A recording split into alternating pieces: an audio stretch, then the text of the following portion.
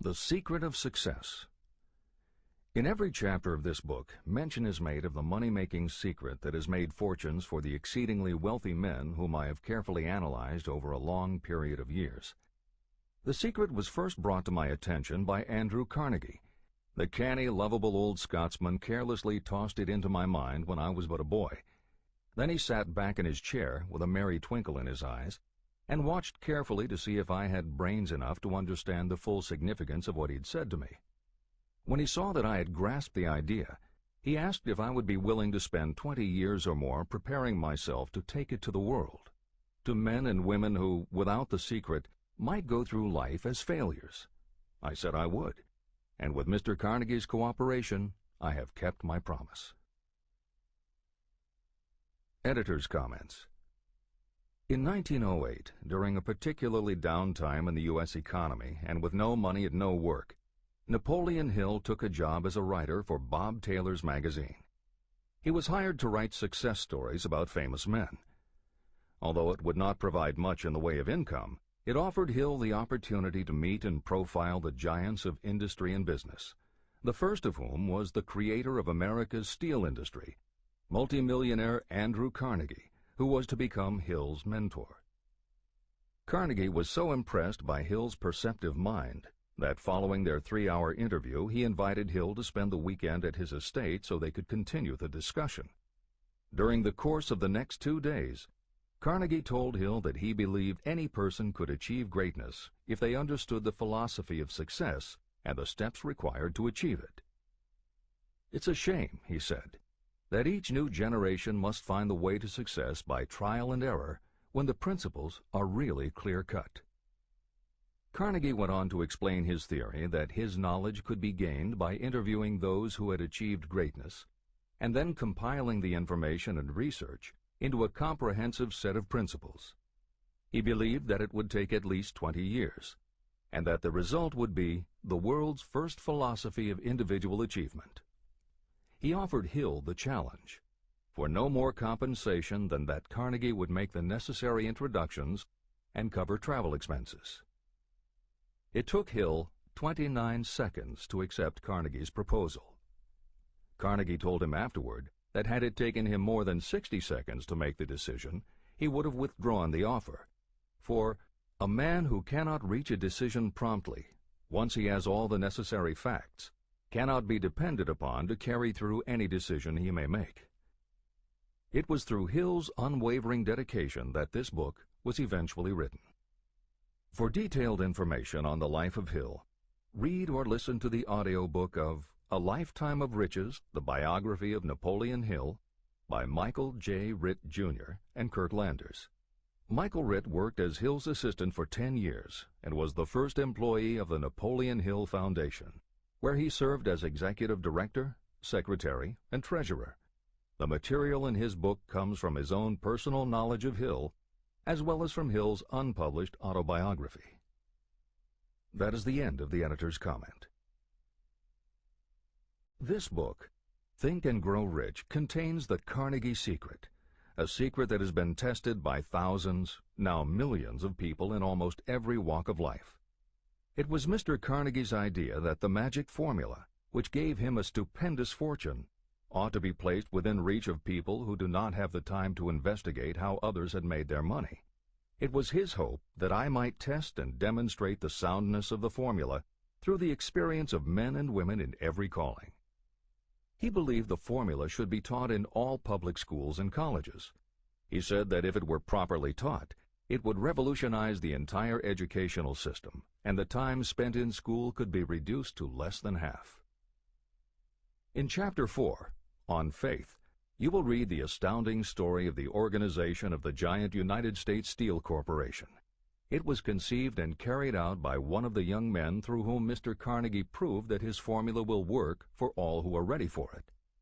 This single application of the secret, by Charles M. Schwab, made him a huge fortune in both money and opportunity. Roughly speaking, this particular application of the formula was worth $600 million. These facts give you a fair idea of what reading this book may bring to you, provided you know what it is that you want. Editor's comment. According to one method of calculation, through inflation alone, it would take approximately $20 in 2001 to buy what $1 would have bought in 1901. However, to find the contemporary equivalent value of $600 million is not simply a matter of multiplying by the increase in the cost of living. Although there are other factors and variables in calculating buying power, even by conservative estimates, the $600 million would translate into at least $12 billion at the beginning of the 21st century. That's the end of the editor's comment. The secret was passed on to thousands of men and women who have used it for their personal benefit. Some have made fortunes with it. Others have used it successfully in creating harmony in their homes. A clergyman used it so effectively that it brought him an income of upwards of $75,000 a year, approximately $1.5 million in contemporary terms. Arthur Nash, a Cincinnati tailor, used his near-bankrupt business as a guinea pig on which to test the formula. The business came to life and made a fortune for its owners. The experiment was so unique that newspapers and magazines gave it millions of dollars worth of publicity. The secret was passed on to Stuart Austin Weir of Dallas, Texas. He was ready for it, so ready that he gave up his profession and studied law. Did he succeed? You'll read the answer in Chapter 6, Specialized Knowledge. While I was the advertising manager of the LaSalle Extension University, I had the privilege of seeing J.G. Chaplin, president of the university, use the formula so effectively that he made LaSalle one of the great extension schools of this country. The secret is mentioned no fewer than 100 times throughout this book. It has not been directly named, for it seems to work more successfully when it is merely left in sight, where those who are ready and searching for it may pick it up. That is why Andrew Carnegie passed it to me without giving me its specific name. If you are ready to put it to use, you will recognize this secret at least once in every chapter, but you will not find an explanation of how you will know if you are ready. That would deprive you of much of the benefit you will receive when you make the discovery in your own way. If you have ever been discouraged, if you have had difficulties that took the very soul out of you, if you have tried and failed, if you were ever handicapped by illness or physical affliction, the story of my own son's discovery and use of the Carnegie formula may prove to be the oasis in the desert of lost hope for which you have been searching. This secret was extensively used by President Woodrow Wilson during the World War and by President Roosevelt during the Second World War. It was passed on to every soldier in the training received before going to the front. President Wilson told me it was a powerful factor in raising the funds needed for the war. A peculiar thing about this secret is that those who acquire and use it find themselves literally swept on to success. However, as is often pointed out in this book, there is no such thing as something for nothing. The secret cannot be had without paying a price, although the price is far less than its value. Another peculiarity is that the secret cannot be given away, and it cannot be purchased for money. Unless you are intentionally searching for the secret, you cannot have it at any price. That is because the secret comes in two parts, and in order for you to get it, one of those parts must already be in your possession. The secret will work for anyone who is ready for it. Education has nothing to do with it. Long before I was born, the secret had found its way into the possession of Thomas A. Edison, and he used it so intelligently that he became the world's leading inventor, although he had only 3 months of schooling. The secret was passed on to Edwin C. Barnes, a business associate of Mr. Edison's. He used it so effectively that he accumulated a great fortune and retired from active business while still a young man. You will find his story at the beginning of the next chapter. It should convince you that riches are not beyond your reach, and that no matter where you are in life, you can still be what you wish to be. Money, fame, recognition, and happiness can be had by you if you are ready and determined to have these blessings. How do I know these things? You should have the answer before you finish this book. You may find it in the very first chapter or on the last page. While I was doing the research that I had undertaken at Andrew Carnegie's request, I analyzed hundreds of well-known men. Many of them attributed the accumulation of their vast fortunes to the Carnegie secret. Among these men were Henry Ford. Founder of the Ford Automobile Company, Ford started with no money and little education, yet became one of the most successful self-made businessmen in American history. William Wrigley, Jr., a traveling salesman who found that his customers liked the chewing gum he gave away as a premium better than the goods he sold, so he started his own company. John Wanamaker. Known as the Merchant Prince, he created the world's first department store and was hailed for his innovations in marketing, customer service, and employee benefits. James J. Hill. Known as the Empire Builder, he built the transcontinental Great Northern Railway, encouraged homesteading in the West, then established shipping routes linking America to Asia. George S. Parker. A school teacher who grew tired of fixing his students' pens, he created a new design, founded the Parker Pen Company, and turned a simple idea into a fortune. E. M. Statler. The son of a poor pastor, he started as a bellboy and worked his way up until he was able to start his own chain of Statler hotels, famous for their luxury and service with a smile. Henry L. Doherty. Started at age 12 as an office boy for Columbia Gas, he went on to acquire 53 utilities companies and patented 140 innovations for natural gas and oil production. Cyrus H.K. Curtis. Starting with a small agricultural weekly, Curtis turned it into Ladies' Home Journal, created Saturday Evening Post, then assembled one of the largest newspaper empires. George Eastman. Inventor and founder of the Eastman Kodak Company, he created many of the innovations that popularized photography and transformed the motion picture industry. Charles M. Schwab. The right-hand man of Andrew Carnegie, he was president of Carnegie Steel Company, brokered the deal that formed U.S. Steel, and went on to found Bethlehem Steel. Theodore Roosevelt. 26th President of the United States from 1901 to 1909. John W. Davis. A lawyer and political leader, Davis was Solicitor General under President Woodrow Wilson and later appointed ambassador to Great Britain. Elbert Hubbard. Philosopher, publisher of the Fra magazine, and founder of the Roycrofters Artists Colony, Hubbard was also the author of many bestsellers including A Message to Garcia. Wilbur Wright. A bicycle shop owner who, with his brother Orville, became the first Americans to fly heavier-than-air aircraft and pioneered the aviation industry. William Jennings Bryan. Newspaper publisher, presidential nominee, Secretary of State under President William McKinley, but perhaps best known as the lawyer who defended creationism at the Scopes monkey trial. Dr. David Starr Jordan. Educator, scientist, author of over 50 books, he was the nation's youngest university president at Indiana University and became the first president of Stanford University. J. Ogden Armour.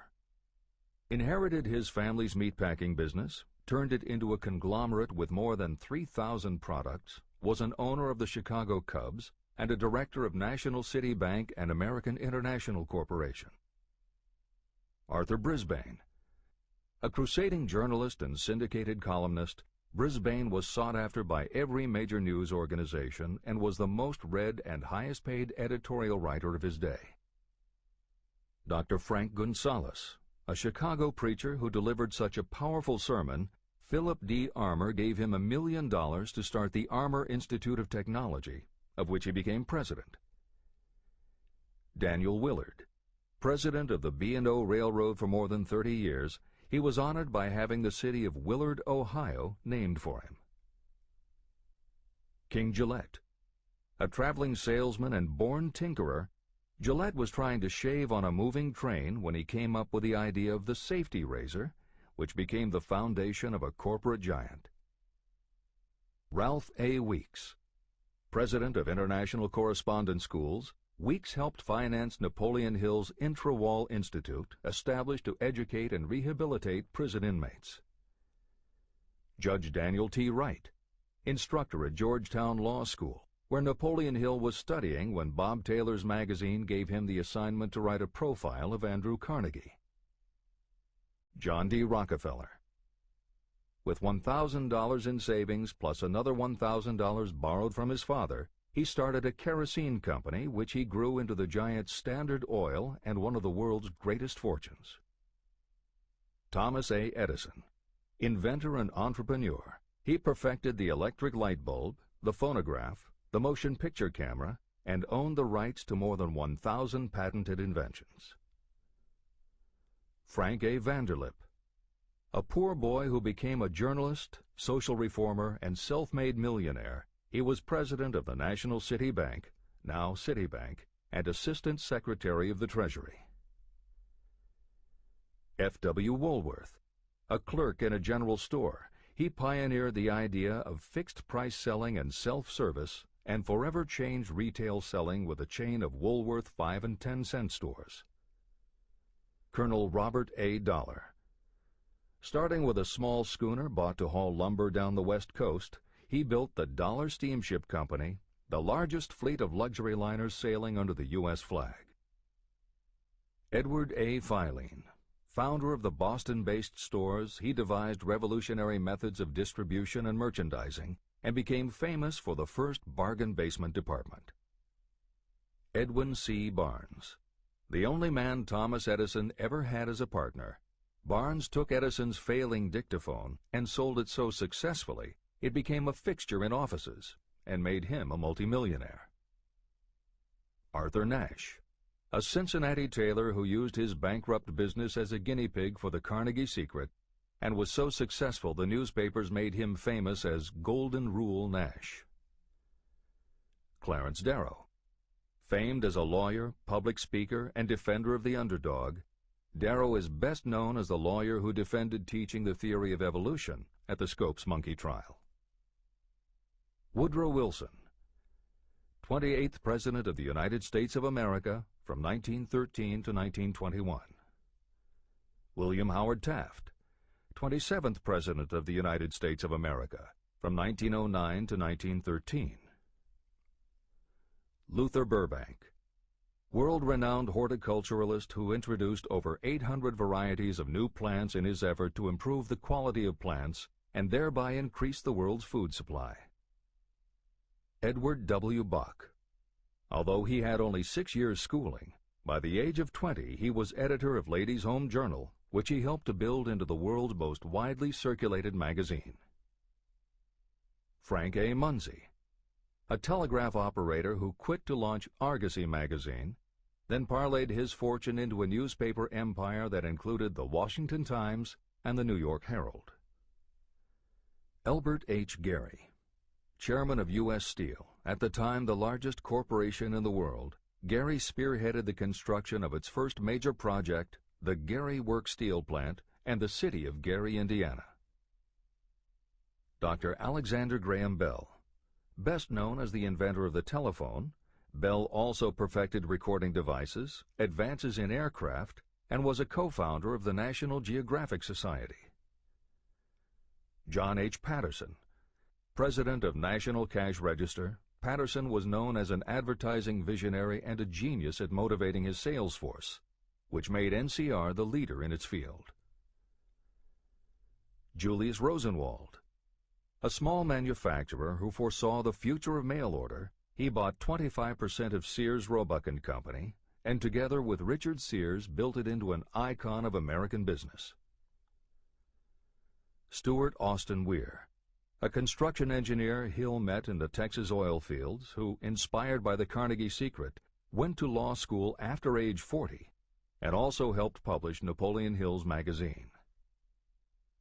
Dr. Frank Crane. A noted psychologist, essayist, and author of the book 4-Minute Essays on subjects such as the price of liberty, pragmatism, the duty of the rich, and how to keep friends. J.G. Chaplin, president of the LaSalle Extension University at the time Napoleon Hill worked in the university's advertising and sales department, where he first realized his talent for motivating people. Jennings Randolph.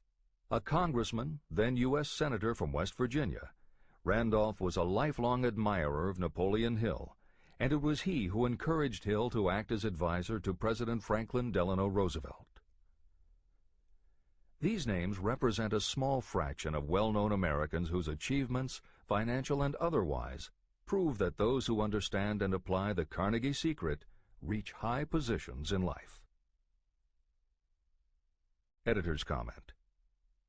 As Napoleon Hill says, the preceding list includes only some of the more than 500 multimillionaires and extraordinarily successful individuals whom Napoleon Hill interviewed prior to writing Think and Grow Rich. It does not include the equally impressive list of people he came in contact with after the publication, nor does it include the names of those who did not have the opportunity to meet Napoleon Hill personally, but who attribute their success to having read this book. It is said that Napoleon Hill and Think and Grow Rich have made more millionaires than any other person in history. It might equally well be said that Napoleon Hill inspired more motivational experts than any other man in history. It is practically impossible to find a motivational speaker who does not draw upon Hill's work. His influence can be seen in the writings of his early peers, Dale Carnegie and Norman Vincent Peale. Later, successful authors and speakers such as W. Clement Stone, Og Mandino, and Earl Nightingale either worked directly with Napoleon Hill or with the Napoleon Hill Foundation. Echoes of Hill's principles can also be found in books by people as diverse as Wally Famous Amos, Mary Kay Ash, Ken Blanchard, Adelaide Bry, Chicken Soup for the Soul authors Jack Canfield and Mark Victor Hansen, Debbie Fields, Shakti Gawain, John Gray, Susan Jeffers, Bruce Jenner, Charlie Tremendous Jones, Tommy Lasorda, Art Linkletter, Joan London, Dr. Maxwell Maltz, James Redfield, Dr. Bernie Siegel, Jose Silva, Brian Tracy, Lillian Vernon, and Dennis Waitley. Stephen Covey, author of The 7 Habits of Highly Effective People, has often spoken of the influence of Napoleon Hill. Anthony Robbins, arguably the most successful motivational author and speaker at the beginning of the 21st century, has acknowledged Napoleon Hill as a personal hero. That is the end of the editor's comment. I have never known anyone who was inspired to use the Carnegie secret who did not achieve noteworthy success. On the other hand, I have never known anyone to distinguish themselves or to accumulate riches of any consequence without possession of the secret. From these two facts, I draw the conclusion that the secret is more important for self-determination than anything you receive through what is popularly known as education. Somewhere, as you read, the secret will jump from the page and stand boldly before you, if you are ready for it. When it appears, you will recognize it. Whether you receive the sign in the first chapter or the last, stop for a moment when it presents itself, and make a note of the time and place. You will want to remember, because it will mark the most important turning point of your life. Remember, too, as you go through the book, that it deals with facts and not with fiction. Its purpose is to convey a great universal truth through which you, if you are ready, may learn what to do and how to do it. You will also receive the needed stimulus to make a start. As a final word of preparation, may I offer one brief suggestion which may provide a clue how the Carnegie secret may be recognized? It is this: achievement and all earned riches have their beginning in an idea. If you are ready for the secret, you already possess one half of it. Therefore, you will recognize the other half the moment it reaches your mind. Editor's comment. Unlike much of the business and motivational literature available, Think and Grow Rich is not written for readers to skip around from chapter to chapter, taking a concept here and an idea there to solve the problem of the moment. This book is written as a carefully integrated whole, to be read in its entirety, from beginning to end. Concepts that are introduced in one chapter recur in other chapters where their meaning and significance rely upon the reader having already assimilated the earlier knowledge. The chapters are designed to build upon one another in such a way that every word is to be read, every idea is to be considered, and every concept is to be understood and absorbed. Think and Grow Rich is often called the first philosophy of personal achievement, and a philosophy is more than a collection of solutions to business problems. A philosophy is a system of principles that will guide your thoughts and actions, and provide you with a code of ethics and a standard of values. Think and Grow Rich will not just change what you think, it will literally change the way you think. In preparing this new and updated edition, every aspect of Think and Grow Rich has been analyzed to ensure its relevance to the current business climate. In those instances where material might be considered dated or out of step with contemporary practices, the original text has been updated or augmented with relevant new material. A hallmark of the original edition of Think and Grow Rich is that in every chapter Napoleon Hill cites real-life examples based on his own first-hand knowledge of America's most successful self-made multimillionaires.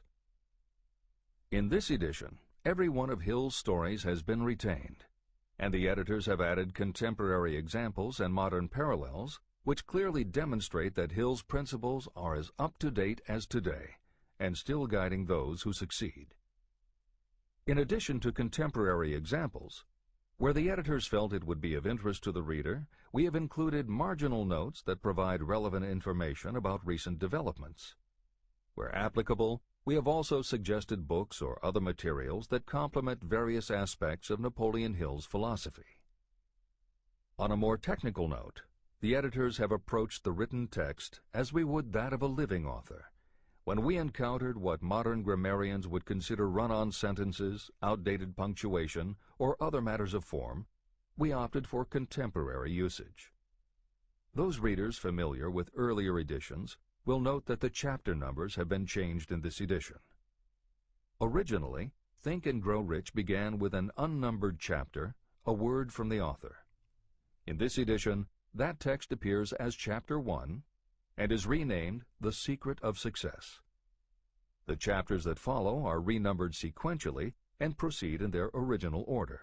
The chapter that was previously titled The Mystery of Sex Transmutation has been retitled Sexuality, Charisma and Creativity, and the text has been restructured and annotated to reflect the role of women in contemporary society.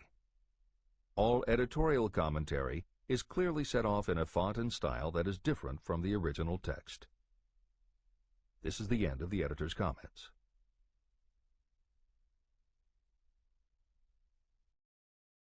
Both poverty and riches are the offspring of thought. Chapter 2. Thoughts are things. The man who thought his way into partnership with Thomas A. Edison. Truly, thoughts are things, and powerful things, when they are mixed with definiteness of purpose, persistence, and a burning desire for their translation into riches or other material objects. Some years ago, Edwin C. Barnes discovered how true it is that you really can think and grow rich. His discovery did not come about at one sitting. It came little by little, beginning with a burning desire to become a business associate of the great Thomas Edison. One of the chief characteristics of Barnes' desire was that it was definite. He wanted to work with Edison, not for him.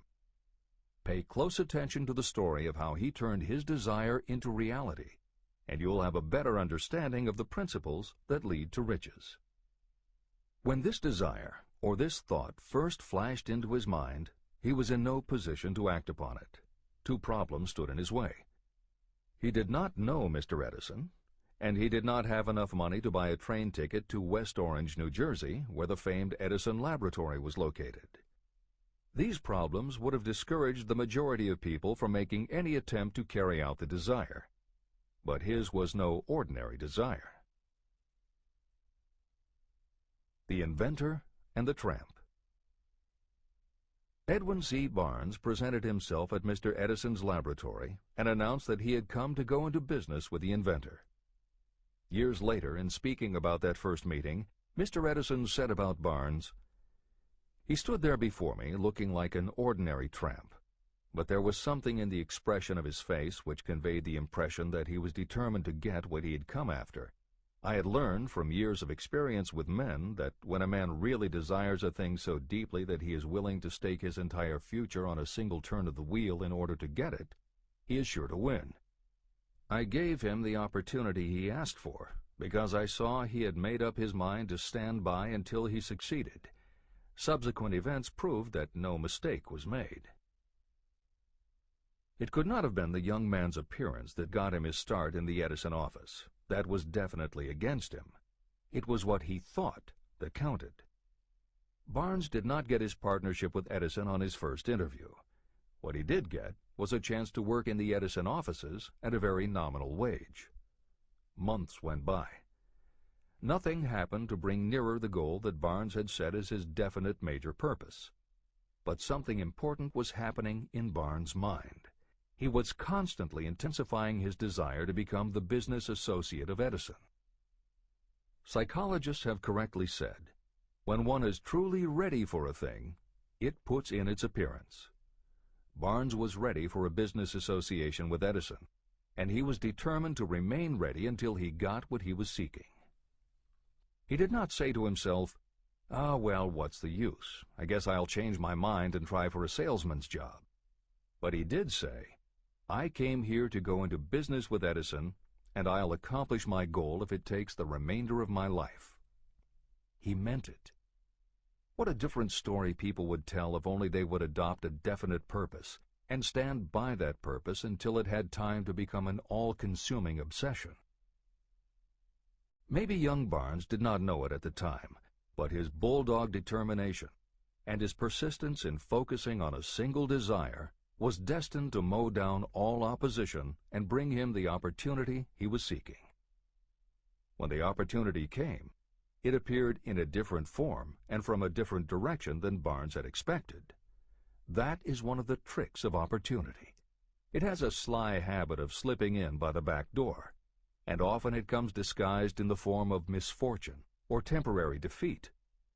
Perhaps this is why so many people fail to recognize opportunity. Mr. Edison had just perfected a new device, known at that time as the Edison dictating machine.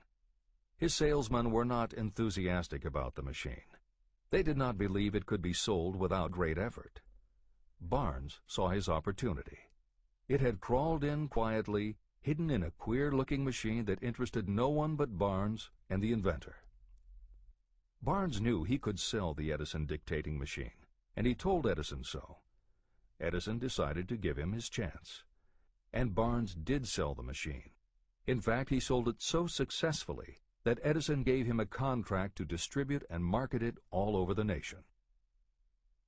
Out of that business association, Barnes made himself rich in money, but he did something infinitely greater. He proved that you really can think and grow rich. How much actual cash that original desire of Barnes was worth to him, I have no way of knowing. Perhaps it brought him $2 or $3 million. Editor's comment.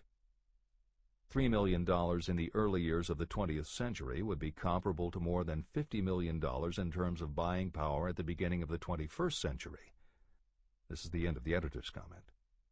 But the amount becomes insignificant compared with the greater asset he acquired, the definite knowledge that an intangible impulse of thought can be transmuted into material rewards by the application of known principles.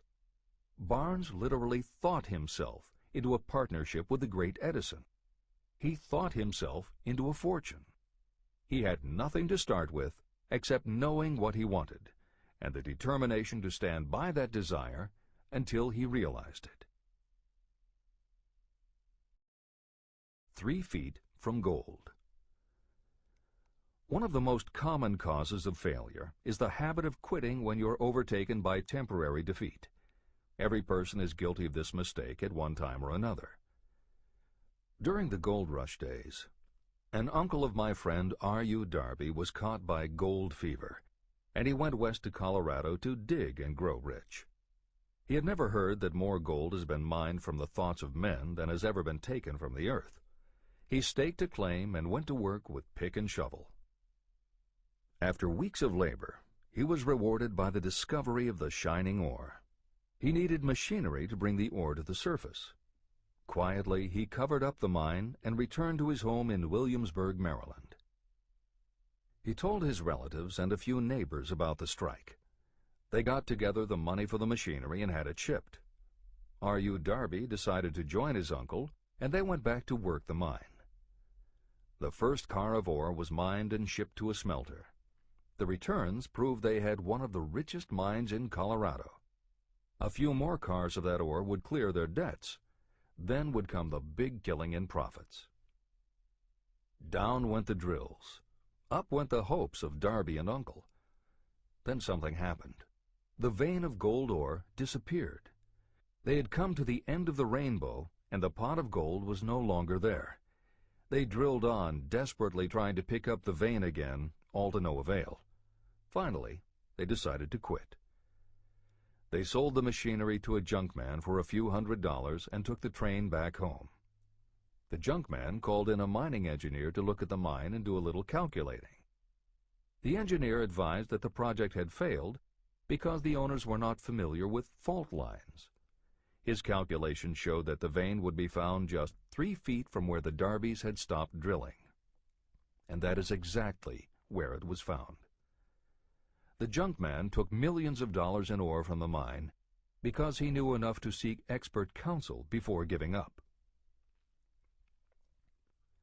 Long afterward, Mr. Darby recouped his loss many times over when he made the discovery that desire can be transmuted into gold. The discovery came after he went into the business of selling life insurance. Never forgetting that he lost a huge fortune because he stopped 3 feet from gold, Darby profited by the experience in his newly chosen field. He simply said to himself, "I stopped 3 feet from gold, but I will never stop because men say no when I ask them to buy insurance." Darby became one of a small group of men who sell over $1 million in life insurance annually. He owed his stickability to the lesson he learned from his quitability in the gold mining business. Before success comes in anyone's life, that person is sure to meet with much temporary defeat, and perhaps some failure. When defeat overtakes a person, the easiest and most logical thing to do is to quit. That is exactly what the majority of people do. More than 500 of the most successful people this country has ever known told me their greatest success came just one step beyond the point at which defeat had overtaken them. Failure is a trickster with a keen sense of irony and cunning. It takes great delight in tripping you just when success is almost within reach. Editor's comments. Napoleon Hill's creed, "Every failure brings with it the seed of an equivalent success," was the inspiration for entrepreneur and motivational speaker Wayne Allen Root to write his book, The Joy of Failure. Published in the late 1990s, it not only tells Wayne's personal story of using his failures as stepping stones to success, he also recounts stories from other successful people, which prove that the rich and famous got to be that way only because of what they learned from their failures. People such as Jack Welch, the hugely successful CEO of General Electric, who early in his career failed dramatically when a plastics plant for which he was responsible blew up. Billionaire Charles Schwab was a failure at school and university, flunking basic English twice due to a learning disability, and then failed on Wall Street more than once before he thought of the idea that grew to make him very rich indeed. Sylvester Stallone, Bruce Willis, Oprah Winfrey, Bill Clinton, Stephen Jobs, Donald Trump, and a host of other equally well-known achievers all had to fail in order to learn the lessons that ultimately made them successes. Every one of them was a failure, but none of them was defeated. Charles F. Kettering, who patented more than 200 inventions including the automobile ignition, the spark plug, Freon for air conditioners, and the automatic transmission, said, "From the time a person is 6 years old until he graduates from college, he has to take 3 or 4 examinations a year. If he flunks once, he is out. But an inventor is almost always failing. He tries and fails maybe 1,000 times. If he succeeds once, then he's in." These two things are diametrically opposite. We often say that the biggest job we have is to teach a newly hired employee how to fail intelligently. We have to train him to experiment over and over and to keep on trying and failing until he learns what will work. Failures are just practice shots. This is the end of the editor's comment. A 50-cent lesson in persistence. Shortly after Mr. Darby received his degree from the University of Hard Knocks, he witnessed something that proved to him that no does not necessarily mean no. One afternoon, he was helping his uncle grind wheat in an old-fashioned mill. The uncle operated a large farm on which a number of sharecropper farmers lived. Quietly, the door was opened, and a small child, the daughter of a tenant, walked in and took her place near the door. The uncle looked up, saw the child, and barked at her roughly, "What do you want?" Meekly, the child replied, "My mom says to send her 50 cents. "I'll not do it," the uncle retorted. "Now you run on home." But she did not move. The uncle went ahead with his work, not noticing that she did not leave. When he looked up again and saw her still standing there, he said, "I told you to go on home. Now go, or I'll take a switch to you." But she did not budge. The uncle dropped a sack of grain he was about to pour into the mill hopper and started toward the child. Darby held his breath. He knew his uncle had a fierce temper. When the uncle reached the spot where the child was standing, she quickly stepped forward one step, looked up into his eyes, and screamed at the top of her voice, "My mom's got to have that 50 cents!" The uncle stopped, looked at her for a minute, put his hand in his pocket, took out $50, and gave it to her. The child took the money and slowly backed toward the door, never taking her eyes off the man whom she had just conquered. After she had gone, the uncle sat down on a box and looked out the window into space for more than 10 minutes. He was pondering, with awe, over the whipping he had just taken. Mr. Darby, too, was doing some thinking. This was the first time in all his experience that he had seen a child deliberately master an adult. How did she do it? What happened to his uncle that caused him to lose his fierceness and become as docile as a lamb? What strange power did this child use that made her master of the situation? These questions flashed into Darby's mind, but he did not find the answer until years later, when he told me the story.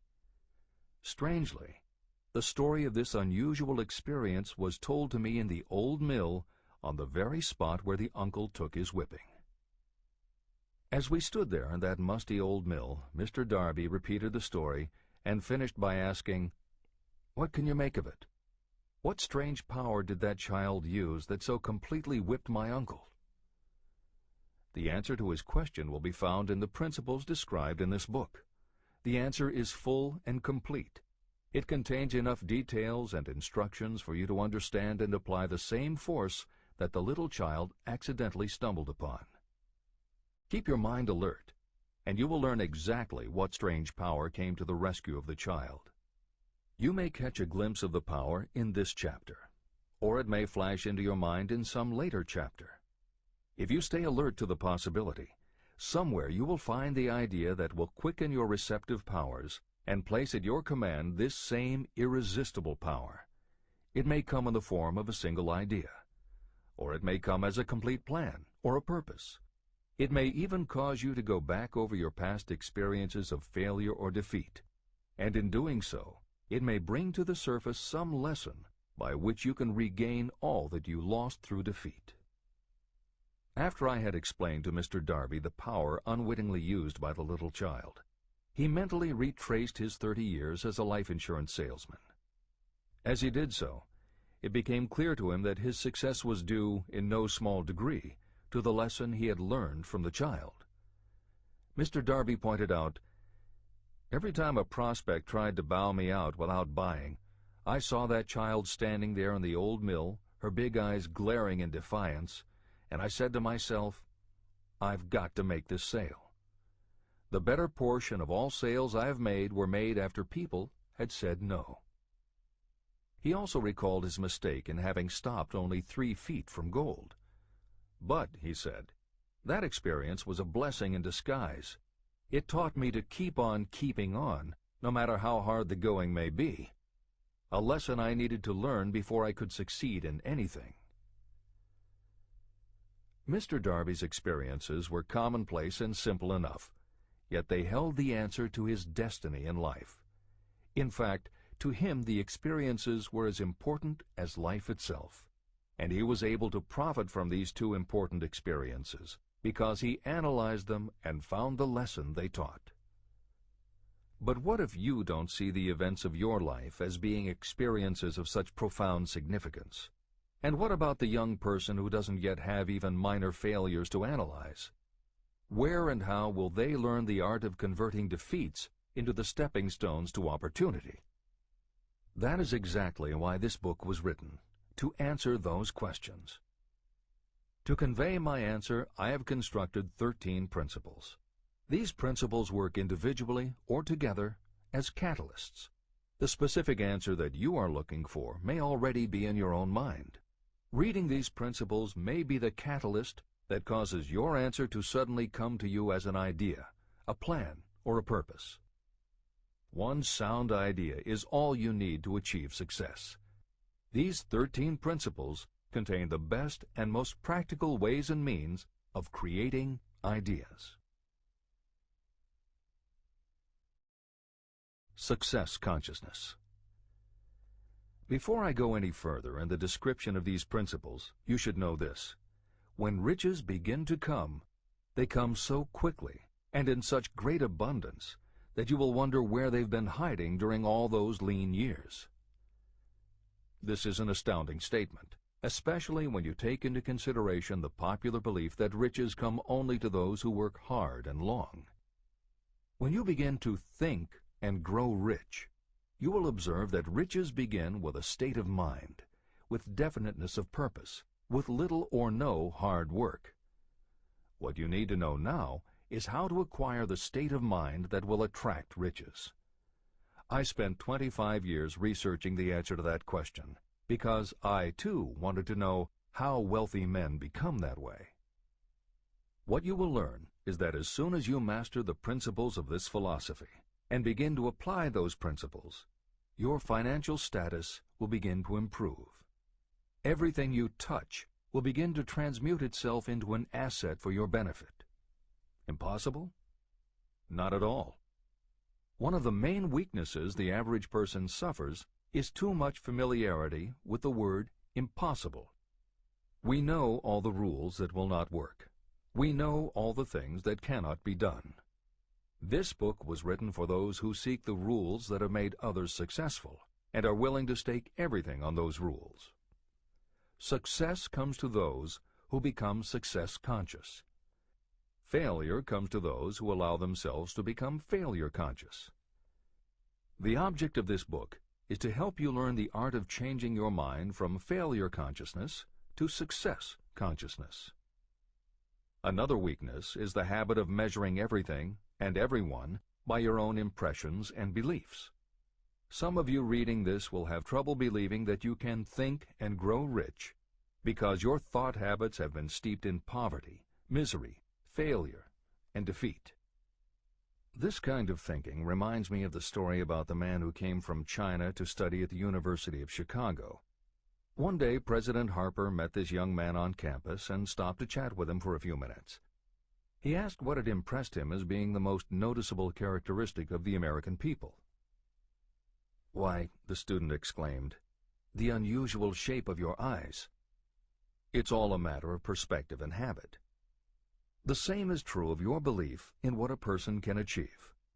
If you have formed the habit of seeing life only from your own perspective, you may make the mistake of believing that your limitations are in fact the proper measure of limitations. The impossible Ford V8 motor. When Henry Ford decided to produce his famous V8 motor, he chose to build an engine with the entire 8 cylinders cast in one block. Ford instructed his engineers to produce a design for the engine. The design was drawn up on paper, But the engineers agreed, to a man, that it was simply impossible to cast an 8-cylinder engine block in one piece. Ford said, "Produce it anyway." But they replied, "It's impossible." "Go ahead," Ford commanded, "and stay on the job until you succeed, no matter how much time is required." So the engineers went ahead. 6 months went by. Nothing happened. Another 6 months passed, and still nothing. The engineers tried every conceivable plan to carry out the orders, but the thing seemed out of the question. Impossible. At the end of the year, Ford again checked with his engineers, and again they told him they had found no way to carry out his orders. "Go right ahead," said Ford. "I want it, and I'll have it." They went ahead.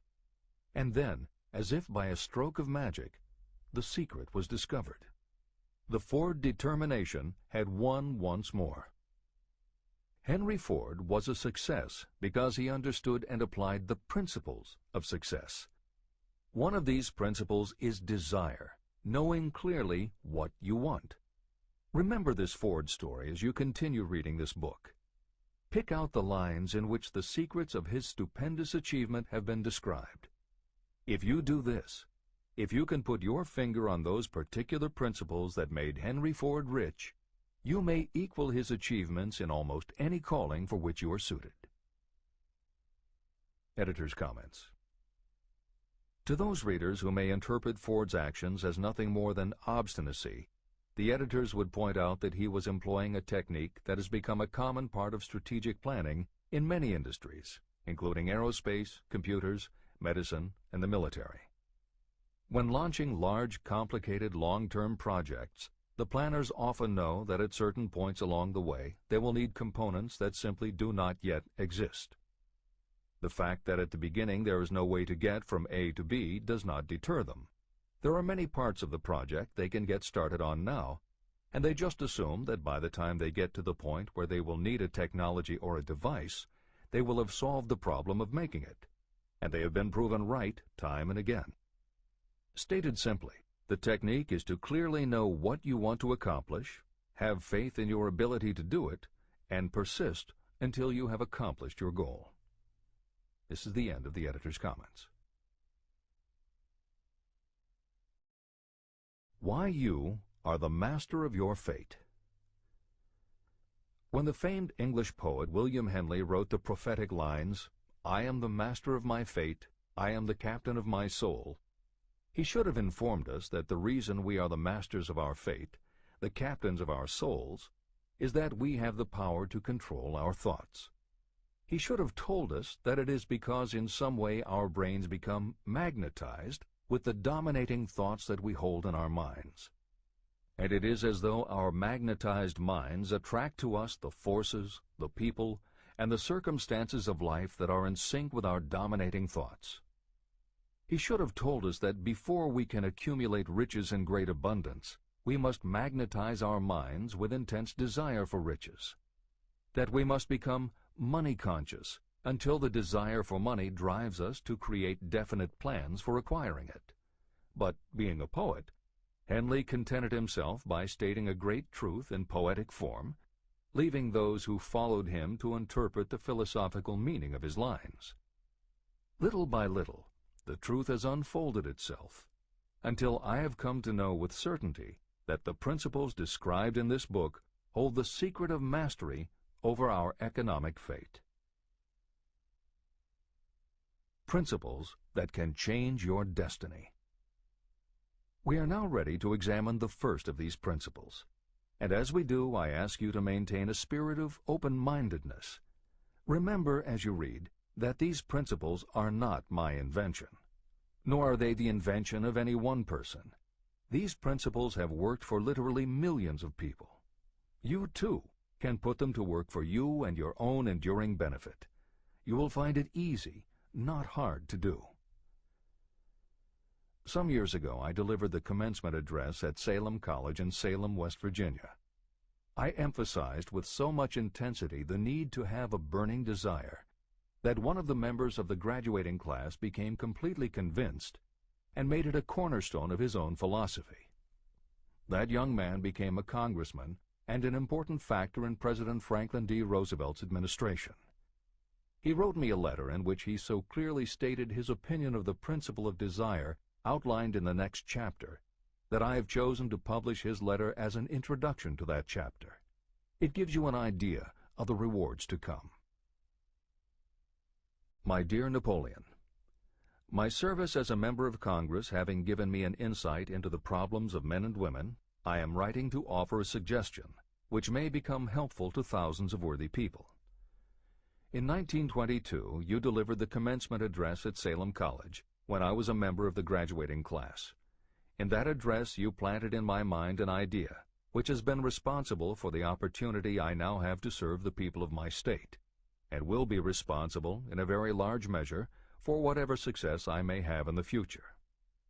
I recall, as though it were yesterday, the marvelous description you gave of the method by which Henry Ford, with but little schooling, without a dollar, with no influential friends, rose to great heights. I made up my mind then, even before you had finished your speech, that I would make a place for myself, no matter how many difficulties I had to surmount.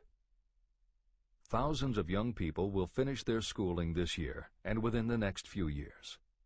Every one of them will be seeking just such a message of practical encouragement as the one I received from you. They will want to know where to turn, what to do to get started in life. You can tell them, because you have helped to solve the problems of so many, many people. There are thousands of people in America today who would like to know how they can convert ideas into money. People who must start from scratch without finances and recoup their losses. If anyone can help them, you can. If you publish the book, I would like to own the first copy that comes from the press, personally autographed by you. With best wishes, believe me, cordially yours, Jennings Randolph. Since that time in 1922, I watched Jennings Randolph rise to become one of the nation's leading airline executives, a great inspirational speaker, and a United States Senator from West Virginia. 35 years after I made that speech, it was my pleasure to return to Salem College in 1957 and deliver the baccalaureate sermon. At that time, I received an honorary Doctor of Literature degree from Salem College. Editor's comments. As you begin the next chapter, the editors would like to reinforce the earlier statement that what you are reading is not just a collection of theories out of which you can cherry-pick what you like. The 13 principles of success were proven by the real-life experiences of the long list of famous successful people cited earlier by Napoleon Hill. His techniques are also practiced and endorsed by the contemporary experts and authors whom the editors mentioned, following Hill's list. More than 60 million people have purchased copies of the book that you are now holding in your hands. If this book has proven to be that successful, surely you owe it to yourself to give it every chance to work for you too. Read it. Don't question it. Do it. If you don't, if you think that you know better than Napoleon Hill, if you decide to pick and choose the parts that you will believe or follow, then, if you don't succeed, you will never know if your failure lies with this book or with you. This is the end of the editor's comments. Whatever the mind of man can conceive and believe, it can achieve. Chapter 3. Desire, the starting point of all achievement. The first step toward riches. When Edwin C. Barnes climbed down from the freight train in West Orange, New Jersey, he may have resembled a tramp, but his thoughts were those of a king. As he made his way from the railroad tracks to Thomas A. Edison's office, his mind was at work. He saw himself standing in Edison's presence. He heard himself asking Mr. Edison for an opportunity to carry out the one consuming obsession of his life, a burning desire to become the business associate of the great inventor. Barnes' desire was not a hope. It was not a wish.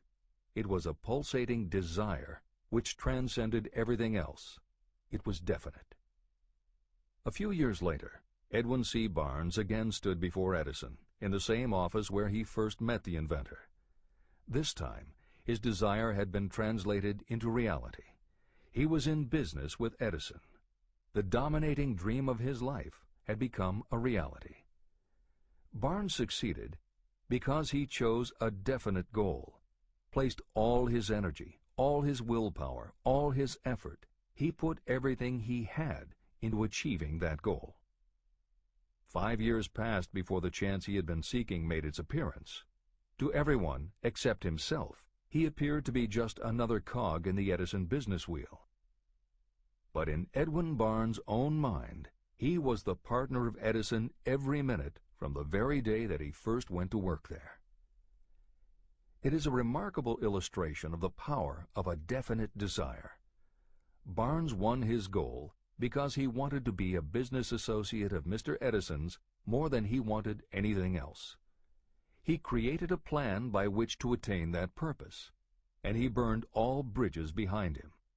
He stood by his desire until it became the dominating obsession of his life, and finally, a fact. When he went to West Orange, he did not say to himself, "I will try to induce Edison to give me a job of some sort." He said, "I will see Edison and put him on notice that I have come to go into business with him." He did not say, "I will keep my eyes open for another opportunity in case I fail to get what I want in the Edison organization." He said, "There is one thing in this world that I am determined to have, and that is a business association with Thomas A. Edison. I will burn all bridges behind me and stake my entire future on my ability to get what I want." He left himself no possible way of retreat. He had to win or perish. That is all there is to the Barnes story of success. Allow yourself no retreat. A long while ago, a great warrior faced a situation in which he had to make a decision that ensured his success on the battlefield. He was about to send his armies against a powerful foe whose men outnumbered his. He loaded his soldiers into boats, sailed to the enemy's country, and unloaded the soldiers and equipment. Then he gave the order to burn the ships that had carried them. Addressing his men before the first battle, he said, "You see the boats going up in smoke. That means we cannot leave these shores alive unless we win. We now have no choice. We win or we perish." They won. Every person who wins in any undertaking must be willing to burn his ships and cut all sources of retreat. That is the only way you can be sure of maintaining the state of mind known as a burning desire to win. It is essential to success. The morning after the Great Chicago Fire, a group of merchants stood on State Street, looking at the smoking remains of what had been their stores. They went into a conference to decide if they would try to rebuild or if they would leave Chicago and start over in a more promising section of the country. They decided to leave, all except one. The merchant who decided to stay and rebuild pointed a finger at the remains of his store and said, "Gentlemen, on that very spot I will build the world's greatest store, no matter how many times it may burn down." That was in 1871. The store was built. It still stands there today. The Marshall Field's department store is a towering monument to the power of that state of mind known as a burning desire. The easy thing would have been for Marshall Field to do exactly what his fellow merchants did. When the going was hard and the future looked dismal, they pulled up and went where the going seemed easier. Mark well this difference between Marshall Field and the other merchants. It is that difference which distinguishes those who succeed from those who fail. Every human being old enough to understand the value of money wishes for it, but wishing will not bring riches. Desiring riches, with a state of mind that becomes an obsession, then planning definite ways and means to acquire riches, and backing those plans with persistence, a persistence which does not recognize failure. That's what will bring riches. Editor's comments. In other of his writings, Napoleon Hill uses the term definiteness of purpose as being interchangeable with desire. The following explanation is adapted from the Napoleon Hill Foundation's book, Believe and Achieve. Desire, or definiteness of purpose, is more than goal setting. In simplest terms, your desire is your roadmap to achieving an overall career objective. Your goals represent specific steps along the way. Having a desire, or definiteness of purpose for your life, has a synergistic effect on your ability to achieve your goals. As you become better at what you do, you devote all of your resources toward reaching your objective. You become more alert to opportunities, and you reach decisions more quickly. Every action you take ultimately boils down to the question, will this goal help me reach my desire, my overall objective, or won't it? Your purpose will become your life. It will permeate your mind, both conscious and subconscious. This is the end of the editor's comments. 6 ways to turn desire into gold. The method by which your desire for riches can be transmuted into its financial equivalent consists of 6 definite, practical steps. 1. Fix in your mind the exact amount of money you desire. It is not sufficient merely to say, "I want plenty of money." Be definite about the amount. There is a psychological reason for such definiteness explained in subsequent chapters. 2. Determine exactly what you intend to give in return for the money you desire. There is no such reality as something for nothing. 3. Establish a definite date when you intend to possess the money you desire. 4. Create a definite plan for carrying out your desire and begin at once, whether you are ready or not, to put this plan into action. 5. Now write it out. Write a clear, concise statement of the amount of money you intend to acquire. Name the time limit for its acquisition. State what you intend to give in return for the money, and describe clearly the plan through which you intend to accumulate it. 6. Read your written statement aloud, twice daily. Read it once just before retiring at night, and read it once after arising in the morning. As you read, see and feel and believe yourself already in possession of the money. It is important that you follow the instructions in these 6 steps. It is especially important that you observe and follow the instructions in the 6th step. You may complain that it is impossible for you to see yourself in possession of money before you actually have it. Here is where a burning desire will come to your aid. If you truly desire money so keenly that your desire is an obsession, you will have no difficulty in convincing yourself that you will acquire it. The object is to want money, and to become so determined to have it that you convince yourself you will have it. If you have not been schooled in the workings of the human mind, these instructions may appear impractical. It may help you to know that the information they convey was given to me by Andrew Carnegie, who made himself into one of the most successful men in American history. Carnegie began as an ordinary laborer in the steel mills, but managed, despite his humble beginning, to make these principles yield him a fortune of considerably more than $100 million. Editor's comment. In today's terms, the value of Carnegie's fortune would be at least $20 billion and probably a good deal more. End of editor's comment. It may be of further help to know that the 6 steps were carefully scrutinized by the famed inventor and successful businessman, Thomas A. Edison. He gave his stamp of approval, saying they are not only the steps essential for the accumulation of money, but also for the attainment of any goal. Editor's comments.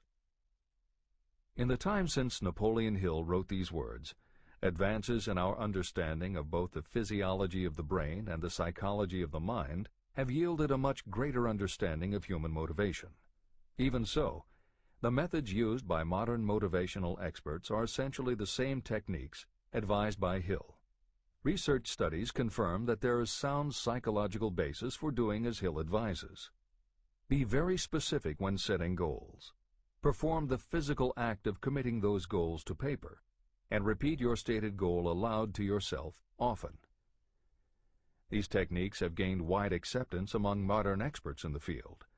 The psychological principle at work is similar to that which underlies autosuggestion and self-hypnosis, concepts that will be discussed in greater depth in Chapter 5, Autosuggestion, and in Chapter 13, The Subconscious Mind.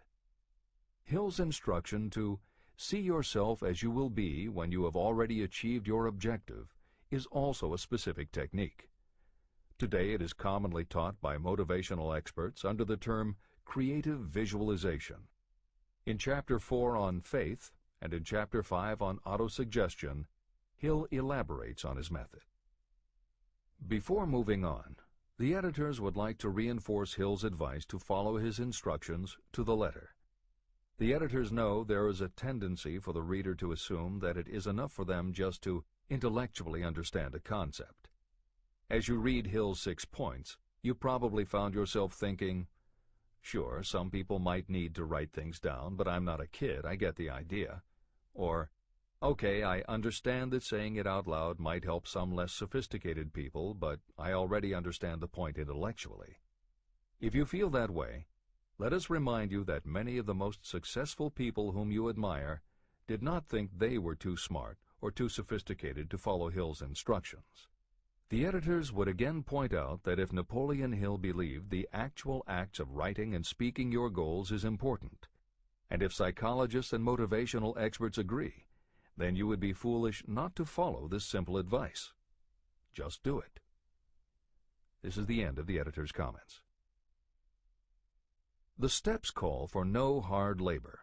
They call for no sacrifice. To apply them does not call for a great amount of education. But the 6 steps do call for enough imagination to see and to understand that the accumulation of money cannot be left to chance or luck. You may as well know right here that you can never have riches in great quantity unless you can work yourself into a white heat of desire for money and actually believe you will possess it.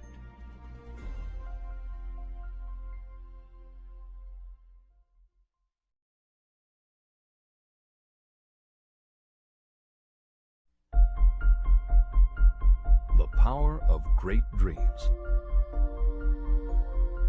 If you are in this race for riches, you should be encouraged by the following truth. The world in which we live is demanding new ideas, new ways of doing things, new leaders, new inventions, and new methods, styles, versions, and variations of everything all the time. Behind all this demand for new and better things, there is one quality that you must possess to win, and that is definiteness of purpose, the knowledge of what you want, and a burning desire to possess it. If you truly desire riches, remember that the real leaders of the world have always been people who harnessed and put into practical use the intangible, unseen forces of opportunity. Leaders are the people who convert those opportunities into cities, skyscrapers, factories, transportation, entertainment, and every form of convenience that makes things easier, faster, better, or just make life more pleasant. In planning to acquire your share of the riches, don't let anyone put you down for being a dreamer. To win the big stakes in this changing world, you must catch the spirit of the great pioneers, whose dreams have given to civilization all that it has of value. It is that spirit which serves as the lifeblood of our own country, your opportunity and mine to develop and market our talents. A burning desire to be and to do is the starting point from which the dreamer must take off. Dreams are not born of indifference, laziness, or lack of ambition. If the thing you wish to do is right and you believe in it, go ahead and do it. Never mind what they say if you meet with temporary defeat. They do not know that every failure brings with it the seed of an equivalent success. Marconi dreamed of a system for sending sound from one place to another without the use of wires. It may interest you to know that Marconi's friends had him taken into custody and examined in a psychiatric hospital when he announced he had discovered a principle by which he could send messages through the air. Evidence that he did not dream in vain may be found in every radio and television set, cellular phone, communication satellite, and every other wireless device in the world. Fortunately, the dreamers of today fare better. Today, your world is filled with an abundance of opportunity that the dreamers of the past never knew. If you doubt this is true, if you are feeling crushed because of a recent failure, you are about to learn how your failure can be your most valuable asset. Almost everyone who succeeds in life gets off to a bad start and passes through many heartbreaking struggles before they arrive. The turning point in the lives of those who succeed usually comes at the moment of some crisis through which they are introduced to their other selves. Editor's comments. Napoleon Hill's concept of the other self is mentioned elsewhere in Think and Grow Rich, but he does not comment on it extensively. The following elaboration is taken from his later writings. You've been thinking about your losses to the exclusion of everything else. The more you concentrate on them, the more you attract other losses. Stop thinking about them and make up your mind that you are going to benefit from your experience. Whatever personal obstacles you face, you must start getting to know that side of your personality that knows no obstacles, that recognizes no defeats. Cultivate a friendship with the other you, so no matter what you're doing, you are allied with someone who shares your goals. All the philosophy and advice about persuading others will be much more useful to you if you practice it yourself. This is the end of the editor's comment. Sidney Porter discovered the genius that slept within his brain only after he had met with great misfortune. He was found guilty of embezzlement and confined to a prison cell in Columbus, Ohio, and it was there that he became acquainted with his other self. He began to write short stories. Then, while locked in his cell, he began to sell those stories to magazines under the pen name O. Henry. Through the use of his imagination, he discovered himself to be a great author instead of a miserable criminal and outcast. By the time he was released from prison, O. Henry was the most popular short story writer in the country. Editor's comments. More recently, in another prison, another kind of writer met his other self, and country music gained one of its most talented songwriters and biggest stars. As a kid, Merle Haggard's family home was a converted boxcar in Bakersfield, California. After his father died when Merle was 9, more often than not, home for young Merle was a series of juvenile detention centers.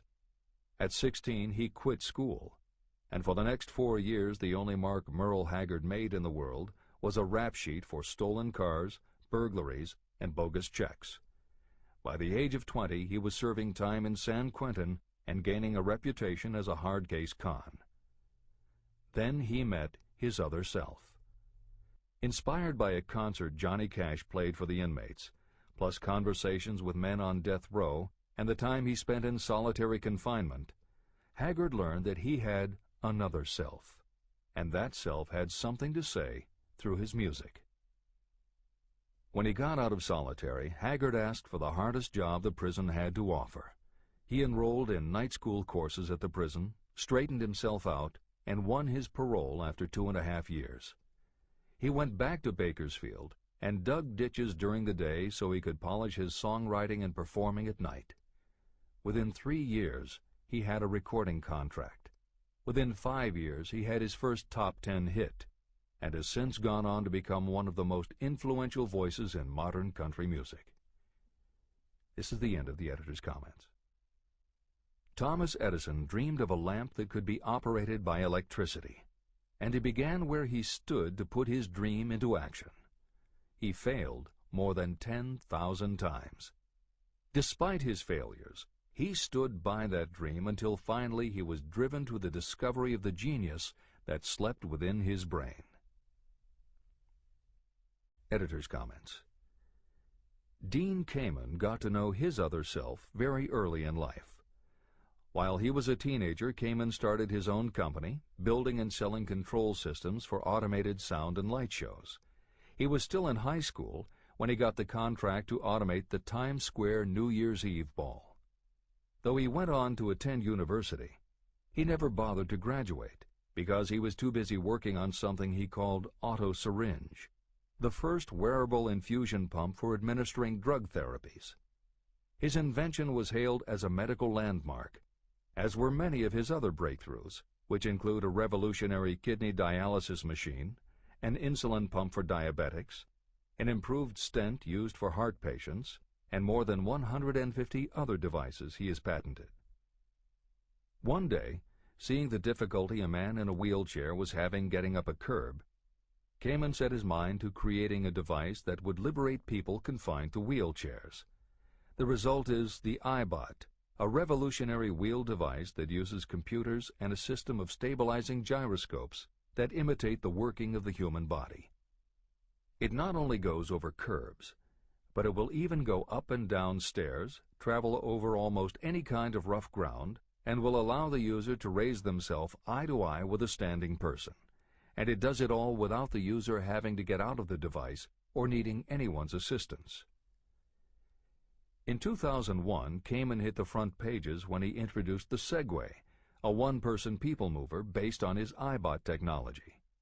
It's a two-wheel scooter-like device that zips and zooms forward, backward, left, right, and comes to a stop without the rider doing anything more than barely shifting his or her body. It is so sensitive that it is almost as though it obeys the user's thoughts. The Segway may be a world-changing invention, with possible applications for work and travel that stagger the imagination. As this is being written, the Segway is already being used to navigate large warehouses and is being tested by police departments and postal employees. While traffic cops and City Hall wrangle over whether the Segway belongs on the sidewalk or the road, Dean Kamen is dreaming a new dream. This time, the dream is an invention that may literally bring light to some of the darkest corners of the earth. Kamen has developed a non-polluting electric generator that can use almost anything as fuel. But here's the extraordinary part. He has created a revolutionary closed system so that the engine's heat is used to purify 10 gallons of drinkable water every hour. This amazing invention could bring safe drinking water to parts of the world where contaminated water kills millions, and at the same time, it will provide a source of cheap, reliable electric power. Dean Kamen is not some academic hidden in a lab somewhere. Kamen is an inventor. But like Thomas Edison, he is also an entrepreneur and businessman, creating and marketing devices that are changing the public perception of what an inventor is. This is the end of the editor's comments. Henry Ford, poor and uneducated, dreamed of a horseless carriage. He went to work with what tools he possessed without waiting for opportunity to favor him, and now evidence of his dream belts the entire earth. He put more wheels into operation than any man who ever lived because he was not afraid to back his dreams. Editor's comments. Stephen Jobs and Steve Wozniak, two university dropouts, dreamed of making and selling computers that the average person could use. Like Ford, working with the tools they possessed, they built the first Apple computer in the Jobs family garage. And like Ford, they weren't afraid to back their dreams. After showing their prototype to a local retailer, they got an order for 25 machines. Jobs sold his Volkswagen, and Woz sold his expensive Hewlett-Packard scientific calculator to raise $1,300 to start their new company. They took the money, convinced the local electronics suppliers to grant them a line of credit, and started production of the Apple I. They revolutionized the computer hardware and software industry. Released in 1976 and priced at $666, the Apple I earned them $774,000. 2 years later, they introduced the Apple II, which in the next 3 years earned $140 million. In 1980, Apple went public, and after the first day of trading, the company had a market value of $1.2 billion. Wozniak left the company in 1981, but Jobs pushed through the development of the Macintosh in 1984. In 1985, Jobs left too, but in 1998 he came back to Apple to revitalize the floundering company with the creation of the iMac computers, the animation company Pixar, the iPod, and iTunes. In presenting stories of contemporary successes, the editors have followed Hill's style of using real people to illustrate the principles of success. But Napoleon Hill was granted a rare privilege. Unlike anyone before or after, he had the opportunity to personally meet the most powerful and successful people and learn firsthand the dreams that inspired them, the obstacles that confronted them, and how they found the courage within themselves to overcome their failures. Hill met many of the inventors and the empire builders who laid the foundations of 20th century American industry while they were still news, not history. Then, for more than 25 years, he studied the habits and learned the secrets of the next generations who built on the foundations, forged new industries, devised new systems, and dreamed new dreams. It was only because Hill was given such unprecedented access over such a long period that he was able to compare, contrast, analyze, and then formulate a philosophy of achievement based on the real stories of real people who had used these techniques to create their success.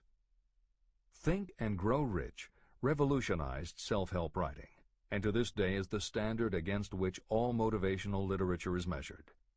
Its success also helped create the market for the thousands of business biographies that tell in detail how the dreams were born, plans were made, frustrations were faced, and triumphs achieved in every sector of modern business.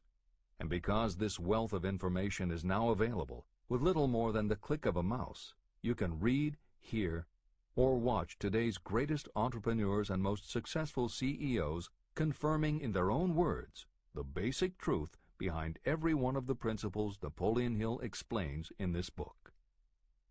The products or services they sell may be different, but the story of their success is the same. Dreams, followed by failures, followed by lessons learned, then success.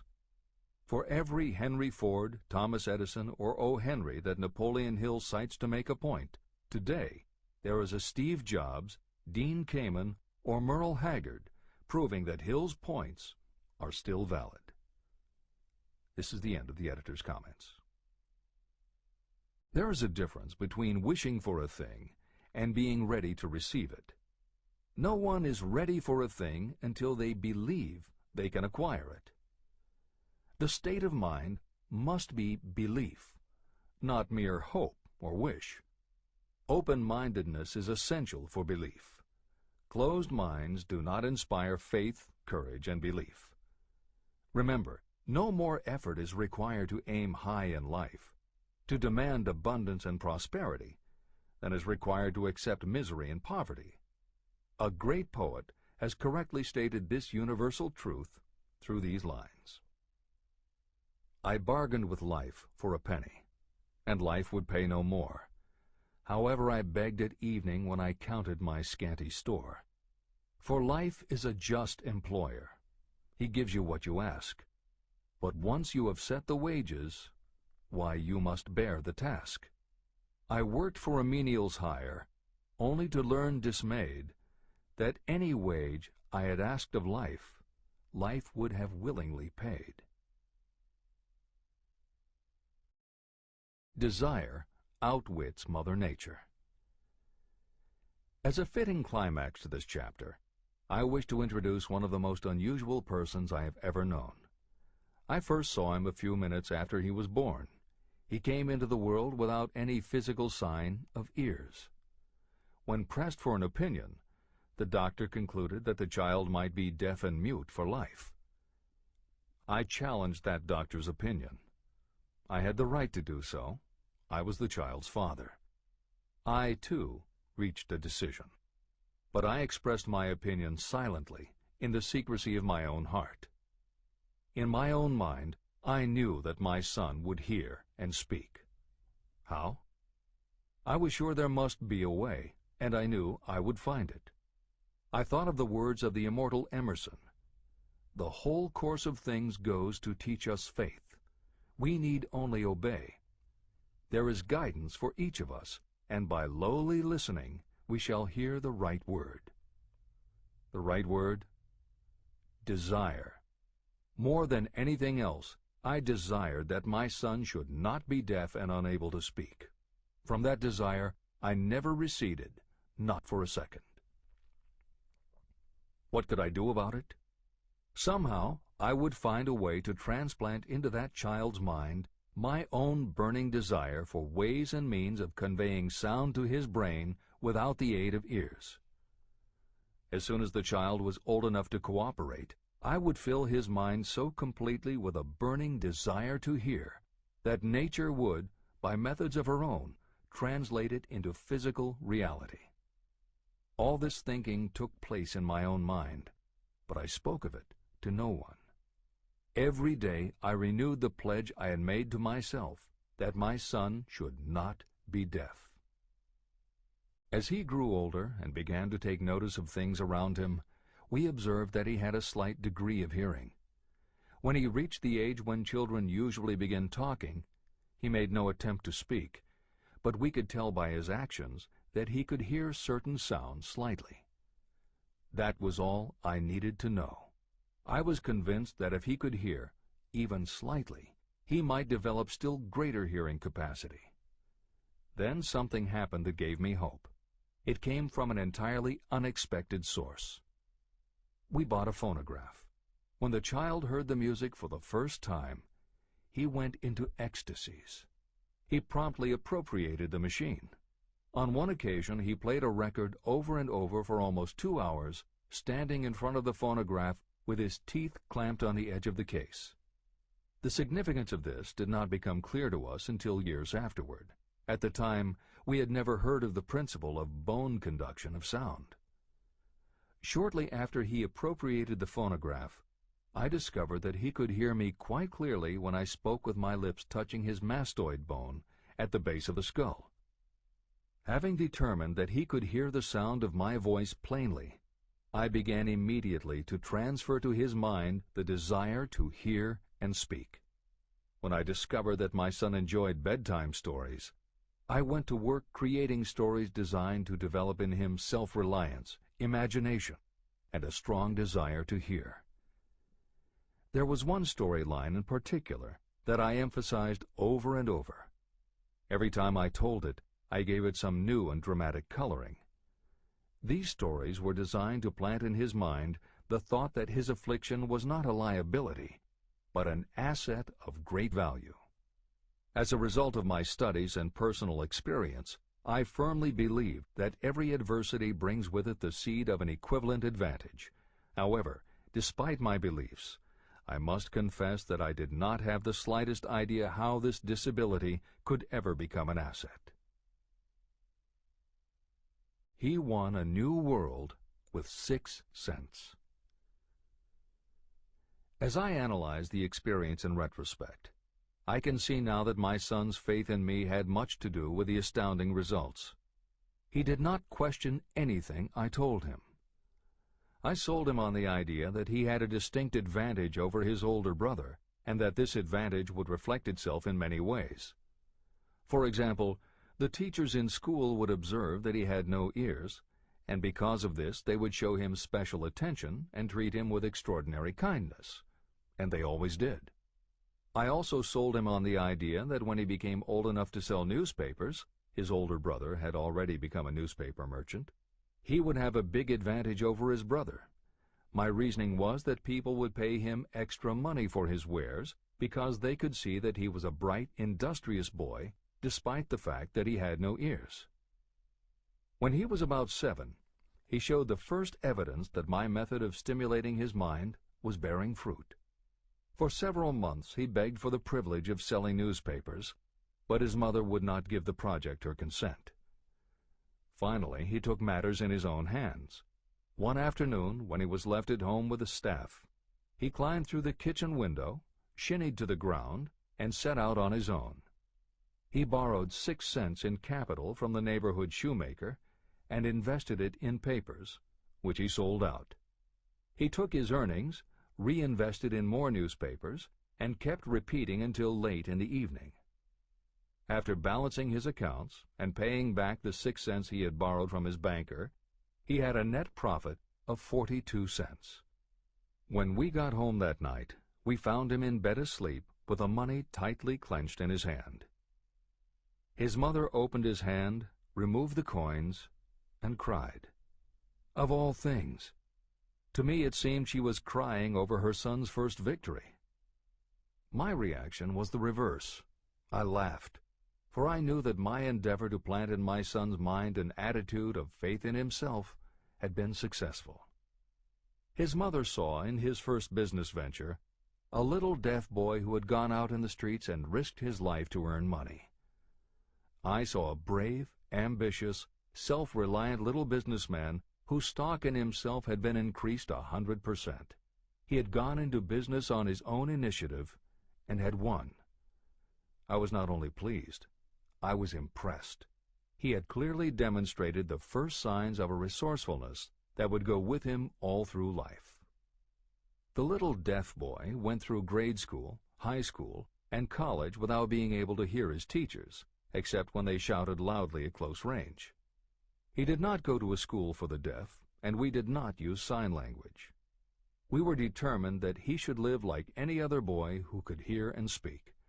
We stood by that decision, although it cost us many heated debates with school officials. While he was in high school, he tried an electronic hearing aid, but it was of no value to him. During his last week in college, something happened that marked the most important turning point of his life. Through what seemed to be mere chance, he came into possession of another electronic hearing device, which was sent to him on trial. He was slow about testing it, due to his disappointment with a similar device. Finally, he picked it up carelessly, placed it on his head, and hooked up the battery. Suddenly, as if by magic, his lifelong desire for normal hearing became a reality. For the first time in his life, he heard practically as well as any person with normal hearing. Overjoyed because of the changed world that had been brought to him, he rushed to the telephone, called his mother, and heard her voice perfectly. The next day, for the first time in his life, he plainly heard the voices of his professors in class. For the first time in his life, he could converse freely with other people without them having to speak loudly.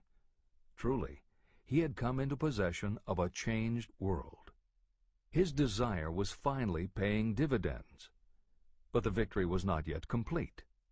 He still had to find a definite and practical way to convert his disability into an equivalent asset. Thought that works miracles. Intoxicated with the joy of his newly discovered world of sound, he wrote a letter to the manufacturer of the hearing aid, enthusiastically describing his experience. Something in his letter prompted the company to invite him to New York.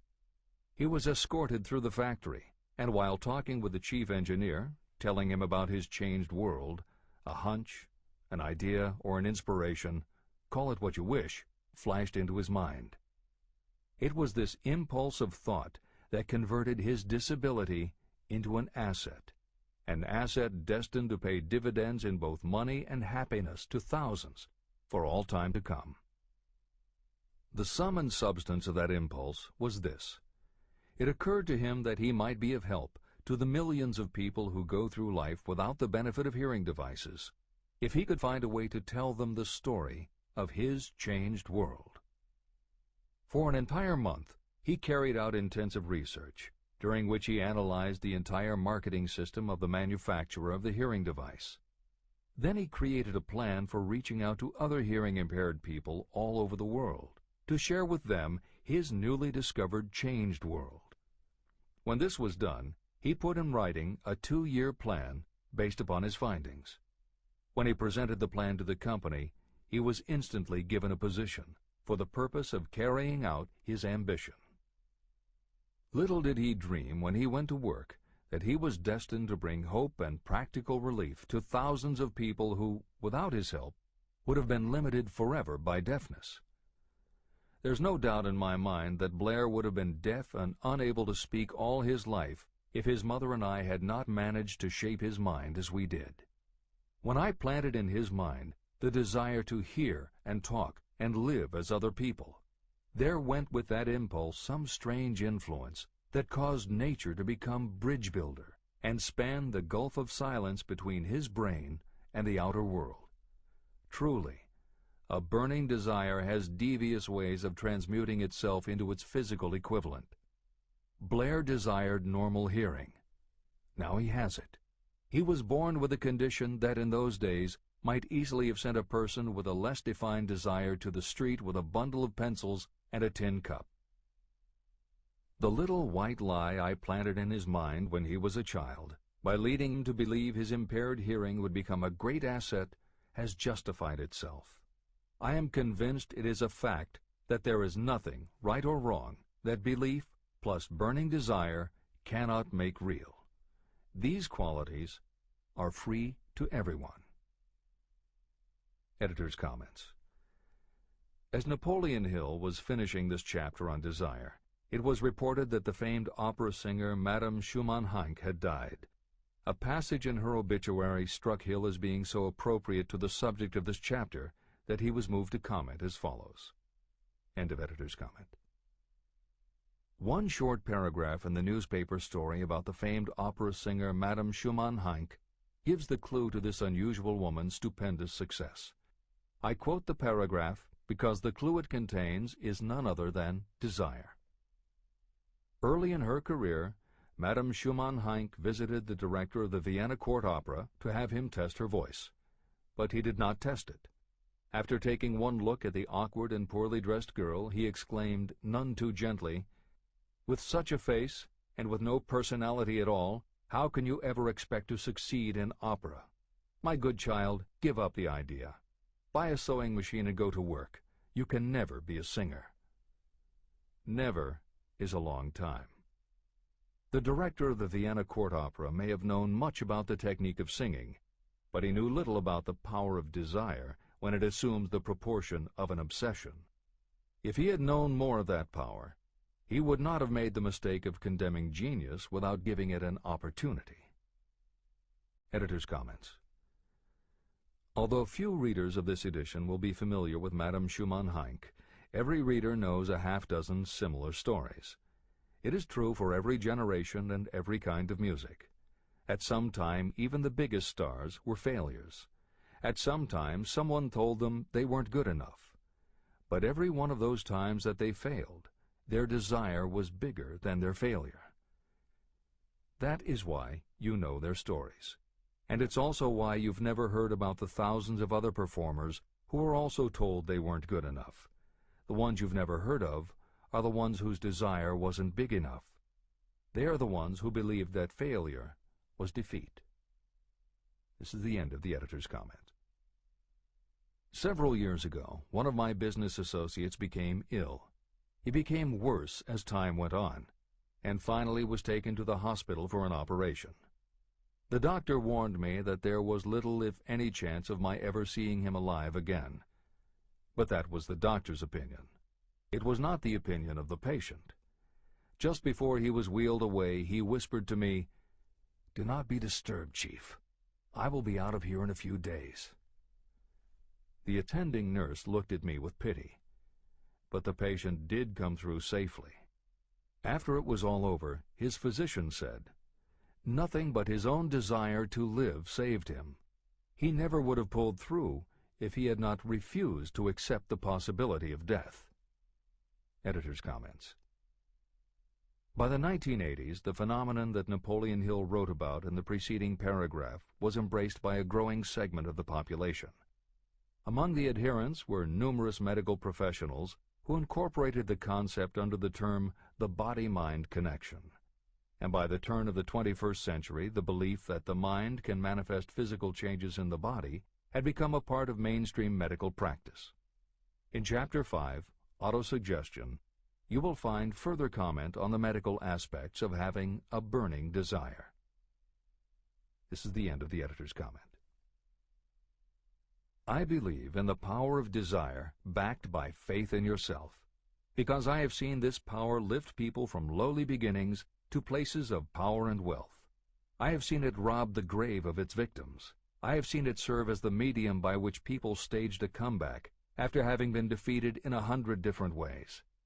And I have seen it provide my own son with a normal, happy, successful life, despite nature's having sent him into the world without ears. How can you harness and use the power of desire? The first part of the answer is in the technique at the beginning of this chapter. You will learn more about it in the next and subsequent chapters of this book. Through some strange and powerful principle, nature wraps up in the impulse of strong desire that something that recognizes no such word as impossible, and accepts no such reality as failure. There are no limitations to the mind except those we acknowledge. Chapter 4. Faith in your ability. Visualization of and belief in attainment of desire. The second step toward riches. Faith is the head chemist of the mind. When faith is blended with thought, the subconscious mind instantly picks up the vibration. The subconscious then translates it and transmits it to infinite intelligence. The emotions of faith, love, and sex are the most powerful of all the major positive emotions. When the three are blended, they have the effect of coloring thought in such a way that it instantly reaches the subconscious mind. There, it is changed into a form that induces a response from infinite intelligence. Editor's comments. In the preceding paragraph, Napoleon Hill uses two terms, faith and infinite intelligence, both of which may convey to the reader a religious connotation that Hill did not intend. The following will define the meaning of the words as Hill uses them in the following chapter. In modern usage, the word faith has become almost interchangeable with religious belief, which is not the way Hill uses the word. Faith, as it is used here, means having confidence, trust, and an absolute unwavering belief that you can do something. And in order for you to have faith in yourself as Hill means it, it has to be true on a subconscious level. If you have a nagging doubt in the back of your mind, or if you are just going through the motions of pretending you believe, it won't work, because your subconscious will know your doubts. Unless you have absolute total confidence, unless you are convinced without question, then you don't have faith. Hill uses the term infinite intelligence to identify that part of the human mind and thinking process that produces hunches, flashes of insight, and leaps of logic. Hill's concept has similarities to what psychologist Carl Jung called the collective unconscious. And on another level, it is very close to what contemporary psychologists refer to as working in the flow state, or being in the zone. Infinite intelligence is discussed in greater depth in later chapters. Hill also uses another term, the subconscious mind, that should be commented on before the reader proceeds with this chapter. Although there are differing schools of thought, in general, modern psychology developed from the pioneering work of Sigmund Freud and Carl Jung. Each believed that the human mind operates on both a conscious and an unconscious level, but they differed on the role the subconscious plays and the way it influences attitude and action. Through his own research and studies, Napoleon Hill developed a theory of the conscious and subconscious that is closest to the Jungian view. The following briefly describes the basis of Hill's view. The conscious mind. Your conscious mind receives information through the five senses of sight, smell, taste, hearing, and touch. Your conscious mind keeps track of what you need for thinking and operating, and it filters out what you don't need. Your conscious mind, and what your memory retains, is the intelligence with which you normally think, reason, and plan. The subconscious mind. Your subconscious has access to all the same information your conscious mind receives, but it doesn't reason the way your conscious mind does. It takes everything literally. It doesn't make value judgments. It does not filter, and it does not forget. You cannot command your conscious mind to reach out and dip into your subconscious mind. However, under certain circumstances, all those forgotten facts and ideas that are always there in your subconscious can, if they are firmly rooted, influence your conscious attitudes and actions. This is the end of the editor's comments. How to develop faith.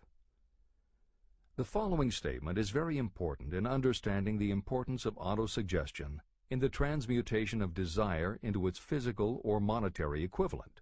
Namely, faith is a state of mind that may be induced or created by affirmation or repeated instructions to the subconscious mind through the principle of autosuggestion. The repetition of affirmations is like giving orders to your subconscious mind, and it is the only known method of voluntary development of the emotion of faith, absolute belief that you can do something. As an illustration, consider why you are reading this book. You want to acquire the ability to transmute the intangible thought impulse of desire into its physical counterpart, money.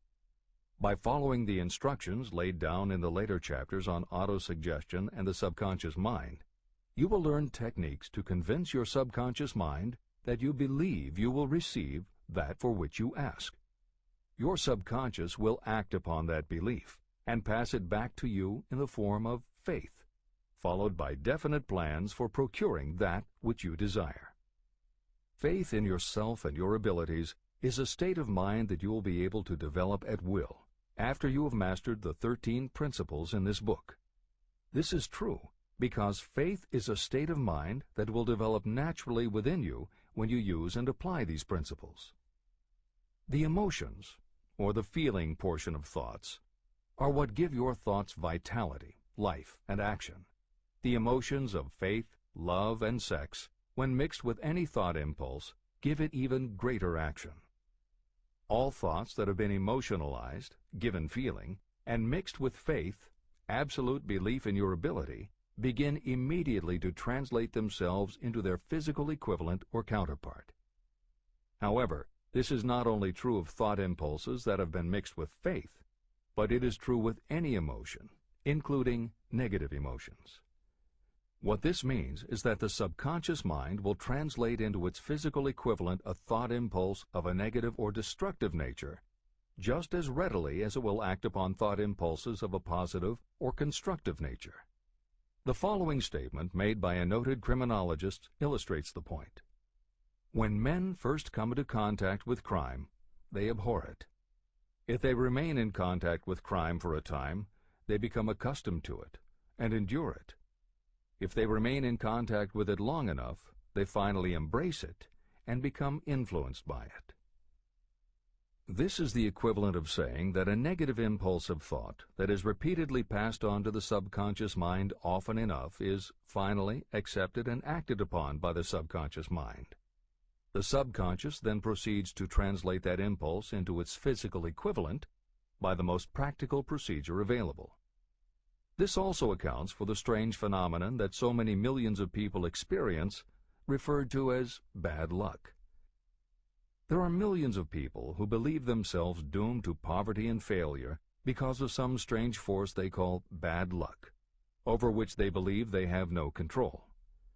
But the truth is that they are the creators of their own misfortunes, because this negative belief in bad luck is picked up by the subconscious mind and translated into its physical equivalent.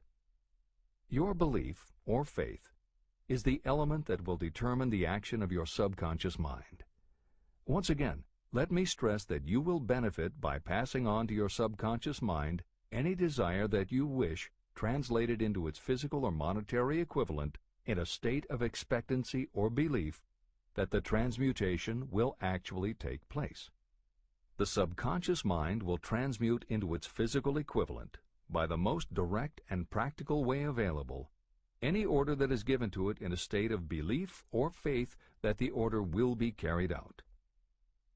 At this point, it should also be noted that because of the way that the subconscious operates, there is nothing to stop you from deceiving your subconscious mind when giving it instructions through autosuggestion. That is what I did when I deceived my son's subconscious mind. To make this deception more realistic, when you call upon your subconscious mind, you must conduct yourself just as you would if you were already in possession of the material thing that you are demanding. Editor's comments. It is an axiom of contemporary motivation theory that the subconscious mind cannot distinguish between what is real and what is vividly imagined. One of the most frequently cited studies supporting this concept was done with a group of basketball players. The players were divided into 3 teams, and the players on each team were tested on their ability to make free throws. The teams were then separated for a period of time, and each team was given instructions which they were told would improve their abilities. One team was instructed to practice making baskets on a daily basis. The second team was instructed not to practice during the period and not to even think about basketball. The third team was also instructed not to practice during the period, but instead the members were told to spend their daily practice time visualizing in detail the process of making baskets. At the end of the experiment, the teams were again tested. The team that rested showed a decrease in ability. The team that practiced showed a marked increase in ability, and the team that didn't practice but visualized making baskets showed an increase in ability almost equal to those who had practiced daily. As Hill says, you can deceive your subconscious through autosuggestion. If you convincingly plant an idea in your subconscious will accept and work with the idea as though it were a fact. But the key word is convincingly.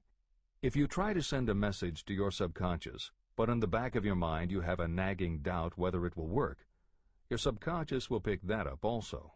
You will have sent mixed messages that cancel each other out. That is why Hill stresses the importance of doing it with faith. Your subconscious will not judge if it is true or false, positive or negative, but it does respond to the power of the input, how emotionalized the thought is. This is the end of the editor's comment. It is essential for you to encourage the positive emotions as the dominating forces of your mind. But faith in yourself doesn't come from merely reading instructions. Now that you understand the theory, you must begin to apply it. By experimenting and practicing, you will develop your ability to mix faith with any order you give to your subconscious. When you have faith in your ability, then you can give your subconscious mind instructions, which it will accept and act upon immediately. When your mind is dominated by positive emotions, it will encourage the state of mind known as faith. Faith in yourself is a state of mind that you can create by autosuggestion. All through the ages, religious leaders have admonished people to have faith. They say to have faith in this, that, and the other dogma or creed, but they have failed to tell people how to have faith. They have not stated that faith is a state of mind that may be induced by self-suggestion. In language that anyone can understand, this book explains the principle through which faith in your ability to accomplish a goal may be developed where it does not already exist. Before we begin, you should be reminded again that faith is the eternal elixir that gives life, power, and action to the impulse of thought. Faith is the starting point of all accumulation of riches. Faith is the basis of all miracles and of all mysteries that cannot be analyzed by the rules of science. Faith is the only known antidote for failure. Faith is the element that, when mixed with desire, gives you direct communication with infinite intelligence. Faith is the element that transforms the ordinary vibration of thought created by the human mind into the spiritual equivalent. Faith is the only way the force of infinite intelligence can be harnessed and used. The magic of self-suggestion. It is a fact that you will come to believe whatever you repeat to yourself, whether the statement is true or false. If you repeat a lie over and over, you will eventually accept that lie as truth. Moreover, you will believe it to be the truth. You are what you are because of the dominating thoughts that you permit to occupy your mind. Thoughts that you deliberately place in your own mind and encourage with sympathy, and with which you mix any one or more of the emotions, constitute the motivating forces that direct and control your every movement, act, and deed. The following sentence is a very significant statement of truth. Thoughts that are mixed with any of the feelings of emotions become like a magnetic force, which attracts other similar or related thoughts. A thought that is magnetized with one of the emotions may be compared to a seed. When it is planted in fertile soil, it germinates, grows, and multiplies itself over and over again. What was originally one small seed becomes countless millions of seeds of the same kind. The human mind is constantly attracting vibrations that are in sync with whatever dominates the mind. Any thought, idea, plan, or purpose that you hold in your mind attracts a host of its relatives. Add these relatives to its own force, and it grows until it becomes the prime motivator of the person in whose mind it has been housed. Now, let us go back to the starting point. How can the original seed of an idea, plan, or purpose be planted in the mind? The answer? Any idea, plan, or purpose may be placed in the mind through repetition of thought. This is why you are asked to write out a statement of your major purpose, or definite chief aim. Commit it to memory, and repeat it out loud day after day until these vibrations of sound have reached your subconscious mind. You are what you are because of the dominating thoughts that you permit to occupy your mind. If you choose to, you can throw off any bad influences from your past and build your own life the way you want it to be. For instance, by taking inventory of your mental assets and liabilities, you might discover that your greatest weakness is lack of self-confidence. This can be overcome and translated into courage through the principle of autosuggestion. You can do this by writing out a set of simply stated positive thought impulses, memorizing them, and repeating them until they become a part of the working equipment of your subconscious mind. The following is an example for someone whose definite purpose is to overcome a lack of self-confidence. Self-confidence formula. 1. I know that I have the ability to achieve the object of my definite purpose in life. Therefore, I demand of myself persistent, continuous action toward its attainment, and I here and now promise to render such action. 2. I realize the dominating thoughts of my mind will eventually reproduce themselves in outward physical action and gradually transform themselves into physical reality. Therefore, I will concentrate my thoughts for 30 minutes each day, visualizing the person I intend to become. In this way, I will create in my mind a clear mental picture. 3. I know, through the principle of autosuggestion, that any desire I persistently hold in my mind will eventually find some practical means of attaining my objective. Therefore, I will devote 10 minutes daily to demanding of myself the development of self-confidence. 4. I have clearly written down a description of my definite chief aim in life, and I will never stop trying until I have developed sufficient self-confidence for its attainment. 5. I fully realize that no wealth or position can last unless it is built upon truth and justice. Therefore, I will engage in no transaction that does not benefit all whom it affects.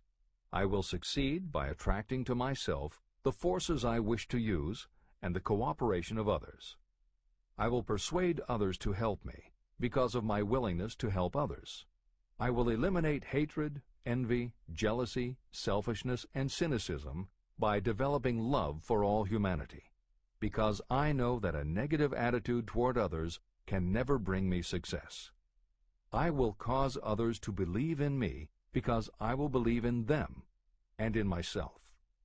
I will sign my name to this formula, commit it to memory, and repeat it aloud once a day, with full faith that it will gradually influence my thoughts and actions so that I will become a self-reliant and successful person. Behind this formula is a law of nature that psychologists call autosuggestion or self-suggestion. It is a proven technique that will work for your success if it is used constructively.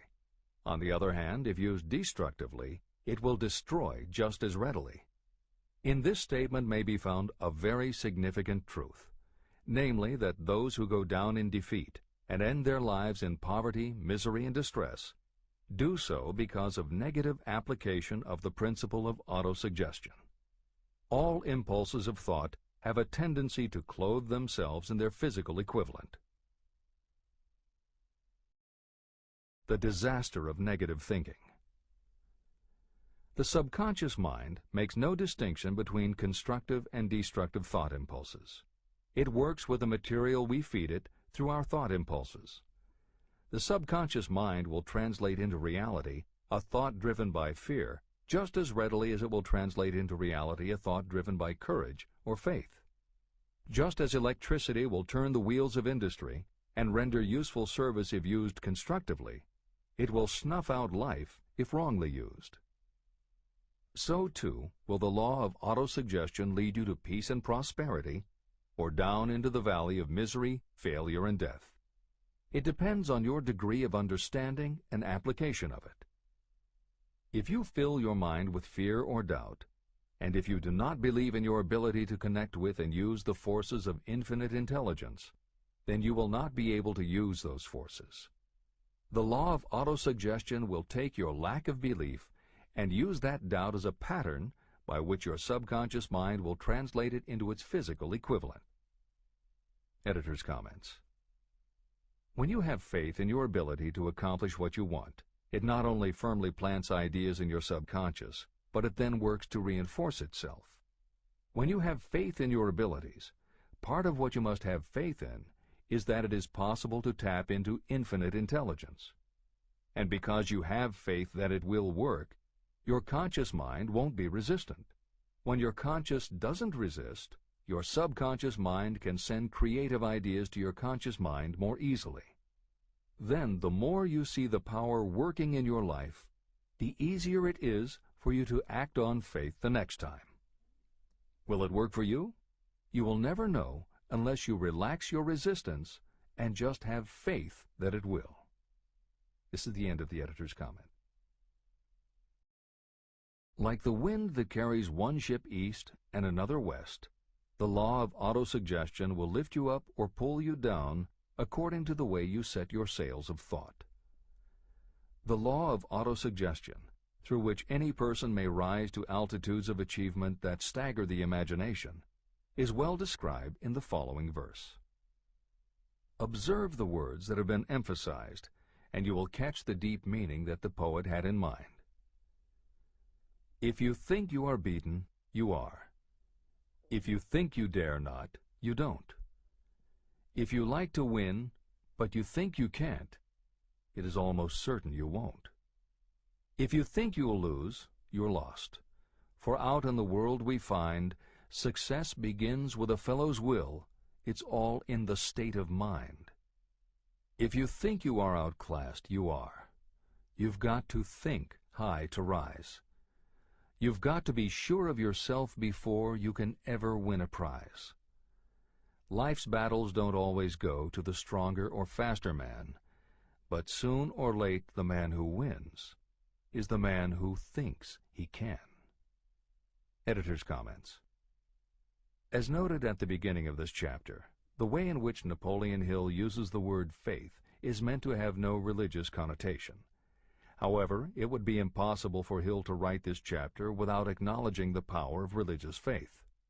Therefore, in the following two paragraphs, when Hill discusses Jesus Christ and Mahatma Gandhi as exemplifying the power of faith, he is referring to their personal faith, the absolute trust in his beliefs that Jesus exhibited, and Gandhi's total conviction and confidence in his cause.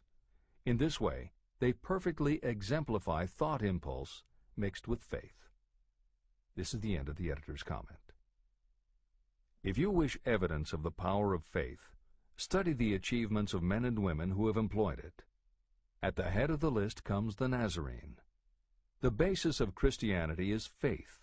no matter how many people may have perverted or misinterpreted the meaning of this great force. The sum and substance of the teachings and the achievements of Christ, which may have been interpreted as miracles, were nothing more nor less than faith. If there are any such phenomena as miracles, they are produced only through the state of mind known as faith. Consider Mahatma Gandhi of India, one of the most astounding examples of the possibilities of faith. Gandhi wielded more potential power than any man living in his time, and he had this power despite the fact that he had none of the orthodox tools of power, such as money, battleships, soldiers, and materials of warfare. Gandhi had no money, no home. He did not own a suit of clothes, but he did have power. How did he come by that power? He created it out of his understanding of the principle of faith and through his ability to transplant that faith into the minds of 200 million people. Gandhi accomplished the astounding feat of influencing 200 million minds to coalesce and move in unison as a single mind. What other force on earth, except faith, could do as much? How an idea built a fortune. Editor's comment. Although the following story is not exclusively about faith, and it makes no mention of autosuggestion or the subconscious mind, Napoleon Hill included it at this point in every edition of Think and Grow Rich. In fact, as Hill says, this story illustrates at least 6 of the 13 principles of success, but faith is at the center of it. If the central figure, Charles M. Schwab, had not mixed his big idea with absolute unwavering faith that he could pull it off, the whole history of American business would have been different. This is the end of the editor's comment. The event chosen for this illustration dates back to 1900, when the United States Steel Corporation was being formed. As you read the story, keep in mind the following fundamental facts, and you will understand how ideas have been converted into huge fortunes. First, the United States Steel Corporation was born in the mind of Charles M. Schwab in the form of an idea he created through his imagination. Second, he mixed faith with his idea. Third, he formulated a plan for the transformation of his idea into physical and financial reality. Fourth, he put his plan into action with his famous speech at the University Club. Fifth, he applied and followed through on his plan with persistence and backed it with firm decision until it had been fully carried out. Sixth, he prepared the way for success by a burning desire for success.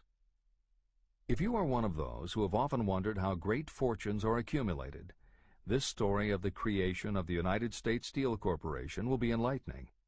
If you have any doubt that a person can think and grow rich, this story should dispel that doubt. You can plainly see in the story of United States Steel the application of a major portion of the principles described in this book. This astounding description of the power of an idea was dramatically told by John Lowell in the New York World Telegram, with whose courtesy it is here reprinted. Editor's comments. In order for the modern reader to fully appreciate the following newspaper story, it is appropriate at this point to provide some background information about the main players.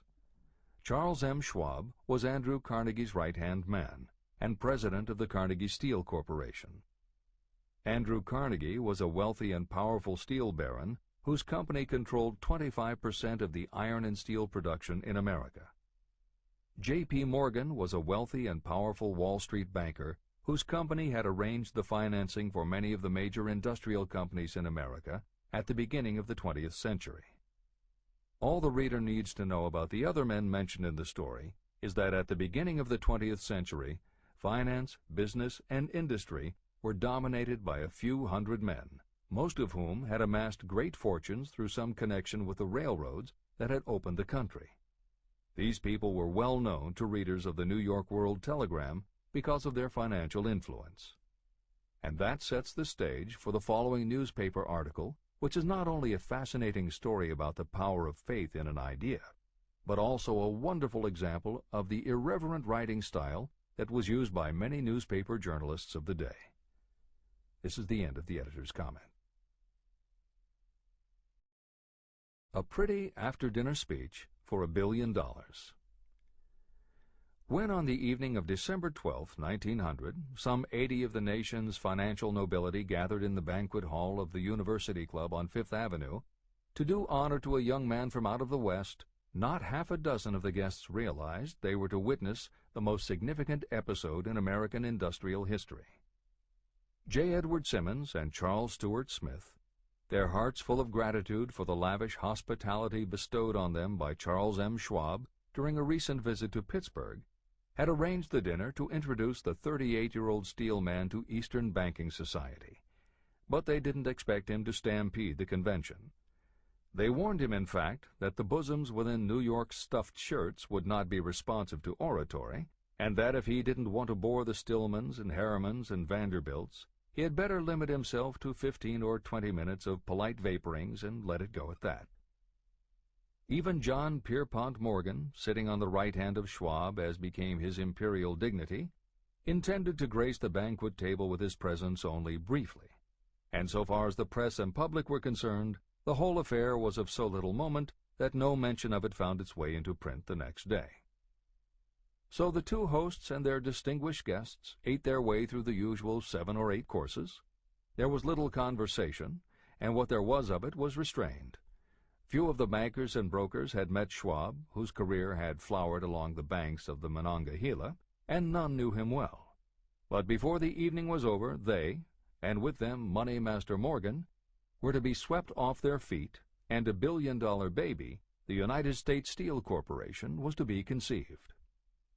It is perhaps unfortunate for the sake of history that no record of Charlie Schwab's speech at the dinner ever was made. It is probable, however, that it was a homely speech, somewhat ungrammatical, for the niceties of language never bothered Schwab, full of epigram and threaded with wit.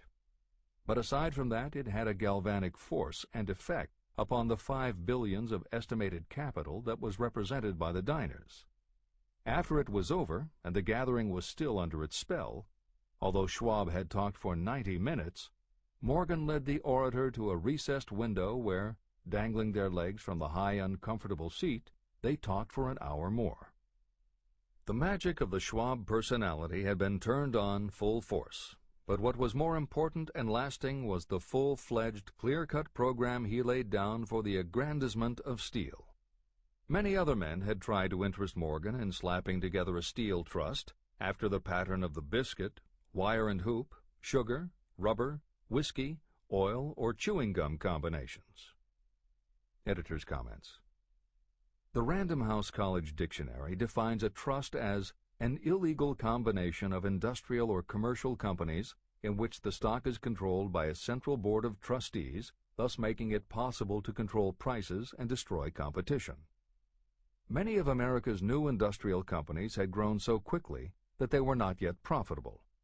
They were saddled with huge debt incurred in raising the capital to finance their rapid expansion, and at the same time they were faced with having to cut costs and slash prices or go out of business. The answer for many was to join up with others in related industries to form what were called trusts or combinations. Although trusts were illegal since the passage of the Sherman Antitrust Act in 1890, companies still tried to find ways to monopolize their industries, and if their efforts weren't technically trusts, they were something very close. The one thing the large company owners who assembled these trusts needed was cash to buy up the many smaller companies they would have to own in order to effectively dominate an industry. J.P. Morgan was the banker who financed many such takeovers. This is the end of the editor's comment. John W. Gates, the gambler, had urged it, but Morgan distrusted him. The Moore boys, Bill and Jim, Chicago stock jobbers who had glued together a match trust and a cracker corporation, had urged it and failed. Elbert H. Gary, the sanctimonious country lawyer, wanted to foster it, but he wasn't big enough to be impressive. Until Schwab's eloquence took J.P. Morgan to the heights from which he could visualize the solid results of the most daring financial undertaking ever conceived, the project was regarded as a delirious dream of easy-money crackpots. The financial magnetism that began a generation ago to attract thousands of small and sometimes inefficiently managed companies into large and competition-crushing combinations, had become operative in the steel world through the devices of that jovial business pirate, John W. Gates. Gates already had formed the American Steel and Wire Company out of a chain of small concerns, and together with Morgan had created the Federal Steel Company. But by the side of Andrew Carnegie's gigantic vertical trust, a trust owned and operated by 53 partners, those other combinations were picayune. They might combine to their heart's content, but the whole lot of them couldn't make a dent in the Carnegie organization, and Morgan knew it. The eccentric old Scot knew it, too. Editor's comments. Andrew Carnegie was born in Scotland and came to America when he was just a boy. He made his first move to join the elite group of American tycoons when he quit his job as a bobbin boy in a cotton mill, earning $1.20 a week, and got a job as a telegraph messenger boy. He soon taught himself to operate a telegraph key, which got him hired as personal telegrapher and secretary to the head of the Pennsylvania Railroad. It wasn't long before he'd worked his way up the ranks to superintendent of the Pittsburgh division, which in turn put him in a position to become an early investor in the Pullman Company, which became the leading manufacturer of railway cars. Carnegie's investment in Pullman and some successful real estate ventures gave him the capital to go into business for himself. At the end of the Civil War, Carnegie left railroading and started a company that built iron bridges for railroad companies. From building iron bridges, it was a short step to starting his own steel mill, which led him to acquire control of other steel mills, then his own coal fields to supply his smelters, then his own ore boats and rail lines to haul the ore and coal. Because of Carnegie's vertical integration and his use of the most up-to-date manufacturing methods, he was able to sell top-grade steel at the lowest price. He managed to drop the price of steel from $140 a ton to $20 a ton. By 1899, the Carnegie Steel Company controlled about 25% of the iron and steel production in America. The smaller steel manufacturers couldn't compete with Carnegie, so they went to J.P. Morgan for help. He arranged for the financing, and a wide-ranging alliance was put together of companies that were in the business of manufacturing products made from steel. Part of the deal was that they would not buy steel from Carnegie. Andrew Carnegie was not about to be put out of business by a collection of small companies. He announced that he would buy or build his own manufacturing companies to produce finished goods made of steel. This is the end of the editor's comments, and the New York World Telegram story continues. From the magnificent heights of Skibo Castle he had viewed, first with amusement and then with resentment, the attempts of Morgan's smaller companies to cut into his business. When the attempts became too bold, Carnegie's temper was translated into anger and retaliation. He decided to duplicate every mill owned by his rivals. Hitherto, he hadn't been interested in wire, pipe, hoops, or sheet.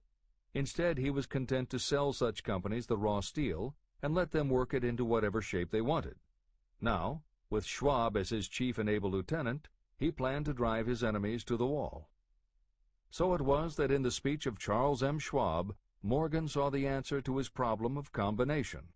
A trust without Carnegie, giant of them all, would be no trust at all, a plum pudding, as one writer said, without the plums. Schwab's speech on the night of December 12, 1900, undoubtedly carried the inference, though not the pledge, that the vast Carnegie enterprise could be brought under the Morgan tent. He talked of the world future for steel, of reorganization for efficiency, of specialization, of the scrapping of unsuccessful mills and concentration of effort on the flourishing properties, of economies in the ore traffic, of economies in overhead and administrative departments, of capturing foreign markets. More than that, he told the buccaneers among them wherein lay the errors of their customary piracy. Their purposes, he inferred, had been to create monopolies, raise prices, and pay themselves fat dividends out of privilege. Schwab condemned the system in his heartiest manner. The short-sightedness of such a policy, he told his hearers, lay in the fact that it restricted the market in an era when everything cried for expansion. By cheapening the cost of steel, he argued, an ever-expanding market would be created. more uses for steel would be devised, and a goodly portion of the world trade could be captured. Actually, though he did not know it, Schwab was an apostle of modern mass production. Editor's comments. For J.P. Morgan, all of Schwab's talk about economies of scale and expanding markets meant only one thing. Until that night, it was assumed that Andrew Carnegie would continue building his own manufacturing companies to compete with the steel trusts that Morgan had helped put together. Morgan knew that for Carnegie to do so would require an enormous amount of capital, and Morgan also knew that Carnegie had always been strongly against raising money by selling stock in his company. What Schwab seemed to be implying was that rather than going to Wall Street for the money needed to fight the trusts, Carnegie might be interested in selling his business. This is the end of the editor's comment.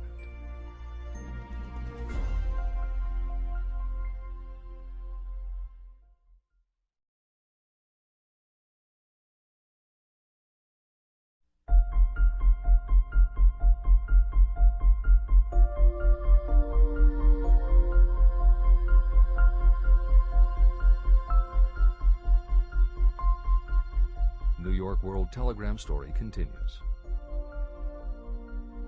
So the dinner at the University Club came to an end. Morgan went home to think about Schwab's rosy predictions. Schwab went back to Pittsburgh to run the steel business for Andrew Carnegie, while Gary and the rest went back to their stock tickers to fiddle around in anticipation of the next move. It was not long coming. It took Morgan about 1 week to digest the feast of reason Schwab had placed before him. When he had assured himself that no financial indigestion was to result, he sent for Schwab, and found that young man rather coy. Mr. Carnegie, Schwab indicated, might not like it if he found his trusted company president had been flirting with the Emperor of Wall Street, the street upon which Carnegie was resolved never to tread. Then it was suggested by John W. Gates, the go-between, that if Schwab happened to be in the Bellevue Hotel in Philadelphia, J.P. Morgan might also happen to be there. When Schwab arrived, however, Morgan was inconveniently ill at his New York home, and so on the elder man's pressing invitation, Schwab went to New York and presented himself at the door of the financier's library. Now, certain economic historians have professed the belief that from the beginning to the end of the drama, the stage was set by Andrew Carnegie, that the dinner to Schwab, the famous speech, the Sunday night conference between Schwab and the Money King, were events arranged by the canny Scot. The truth is exactly the opposite. When Schwab was called in to consummate the deal, he didn't even know whether the little boss, as Andrew was called, would so much as listen to an offer to sell, particularly to a group of men whom Andrew regarded as being endowed with something less than holiness. But Schwab did take into the conference with him, in his own handwriting, 6 sheets of copperplate figures, representing to his mind the physical worth and the potential earning capacity of every steel company he regarded as an essential star in the new metal firmament. 4 men pondered over these figures all night. The chief, of course, was Morgan, steadfast in his belief in the divine right of money. With him was his aristocratic partner, Robert Bacon, a scholar and a gentleman. The third was John W. Gates, whom Morgan scorned as a gambler and used as a tool. The fourth was Schwab, who knew more about the processes of making and selling steel than any whole group of men then living. Throughout that conference, the Pittsburgher's figures were never questioned. If he said a company was worth so much, then it was worth that much and no more. He was insistent, too, upon including in the combination only those concerns he nominated. He had conceived a corporation in which there would be no duplication, not even to satisfy the greed of friends who wanted to unload their companies upon the broad Morgan shoulders. When dawn came, Morgan rose and straightened his back. Only one question remained. "Do you think you can persuade Andrew Carnegie to sell?" he asked. "I can try," said Schwab. "If you can get him to sell, I will undertake the matter," said Morgan. So far, so good. But would Carnegie sell? How much would he demand?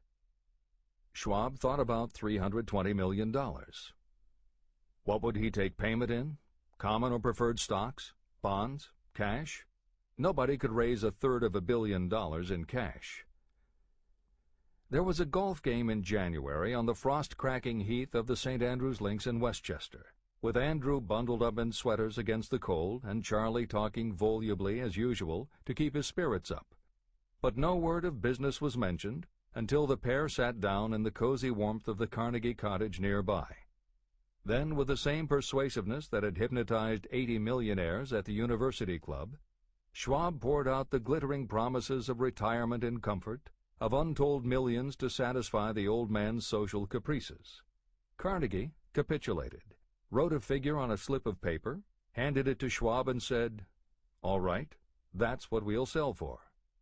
The figure was approximately $400 million, and was reached by taking the $320 million mentioned by Schwab as a basic figure, and adding to it $80 million to represent the increased capital value over the previous 2 years.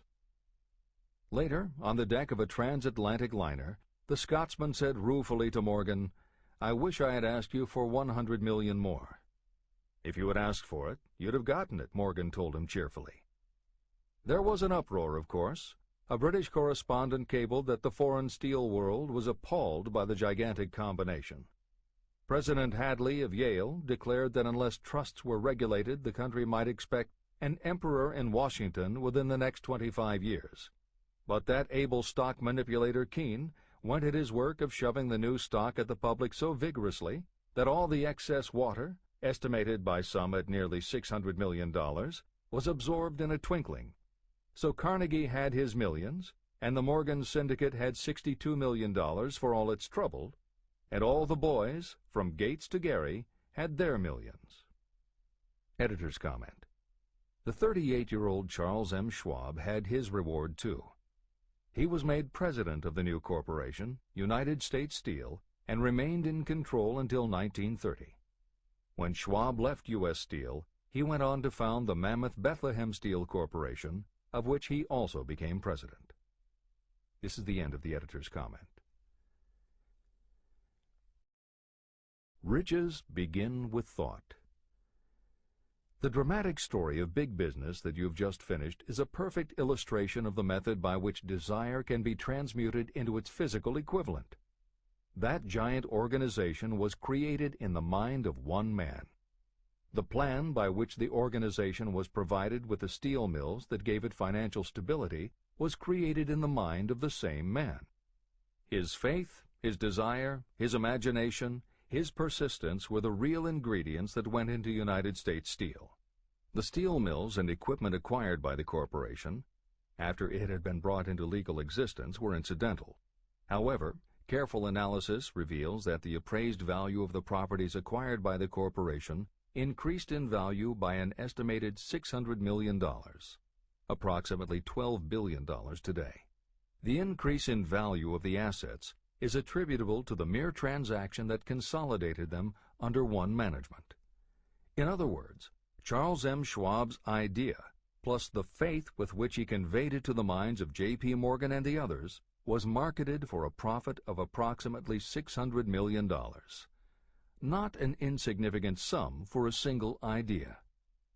The United States Steel Corporation prospered and became one of the richest and most powerful corporations in America, employing thousands of people, developing new uses for steel and opening new markets, thus proving that the $600 million in profit that the Schwab idea produced was earned. Riches begin in the form of thought. The amount is limited only by the person in whose mind the thought is put into motion. Faith removes limitations. Remember this when you are ready to bargain with life for whatever it is that you ask as your price for having passed this way. Editor's comments. In the years since that article appeared in the New York World Telegram, the well-told business story has become its own genre within the publishing industry. There are best-selling books and biographies by and about the insiders who run every industry. The editors of this edition of Think and Grow Rich strongly encourage you to sample some of these books. They can be entertaining and inspirational, and in them you will be able to see examples of Hill's principles of success at work in the real world. The best of them are not only entertaining and inspirational, but they are filled with ideas and techniques you can adapt and use. There are literally too many bestsellers from which to select a best-of listing for inclusion here. Any such choice the editors might make would not necessarily be the best, but merely reflective of the interests of the person doing the choosing. However, there are 2 books the editors recommend that are not by or about a single individual or industry. These books are In Search of Excellence by Tom Peters and Breakthroughs by P.R. Nyack and John N. Ketteringham. Each of these books deals with a broad spectrum of industries, and within each industry they single out certain companies and individuals for analysis. Both were published at the beginning of the business book trend in the 1980s, but there are few books since then that better convey the importance of faith in a good idea. In Search of Excellence, chosen by a panel of experts as the most influential book of the past 20 years, was a runaway bestseller and will likely be in print for years to come. Breakthroughs may be harder to find, but it will be well worth the effort. This is the end of the editor's comments.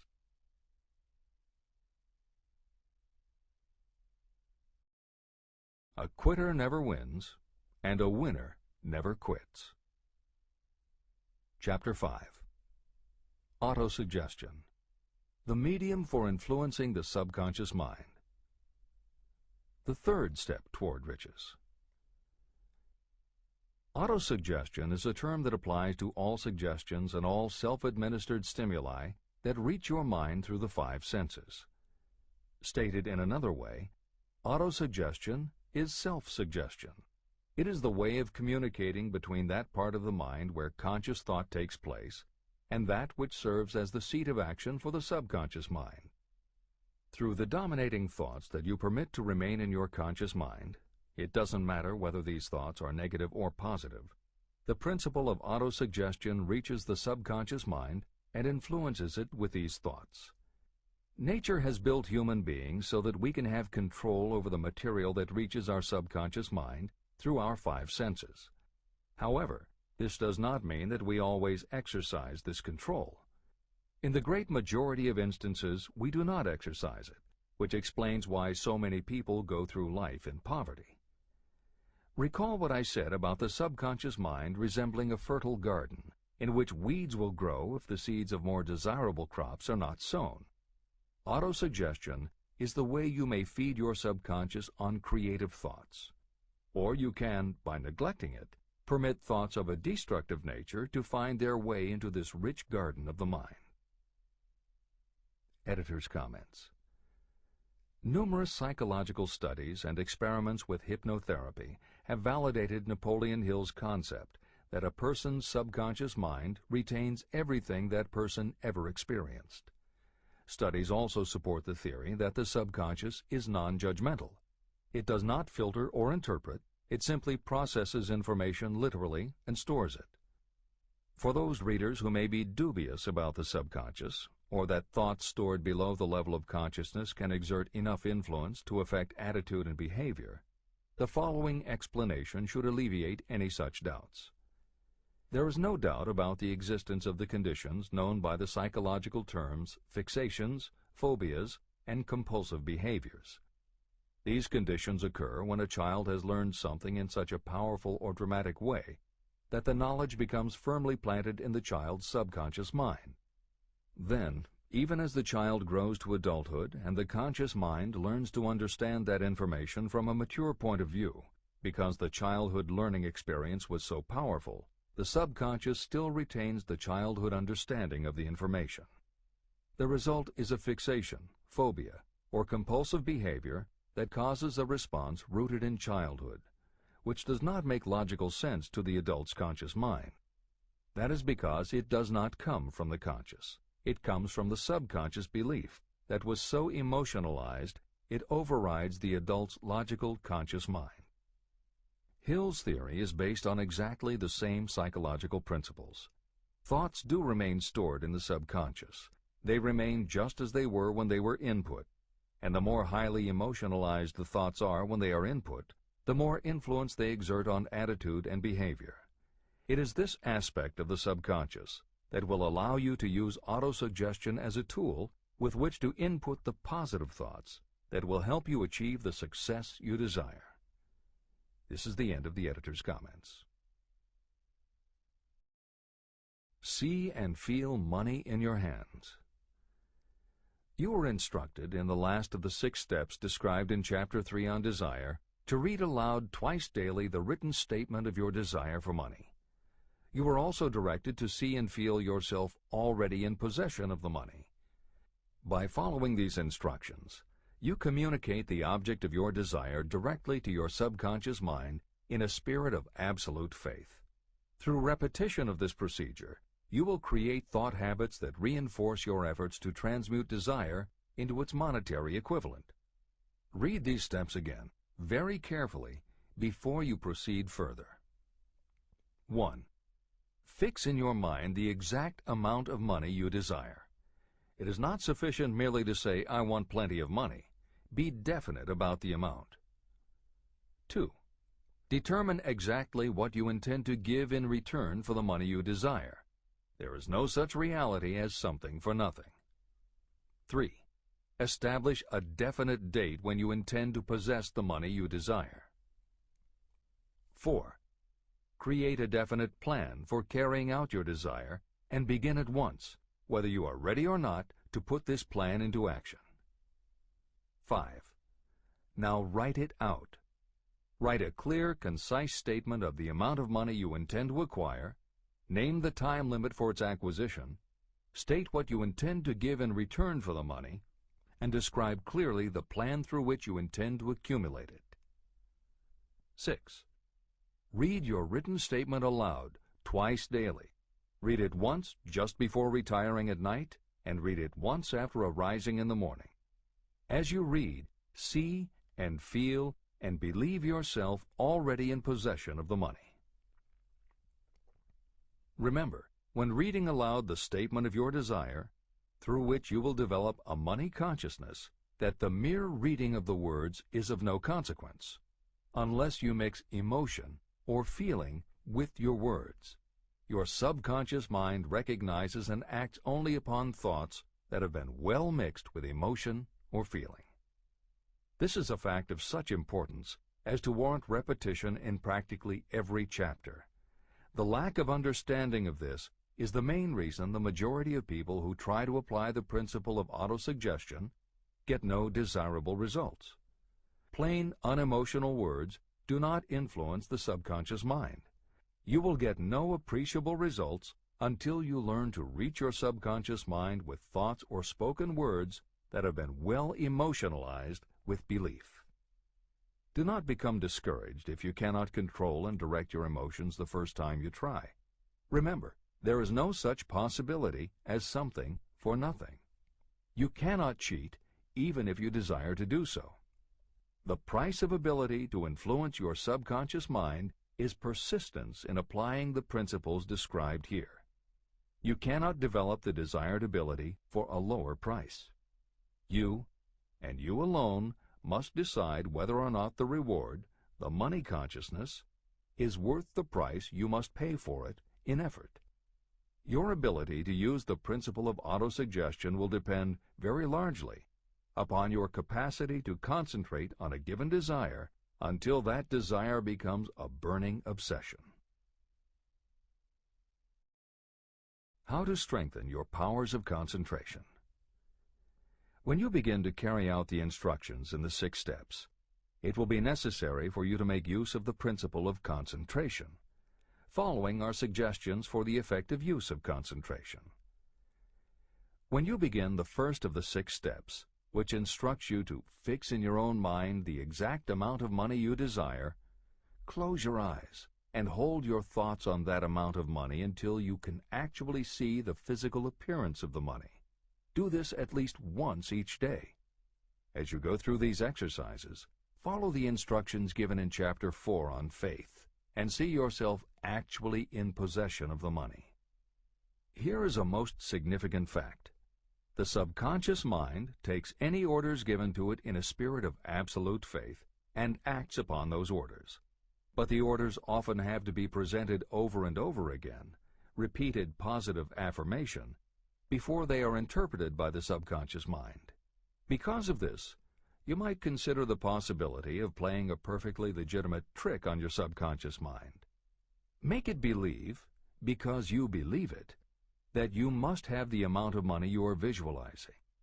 Make it believe that this money is already awaiting your claim, so the subconscious mind must hand over to you practical plans for acquiring the money that is yours. Give this thought to your imagination, and see what your imagination can or will do to create practical plans for the accumulation of money through transmutation of your desire.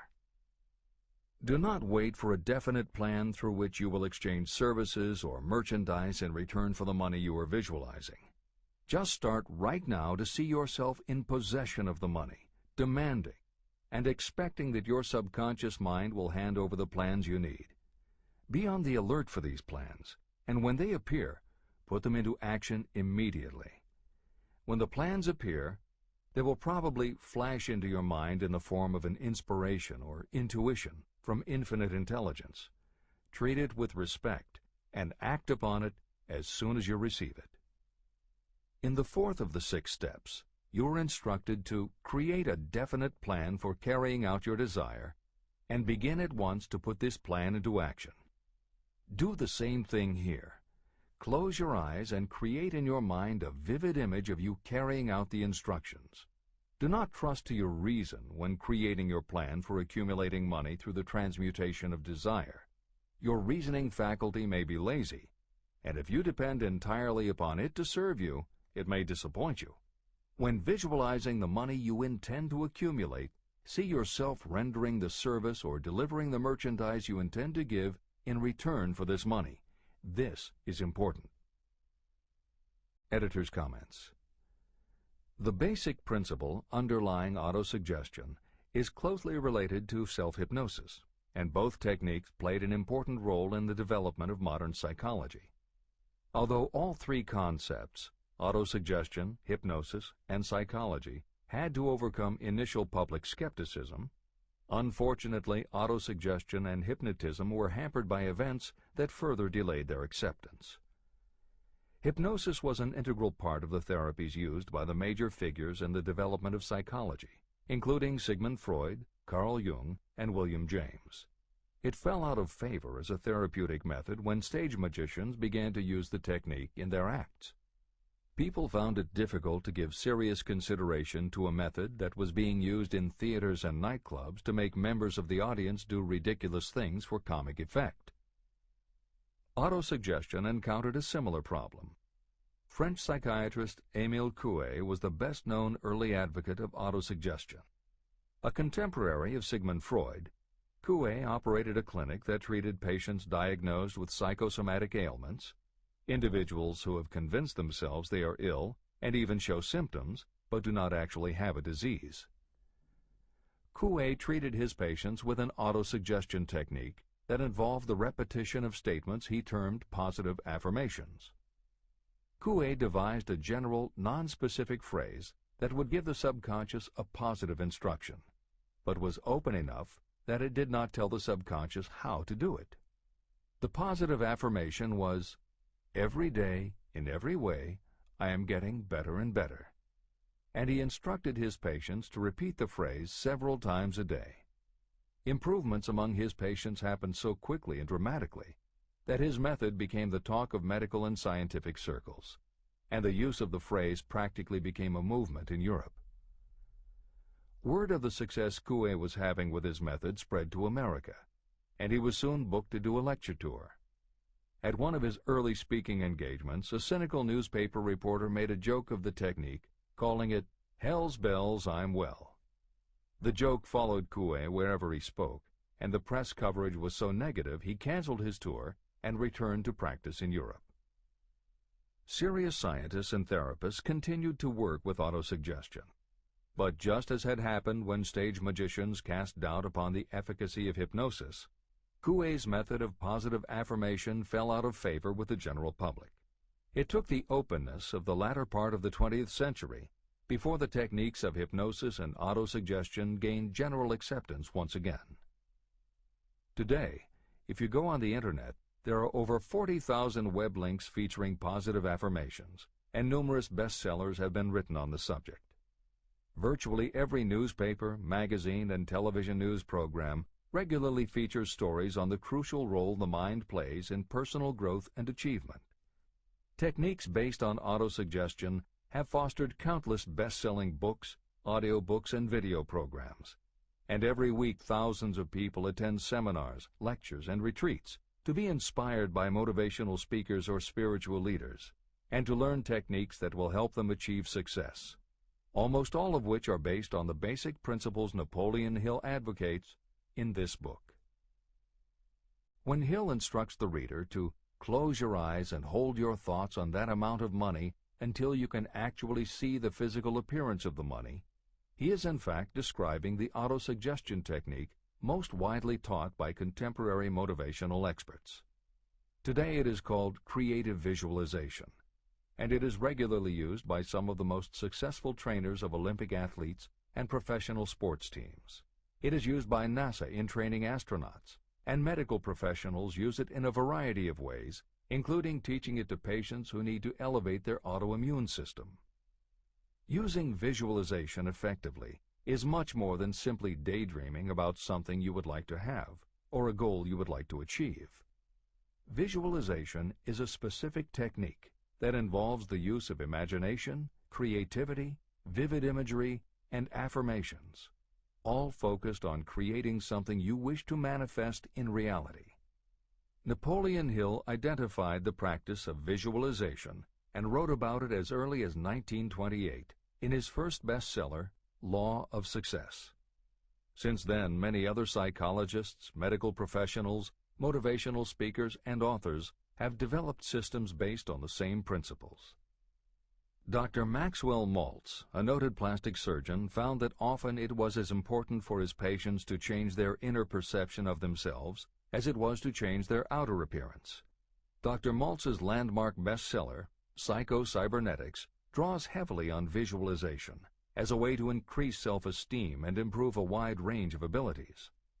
The Silva method, which is another variation on visualization, has been taught to millions of people by certified Silva trainers who hold seminars throughout the country. Jose Silva's best-selling book, The Silva Mind Control Method, has also sold many millions of copies. In 1978, 50 years after Napoleon Hill wrote about visualization in Law of Success, Shakti Gawain published the phenomenal bestseller Creative Visualization, and Adelaide Bry published Visualization, Directing the Movies of Your Mind. At about the same time, Dr. O. Carl Simonton, an oncologist, concluded that cancer patients who used visualizations in conjunction with chemotherapy treatments had a marked improvement over those who didn't.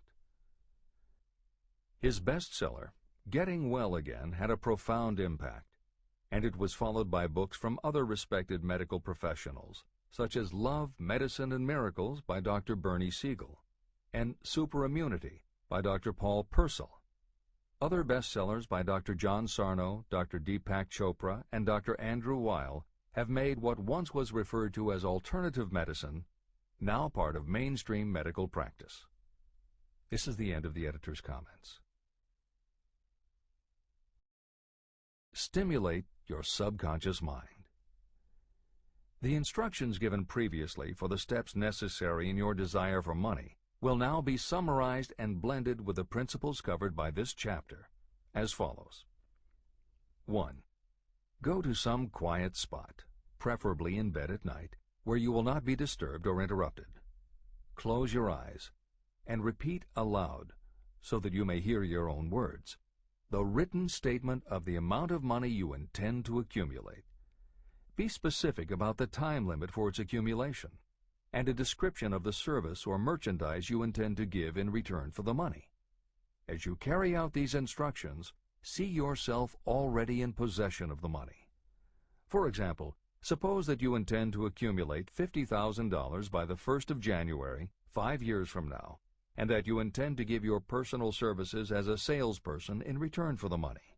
Your written statement of your purpose should be similar to the following.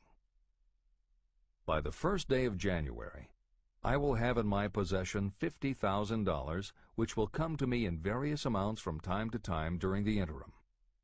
In return for this money, I will give the most efficient service of which I am capable. I will give the fullest possible quantity and the best possible quality of service as a salesperson of, and describe the service or merchandise you intend to sell. I believe that I will have this money in my possession. My faith is so strong that I can now see this money before my eyes. I can touch it with my hands. It is now awaiting transfer to me at the time and in the proportion that I deliver the service in return for it. I am awaiting a plan for getting this money, and I will follow that plan when it is received. 2. Repeat this program night and morning until you can see in your imagination the money you intend to accumulate. 3. Place a written copy of your statement where you can see it night and morning and read it just before retiring and upon rising until it has been memorized. Editor's comments. The following is another suggestion, adapted from Hill's later writings, which appear in Napoleon Hill's Keys to Success. Surround yourself with books, pictures, mottos, and other suggestive devices. Pick things that symbolize and reinforce achievement and self-reliance. Constantly add to your collection, and move things to new places where you can see them in a different light and in association with different things. I had a friend who was a realtor who kept her $1 Million Club certificate over her desk to remind herself of what she was capable. One day she took it down to dust and set it on top of a newspaper. When she picked it up again, she saw beneath it an article about the new football coach who had been hired at the university. Guess who bought a house she had been struggling to sell? This is the end of the editor's comments. Remember, as you carry out these instructions, that you are applying the principle of autosuggestion for the purpose of giving orders to your subconscious mind. Remember also that your subconscious mind will act only upon instructions that are emotionalized and handed over to it with feeling. Faith is the strongest and most productive of the emotions. These instructions may at first seem abstract. Do not let this disturb you. Follow the instructions no matter how abstract or impractical they may appear to be. If you do as you have been instructed, in spirit as well as in act, the time will soon come when a whole new universe of power will unfold to you. Skepticism, in connection with all new ideas, is characteristic of all human beings. If you follow the instructions, your skepticism will soon be replaced by belief, and belief will become crystallized into absolute faith. Many philosophers have made the statement that man is the master of his own earthly destiny, but most of them have failed to say why he is the master. The reason that man may become the master of himself and of his environment is because he has the power to influence his own subconscious mind. The actual performance of transmuting desire into money is through autosuggestion. That is the principle by which you can reach and influence the subconscious mind. The other principles are simply tools with which to apply autosuggestion. Keep this thought in mind, and you will at all times be conscious of the important part the principle of autosuggestion is to play in your efforts to accumulate money through the methods described in this book. After you have read the entire book, come back to this chapter and follow in spirit and in action this instruction. Read the entire chapter aloud once every night until you become thoroughly convinced that the principle of autosuggestion is sound and that it will accomplish for you all that has been claimed for it. As you read, underscore with a pencil every sentence that impresses you. Follow the foregoing instruction to the letter, and it will open the way for a complete understanding and mastery of the principles of success. Every adversity, every failure, and every heartache carries with it the seed of an equivalent or a greater benefit. Chapter 6. Specialized knowledge, personal experiences or observations. The fourth step toward riches. There are two kinds of knowledge. One is general, the other is specialized. General knowledge, no matter how great in quantity or variety it may be, is of little use in the accumulation of money. The faculties of the great universities possess practically every form of general knowledge known to civilization. Most of the professors have little money. They specialize in teaching knowledge, but they do not specialize in the organization or the use of knowledge. Knowledge will not attract money unless it is organized and directed through practical plans for the specific purpose of accumulating money. Lack of understanding of this fact has been the source of confusion to millions of people who falsely believe that knowledge is power. It is nothing of the sort. Knowledge is only potential power. It becomes power only when and if it is organized into definite plans of action and directed to a definite end. The missing link in all systems of education is that educational institutions fail to teach their students how to organize and use the knowledge after they have acquired it. Many people made the mistake of assuming that because Henry Ford had little schooling, he was not a man of education. Those who made this mistake did not understand the real meaning of the word educate. That word is derived from the Latin word educo, meaning to educe, to draw out, or to develop from within. An educated person is not necessarily one who has an abundance of general or specialized knowledge. An educated person is one who has so developed the faculties of their mind that he or she may acquire anything they want or its equivalent without violating the rights of others. During the World War, a Chicago newspaper published editorials in which, among other statements, Henry Ford was called an ignorant pacifist.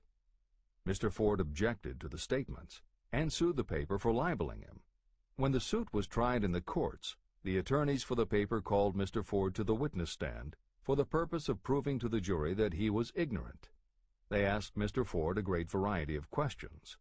All of them intended to prove that while he might possess considerable specialized knowledge about manufacturing automobiles, he was in the main ignorant. Mr. Ford was asked such questions as, who was Benedict Arnold, and how many soldiers did the British send over to America to put down the rebellion of 1776? In answer to the last question, Mr. Ford replied, I do not know the exact number of soldiers the British sent over, but I have heard that it was a considerably larger number than ever went back. Finally, Mr. Ford became tired of this line of questioning. In reply to a particularly offensive question, he leaned over, pointed his finger at the lawyer who had asked the question, and said, If I should really want to answer the foolish question you have just asked, or any of the other questions you have been asking me, let me remind you that I have a row of electric push buttons on my desk, and by pushing the right button I can summon to my aid men who can answer any question I desire to ask concerning the business to which I am devoting most of my efforts. Now, will you kindly tell me why I should clutter up my mind with general knowledge for the purpose of being able to answer questions when I have men around me who can supply any knowledge I require? That answer floored the lawyer. Every person in the courtroom realized it was the answer not of an ignorant man, but of a man of education. Any person is educated who knows where to get knowledge when they need it and how to organize that knowledge into definite plans of action. Through the assistance of his mastermind group, Henry Ford had at his command all the specialized knowledge he needed to become one of the wealthiest men in America. It was not essential that he have this knowledge in his own mind. You can get all the knowledge you need. Before you can transmute your desire into money, you will require specialized knowledge of the service, merchandise, or profession that you intend to offer in return for fortune. Perhaps you may need much more specialized knowledge than you have the ability or the inclination to acquire. If this is true, you may bridge your weakness through the aid of your mastermind group.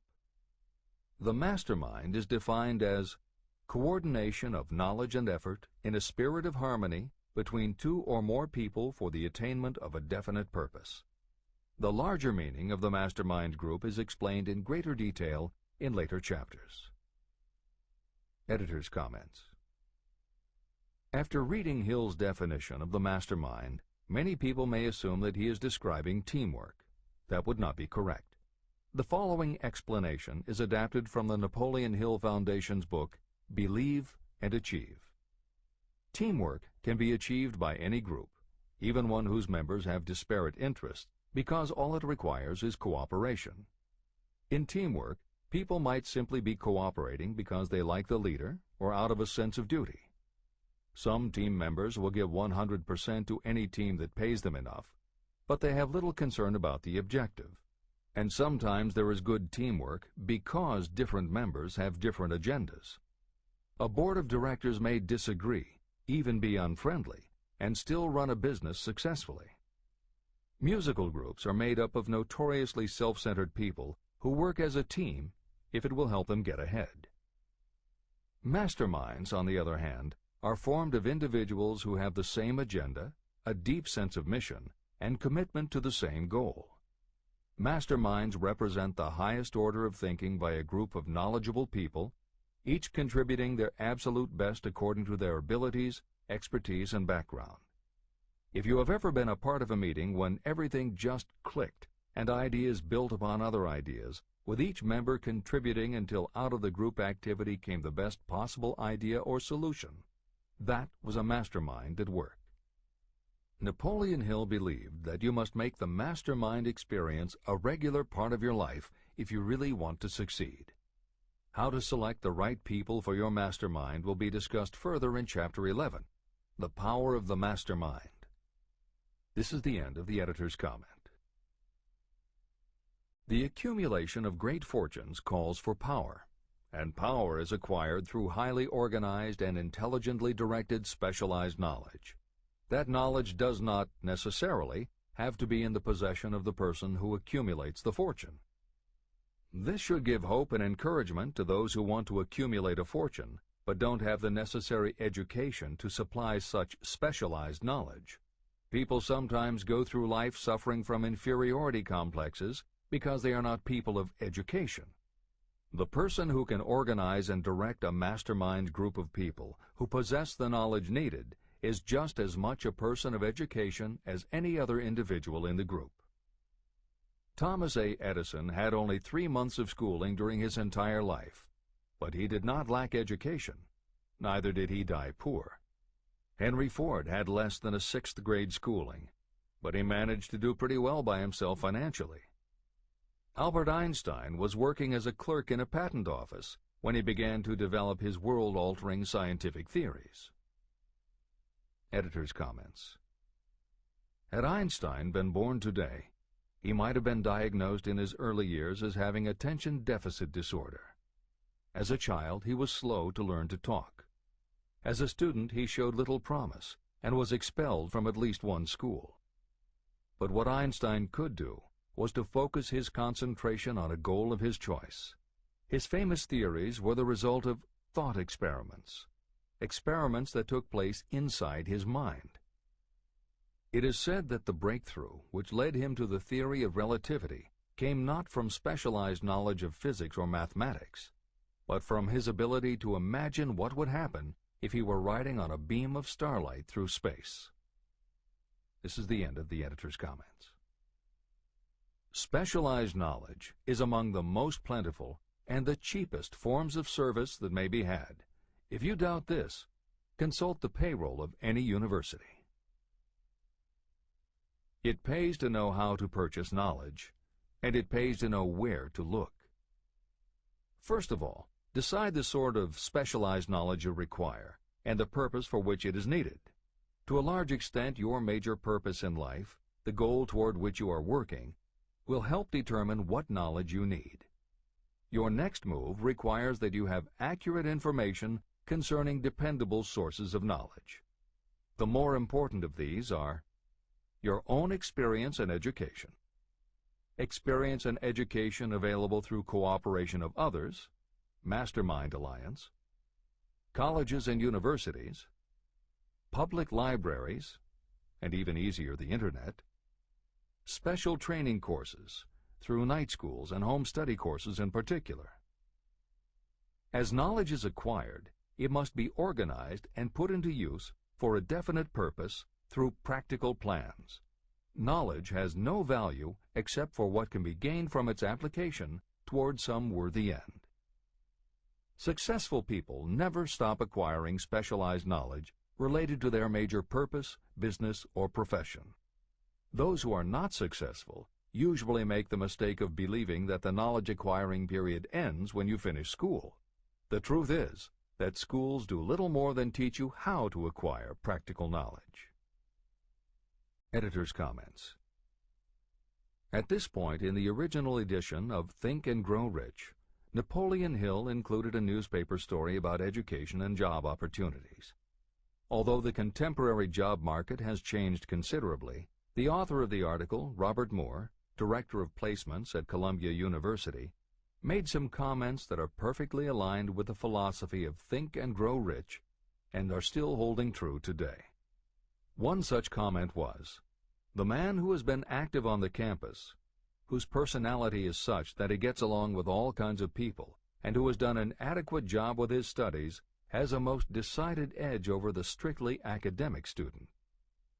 One of the largest industrial companies, the leader in its field, in writing to Mr. Moore concerning prospective seniors at the college said, "We emphasize qualities of character, intelligence, and personality far more than specific educational background." Although few would argue that education is valuable, as Moore implies above and as Hill noted earlier about Edison, Ford, and Einstein, academic accomplishment has never been a sure indicator of success. The October 27, 2003 issue of Time magazine made a similar point in their cover story about the changes being made in the SAT exam. Although the article's primary focus is on the efforts to make the SAT less biased, it also notes that recent research indicates that neither the SAT nor IQ tests have proven to be very reliable predictors of future real-world achievement. In his best-selling book, Emotional Intelligence, author Daniel Goleman has created a persuasive argument that the way in which a person handles themselves and their relationships, which he calls emotional intelligence, or EI, is a much better indicator than IQ in predicting whether a person will be successful in life. In his later books, Working with Emotional Intelligence and Primal Leadership, Goleman applies his theory to the workplace, focusing on emotional intelligence leadership techniques and comparing corporate managers' EI with their IQ to analyze which has the greatest positive effect on the financial bottom line. Daniel Goleman's theories have caused some significant changes within educational circles and among management theorists, but their greatest impact has been on individuals who have gone through life intimidated because they believe they aren't smart enough. For them, Goleman's books offer convincing evidence that although they may not have conventional education, their natural abilities and interpersonal skills can be far more important in achieving success. This is the end of the editor's comments. One of the most reliable and practical sources of knowledge available to those who need specialized schooling are night schools, extension courses, and seminars. The correspondence schools give specialized training anywhere the U.S. mails go, or via the Internet. One advantage of home study training is the flexibility of the study program, which permits you to study during spare time.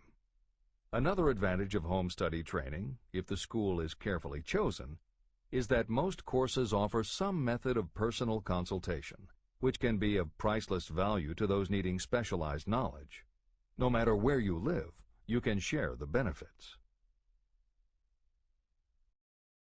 A lesson from a collection agency. Anything acquired without effort and without cost is generally unappreciated and often discredited.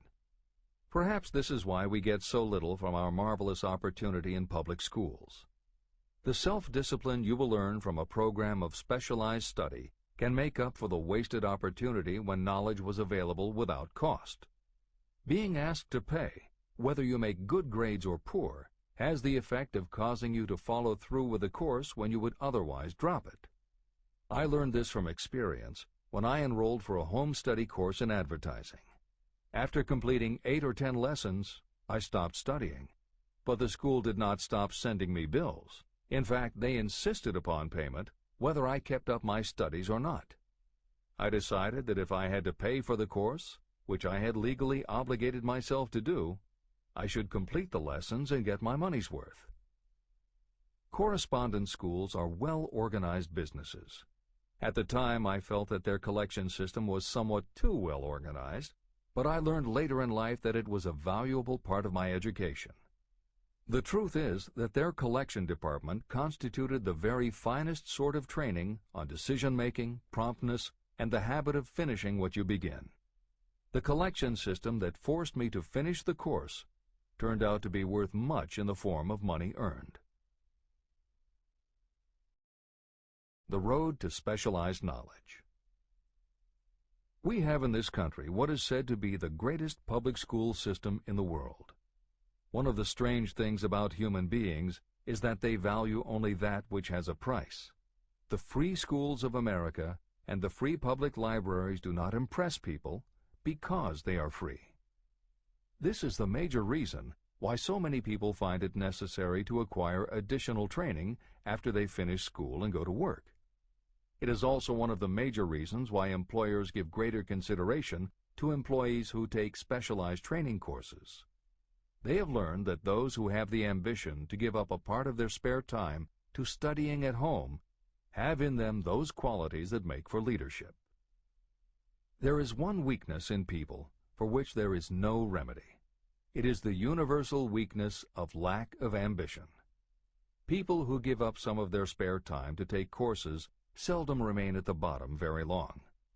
By taking such courses, they open the way for the upward climb, remove many obstacles from their path, and attract the interest of those who have the power to help them. The home study method of training is especially suited to people who have already started working. They often find that after having left school, they still need additional specialized knowledge, but cannot spare the time to go back to school. Stuart Austin Weir was a construction engineer. He followed this line of work until the Depression hit and severely limited the construction business. He took inventory of himself and decided to change his profession to law. He went back to school and took special courses to prepare himself as a corporation lawyer. He completed his training, passed the bar examination, and quickly built a lucrative law practice as a patent attorney. Just to keep the record straight, and to anticipate the excuses of those who will say, "I couldn't go to school because I have a family to support," or "I'm too old," I will add that Mr. Weir was past 40 and married when he went back to school. Moreover, by carefully selecting highly specialized courses, Mr. Weir completed in 2 years the work that it takes the majority of law students 4 years to do. It pays to know how to purchase knowledge. A simple idea that paid off. Here's another specific example about a salesman in a grocery store who found himself suddenly unemployed. Having had some bookkeeping experience, he took a special course in accounting, familiarized himself with all the latest bookkeeping and office equipment, and went into business for himself. Starting with a grocer for whom he had formerly worked, he made contracts with more than 100 small merchants to keep their books at a very nominal monthly fee. His idea was so practical that he soon found it necessary to set up a portable accounting office in a light delivery truck. He now has a fleet of these bookkeeping offices on wheels. He employs a large staff of assistants who provide small merchants with accounting services equal to the best that money can buy at very nominal cost. Specialized knowledge plus imagination were the ingredients that went into this unique and successful business. Last year, the owner of that business paid income taxes of almost 10 times as much as was paid by the grocery store that fired him. Editor's comments. It would be impossible to write a contemporary book about success without including the story of Bill Gates. And although the connection between the world's wealthiest man and Hill's story about a man who started a mobile accounting business may not be immediately obvious, the fact is that this is a very apt place to include the story of Microsoft. Just as with the mobile accountant, the two defining characteristics of Bill Gates' success are specialized knowledge and imagination. Everyone had recognized at an early age that Bill Gates was a very bright student, but he had little interest in anything other than science and math. And when the mothers group at his school arranged for the students to learn about computing, That became his passion. By the time he was 13, he taught himself computer programming. And throughout high school and his years at university, his life revolved around computer clubs and odd jobs working for companies that had something to do with computers. Although at various times he toyed with the idea of a career in science or law, it is probably fair to say that while he was still in school, Bill Gates knew, in general terms, what his burning desire in life would be. He paid little attention to general knowledge, but devoted himself to assembling the specialized knowledge he would need to achieve his definite major purpose. Gates' burning desire heated up the day his friend and fellow computer club member Paul Allen bought a copy of the January 1975 issue of Popular Electronics. On the cover was a picture of an inexpensive desktop computer, the Altair 8800, which could be built from a kit. Gates and Allen knew in their gut that there were other students just like them who would love to get their hands on one of these things. At the time, it took a lot of imagination to foresee the impact computers might have on the average person. And even though they didn't own an Altair, they decided they could write a computer program for it. That took even more imagination. They contacted Ed Roberts, the founder of the company that made the Altair, and pitched their idea. Roberts told them he was getting offers from all over, and his policy was that whoever wrote it first would get the job. For the next 2 months, they tore apart the manual, gleaning the specialized knowledge they would need to write the program. They were the first to deliver a workable operating system, and Roberts bought it from them for $3,000 plus a royalty on sales. With their vision of the future burning in their imaginations, Gates and Allen used the advance and their royalties to launch a company that would be in the business of writing computer programs. They named their new company Microsoft and called old friends from their high school computer club to staff it. Bill Gates was 19 and Paul Allen was only a few years older.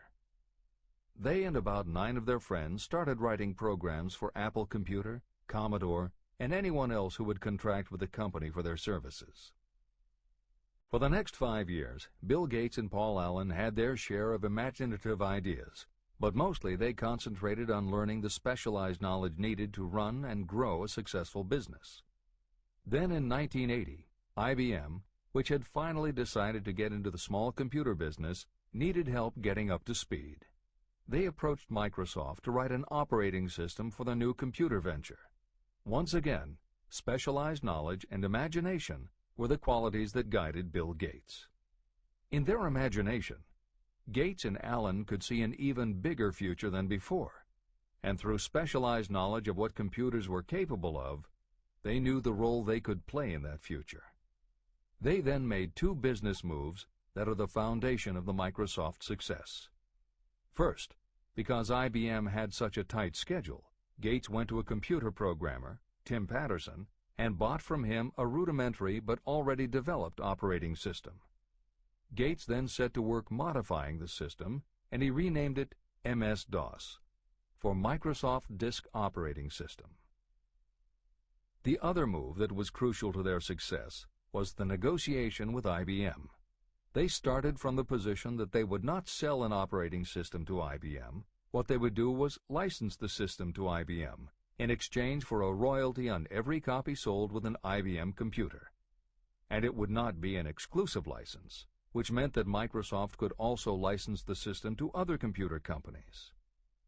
If you were to continue to track the history of Microsoft, you would find those same qualities: a burning desire, an idea, specialized knowledge, and imagination behind each move Bill Gates made and continues to make, just as they were behind the success of the man who started the mobile accounting business.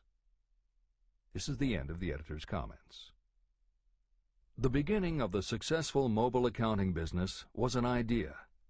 I know this is true because I was the one who gave him that idea. Now I'd like to pass on the story of another idea. And it was my accountant friend who indirectly suggested this one to me. When I first proposed the accounting idea to him, he said, "I like the idea, but I would not know how to turn it into cash." In other words, he did not know how to market his bookkeeping knowledge after he had acquired it. So, with the aid of a young woman copywriter, a very attractive presentation was prepared describing the advantages of the new system of bookkeeping. The brochure told the story of this new business so effectively that its owner soon had more accounts than he could handle. There are thousands of people all over the country who need the services of a merchandising specialist capable of preparing an attractive way to market personal services. This idea was born of the necessity to solve a specific problem. But it did not stop by serving merely one person. The woman who created the presentation has a keen imagination. She saw in her newly born brainchild the making of a new profession to serve thousands of people who need practical guidance in marketing personal services. Spurred to action by the success of her first prepared plan to market personal services, this woman turned to solving a similar problem for her son. He had just finished college, but had been totally unable to find a market for his services. The plan she created for him was the best example of merchandising personal services I have ever seen. When the presentation had been completed, it contained nearly 50 pages of beautifully typed, properly organized information. It told the story of her son's natural abilities, schooling, personal experiences, and a great variety of other information.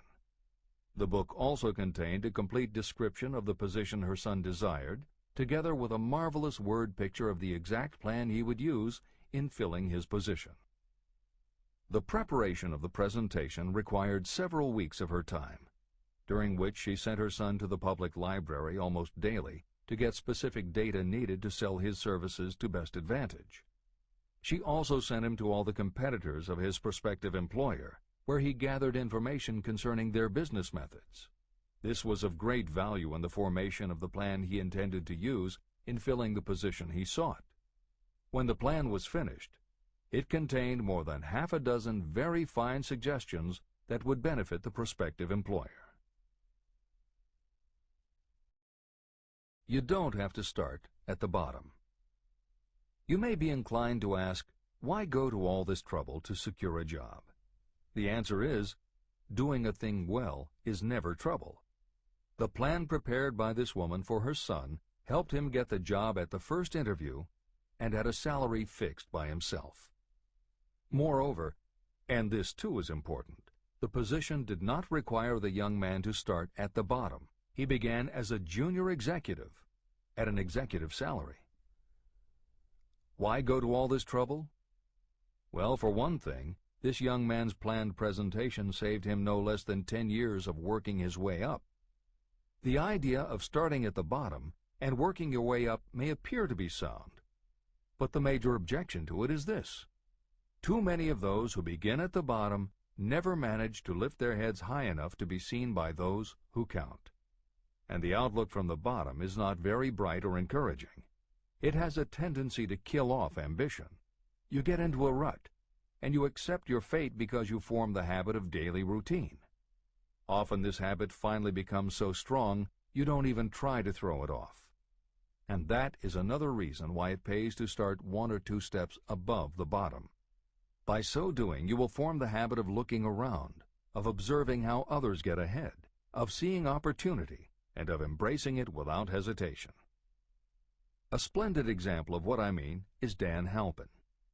During his college days, he was manager of the famous 1930 championship Notre Dame football team, when it was under the direction of the late Newt Rockne. Halpin finished college at a very unfavorable time. The Depression had made jobs scarce. So after a fling at investment banking and motion pictures, he took the first job with a potential future he could find. It was selling electrical hearing aids on a commission basis. Anyone could start in that sort of job, and Halpin knew it, but it was enough to open the door of opportunity to him. For almost 2 years he worked at the job, but it didn't satisfy him. He would never have risen above that job if he had not done something about his dissatisfaction. He aimed first at the job of assistant sales manager of the company, and he got the job. That single step upward placed him high enough above the crowd for him to see still greater opportunity. Also, it placed him where opportunity could see him. In his new position, he did so well selling hearing aids that A.M. Andrews, chairman of the board of the Dictograph Products Company, a competitor of the company for which Halpin worked, asked to meet with him. Mr. Andrews wanted to know something about that man Dan Halpin, who was taking big sales away from the long-established Dictograph Company. When the interview was over, Halpin was the new sales manager in charge of the Acousticon division of Dictograph. Then, to test young Halpin's mettle, Mr. Andrews went away to Florida for 3 months, leaving him to sink or swim in his new job. He did not sink. Knute Rockne's spirit of "all the world loves a winner and has no time for a loser" inspired him to put so much into his job that he was elected vice president of the company. Vice president was a job that most would be proud to earn through 10 years of loyal effort, but Halpin turned the trick in little more than 6 months. One of the major points I'm trying to emphasize through this entire philosophy is that we rise to high positions or remain at the bottom because of conditions we can control, but only if we desire to control them. I am also trying to emphasize another point, that both success and failure are largely the results of habit. I have not the slightest doubt that Dan Halpin's close association with the greatest football coach America ever knew planted in his mind the same kind of desire to excel that made the Notre Dame football team world famous.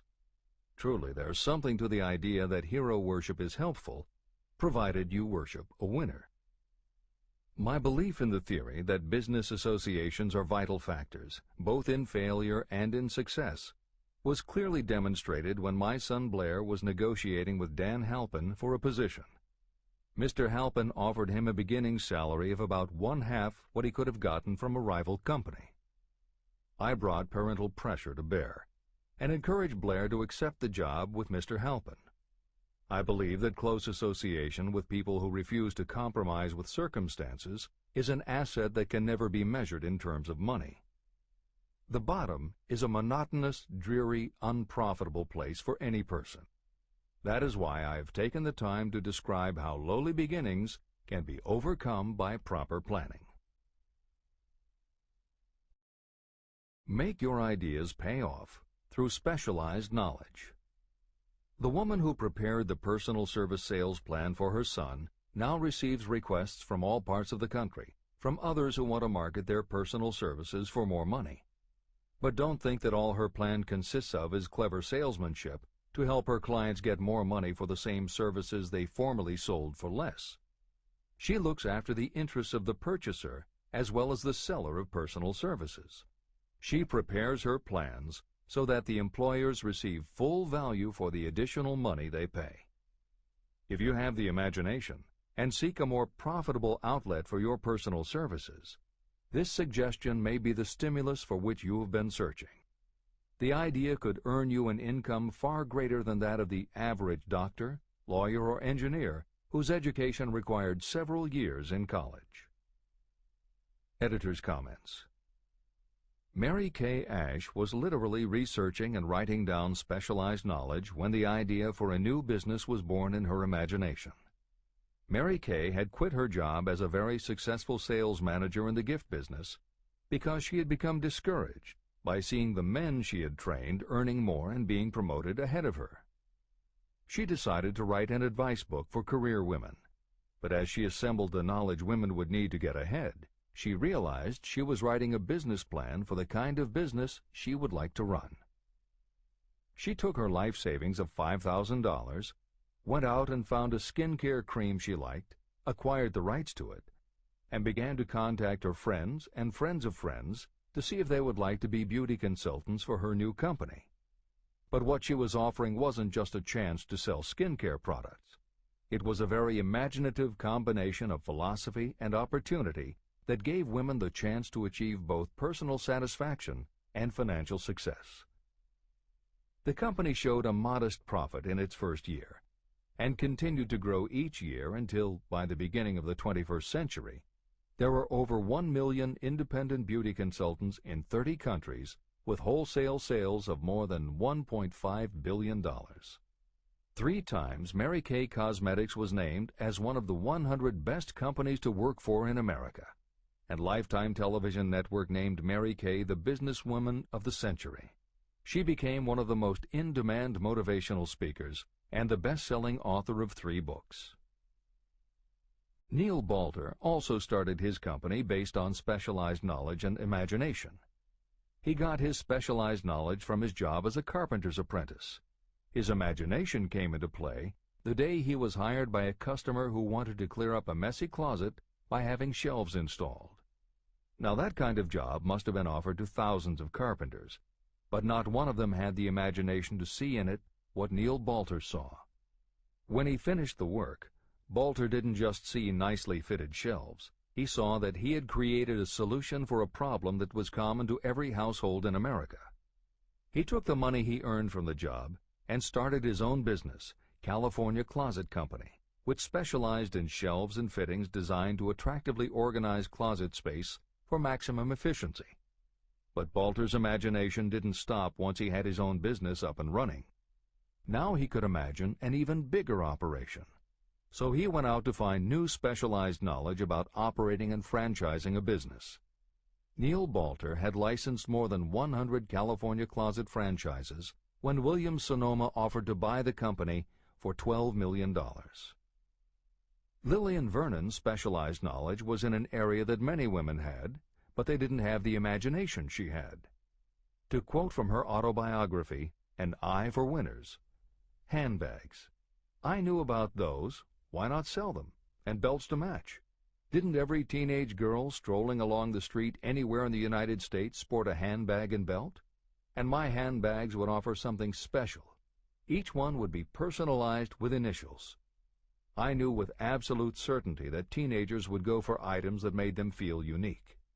She believed enough in her idea that she spent $495 to take a small ad in 17 magazine. The ad brought in $32,000 in orders.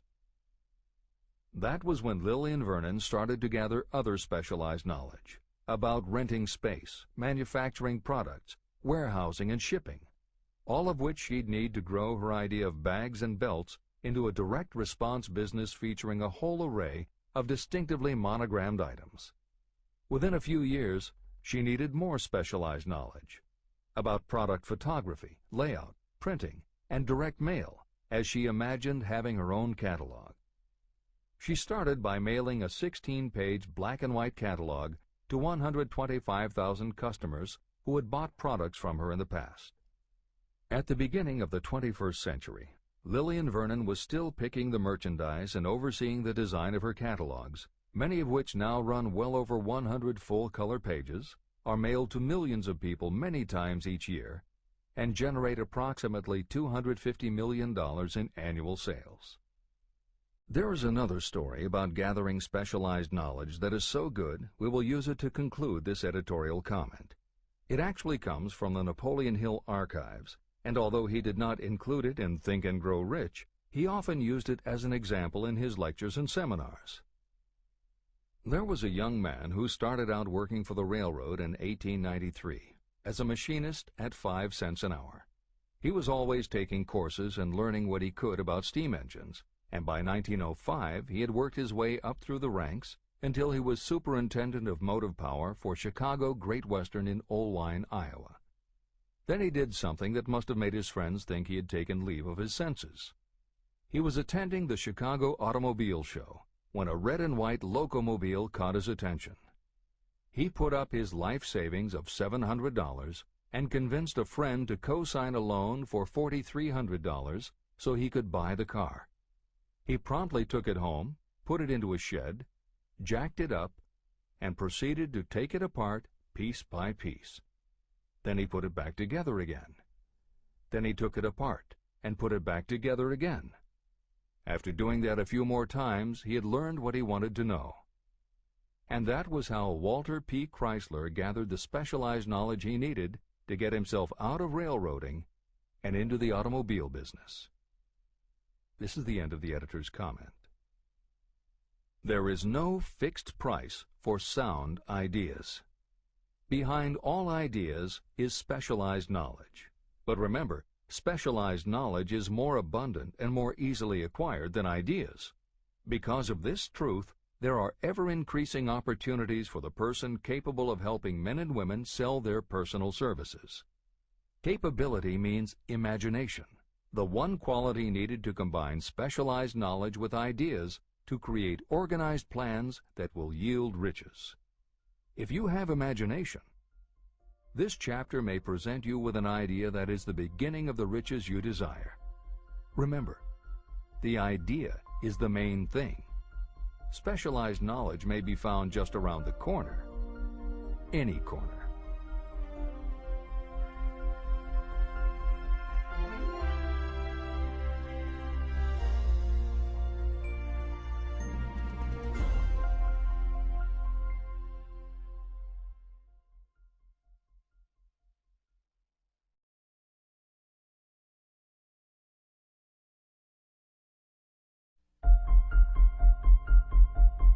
Happiness is found in doing, not merely in possessing.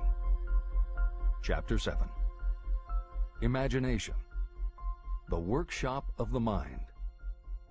The fifth step toward riches. The imagination is literally the workshop where all plans are created. It is where the impulse, the desire, is given shape, form, and action through the aid of the imaginative faculty of the mind.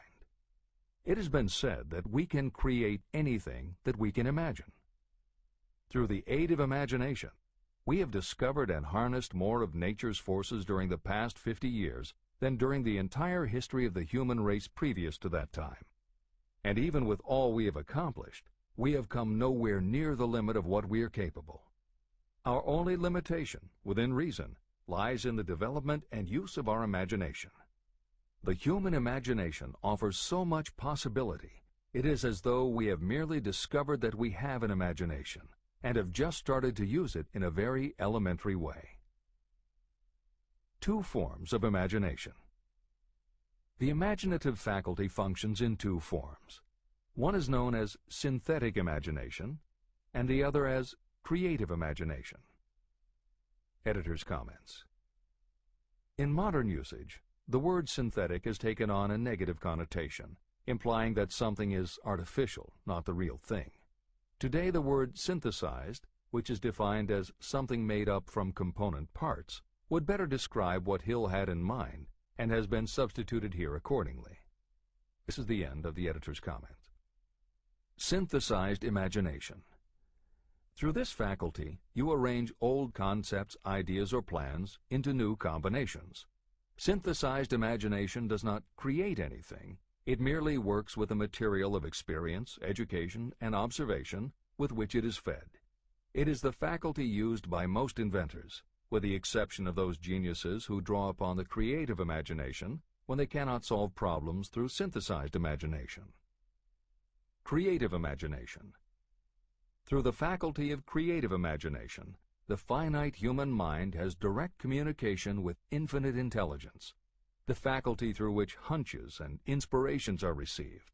It is by this faculty that all basic or new ideas are handed over to mankind. It is through this faculty that we pick up vibes from other people, and in that way one individual may tune in or communicate with the subconscious minds of others. This concept is explained in greater detail later. The creative imagination works automatically, but only when your conscious mind is motivated, energized, and working at such a high rate that it becomes very perceptive and receptive, such as when the conscious mind is stimulated through the emotion of a strong desire.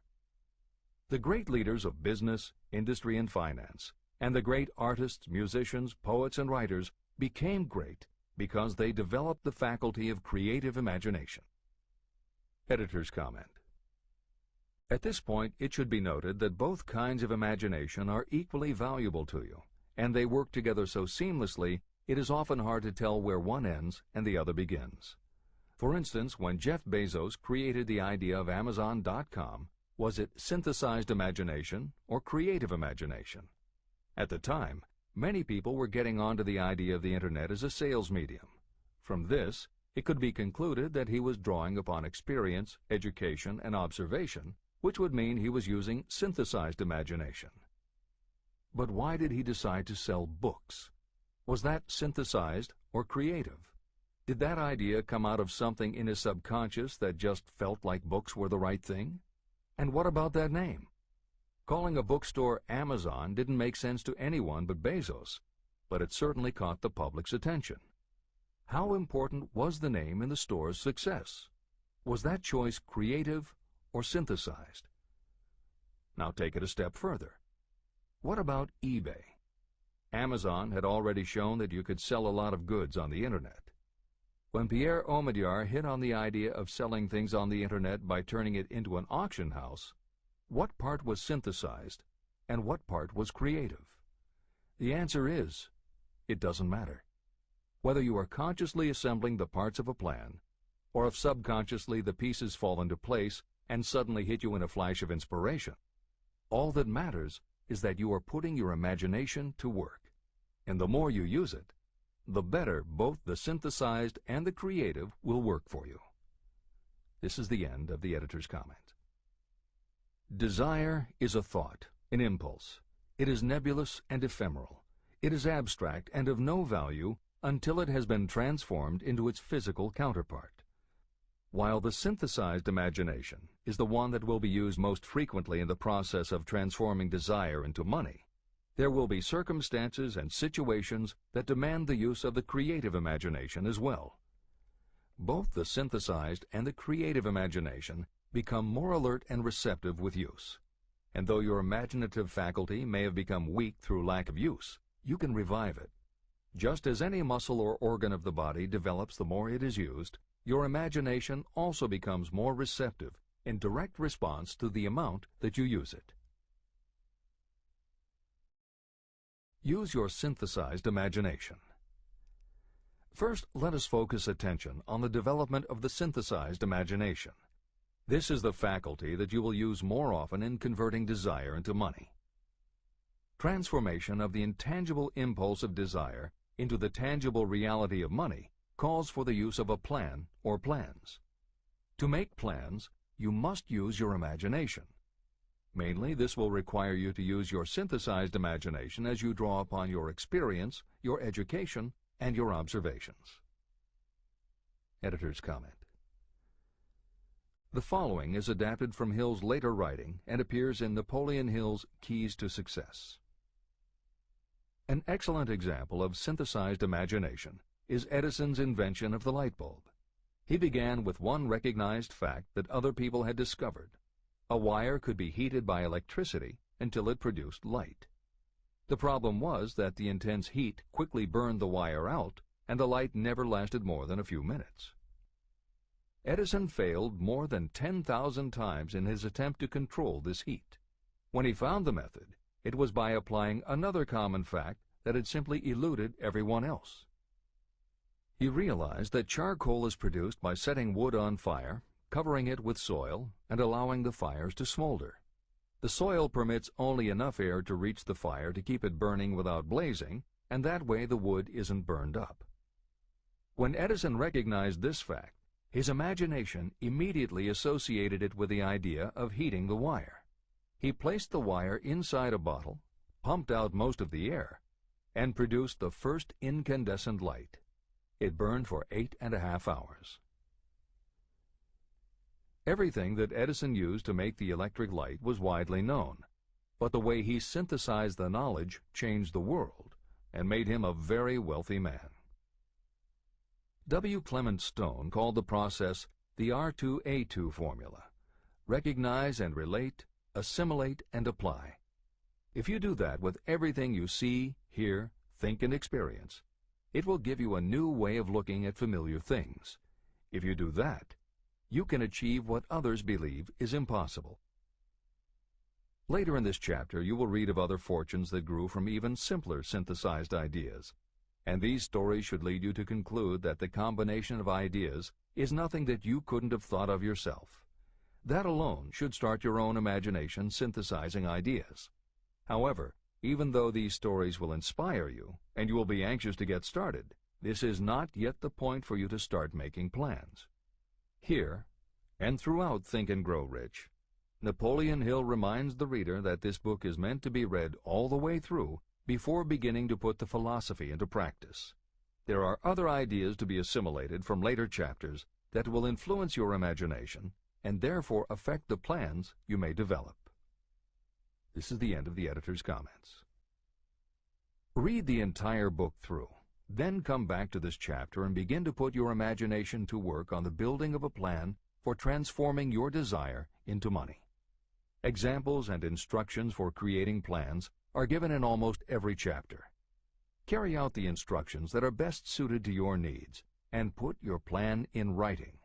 The moment you complete this, you will have definitely given concrete form to your intangible desire.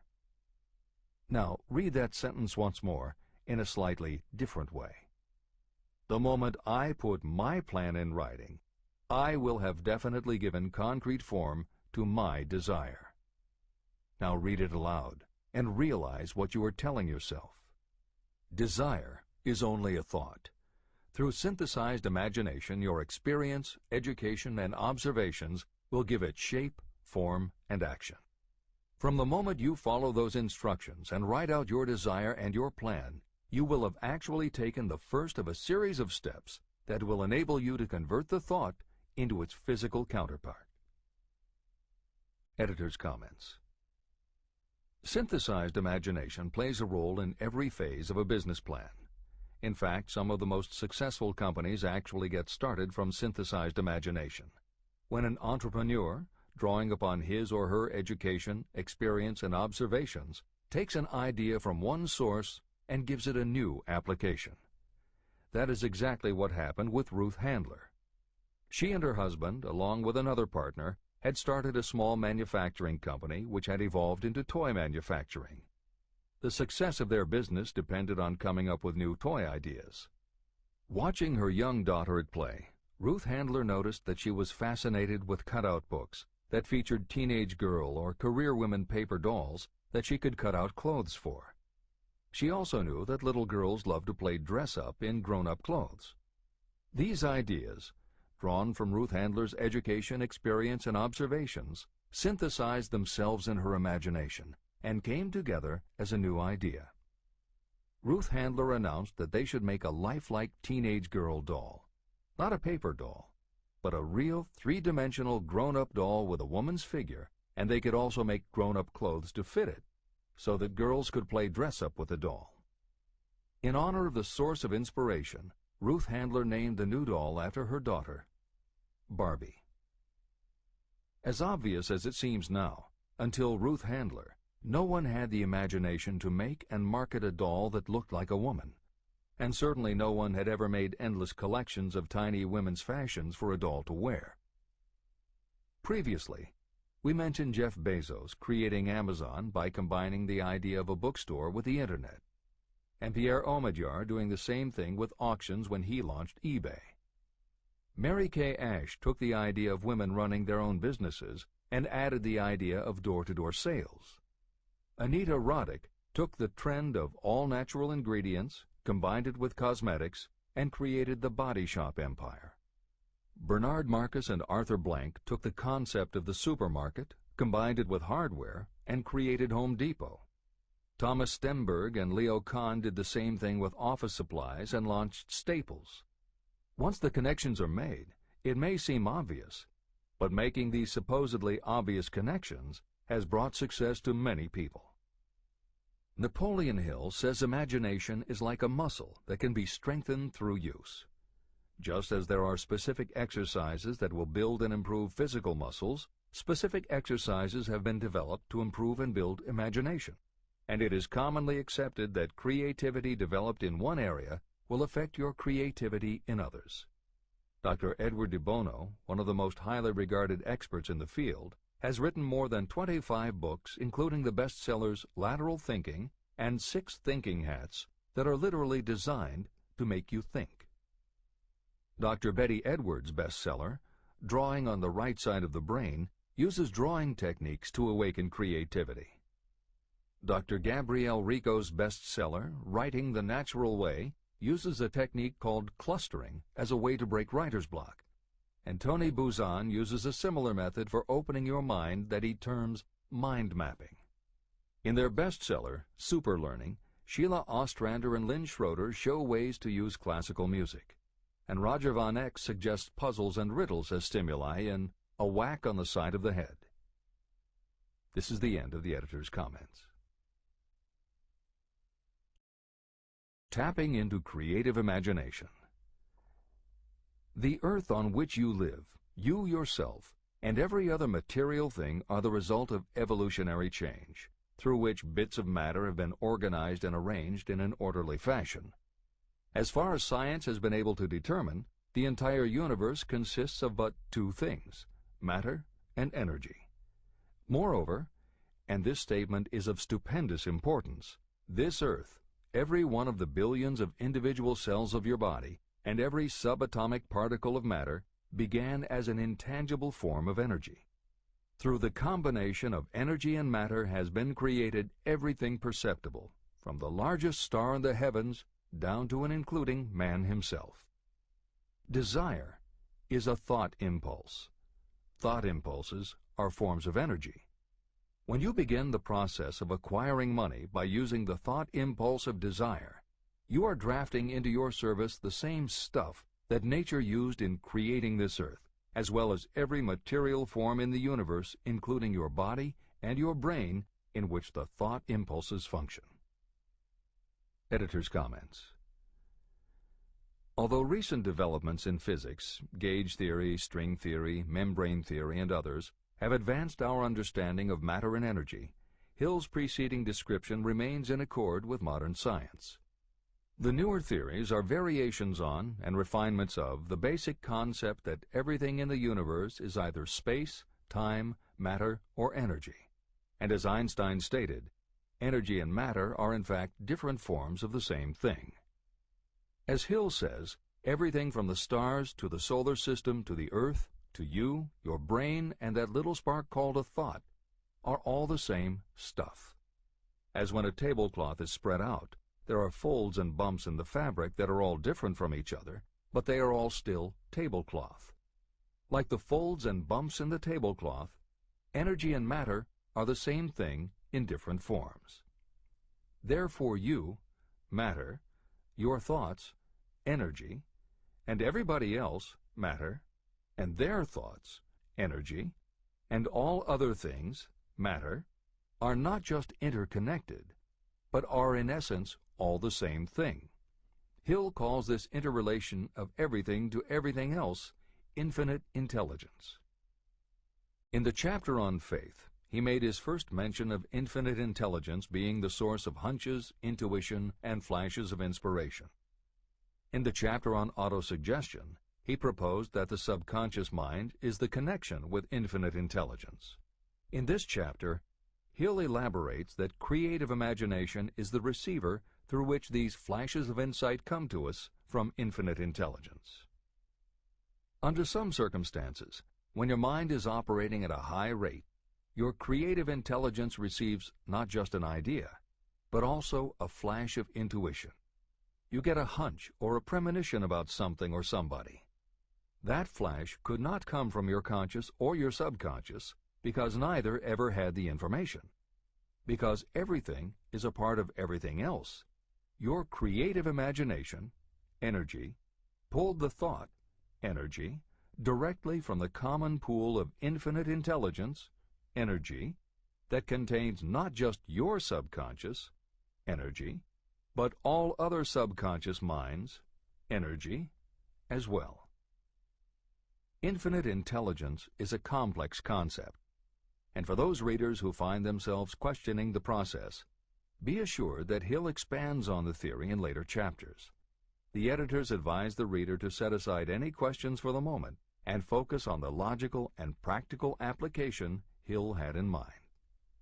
This is the end of the editor's comments. You are engaged in trying to turn your desire into its physical or monetary counterpart, and there are laws of physics and principles of psychology that can help you. But first, you must give yourself time to become familiar with these laws and learn to use them. Through repetition, and by describing these principles from every conceivable angle, I hope to reveal to you the secret through which every great fortune has been accumulated. Strange and paradoxical as it may seem, The secret is not a secret.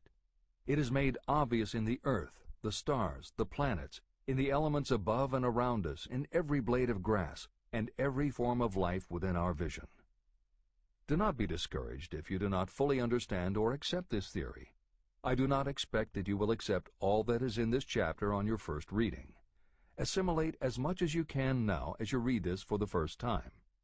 Later, when you reread and study it, you will discover that something has happened to clarify it and give you a broader understanding of the whole.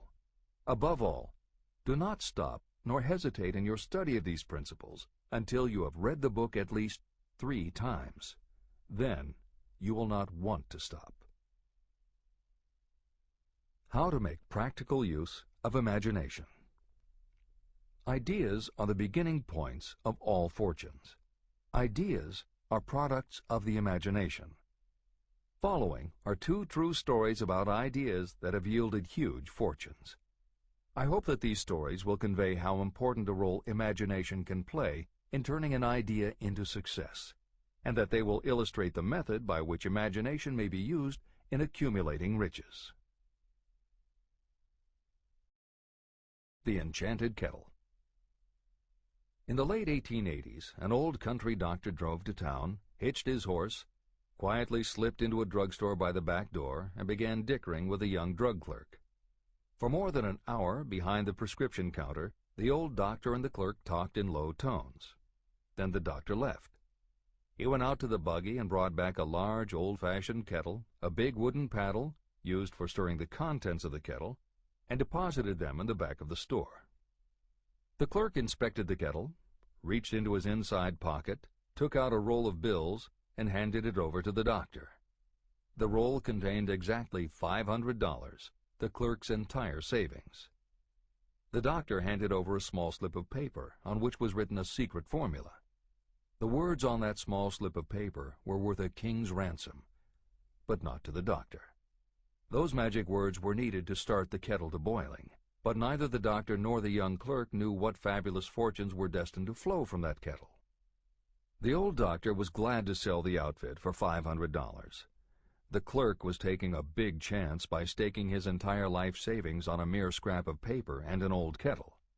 He never dreamed his investment would start a kettle to overflowing with gold that would one day surpass the miraculous performance of Aladdin's lamp.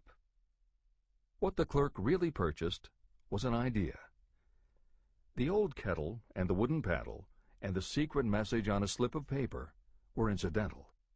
The miracle of that kettle only began to take place after the new owner mixed with the secret instructions an ingredient of which the doctor knew nothing.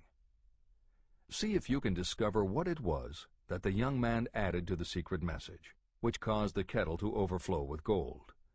Here you have a story of facts stranger than fiction, facts that began in the form of an idea. Just look at the vast fortunes of gold this idea has produced. It has paid, and still pays, huge fortunes to men and women all over the world who distribute the contents of the kettle to millions of people. The old kettle is now one of the world's largest consumers of sugar, thus providing jobs to thousands of men and women engaged in growing sugar cane and in refining and marketing sugar. The old kettle consumes annually millions of bottles and cans, providing jobs to huge numbers of workers. The old kettle gives employment to an army of clerks, stenographers, copywriters, and advertising experts throughout the nation. It has brought fame and fortune to scores of artists who have created magnificent pictures describing the product. The old kettle has converted Atlanta, which was a small southern city, into the business capital of the South, where it now benefits, directly or indirectly, every business and practically every resident of the city. The influence of this idea now benefits every civilized country in the world, pouring out a continuous stream of gold to all who touch it. Gold from the kettle built and maintains one of the most prominent colleges of the South, where thousands of young people receive the training essential for success. If the product of that old brass kettle could talk, it would tell thrilling tales in every language, tales of love, of business, of professional men and women who are daily being stimulated by it. I am sure of at least one such tale of romance, for I was a part of it, and it all began not far from the very spot on which the drug clerk purchased the old kettle. It was there that I met my wife, and it was she who first told me of the enchanted kettle. It was the product of that kettle we were drinking when I asked her to accept me for better or worse. Whoever you are, wherever you may live, whatever your occupation, just remember every time you see the words Coca-Cola that its vast empire of wealth and influence grew out of a single idea. And that idea, the mysterious ingredient the drug clerk, Asa Candler, mixed with a secret formula, was imagination. Stop and think of that for a moment. Keep in mind that the steps to riches described in this book are the very same principles through which the influence of Coca-Cola has been extended to every city, town, village, and crossroads of the world. Now here's the most important thing to remember. The ideas you create may have the possibility of duplicating the enormous success of this worldwide thirst killer. Editor's comments. Harlan Sanders, too, had a recipe in a magic kettle. Actually, his kettle was a pressure cooker, but neither his cooker nor his recipe of 11 herbs and spices would be mentioned here if he didn't also have imagination. Harlan Sanders owned and operated a successful motel and cafe in Corbin, Kentucky. Then, when the new interstate highway came through, it bypassed Sanders' location. In a short time, his business went broke, leaving him with little more than his recipe for fried chicken and a way to make it quickly in a pressure cooker. At 62 years of age, the Colonel, as people called him, had to find a new way to make a living. That's when the magic ingredient, imagination, came in. He decided he wasn't going to sell fried chicken anymore. Instead, he would sell his method for making it. He packed his recipe and cooker into the back of his car and hit the road to demonstrate his fried chicken to other restaurant owners. In the first 2 years, he managed to sell 5 franchises. 2 years later, he'd sold 200. 4 years later, he was up to 600 locations when he was approached by an investment group to sell his company. Recognizing that the magic wasn't just in the kettle or the recipe, the new owners asked Colonel Sanders to stay on as spokesman for the company, which he did until his death in 1980. Today, there are almost 12,000 KFC locations in more than 80 countries with sales of nearly $10 billion a year. Debbie Fields was a 20-year-old housewife who loved to bake cookies. She had no formal education and no business experience, but she had a recipe and an imaginative idea that people would like to buy fresh, hot, soft cookies from a walk-up store. The business people and bankers she approached told her she was crazy, but she and her husband continued to pitch her idea to banker after banker until they finally wore one down enough to give Debbie Fields a loan to open a store in Palo Alto, California. By noon on her first day, she still hadn't sold a cookie, so she went out into the street and gave away samples. That did it. Her walk-in try-a-sample cookie store took off. Today, Mrs. Fields' stores are all across America. Harvard Business School uses her methods as a case study in efficiency, and Debbie Fields has become a best-selling author, an in-demand motivational speaker, and a television personality. Wally Famous Amos was a Los Angeles talent agent who copied a cookie recipe off the back of a bag of Nestle's chocolate chips. He made a few changes to personalize the recipe and started to give out his version of homemade cookies as a sort of calling card. His clients and business associates liked them so much that Wally finally decided to quit show business and open a store. He did it with a Hollywood agent's flair. He opened on Sunset Boulevard with 2,000 invitations, a red carpet, and celebrities. With the same flair, he put his picture on the bag, filled the bags with cookies, and started selling them to exclusive department stores and specialty shops. 10 years later, Famous Amos cookies were a $10 million business. Ray Kroc was over 50 and selling milkshake mixers when he heard about a hamburger stand in California, owned by Dick and Mac McDonald, that was doing great business. He packed his car and headed to San Bernardino to check it out. What he saw was a sit-down restaurant that had a limited menu featuring a good hamburger recipe, and they were serving them faster than any place he'd ever seen. Figuring that if there were more places like this, he could sell them a lot of milkshake mixers, Kroc pitched the McDonald brothers on the idea of opening some more McDonald's.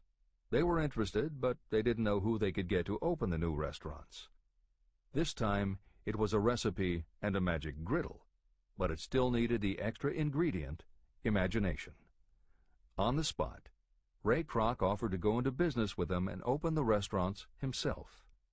According to the signs on the golden arches, Ray Kroc's imagination paid off in billions of hamburgers sold.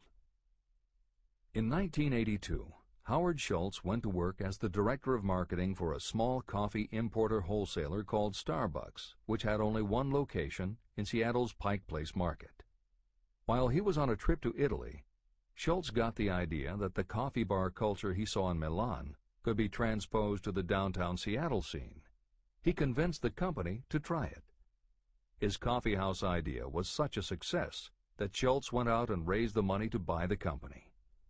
5 years after he joined Starbucks, he was CEO of a company that had 17 locations.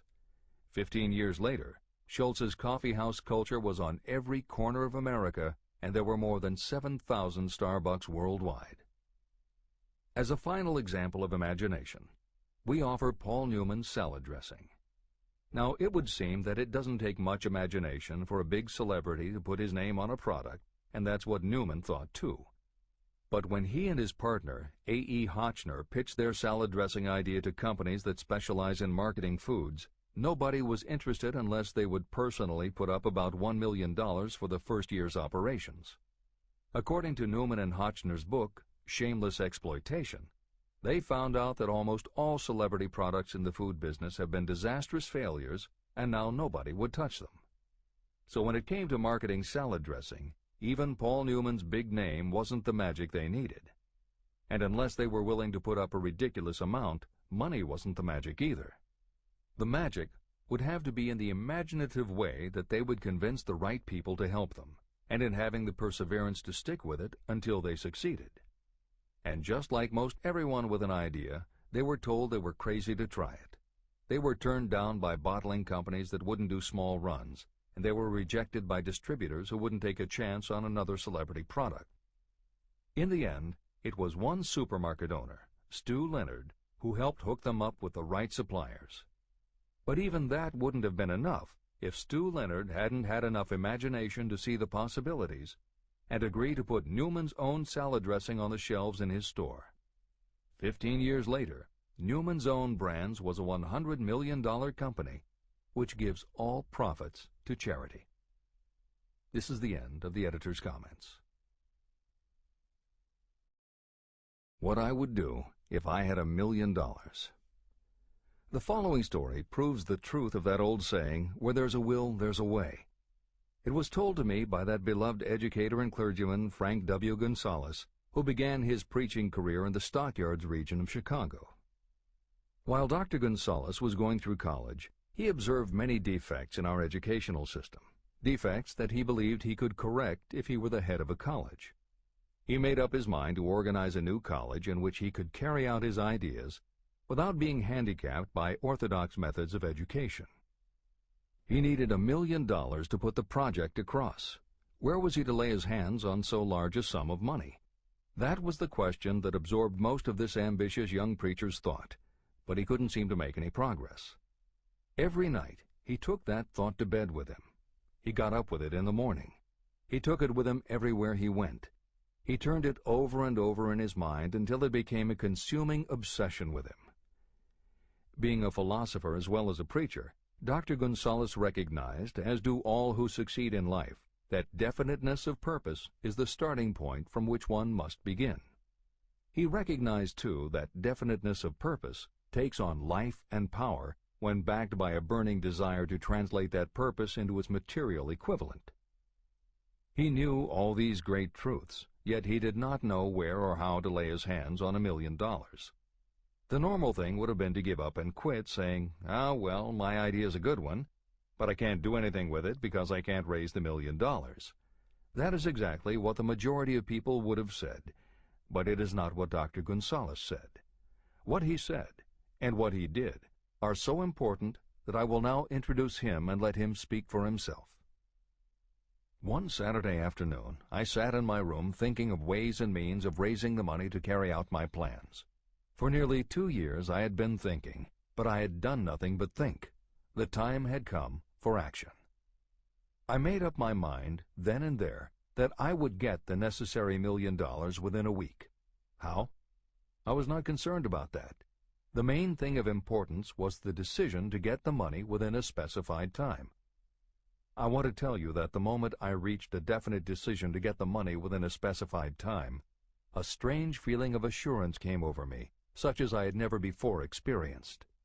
Something inside me seemed to say, "Why didn't you reach that decision a long time ago?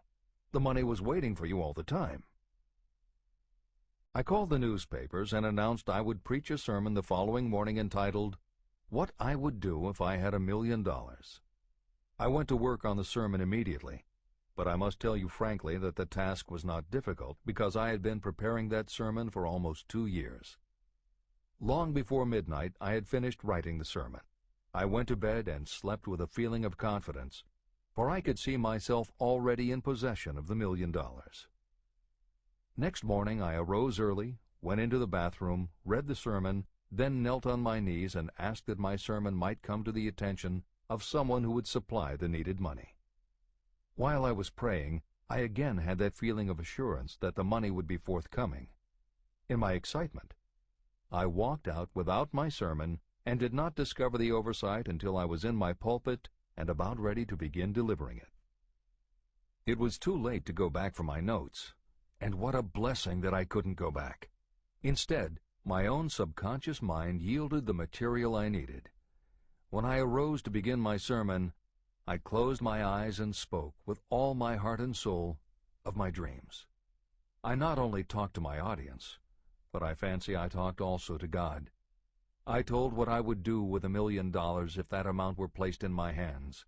I described the plan I had in mind for organizing a great educational institution, where young people would learn to do practical things and at the same time develop their minds. When I had finished and sat down, a man slowly arose from his seat, about 3 rows from the rear, and made his way toward the pulpit. I wondered what he was going to do. He came into the pulpit, extended his hand, and said, "Reverend, I liked your sermon. I believe you can do everything you said you would if you had $1 million. To prove that I believe in you and your sermon, if you will come to my office tomorrow morning, I will give you the $1 million. My name is Philip D. Armour." Young Gonzales went to Mr. Armour's office, and the $1 million was presented to him. With that money, he founded the Armour Institute of Technology, now known as Illinois Institute of Technology.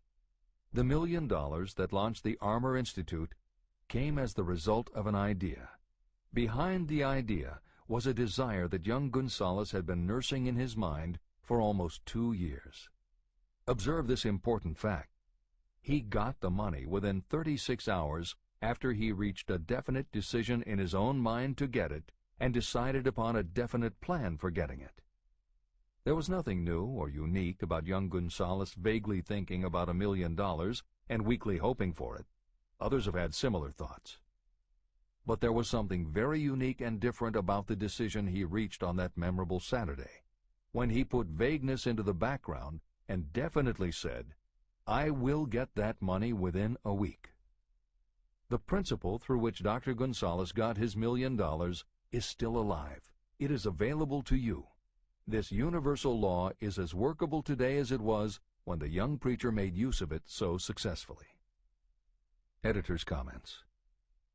The Armour Institute of Technology opened in 1893, offering courses in engineering, chemistry, architecture, and library science, and in 1940 became the Illinois Institute of Technology when the Armour Institute merged with the Lewis Institute, a Chicago college that had opened in 1895 and offered liberal arts as well as science and engineering courses. In 1949, the Institute of Design, founded in 1937, also merged with IIT, followed in 1969 by the Chicago-Kent College of Law and the Stewart School of Business, and in 1986 by the Midwest College of Engineering. Today there are several campuses in downtown Chicago. IIT has been called the alma mater of accomplishments. This is the end of the editor's comment. How to transmute ideas into cash. Asa Candler and Dr. Frank Gonzalez had one characteristic in common. Both knew the astounding truth that ideas can be transmuted into cash through the power of definite purpose plus definite plans. If you are one of those who believe that hard work and honesty alone will bring riches, you can forget it. It is not true. Riches, when they come in huge quantities, are never the result of hard work alone. Riches come, if they come at all, in response to definite demands based upon the application of definite principles, and not by chance or luck. Generally speaking, an idea is a thought that prompts you to action because it appeals to your imagination. All master salespeople know that ideas can be sold where merchandise cannot. Ordinary salespeople do not know this. That is why they are ordinary. A publisher of low-priced books made a discovery that has been worth much to publishers. He learned that many people buy titles and not the contents of books. By merely changing the name of one book that was not moving, his sales of that book jumped upward more than 1 million copies. The inside of the book was not changed in any way. He merely ripped off the cover and put on a new cover with a title that had box office appeal. That, as simple as it may seem, was an idea. It was imagination. Editor's comment. For those readers who think that replacing the cover of a book is just too simple, or that they couldn't do it anyway because they are not book publishers, the editors would point out that if you had had that simple idea before the publisher did, he probably would have been glad to sell you those failed books at pennies on the dollar. Then you could have been the one to change the cover, and suddenly you would have been the publisher of a bestseller. However, the idea of replacing the covers wouldn't have meant a thing if you didn't also have ideas about how to market and promote that flashy new cover. And that is Hill's point. Coca-Cola was a recipe, a creative idea, but it would have stayed just a recipe if Asa Candler hadn't also had other creative ideas to market it and the faith in himself to carry through on those ideas. Spence Silver was a chemist working for 3M when, by accident, he created a glue that wasn't very sticky. Needless to say, 3M was not much interested in glue that didn't stick, and Silver's invention was shelved as a failure. But Silver liked his glue, so for 5 years he kept demonstrating it to anyone who would listen. Nobody did, until Arthur Fry, who worked in the tape division at 3M, found that when he was at choir practice, he kept losing his place in the hymnal because the pieces of paper he used to mark his place slipped down or fell out of the book. A little of Silver's not very sticky glue on the slips of paper, and they stayed where he wanted them, then peeled off easily when he was done. That was the eureka moment. They had just invented the world's best bookmark, Post-its. But that's not the end of the story, or the end of the imaginative ideas that were needed to make Post-its happen. Fry would also need perseverance. First, he had to convince the engineers to solve production problems, and to do it, he knocked a hole in his basement wall so he could install a prototype of the production equipment. He stuck with it, and finally, 2 years later, 3M gave the project to their marketing department. The marketing experts put together ads and brochures selling this sticky notepad idea and rolled it out in a 4-city test. The results were a disaster. Nobody got it, so nobody bought it.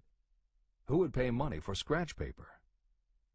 The Post-it project was about to be scrapped when Jeffrey Nicholson and Joseph Ramey added their imaginations. Like Silver and Fry, Nicholson and Ramey had faith in the idea because they saw how people in their office fell in love with these little sticky pieces of paper once they started working with them. So Nicholson and Ramey went to Richmond, Virginia, one of the 4 test cities that had failed, and they went up and down the business district, going into offices and giving pads of Post-its to receptionists, secretaries, and anyone else who would listen. Whereas 3M's conventional marketing machinery had failed, giving Post-its to the people who would actually use them did the trick. Once those Richmond office workers started to use Post-its, it didn't seem like a bad idea at all to pay for scratch paper. They got it, and they bought it. The Richmond test turned from failure to success, and soon Post-its were sticking to everything around the world. Here's another simple idea that imagination turned into success.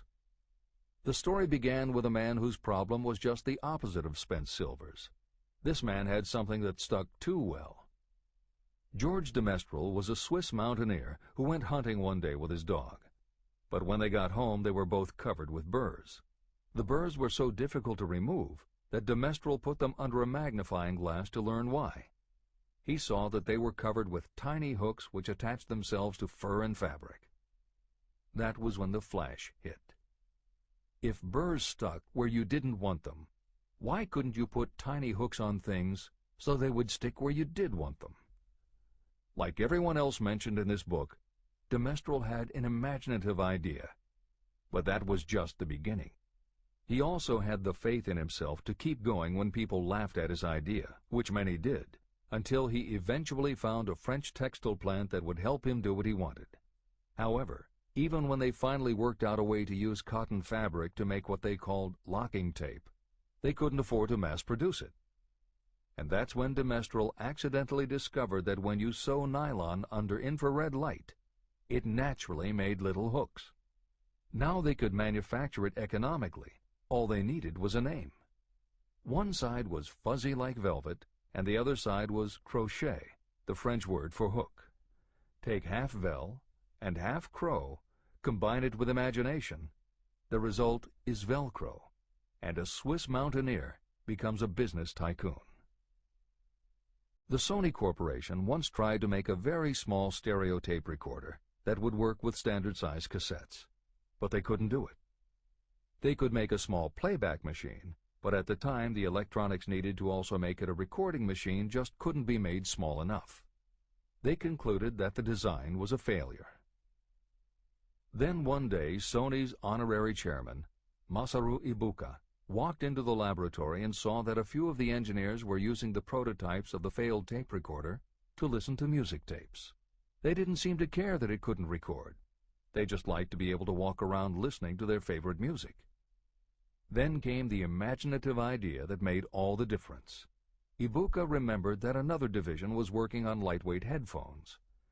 That was the flash. Ibuka's imagination made the connection that the rest of the engineers had not. In Ibuka's view, they hadn't made a failed recorder. They had created a successful private stereo listener. They added the headphones, named it the Walkman, and it revolutionized both the music business and the electronics industry. Clarence Saunders was a grocery clerk in a small southern retail store. One day he was standing with a tray in his hands waiting his turn in a cafeteria. He had never earned more than $20 a week before then, and no one had ever noticed anything about him that indicated unusual ability, but something took place in his mind as he stood in the line of waiting people that put his imagination to work. That was when he came up with the idea that this same self-serve concept would also work at the grocery store. Clarence Saunders took the idea to his boss. Naturally, his boss told him he was crazy. So Clarence Saunders quit his job, went out and did what he needed to do to raise the money, and opened the first self-serve grocery store. He called it Piggly Wiggly, and Clarence Saunders, the $20-a-week grocery clerk, rapidly became the multi-million-dollar chain store groceryman of America. Sylvan Goldman was the owner of a number of Piggly Wiggly stores in Oklahoma, and like any good businessman, he spent a lot of time watching his customers go up and down the aisles, putting their choices into their baskets or net shopping bags. One night, while trying to figure out how to get his customers to buy more at one time, he found himself staring at a basket sitting on the seat of a wooden folding chair. Eureka! He called in his mechanic, Fred Young. They put some wheels on the bottom of the legs, added another basket below the seat, and the shopping cart was born. As this edition is being readied for publication, there are about 35 million shopping carts in America, and approximately 1.25 million new carts are sold each year. Thomas Stemberg, whom we also mentioned earlier, was another supermarket executive who watched his customers as they shopped. By this time, shopping carts were well established in supermarkets. and it was because his customers were pushing shopping carts up and down the aisles that he got his flash of inspiration. He was so sure of his idea that he convinced another supermarket executive, Leo Kahn, to join him. Together, they took the supermarket concept and applied it to selling office supplies. And in 1986, they opened their first store in Brighton, Massachusetts. They called it Staples. In 1989, they took the company public, and 10 years later, there were more than 1,000 Staples stores with revenues exceeding $7 billion. We'll end this commentary with another set of connected stories, which make the point that sometimes the most imaginative part of marketing is in the timing. If you were to go shopping in the late 1800s, it usually meant bartering with a merchant who would then have to get the goods from storage shelves kept behind the counter. In the 1870s, fixed pricing was just starting to be used by storekeepers. Merchants were trying the idea by setting out a table of merchandise that was all priced the same, usually 5 cents. Frank Winfield Woolworth was a clerk in a general store, and he convinced the store owner to let him try the 5-cent table idea. Although it worked, the owner wasn't impressed. So Woolworth borrowed $350 from his boss, and in 1879 opened his first 5-cent store in Utica, New York. It was an entire store full of goods where everything cost a nickel. A year later, he had 4 stores, and the 4th one, in Lancaster, Pennsylvania, was the first that he named F.W. Woolworth's 5 and 10 cent store. 20 years later, he had 238 stores. By the time of his death in 1919, there were over 1,000 F.W. Woolworth locations. He had established the first nationwide chain of general merchandise stores, and he had built the tallest building in New York City as his headquarters. The Woolworth Company stayed true to the original idea and didn't carry any merchandise that cost more than a dime until 1932, when the top price was raised to 20 cents. But as times changed, the fixed price was dropped, the merchandise became more varied, and the company kept growing until it had over 8,000 stores worldwide, selling everything from notions to appliances and furniture. Then in the 1960s and 1970s, something started to happen. The mood of America was changing, but the Woolworth stores weren't. And that was when Sam Walton opened the first Walmart in Rogers, Arkansas in 1962. Walton got into the retail business after the Second World War, when his father-in-law loaned him the money to buy a franchise Butler Brothers store in Bentonville, Arkansas. By 1962, Sam and his brother Bud owned 16 variety stores in Arkansas, Missouri, and Kansas. It was in these stores that Sam Walton first started adding the magic ingredient of imagination. In addition to his flair for promotion, Sam tried new approaches to the way household goods and general merchandise could be sold at retail. He insisted on clean, well-lighted interiors, and he introduced the concept of self-service, with aisles wide enough for shopping carts and checkout counters at the front of the store. He also started buying direct from manufacturers, and he created profit-sharing plans that kept his family of employees loyal, hard-working, and neighborly. In 1962, he incorporated those and other imaginative ideas when he opened his first store that he called Walmart. The basic magic was that he sold brand-name merchandise at discount prices.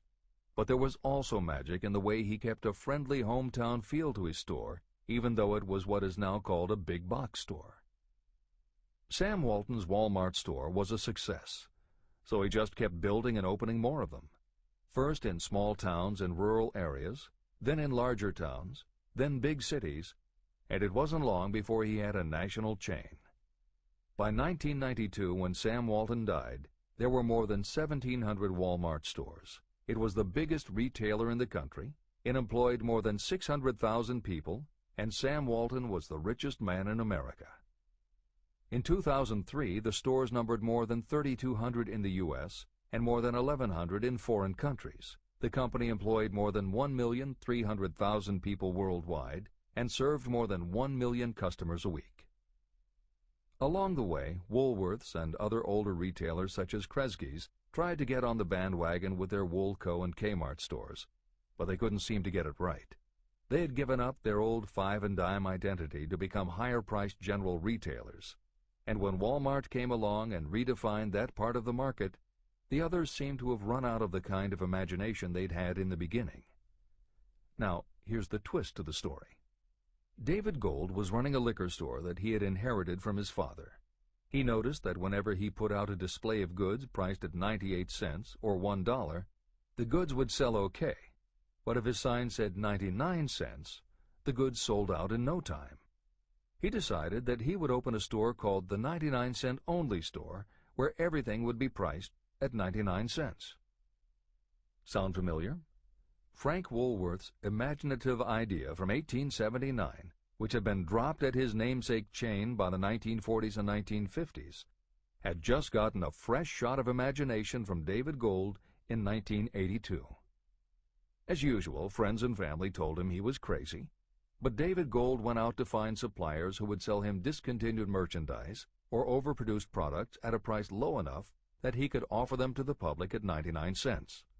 He found them.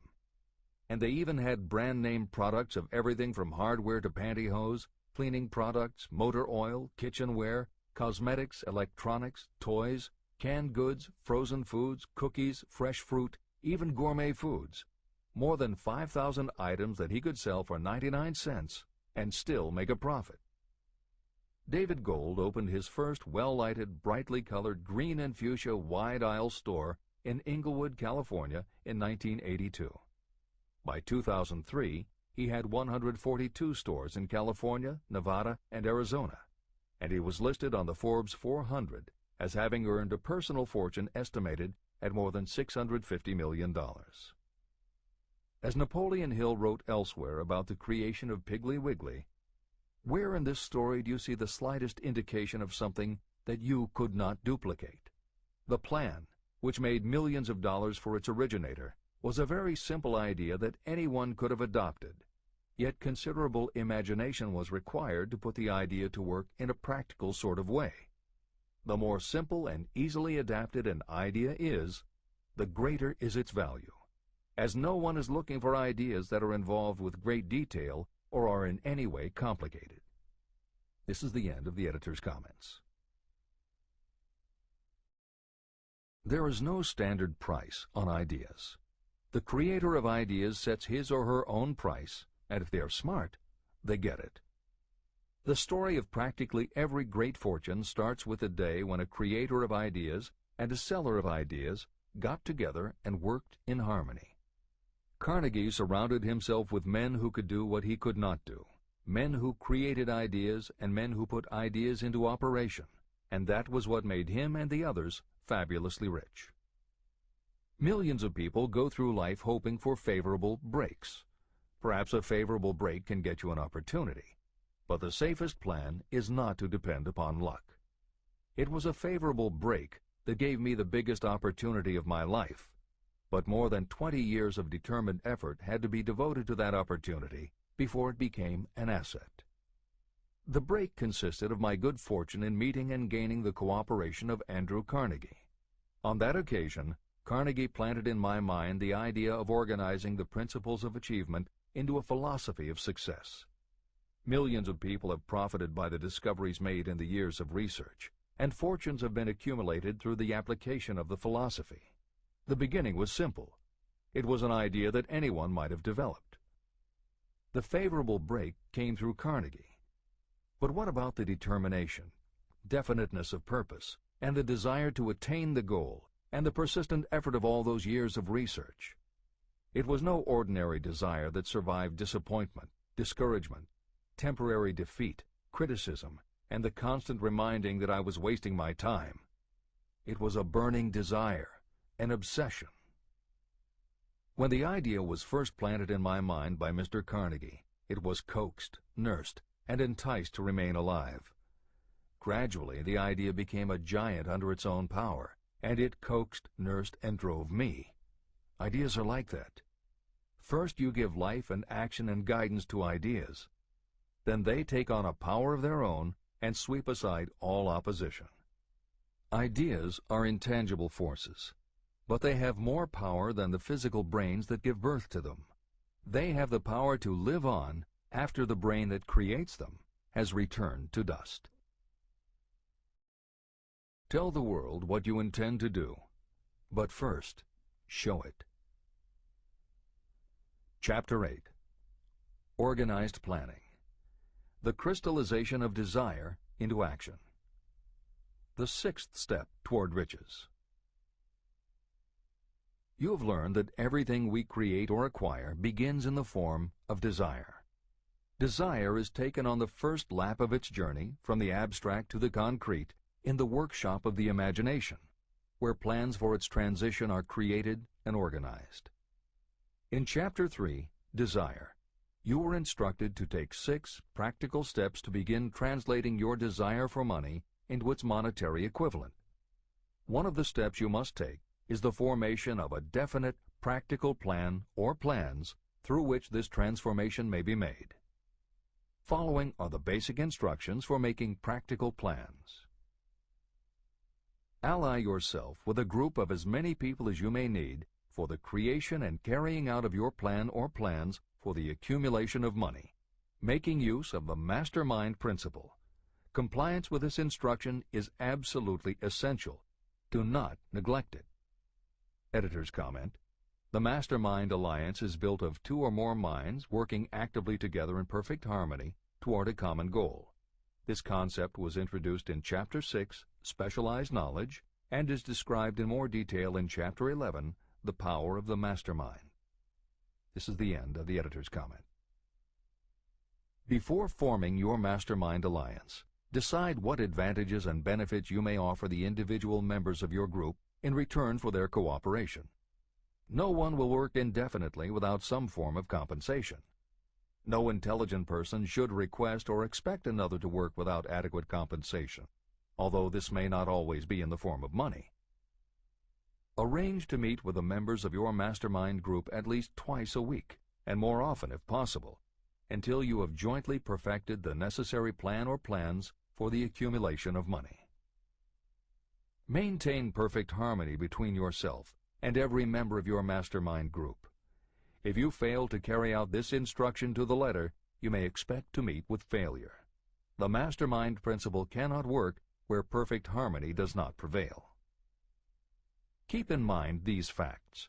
You are engaged in an undertaking of major importance to you. To be sure of success, you must have plans that are faultless. You must have the advantage of the experience, education, native ability, and imagination of other minds. This is the way it has been done by every person who has accumulated a great fortune. No individual has sufficient experience, education, natural ability, and knowledge to ensure the accumulation of a great fortune without the cooperation of other people. Every plan you adopt for making money should be the joint creation of yourself and every other member of your mastermind group. You may originate your own plans, either in whole or in part, but see that those plans are checked and approved by the members of your mastermind alliance. If your first plan fails, try another. If the first plan that you adopt does not work successfully, replace it with a new plan. If this new plan fails to work, replace it with still another, and so on, until you find a plan that does work. Right here is the point at which the majority of people meet with failure, because of their lack of persistence in creating new plans to take the place of those that fail. The most intelligent person living cannot succeed in accumulating money, or in any other undertaking, without plans that are practical and workable. Just keep this fact in mind, and remember when your plans fail that temporary defeat is not permanent failure. It may only mean that your plans have not been sound. Build other plans. Start all over again. Temporary defeat should mean only one thing: the certain knowledge that there is something wrong with your plan. Millions of people go through life in misery and poverty because they lack a sound plan through which to accumulate a fortune. Your achievement can only be as good as the plans you make. You are never whipped until you quit in your own mind. James J. Hill, who was the greatest railroad builder of them all, met with temporary defeat when he first tried to raise the capital needed to build the Great Northern Railroad from the east to the west. But he turned defeat into victory through new plans. Henry Ford met with temporary defeat not only at the beginning of his automobile career, but even after he had gone a long way toward the top. But he, too, created new plans and went marching on to financial victory. We see people who have accumulated great fortunes, but we often recognize only their triumph, and we overlook the temporary defeats that they had to surmount before arriving. No follower of this philosophy can reasonably expect to accumulate a fortune without experiencing temporary defeat. When defeat comes, accept it as a signal that your plans are not sound. Rebuild those plans and set sail once more toward your goal. If you give up before your goal has been reached, you're a quitter. A quitter never wins, and a winner never quits. Write this sentence on a piece of paper in letters an inch high and place it where you will see it every night before you go to sleep and every morning before you go to work. When you begin to select members for your mastermind group, choose those who do not take defeat seriously. Some people foolishly believe that only money can make money. This is not true. Desire, transmuted into its monetary equivalent through the principles in this book, is the way money is made. Money, of itself, is nothing but inert matter. It cannot move, think, or talk, but it can hear when someone who desires it calls it to come. Intelligent planning is essential for success in any undertaking designed to accumulate riches. Following are detailed instructions to those who must begin the accumulation of riches by selling personal services. It should encourage you to know that practically all the great fortunes began either from selling personal services or from the sale of ideas. When you think about it, what else except ideas and personal services can you give in return for riches if you don't have products or property? Leaders and followers. Broadly speaking, there are two types of people in the world. One type is known as leaders and the other as followers. Decide at the outset whether you intend to become a leader in your chosen calling or remain a follower. The difference in compensation is vast. The follower cannot expect to make as much as a leader, although some followers make the mistake of thinking they should. It is no disgrace to be a follower. On the other hand, it is no credit to remain a follower. Most great leaders began as followers. They became great leaders because they were intelligent followers. With few exceptions, the person who cannot follow a leader intelligently cannot become an efficient leader. The person who can follow a leader most efficiently is usually the person who develops into leadership most rapidly. An intelligent follower has many advantages, including the opportunity to acquire knowledge from the leader. The major attributes of leadership. The following are important factors of leadership. 1. Unwavering courage based upon knowledge of yourself and your occupation. No follower wishes to be dominated by a leader who lacks self-confidence and courage. Certainly no intelligent follower will be dominated by such a leader for very long. 2. Self-control. The person who cannot control himself can never control others. Self-control sets a strong example for your followers, which the more intelligent followers will emulate. 3. A keen sense of justice. Without a sense of fairness and justice, no leader can command and retain the respect of their followers. 4. Definiteness of decision. Those who waver in decisions show that they are not sure of themselves and therefore cannot lead others successfully. 5. Definiteness of plans. Successful leaders must plan their work and work their plans. Leaders who move by guesswork, without practical definite plans, are like a ship without a rudder. Sooner or later, they will land on the rocks. 6. The habit of doing more than paid for. One of the penalties of leadership is the necessity of the leaders to willingly do more than they require of their followers. 7. A pleasing personality. Leadership calls for respect. Followers will not respect a leader who does not grade high on all of the factors of a pleasing personality. 8. Sympathy and understanding.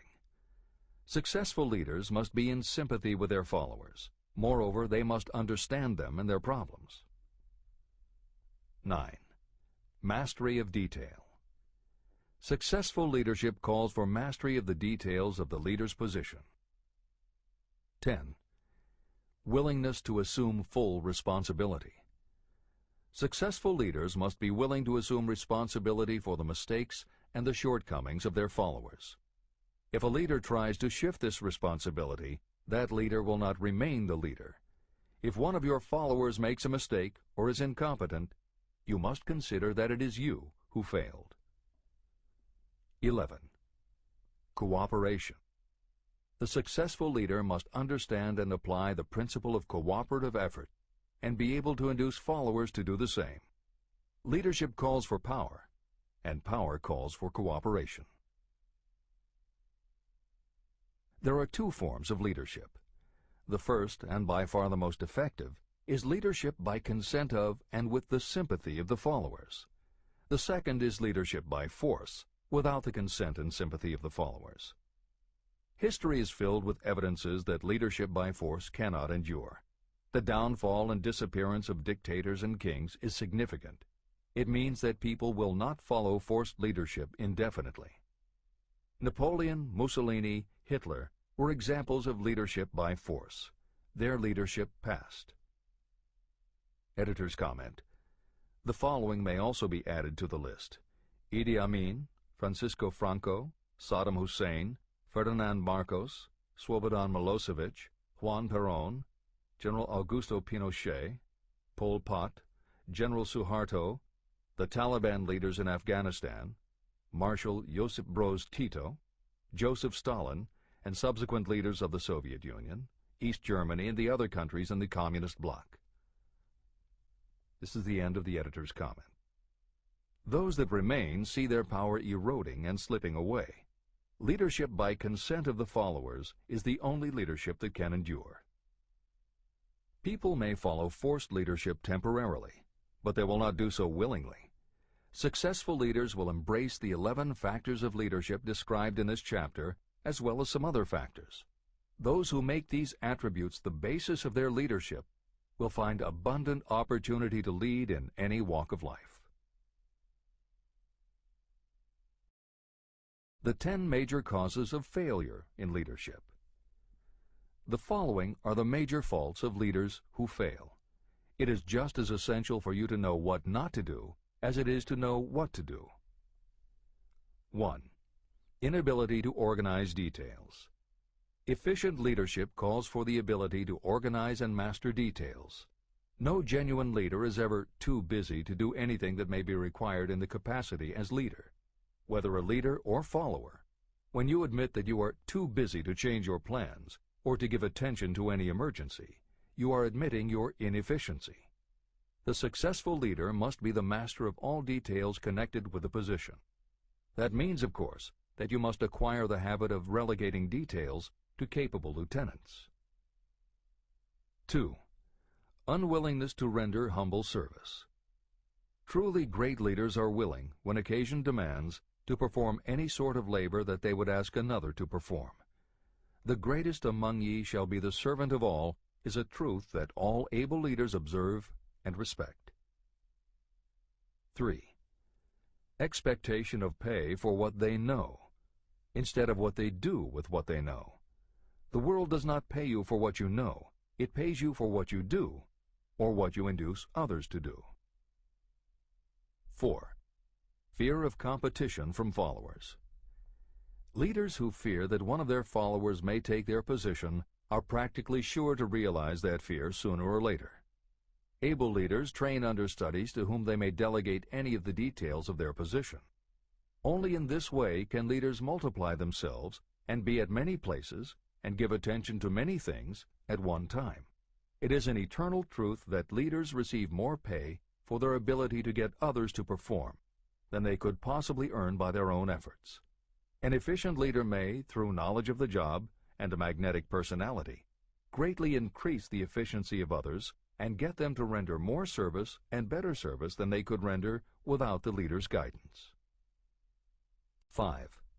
Lack of imagination. Without imagination, the leader is incapable of meeting emergencies or of creating plans by which to guide followers efficiently. 6. Selfishness. Leaders who claim all the honor for the work of their followers are sure to be met by resentment. The really great leader claims none of the honors. Great leaders are content to see the honors, when there are any, go to their followers, because the great leaders know that most people will work harder for commendation and recognition than they will for money alone.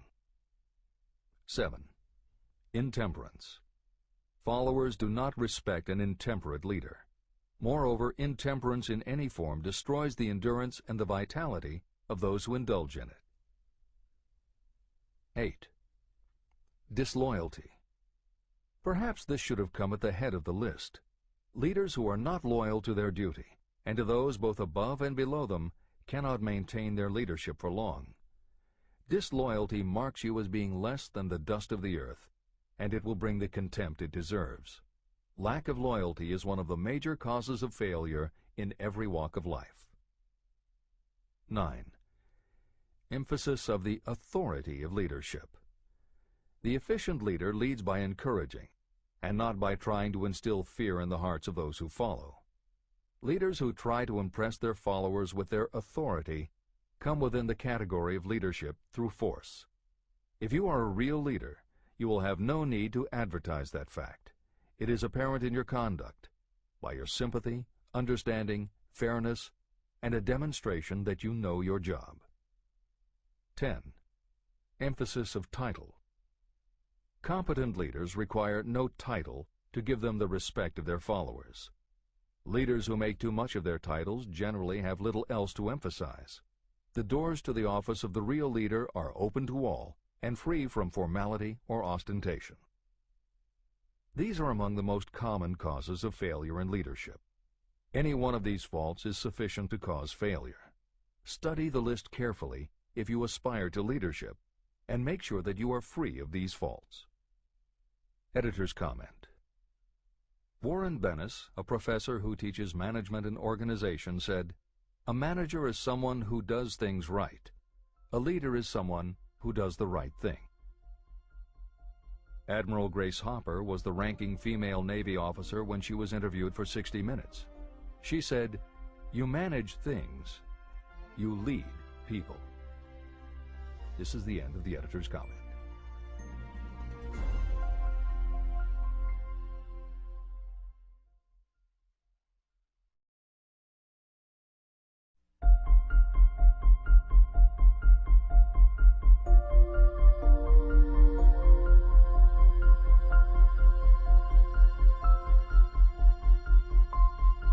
When and how to apply for a position.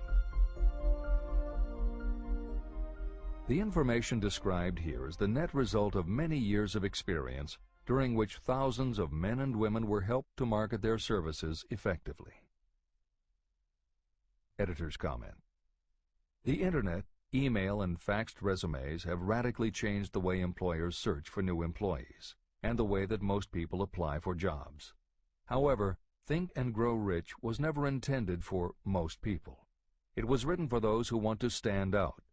If you are such a person, the editors of this revised and updated edition strongly advise that you give serious thought to each of the following suggestions about how to apply for a position and how to prepare a resume. If you are tempted to think the suggestions are too obvious, simplistic, or out of date, we assure you they are not. In those instances where it is appropriate to update the material, we have added commentary. This is the end of the editor's comment.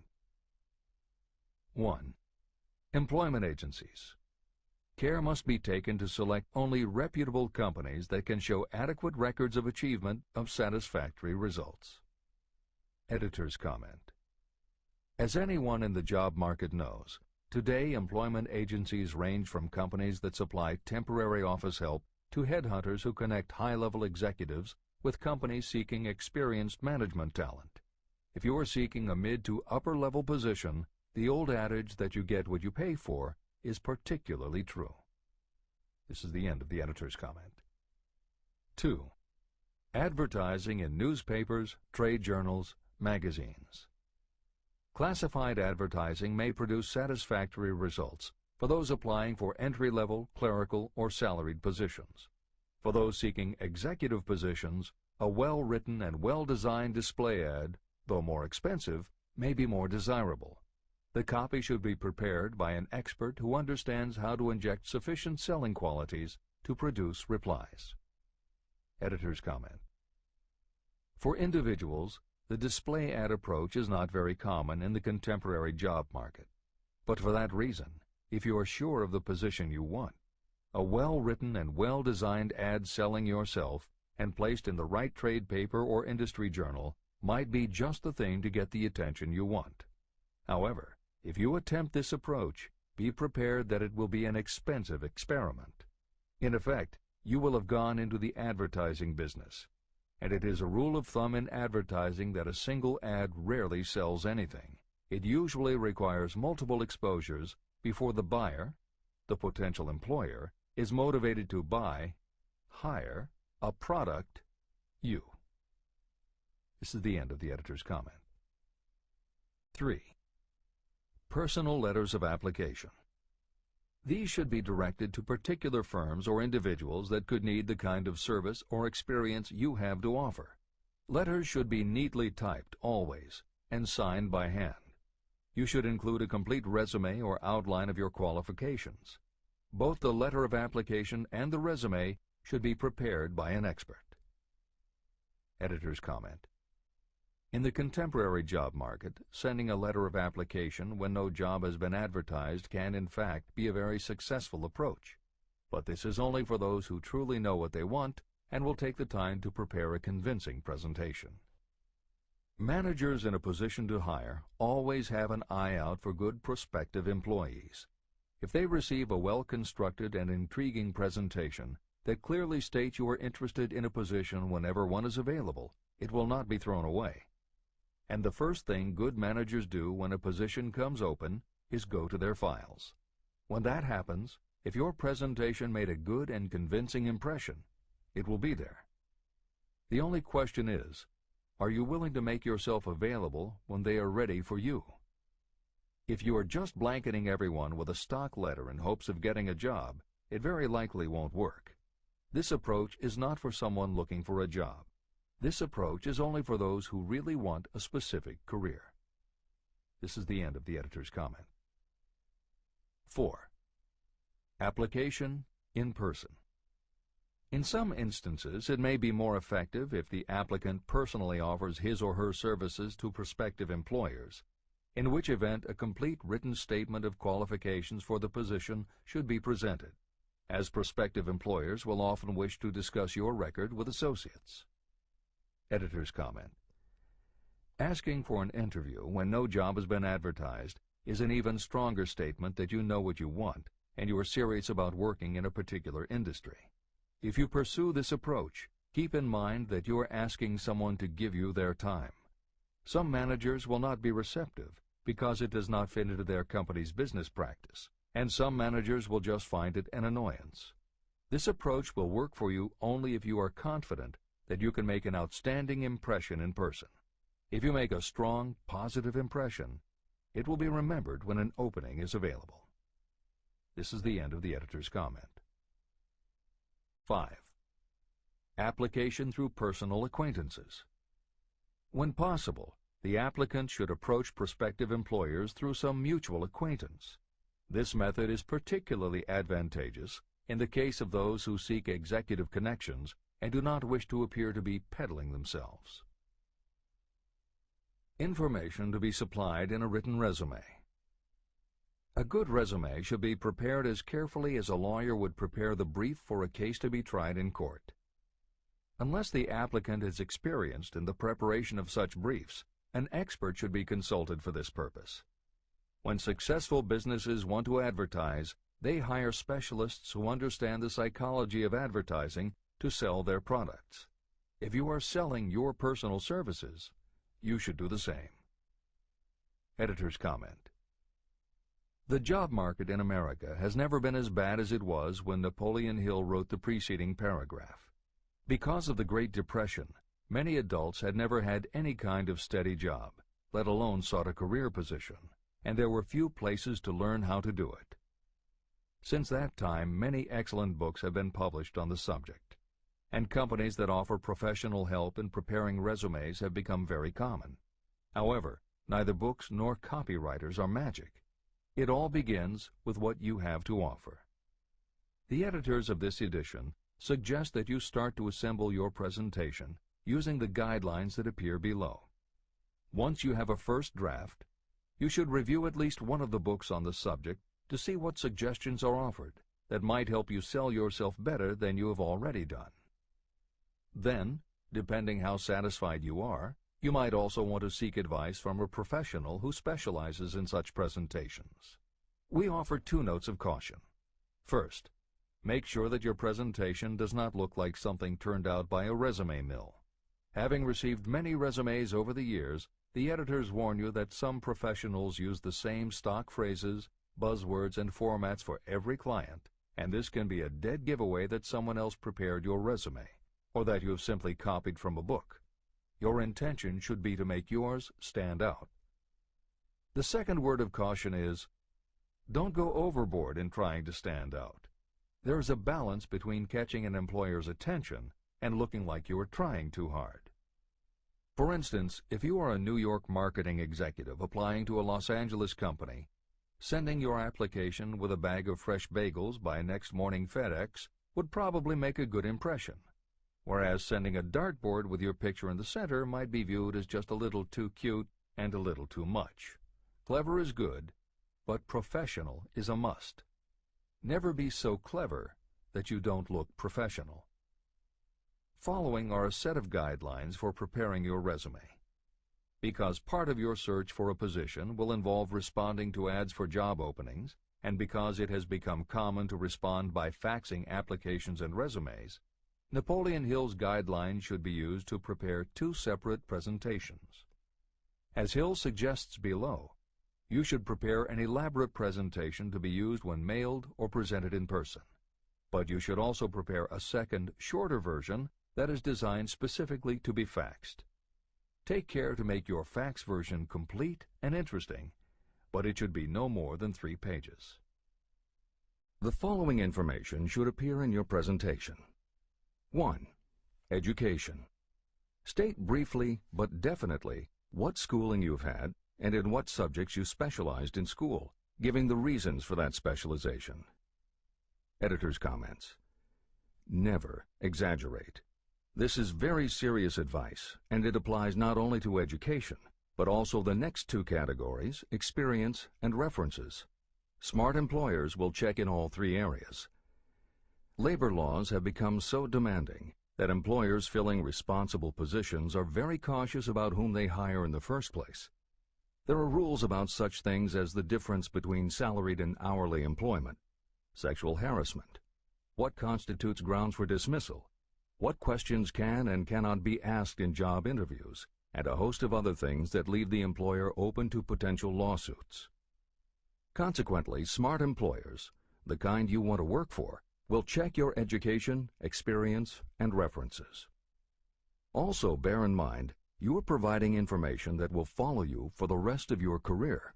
If you keep up with the news, you know that in recent times even executives headed for the top have been dismissed. Military men have resigned in disgrace. Politicians have been removed from office, and professors have been forced to resign, all because someone looked into their background and found that they had exaggerated their qualifications. This is the end of the editor's comments. 2. Experience. If you have had experience in connection with positions similar to the one you seek, describe it fully. Give the names and addresses of former employers. Be sure to clearly point out any special experience you may have had that would equip you to fill the position you seek. 3. References. Practically every business firm wants to know as much as possible about the background of prospective employees who seek positions of responsibility. Attach copies of letters from former employers, from teachers under whom you studied, and from prominent people whose judgment may be relied upon. 4. Photograph of yourself. Include a recent professional photograph of yourself as a part of your presentation. Editor's comment. In the contemporary job market, this is not a common practice at all.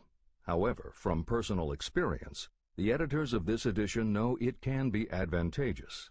We have received only one such job application, but unquestionably it was the photograph that prompted us to ask the applicant to come in for an interview. If you are confident that your appearance makes a good, professional impression, you may want to consider this unusual approach. There is the danger that you may be seen as vain or self-centered, but it could also be the thing that gives you an edge. This is the end of the editor's comment. 5. Apply for a specific position.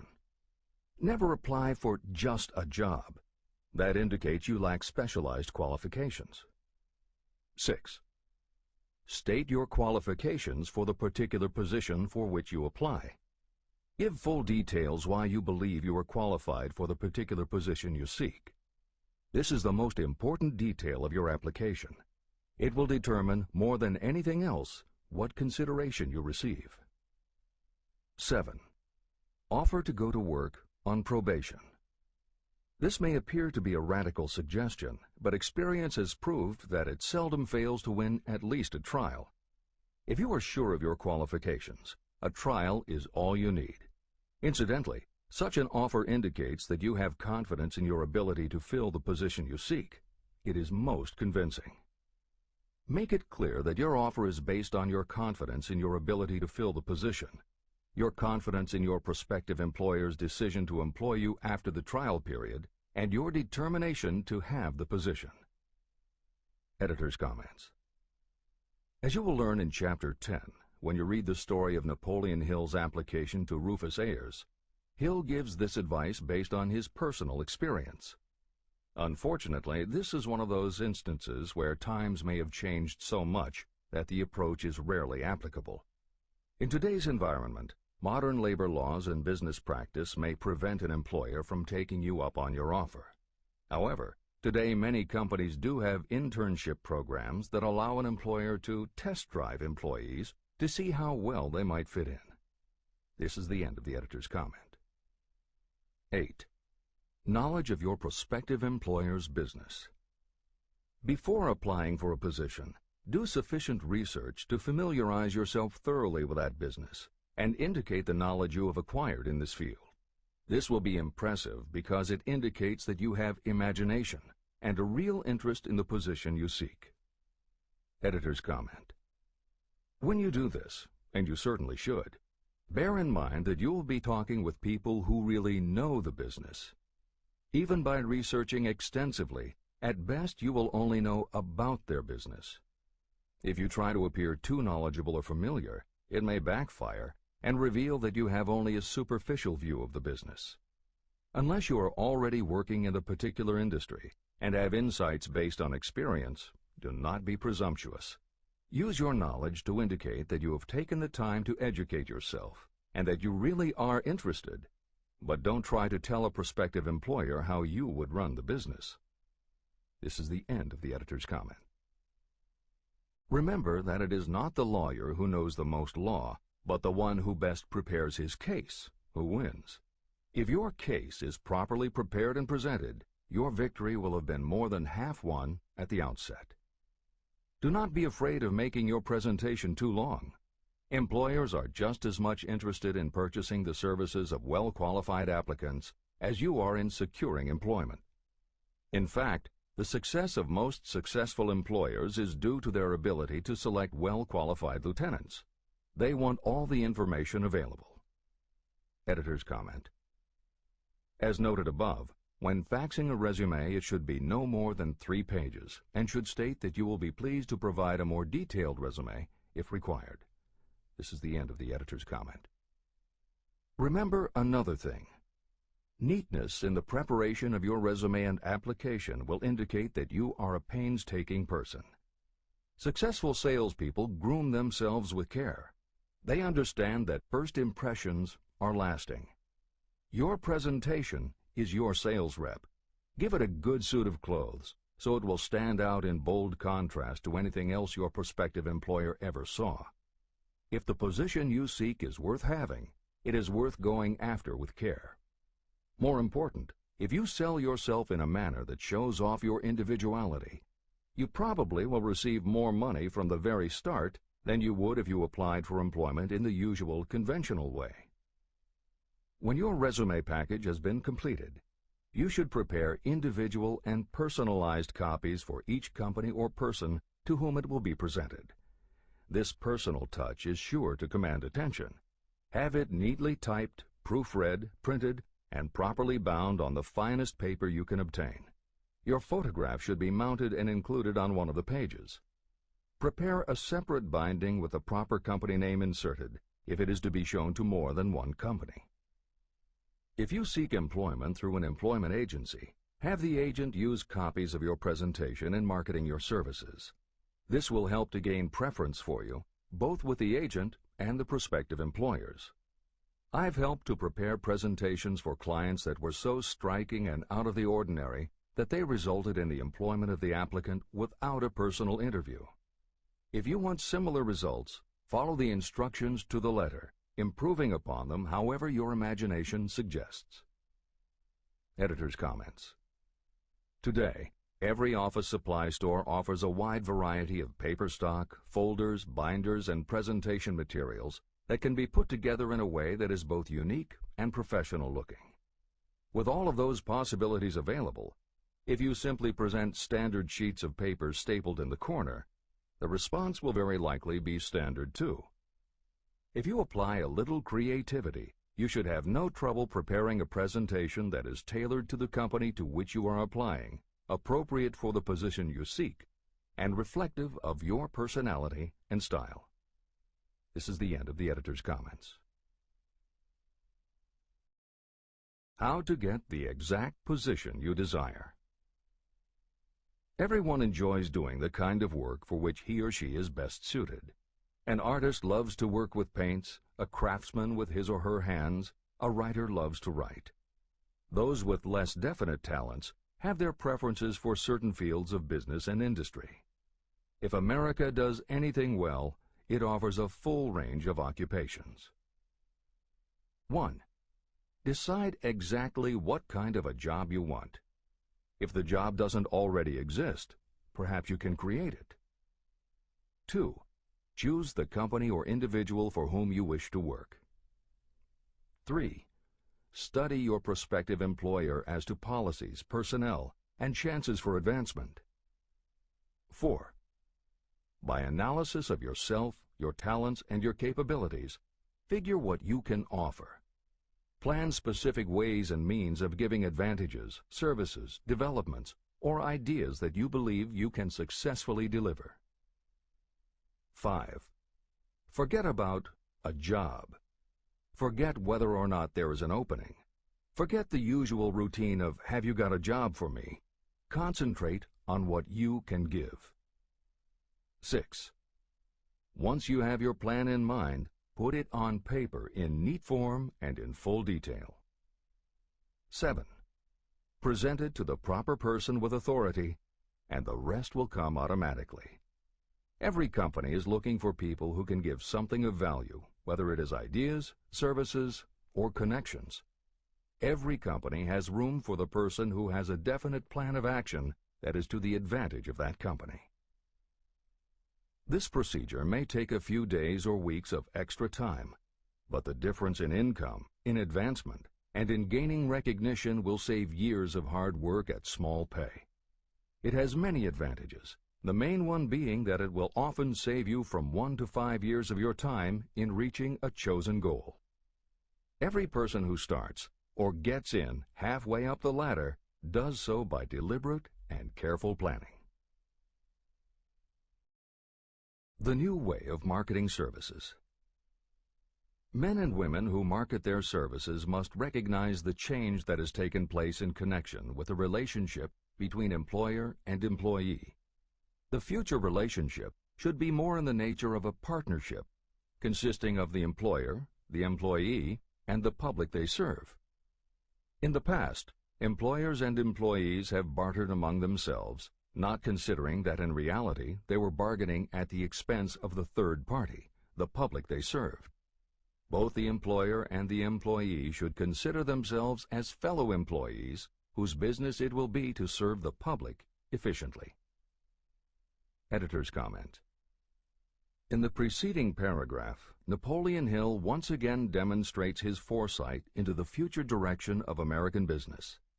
As you will recognize in the following section, the point he makes by citing the coal and gas companies would at a later time be equally applicable to the telephone monopolies, and later still to computer software and internet companies, and to cable television suppliers when competitors started to offer satellite TV. This snapshot of how and why business has changed should provide you with a blueprint for the attitude you must adopt and the way you must conduct yourself if you are going to attain the success you're seeking. This is the end of the editor's comment. During the Depression, I spent several months in the anthracite coal region of Pennsylvania, studying conditions that all but destroyed the coal industry. The coal operators and the unions drove hard bargains in negotiating their labor contracts. The cost of the bargaining was passed on to the customer by adding to the price of the coal. However, in the end, they discovered their actions had worked against them. What their delays and high prices had actually accomplished was to open the market to their competitors. Inadvertently, they had built up a wonderful business for the manufacturers of oil-burning stoves and furnaces, as well as for the producers of oil. A similar experience happened to the gas companies. We can all remember the time when the gas meter reader pounded on the door hard enough to break the panels. When the door was opened, he pushed his way in uninvited with a scowl on his face that plainly said, "What the hell did you keep me waiting for?" All that has undergone a change. The meter man now conducts himself as a gentleman who is delighted to be at your service, sir.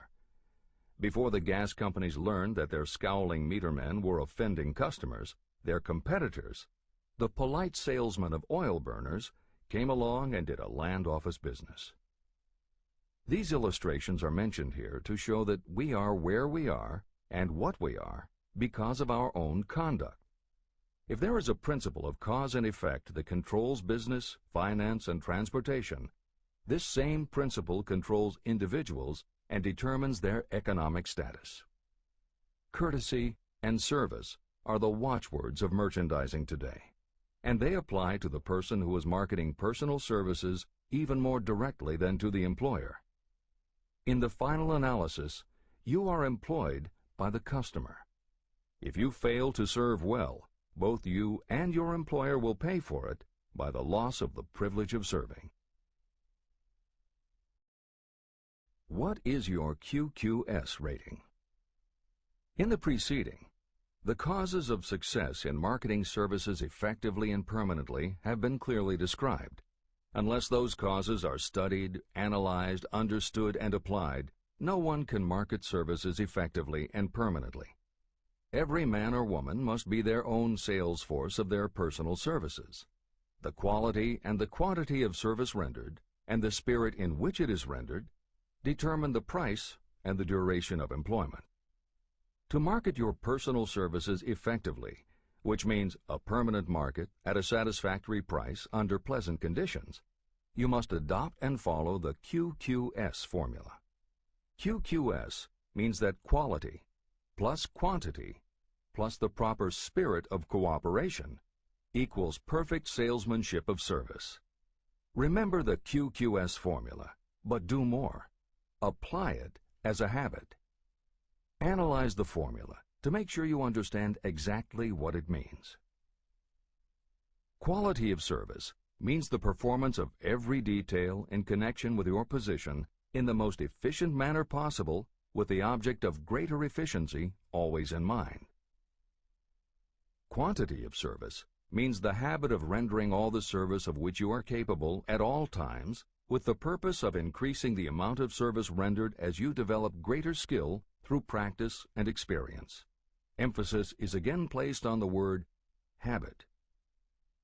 Spirit of service means the habit of agreeable, harmonious conduct, which will induce cooperation from associates and fellow employees. Adequate quality and adequate quantity of service is not sufficient to maintain a permanent market for your services. The spirit in which you deliver service is a strong determining factor in connection with both the price you receive and the duration of your employment. Andrew Carnegie stressed this point in his description of the factors that lead to success in the marketing of personal services. He emphasized again and again the necessity for harmonious conduct. He stressed the fact that he would not retain any man, no matter how great a quantity or how efficient the quality of his work, unless he worked in a spirit of harmony. Mr. Carnegie insisted upon his people working with each other in an agreeable manner. To prove that he placed a high value on this quality, he helped many who met his standards to become very wealthy. Those who did not conform had to make room for others who did. The importance of a pleasing personality has been stressed because it is so important in rendering service in the proper spirit. If you have a personality that pleases, and you render service in a spirit of harmony, these assets often make up for what you may lack in both the quality and the quantity of service you render. Nothing, however, can be successfully substituted for pleasing conduct. The capital value of your services. The person whose income is derived entirely from the sale of personal services is a merchant, just like the person who sells hard goods, and such a person is subject to exactly the same rules of conduct as the merchant who sells merchandise. I emphasize this because many people who live by the sale of personal services make the mistake of considering themselves free from the rules of conduct and the responsibilities attached to those who are engaged in marketing commodities. The day of the go-getter has been supplanted by the go-giver. The actual capitalized value of your brain power may be determined by the amount of income you can produce by marketing your services. A fair estimate of the capital value of your brain power may be made by using the following assumptions. Money, the amount of capital, can be borrowed from a bank at a certain rate of interest. Money is worth no more than brains, and it is often worth much less. Therefore, if your brain power is as valuable as money, in effect, you should be lending your brain power, your amount of capital, at least at the same rate that banks charge to lend money. This means that what you earn in a year, your income, is comparable to what a bank earns from a loan in a year, the interest they charge. You can then calculate the capital value of your brain power using this formula. Divide 100 by the current rate of interest that banks charge for lending money. Then multiply the result by the amount of your annual income. As an example, assume that the current interest rate is 5%. Assume your annual income is $50,000. The formula would be as follows. 100 divided by 5 equals 20, and 20 multiplied by 50,000 equals $1 million. Therefore, if you lend out your brain power, your capital, at the same rate as the bank lends money, 5% interest, your brain power is worth $1 million. Competent brains, if effectively marketed, represent a much more desirable form of capital than the money that is required to conduct a business dealing in commodities. This is true because brains are a form of capital that cannot be permanently depreciated by economic depressions, nor can this form of capital be stolen or spent. Moreover, the money that is essential for the conduct of business is as worthless as a sand dune until it has been mixed with efficient brains. The 31 major causes of failure. Life's greatest tragedy consists of men and women who earnestly try and fail. The tragedy lies in the overwhelmingly large majority of people who fail as compared with the few who succeed. I have had the privilege of analyzing several thousand men and women, 98% of whom were classed as failures. My analysis proved that there are 13 major principles through which people accumulate fortunes. Each of the 13 principles of success has its own chapter in this book, and there are 31 major reasons for failure. The 31 causes of failure are listed below. As you go through the list, measure yourself point by point. It will help you to discover how many of these causes of failure stand between you and success. 1. Unfavorable hereditary background. There is little, if anything, that can be done for people who are born with a deficiency in brain power. This is the only one of the 31 causes of failure that may not be easily corrected by any individual. My philosophy can offer only one method of bridging this weakness, through the aid of the mastermind. 2. Lack of a well-defined purpose in life. There is no hope of success for the person who does not have a central purpose or definite goal at which to aim. 98 out of every 100 of those whom I have analyzed had no such aim. Perhaps this was the major cause of their failure.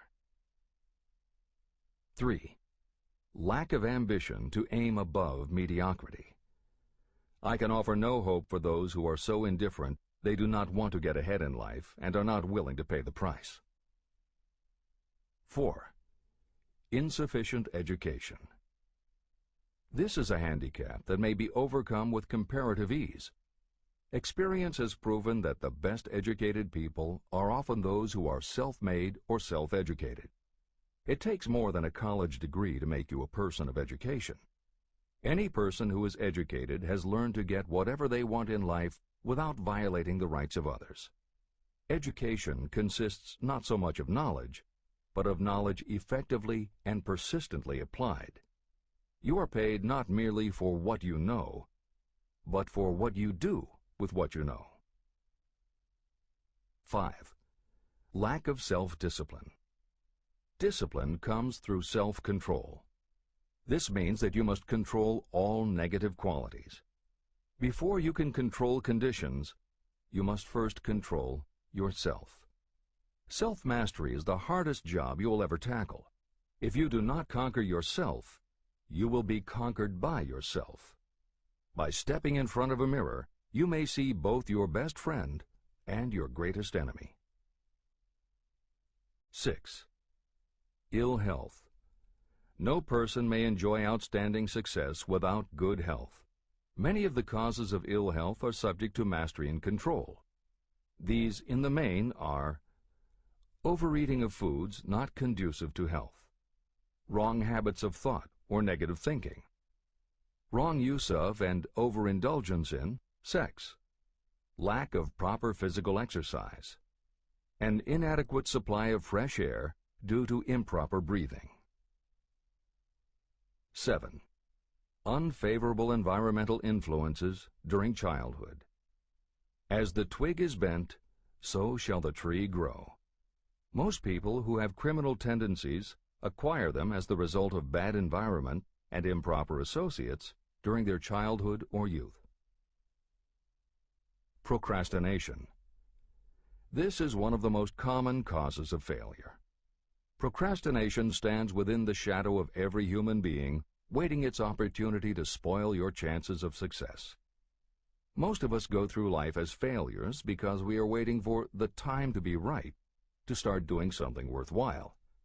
Do not wait. The time will never be just right. Start where you stand, work with whatever tools you have at your command, and you will acquire better tools as you go along.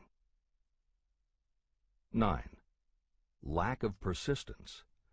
Most of us are good starters, but poor finishers of everything we begin. People are prone to give up at the first signs of defeat. There is no substitute for persistence.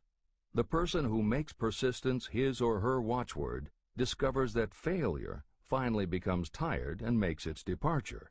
Failure cannot cope with persistence. 10. Negative personality. There is no hope of success for the person who repels people through a negative personality. Success comes through the application of power, and power is attained through the cooperative efforts of other people. A negative personality will not induce cooperation. 11. Lack of control of sexual urges. Sexual energy is the most powerful of all the stimuli that move people into action. Because it is the most powerful of the emotions, if it is controlled, it can be converted into other creative channels. 12. Uncontrolled desire for something for nothing. The gambling instinct drives millions of people to failure. Evidence of this may be found in the Wall Street stock market crash of 1929, during which millions of people tried to make money by gambling on stock margins. Editor's comments.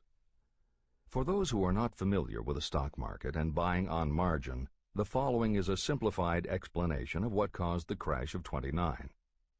The first thing to understand is that prior to the Great Depression, there was widespread optimism about the expanding economy. Businesses were booming, and the people who had invested in those companies were making fortunes almost overnight. When the average person saw how much money was being made, they wanted to get in on it, and there was a way for them to do it. Even average people who didn't have enough ready cash to buy stocks could do so because brokers allowed customers to purchase stocks on margin by making what amounted to a down payment. However, part of the purchase agreement stated that when the brokers called in the margin accounts, which they could do at any time, the customers would have to come up with the rest of the cash immediately to pay the balance owing on the original purchase price.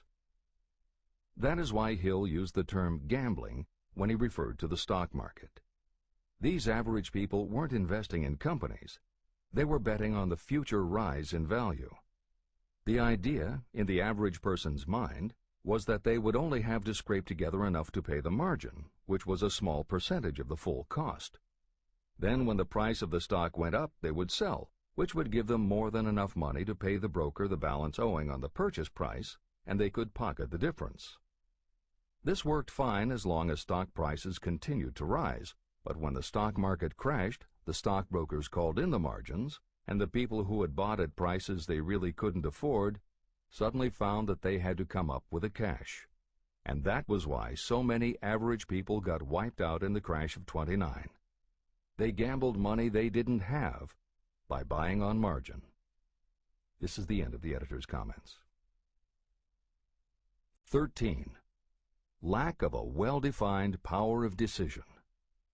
Those who succeed reach decisions promptly and change them very slowly. Those who fail reach decisions very slowly and change them frequently and quickly. Indecision and procrastination are twins. Where one is found, the other is also usually found. Kill off this pair before they completely tie you to the treadmill of failure. 14. One or more of the 6 basic fears: fear of poverty, fear of criticism, fear of ill health, fear of loss of love, fear of old age, and fear of death. You will find an in-depth analysis of these 6 basic fears in the final chapter. They must be mastered before you can market your services effectively. 15. Wrong selection of a mate in marriage. This is a most common cause of failure. The relationship of marriage brings people intimately into contact. Unless this relationship is harmonious, failure is likely to follow. Moreover, it will be a form of failure that destroys ambition. 16. Overcaution. The person who takes no chances generally has to take whatever is left when others are through choosing. Overcaution is as bad as undercaution. Both are extremes to be guarded against. Life itself is filled with the element of chance. 17. Wrong selection of associates in business. This is one of the most common causes of failure in business.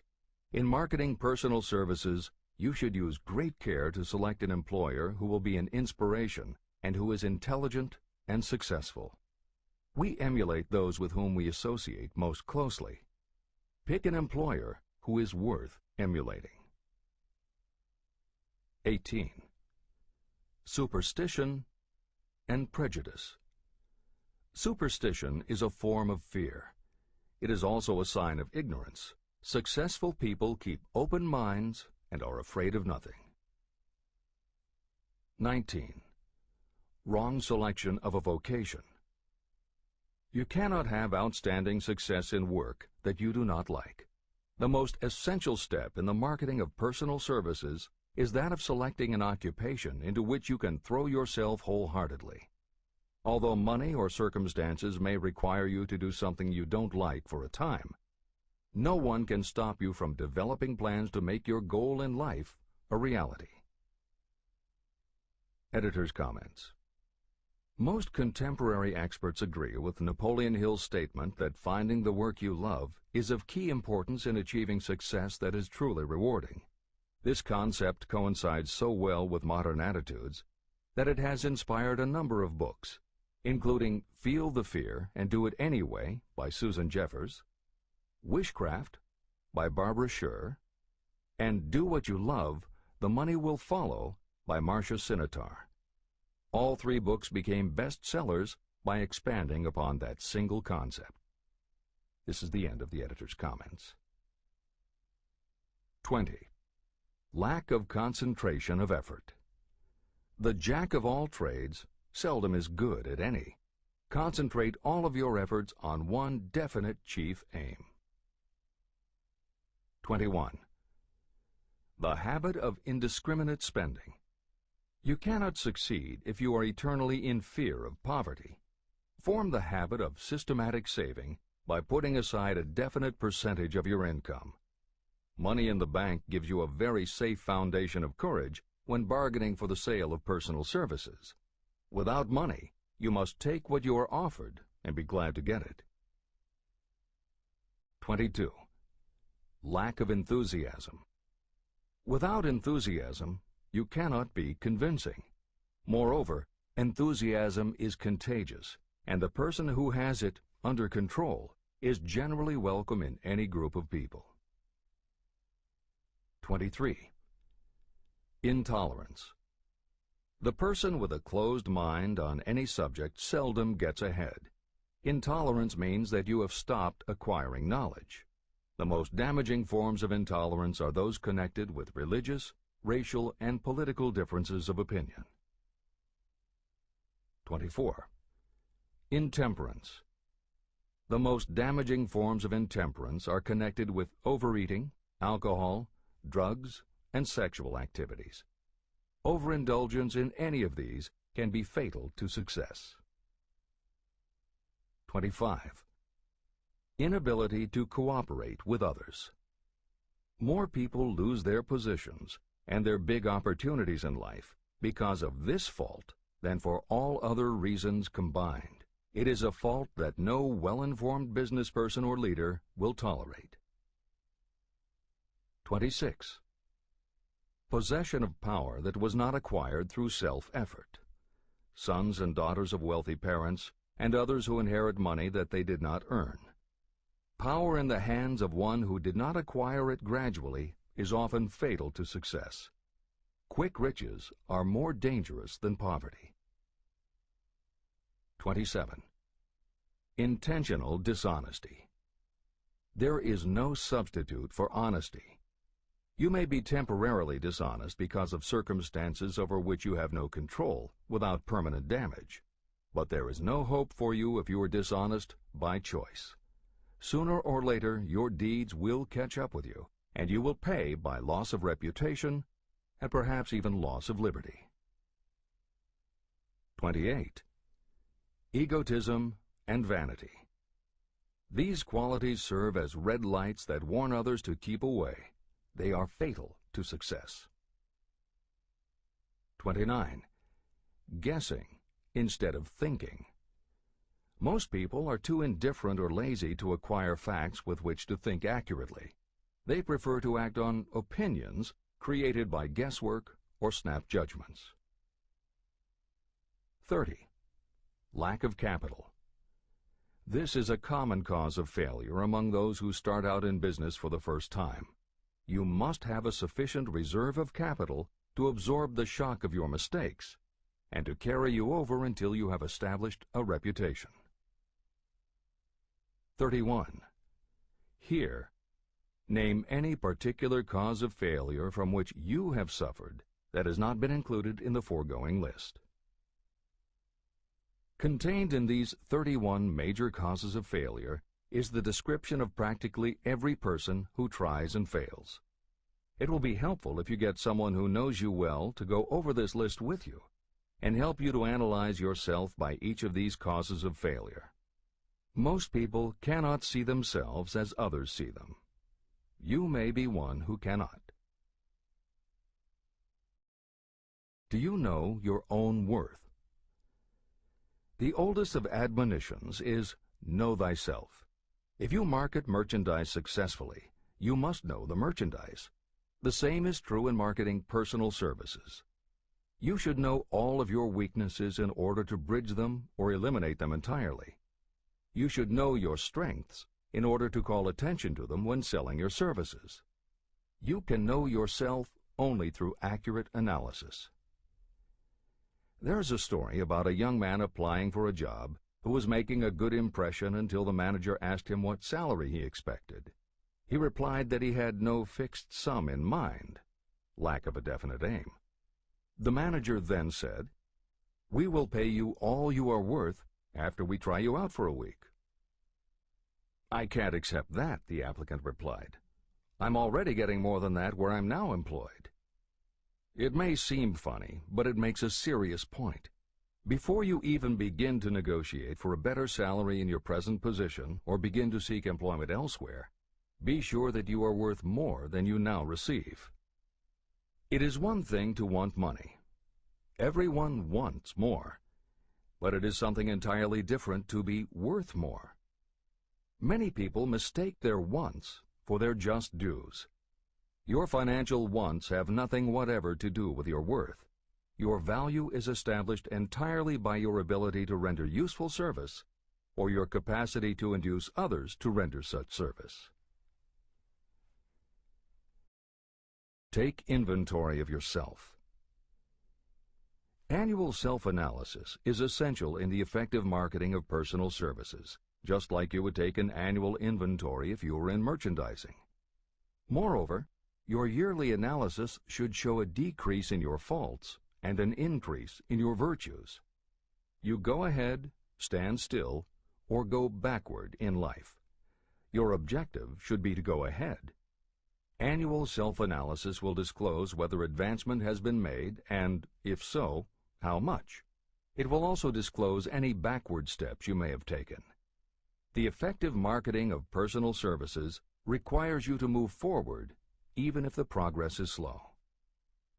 Your annual self-analysis should be made at the end of each year, so you can include in your New Year's resolutions any improvements that the analysis indicates should be made. Take this inventory by asking yourself the following questions, and by checking your answers with the aid of someone who will not permit you to deceive yourself. Self-analysis questionnaire. 1. Have I attained the goal that I established as my objective for this year? You should work with a definite yearly objective to be attained as a part of your major life objective. 2. Have I delivered service of the best possible quality of which I was capable, or could I have improved any part of this service? 3. Have I delivered service in the greatest possible quantity of which I was capable? 4. Has the spirit of my conduct been harmonious and cooperative at all times? 5. Have I permitted the habit of procrastination to decrease my efficiency, and if so, to what extent? 6. Have I improved my personality, and if so, in what ways? 7. Have I been persistent in following my plans through to completion? 8.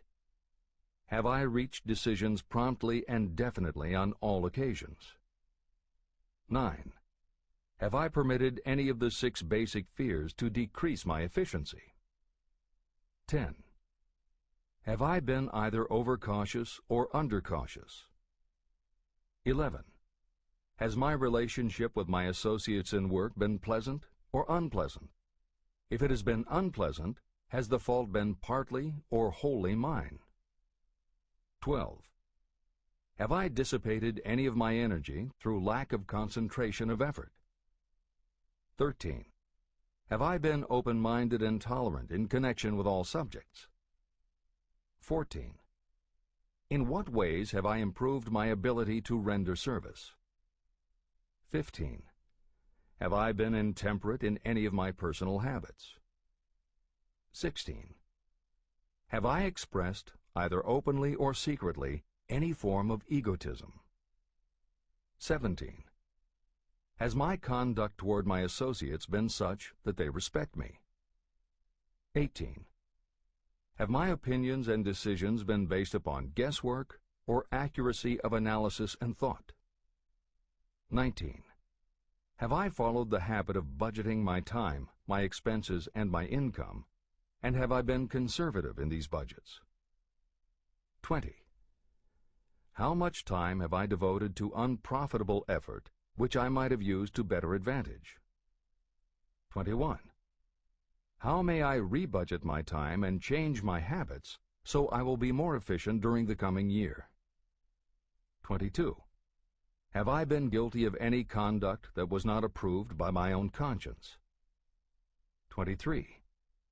In what ways have I rendered more service and better service than I was paid to render? 24. Have I been unfair to anyone, and if so, in what way? 25. If I had been the purchaser of my own services for the year, would I be satisfied with my purchase? 26. Am I in the right vocation, and if not, why not? 27.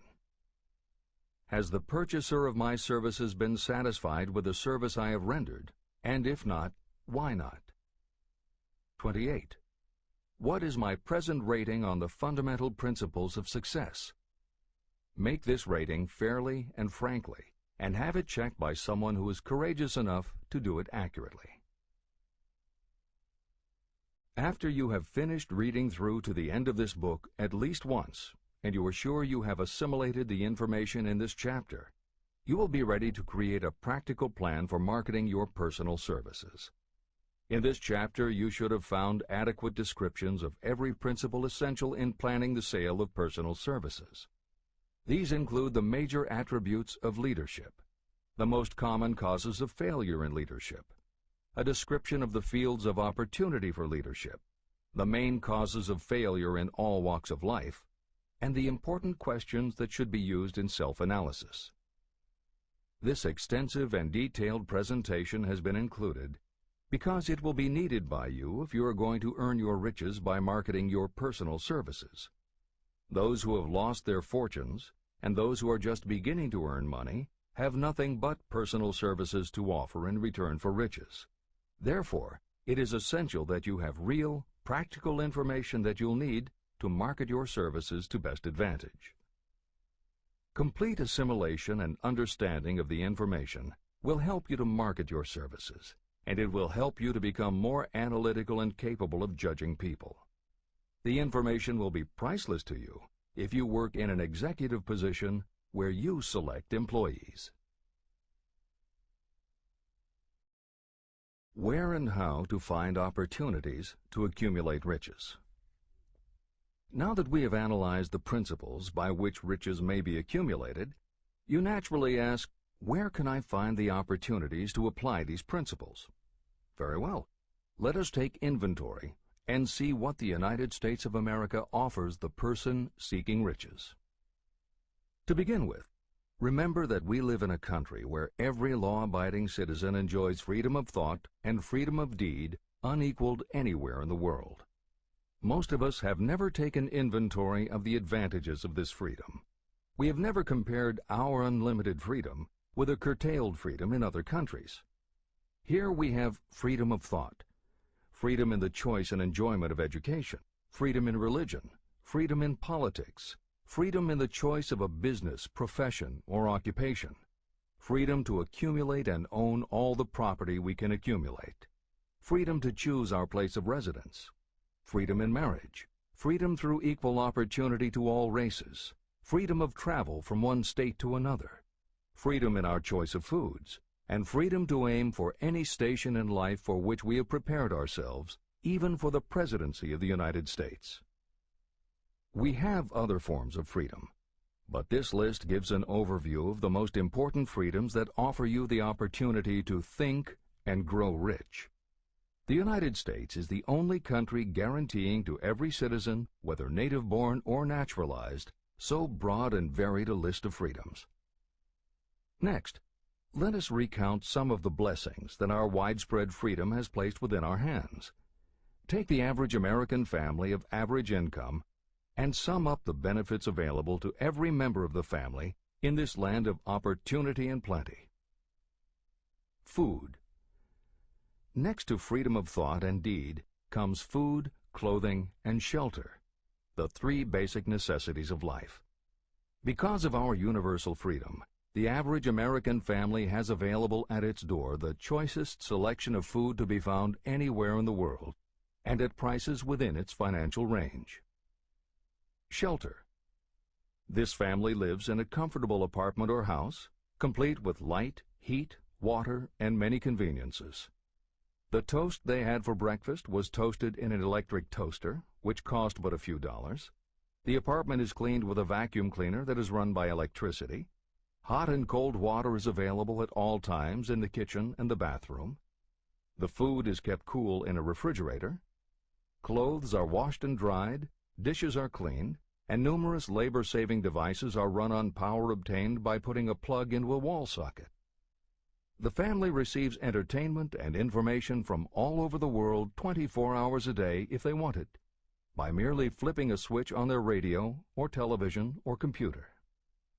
There are other conveniences, but the foregoing list will give a fair idea of some of the concrete evidences of the freedoms that we, of America, enjoy. Clothing. Anywhere in the United States, the family with average clothing requirements can dress very comfortably at a cost that is only a small portion of their earnings.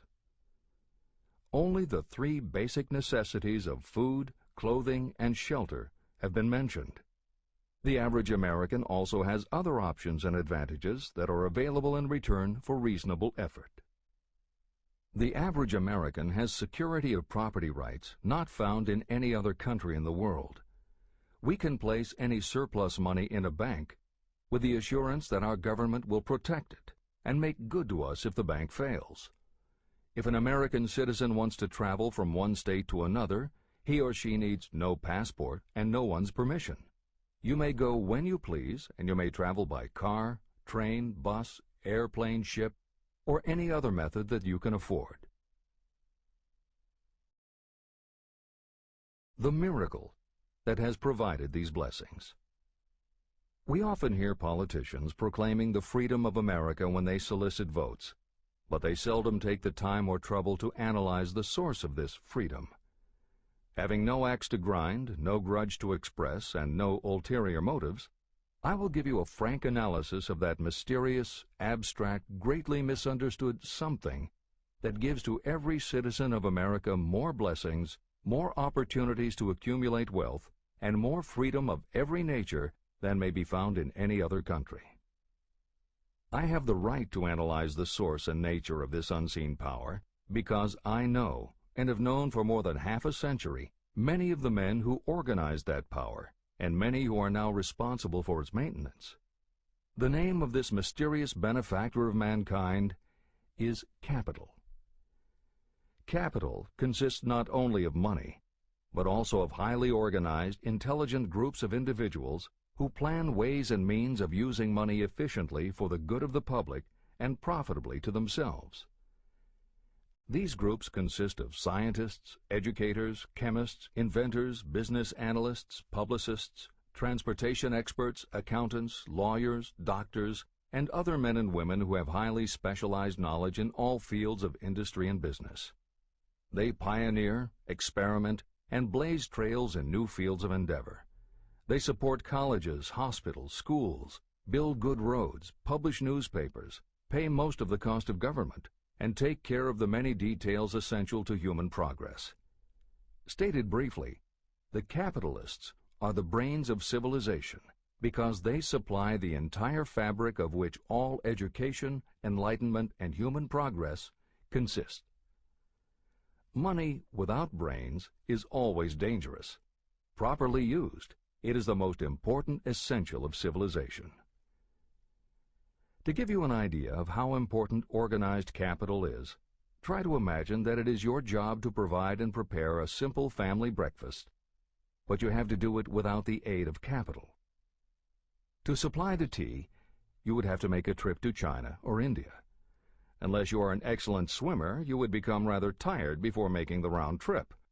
Then, too, another problem would confront you.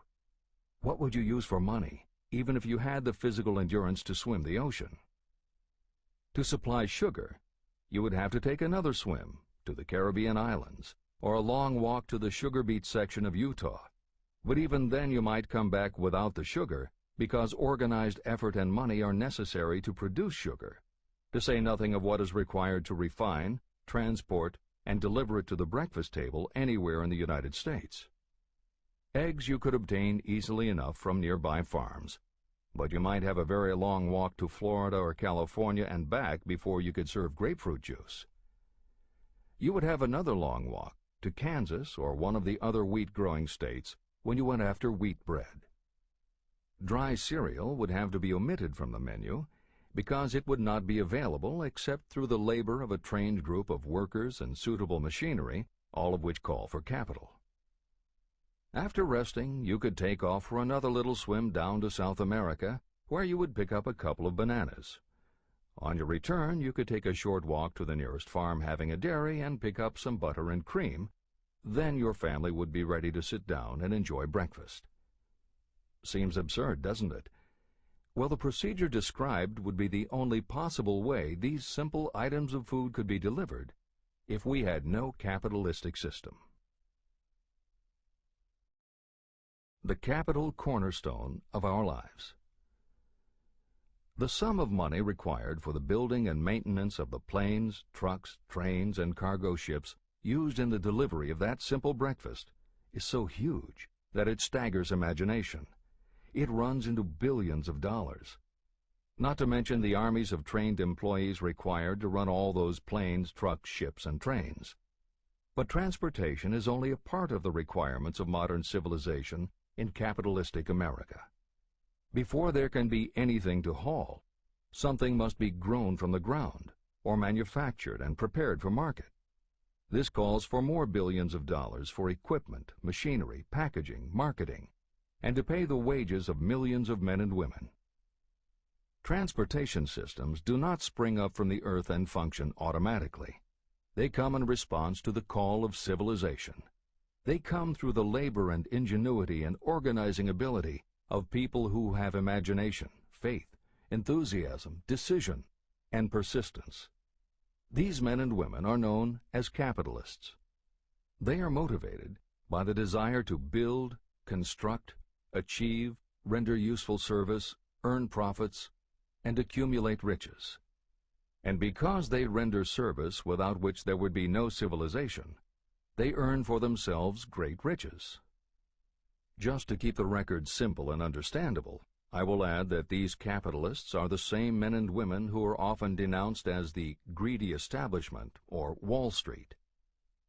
I'm not attempting to present a case for or against any group or any system of economics. The purpose of this book, a purpose to which I have faithfully devoted more than half a century, is to present to anyone who wants the knowledge the most dependable philosophy through which individuals may accumulate riches in whatever amounts they desire.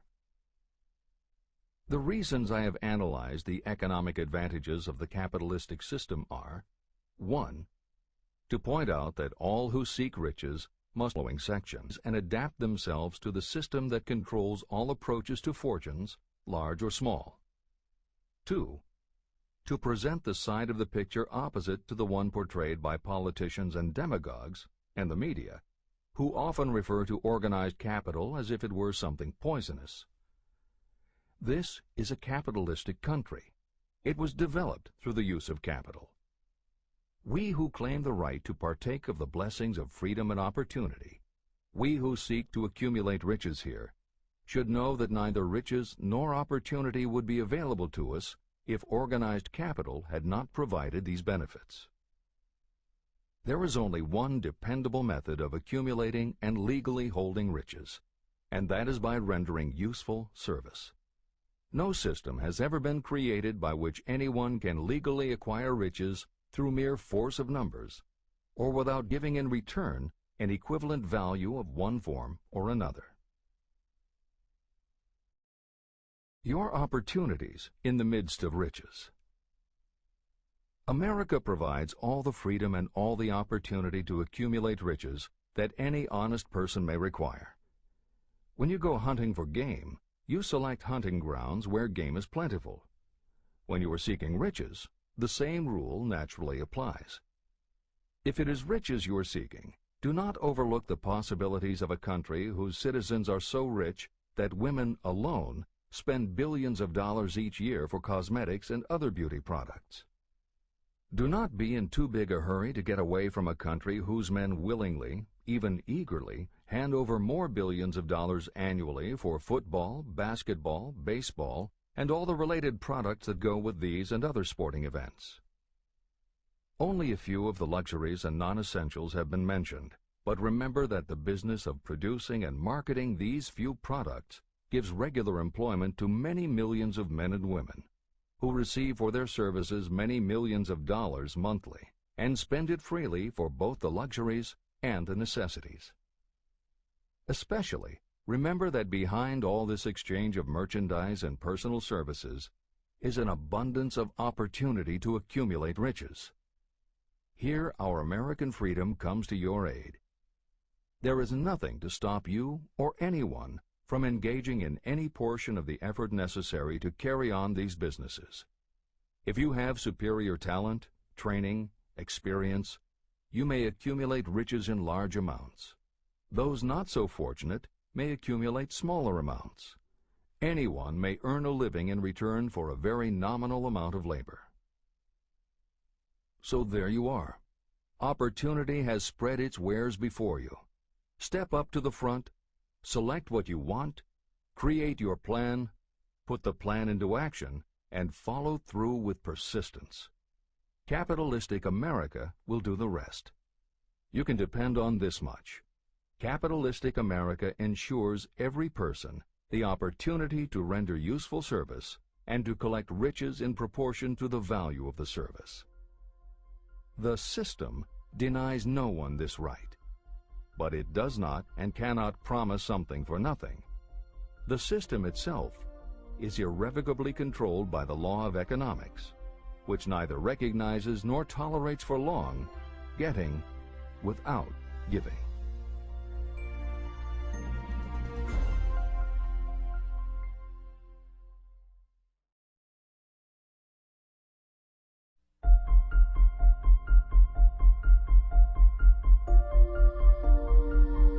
Conceit is a fog that envelops a man's real character beyond his own recognition.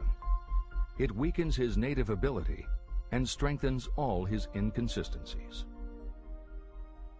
Chapter 9. Decision, the mastery of procrastination. The seventh step toward riches. Analysis of over 25,000 men and women who had experienced failure reveals that lack of decision was near the head of the list of the 31 major causes of failure. Procrastination, the opposite of decision, is a common enemy which practically every person must conquer. You will have an opportunity to test your capacity to reach quick and definite decisions when you finish reading this book and begin to put the principles into action. My analysis of several hundred people who had accumulated fortunes well beyond the $1 million mark disclosed the fact that every one of them had the habit of reaching decisions promptly and of changing these decisions slowly.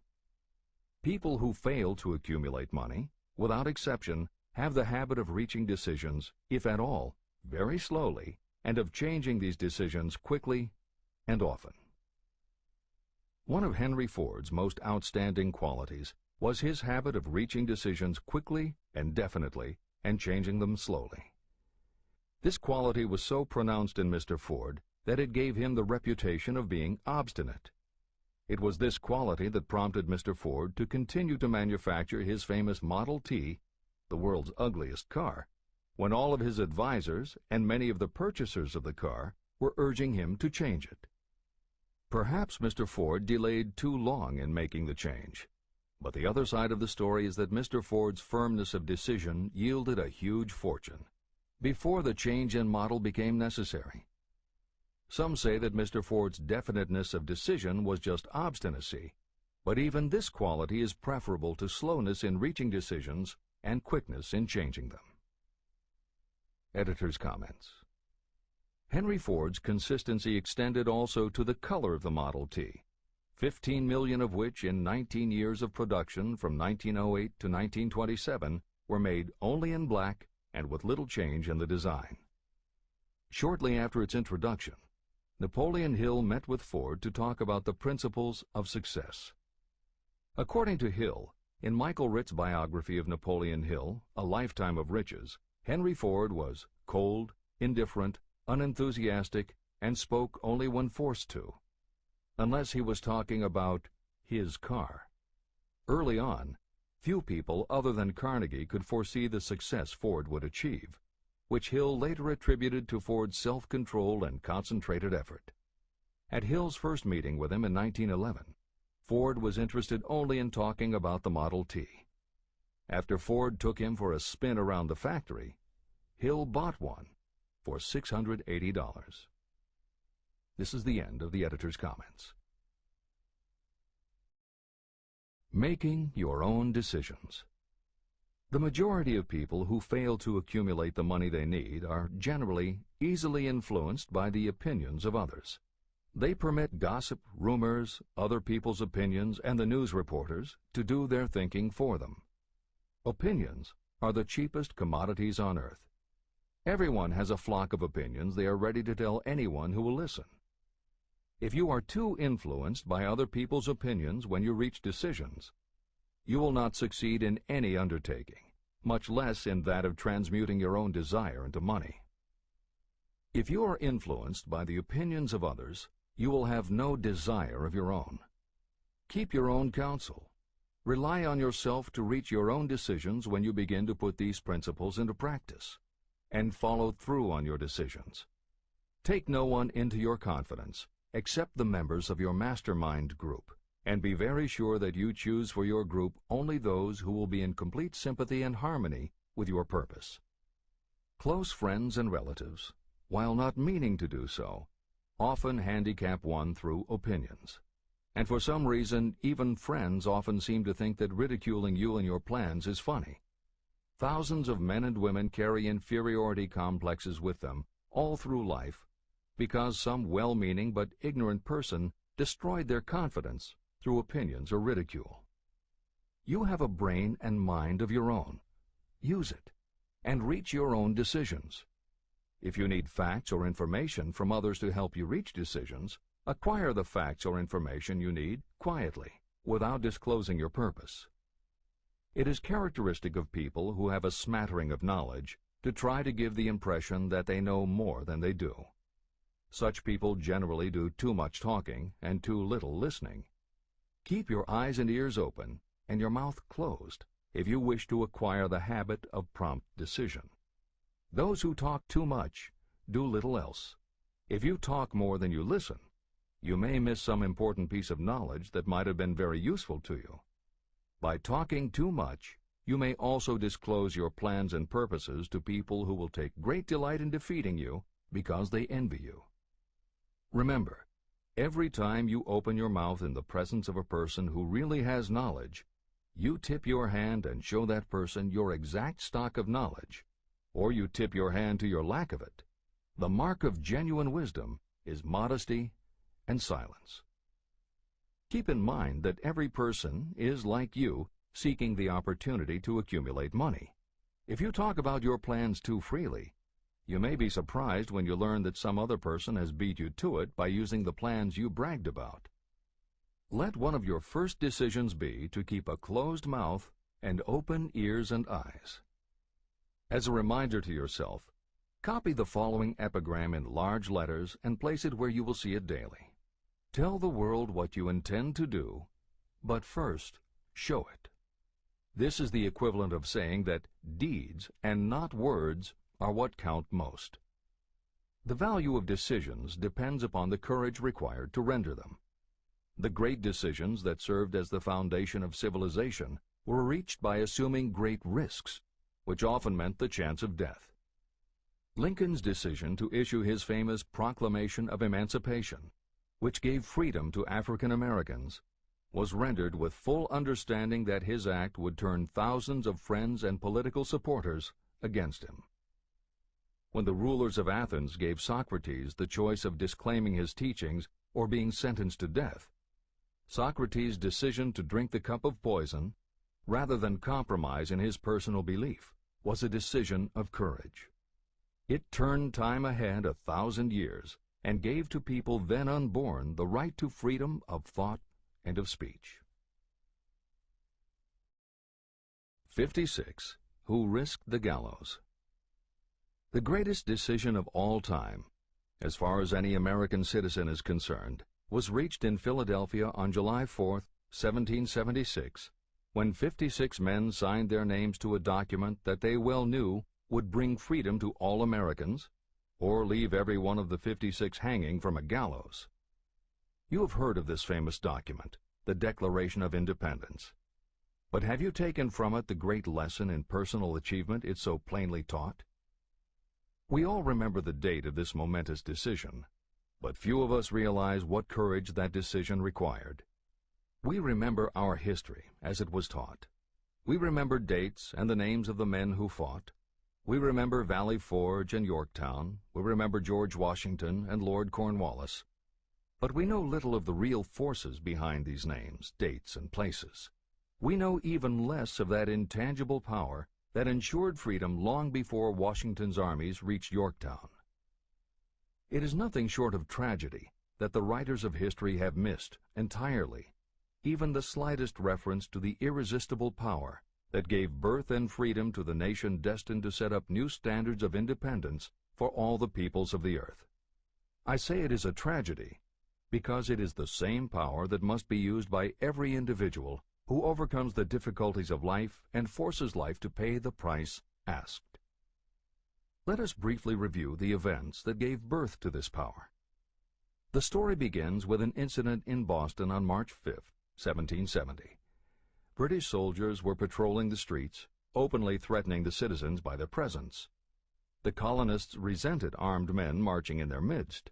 They began to express their resentment openly, hurling stones as well as epithets at the marching soldiers, until the commanding officer gave orders, "Fix bayonets, charge." The battle was on. It resulted in the death and injury of many. The incident aroused such resentment that the Provincial Assembly, made up of prominent colonists, called a meeting for the purpose of taking definite action. Two of the members of that assembly were John Hancock and Samuel Adams. They spoke up courageously and declared that a move must be made to eject all British soldiers from Boston. Remember this: a decision in the minds of two men might properly be called the beginning of the freedom that we of the United States now enjoy. Remember, too, that the decision of these two men called for faith and courage because it was dangerous. Before the assembly adjourned, Samuel Adams was appointed to call on Hutchinson, the governor of the province, and demand the withdrawal of the British troops. The request was granted, and the troops were removed from Boston, but the incident was not closed. It had caused a situation that was destined to change the entire trend of civilization. Richard Henry Lee became an important factor in this story because he and Samuel Adams corresponded frequently, sharing freely their fears and their hopes concerning the welfare of the people of their provinces. From this practice, Adams conceived the idea that a mutual exchange of letters between the 13 colonies might help to bring about the coordination of efforts so badly needed in connection with the solution of their problems. In March of 1772, 2 years after the clash with the soldiers in Boston, Adams presented this idea to the Assembly. He made a motion that a correspondence committee be established among the colonies, with definitely appointed correspondents in each colony, for the purpose of friendly cooperation for the betterment of the colonies of British America. It was the beginning of the organization of the far-flung power destined to give freedom to you and to me. A mastermind group had already been organized. It consisted of Adams, Lee, and Hancock. The Committee of Correspondence was organized. The citizens of the colonies had been waging disorganized warfare against the British soldiers through incidents similar to the Boston riot, but nothing of benefit had been accomplished. Their individual grievances had not been consolidated under one mastermind. No group of individuals had put their hearts, minds, souls, and bodies together in one definite decision to settle their difficulty with the British once and for all, until Adams, Hancock, and Lee got together. Meanwhile, the British were not idle. They too were doing some planning and masterminding, and they had the advantage of having behind them money and organized soldiery. A decision that changed history. The Crown appointed Gage to supplant Hutchinson as the governor of Massachusetts. One of the new governor's first acts was to send a messenger to call on Samuel Adams for the purpose of endeavoring to stop his opposition by fear. You will best understand the spirit of what happened from this quotation of the conversation between Colonel Fenton, the messenger sent by Gage, and Adams. Colonel Fenton: I have been authorized by Governor Gage to assure you, Mr. Adams, that the governor has been empowered to confer upon you such benefits as would be satisfactory, an obvious endeavor to win Adams by promise of bribing him, upon the condition that you engage to cease in your opposition to the measures of the government. It is the governor's advice to you, sir, not to incur the further displeasure of His Majesty. Your conduct has been such as makes you liable to penalties of an act of Henry VIII, by which persons can be sent to England for trial for treason or misprision of treason at the discretion of a governor of a province. But by changing your political course, you will not only receive great personal advantages, but you will make your peace with the king. Samuel Adams had the choice of two decisions. He could cease his opposition and receive personal bribes, or he could continue and run the risk of being hanged. Clearly, the time had come when Adams was forced to reach, instantly, a decision that could have cost his life. Adams insisted upon Colonel Fenton's word of honor that the colonel would deliver to the governor the answer exactly as Adams would give it to him. Adams' answer: Then you may tell Governor Gage that I trust I have long since made my peace with the King of Kings. No personal consideration shall induce me to abandon the righteous cause of my country. And tell Governor Gage it is the advice of Samuel Adams to him no longer to insult the feelings of an exasperated people.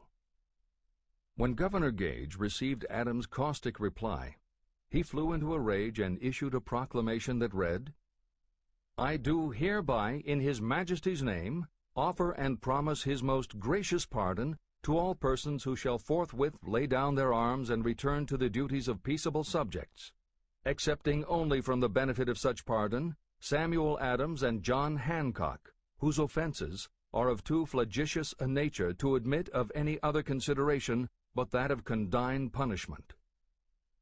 Adams and Hancock were on the spot. The threat of the irate governor forced the two men to reach another decision, equally as dangerous. They hurriedly called a secret meeting of their staunchest followers. After the meeting had been called to order, Adams locked the door, placed the key in his pocket, and informed all present that it was imperative that a Congress of the colonists be organized, and that no man should leave the room until the decision for such a Congress had been reached.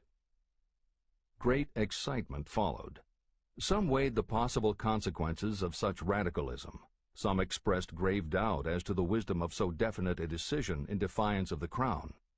Locked in that room were two men immune to fear, blind to the possibility of failure, Hancock and Adams. Through the influence of their minds, the others were induced to agree that, through the Correspondence Committee, arrangements should be made for a meeting of the First Continental Congress to be held in Philadelphia, September 5th, 1774. Remember this date. It is more important than July 4th, 1776. If there had been no decision to hold a Continental Congress, there could have been no signing of the Declaration of Independence. Before the first meeting of the new Congress, another leader, in a different section of the country, was deep in the throes of publishing a summary view of the rights of British America. He was Thomas Jefferson, of the province of Virginia, whose relationship to Lord Dunmore, representative of the Crown in Virginia, was as strained as that of Hancock's and Adams with their governor. Shortly after his famous Summary of Rights was published, Jefferson was informed that he was subject to prosecution for high treason against His Majesty's government. Inspired by the threat, one of Jefferson's colleagues, Patrick Henry, boldly spoke his mind, concluding his remarks with a sentence that shall remain forever a classic. "If this be treason, then make the most of it."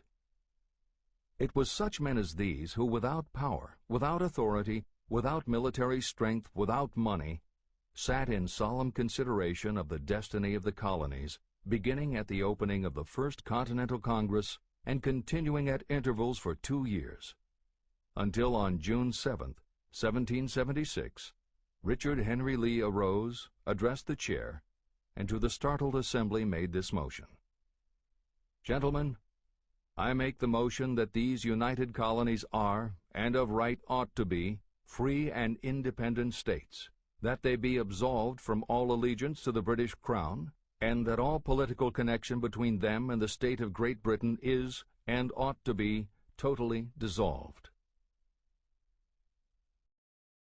The most momentous decision ever placed on paper. Lee's astounding motion was discussed fervently and at such length that he began to lose patience. Finally, after days of argument, he again took the floor and declared in a clear, firm voice, "Mr. President, we have discussed this issue for days. It is the only course for us to follow. Why then, sir, do we longer delay? Why still deliberate? Let this happy day give birth to an American Republic. Let her arise, not to devastate and to conquer, but to reestablish the reign of peace and of law." Before his motion was finally voted upon, Lee was called back to Virginia because of serious family illness. But before leaving, he placed his cause in the hands of his friend, Thomas Jefferson, who promised to fight until favorable action was taken. Shortly thereafter, the President of the Congress, Hancock, appointed Jefferson as chairman of a committee to draw up a Declaration of Independence. Long and hard the committee labored on a document that would mean, when accepted by the Congress, that every man who signed it would be signing his own death warrant should the colonies lose in the fight with Great Britain that was sure to follow. The document was drawn, and on June 28th, the original draft was read before the Congress. For several days it was discussed, altered, and made ready.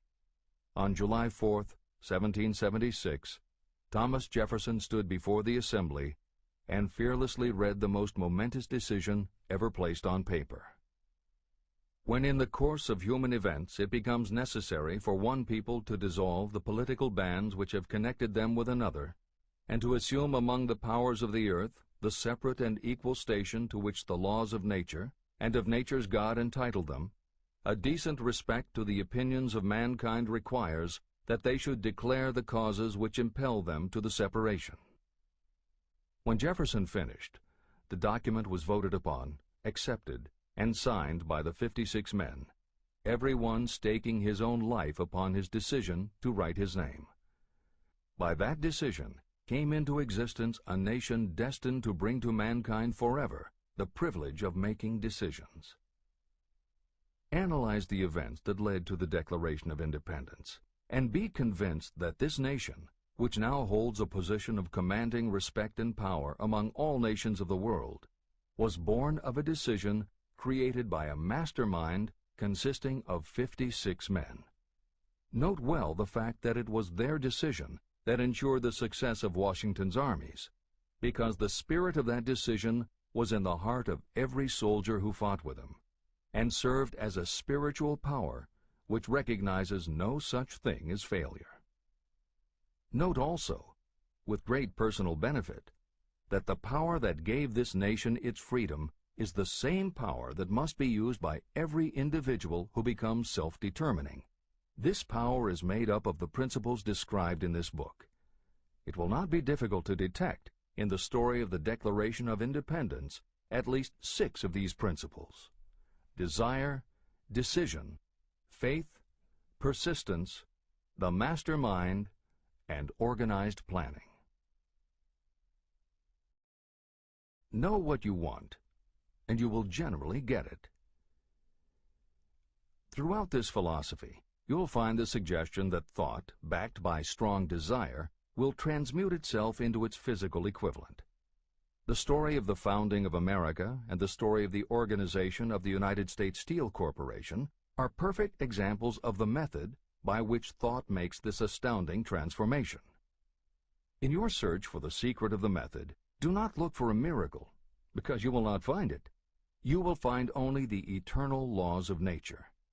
These laws are available to every person who has the faith and the courage to use them. They may be used to bring freedom to a nation or to accumulate riches. Those who reach decisions promptly and definitely know what they want and generally get it. The leaders in every walk of life decide quickly and firmly. That is the major reason why they are leaders. The world has a habit of making room for the people whose words and actions show that they know where they are going. Indecision is a habit that usually begins when a person is young. It becomes more and more of a habit as the youth goes through grade school, high school, and even through college without definiteness of purpose. The habit of indecision goes with the student into the occupation he or she chooses. Generally, a young person just out of school seeks any job that can be found.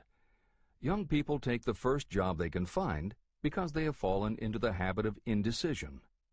The vast majority of people working today are in the positions they hold because they lack the definiteness of decision to plan a definite position and the knowledge of how to choose an employer. Definiteness of decision always requires courage, sometimes very great courage. The 56 men who signed the Declaration of Independence staked their lives on the decision to affix their signatures to that document. The person who reaches a definite decision to go after a specific job and make life pay the price he or she asks does not stake his or her life on that decision. They stake their economic freedom. Financial independence, riches, and desirable business positions are not within reach of the person who neglects or refuses to expect, plan, and demand these things. The person who desires riches in the same spirit that Samuel Adams desired freedom for the colonies is sure to accumulate wealth. No man achieves great success who is unwilling to make personal sacrifices. Chapter 10. Persistence. The sustained effort necessary to induce faith. The 8th step toward riches. Persistence is an essential factor in the procedure of transmuting desire into its monetary equivalent. The basis of persistence is the power of will. Willpower and desire, when properly combined, make an irresistible pair. Those who accumulate great fortunes are sometimes called cold-blooded or ruthless. Frequently, it is simply because their critics simply don't understand that what they have is a strong desire backed up by willpower, which they mix with persistence. It is the combination that ensures the attainment of their objectives. The majority of people are ready to throw their aims and purposes overboard and give up at the first sign of opposition or misfortune.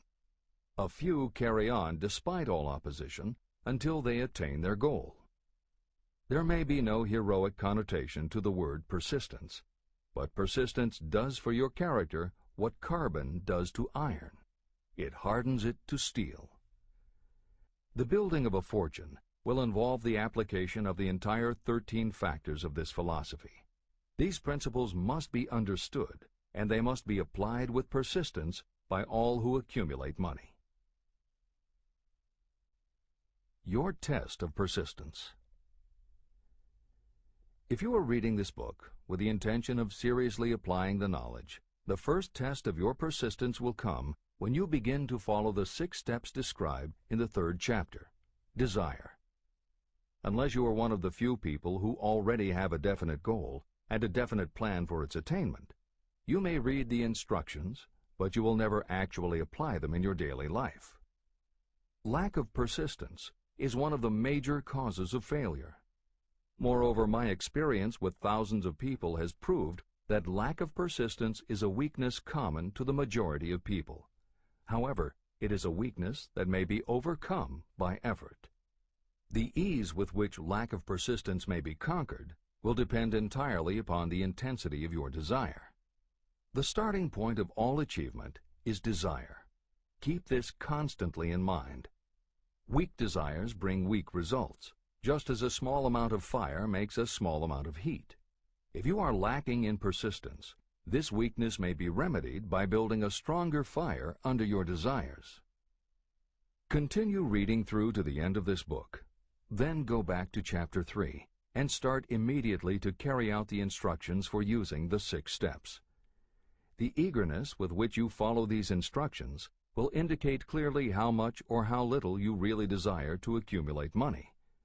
If you find that you are indifferent, you may be sure that you have not yet acquired the money consciousness that you must possess before you can be sure of accumulating a fortune.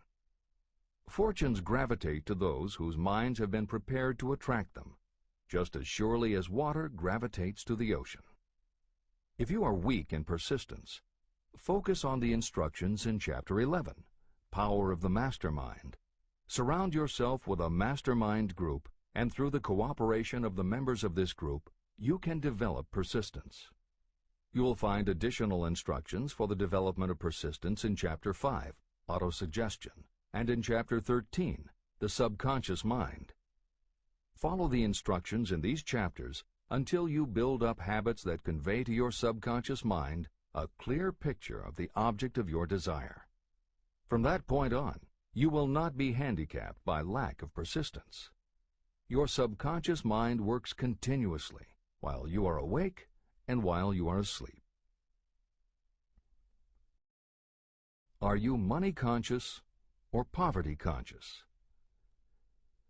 Occasional effort to apply the rules will be of no value to you. To get results, you must apply all of the rules until they become a fixed habit with you. In no other way can you develop the necessary money consciousness. Just as money is attracted to those who have deliberately set their mind on it, poverty is attracted to those whose mind is open to it. And although money consciousness must be developed intentionally, poverty consciousness develops without conscious application of habits favorable to it. Poverty consciousness will seize the mind that is not occupied with money consciousness. If you understand the point of the preceding paragraph, you will understand the importance of persistence in the accumulation of a fortune. Without persistence, you will be defeated even before you start. With persistence, you will win. If you have ever had a nightmare, you will realize the value of persistence. You are lying in bed, half awake, with a feeling that you are about to smother. You are unable to turn over or to move a muscle. You realize that you must begin to regain control over your muscles. Through persistent effort of willpower, you finally manage to move the fingers of one hand. By continuing to move your fingers, you extend your control to the muscles of one arm until you can lift it. Then you gain control of the other arm. You finally gain control over the muscles of one leg, and then extend it to the other leg. Then, with one supreme effort of will, you regain complete control over your muscular system and snap out of your nightmare. You did it step by step. You may find it necessary to snap yourself out of your mental inertia in a similar way. First, by moving slowly, then increasing your speed until you gain complete control over your will. Be persistent, no matter how slowly you may have to move at first. With persistence will come success. Snap out of mental inertia.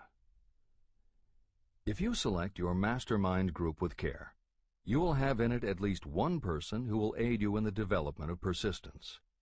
Some people who have accumulated great fortunes did so because of necessity. They developed the habit of persistence because circumstances forced them to become persistent. Those who have cultivated the habit of persistence seem to enjoy insurance against failure. No matter how many times they are defeated, they finally arrive up toward the top of the ladder. Sometimes it appears that there is a hidden guide whose duty is to test us through all sorts of discouraging experiences. Those who pick themselves up after defeat and keep on trying finally arrive, and the world says, "I knew you could do it." The hidden guide lets no one enjoy great achievement without passing the persistence test. Those who can't take it simply do not make the grade. Those who can take it are rewarded for their persistence, and in return they get the goal they are pursuing. But that is not all. They receive something infinitely more important than material compensation: the knowledge that every failure brings with it the seed of an equivalent advantage. Persist past your failures. The people who learn from experience the importance of persistence will not accept defeat as being anything more than temporary. They are the ones whose desires are so persistently applied that defeat is finally changed into victory. We see that an overwhelmingly large number of people go down in defeat, never to rise again. We also see the few who take the punishment of defeat as an urge to greater effort. But what we do not see, what most of us never suspect of existing, is the silent but irresistible power that comes to the rescue of those who fight on in the face of discouragement. If we speak of this power at all, we call it persistence and let it go at that. One thing is sure: if you do not have persistence, you will not achieve noteworthy success in any calling. As I am writing these lines, I can look out the window and see, less than a block away, the great mysterious Broadway, the graveyard of dead hopes and the front porch of opportunity. From all over the world, people have come to Broadway seeking fame, fortune, power, love, or whatever it is that human beings call success. Once in a great while, someone steps out from the long procession of seekers, and the world hears that another person has conquered Broadway. But Broadway is not easily nor quickly conquered. Broadway acknowledges talent, recognizes genius, and pays off in money only after a person has refused to quit. The secret is always inseparably attached to one word: persistence. Editor's comments. Today we think of making it on Broadway in terms of the theater, but here Napoleon Hill uses Broadway as a metaphor for the New York arts, publishing, and entertainment industries in general. In the original edition of Think and Grow Rich, Hill used this introduction to tell of Fannie Hurst, one of the best-selling authors of the day, who pounded the streets of New York for 4 years and received 36 rejection slips from one publisher alone before her persistence paid off and she finally got published. Although Napoleon Hill chose Fannie Hurst to illustrate his point about overcoming poverty and adversity, he knew all about both from personal experience. Hill's own story is one of very humble beginnings and devastating failures that would have defeated most people. It was only through his extraordinary persistence that the original edition of the book you hold in your hands was published. And for that reason, the editors of this edition have included this brief biography of Napoleon Hill. The following is adapted from A Lifetime of Riches, the biography of Napoleon Hill, written by Michael J. Ritt, Jr. and Kirk Landers, and also draws upon Napoleon Hill's first bestseller, his 4-volume masterwork, Law of Success. In it, Hill told of the 7 turning points in his own life, and those excerpts told in his words are told in the first person. Born into poverty in the backwoods of Virginia, young Nap, as he was called, was the local gun-toting troublemaker. He would probably have ended up a criminal had his widowed father not met and married Martha Ramey Banner. Nap's new stepmother set out to change the family's mountain ways, and she started by trading Napoleon a typewriter for his 6-shooter pistol. She told him, "If you become as good with a typewriter as you are with that gun, you may become rich and famous and known throughout the world." Her faith and encouragement turned young Knapp around, and by the age of 15, he was submitting stories to the local newspapers and doing everything he could to get himself out of his meager circumstance. After completing high school and 1 year at a business college, he wrote an audacious letter to Rufus Ayers, one of the most powerful men in the coal industry. Hill wrote to apply for a job, but he said that he didn't want a salary. In fact, he said he would pay Ayers. Hill proposed that Ayers could charge him whatever he wanted on a monthly basis, but if at the end of 3 months Hill had proved his worth, he then would expect Ayers to pay him a salary of the same monthly amount. Ayers admired Hill's style and hired him, with pay. First turning point. After finishing a course at a business college, I took a job as stenographer and bookkeeper. As a result of having practiced the habit of performing more work and better work than that for which I was paid, I advanced rapidly until I was assuming responsibilities and receiving a salary far out of proportion to my age. Hill also proved to be so trustworthy and honest that Ayers promoted him to replace the manager, making this 19-year-old the youngest manager of a mine and in charge of 350 men. Then fate reached out and gave me a gentle nudge. My employer lost his fortune, and I lost my position. This was my first real defeat, and even though it came about as a result of causes beyond my control, I didn't learn a lesson from it until many years later. Second turning point. My next position was that of sales manager for a large lumber manufacturer in the South. My advancement was rapid, and I did so well that my employer took me into partnership with him. We began to make money, and I began to see myself on top of the world again. Like a stroke of lightning out of a clear sky, the 1907 panic swept down, and overnight it rendered me an enduring service by destroying our business and relieving me of every dollar that I had. Editor's comment. The panic Hill refers to began in the summer of 1907, when a number of banks and stock brokerages declared bankruptcy. Word spread to the general public, and it created a run on the banks as depositors lined up to demand that they be given the money they had on deposit. Banks called in loans to meet the demand for cash, but those borrowers couldn't find buyers for their goods or property, so they couldn't pay back their loans. When the banks couldn't get back the money they had loaned, they repossessed the homes or businesses that the borrowers had put up as collateral. Businesses were closed, farmers were evicted from their land, jobs were lost, so even more banks were forced to close, and it just kept getting worse. America was caught in a downward spiral that was reversed only when the major Wall Street bankers and financial executives, who were themselves in danger of losing their businesses, stepped in to shore up troubled banks. It was in large part because of the bank panic of 1907 that legislation was enacted in 1913 to create the Federal Reserve System. This is the end of the editor's comments. Third turning point. This was my first serious defeat. I mistook it then for failure, but it was not. And before I complete this lesson, I will tell you why it was not. It required the 1907 panic and the defeat that it brought me to redirect my efforts from the lumber business to the study of law. I entered law school with the firm belief that I would emerge doubly prepared to catch up with the end of the rainbow and claim my pot of gold.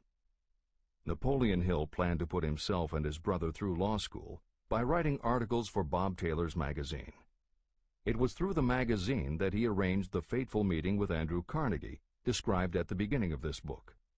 As was noted there, when Carnegie proposed the idea of writing The Philosophy of Success, he told Hill that he would have to earn his own way. I attended law school at night and worked as an automobile salesman during the day. Because of the job, I saw the need for trained automobile mechanics. I opened an educational department in the manufacturing plant and began to train ordinary machinists in automobile assembly and repair work. The school prospered, paying me over $1,000 a month in net profits. My banker knew that I was prospering, therefore he loaned me money with which to expand.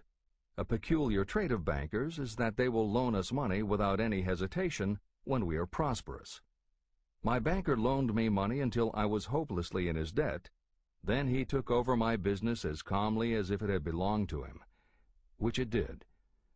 From an income of more than $1,000 a month, I was suddenly reduced to poverty. For the third time, Hill had experienced defeat, but he was not beaten. He got another job, and all the while continued to work on the Carnegie Project. Fourth turning point, 1912. Because my wife's family had influence, I secured the appointment as assistant to the chief counsel for one of the largest coal companies in the world.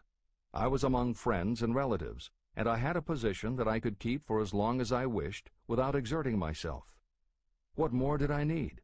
Nothing, I was beginning to say to myself. Then, without consultation with my friends and without warning, I resigned. This was the first turning point that was of my own selection. It was not forced upon me.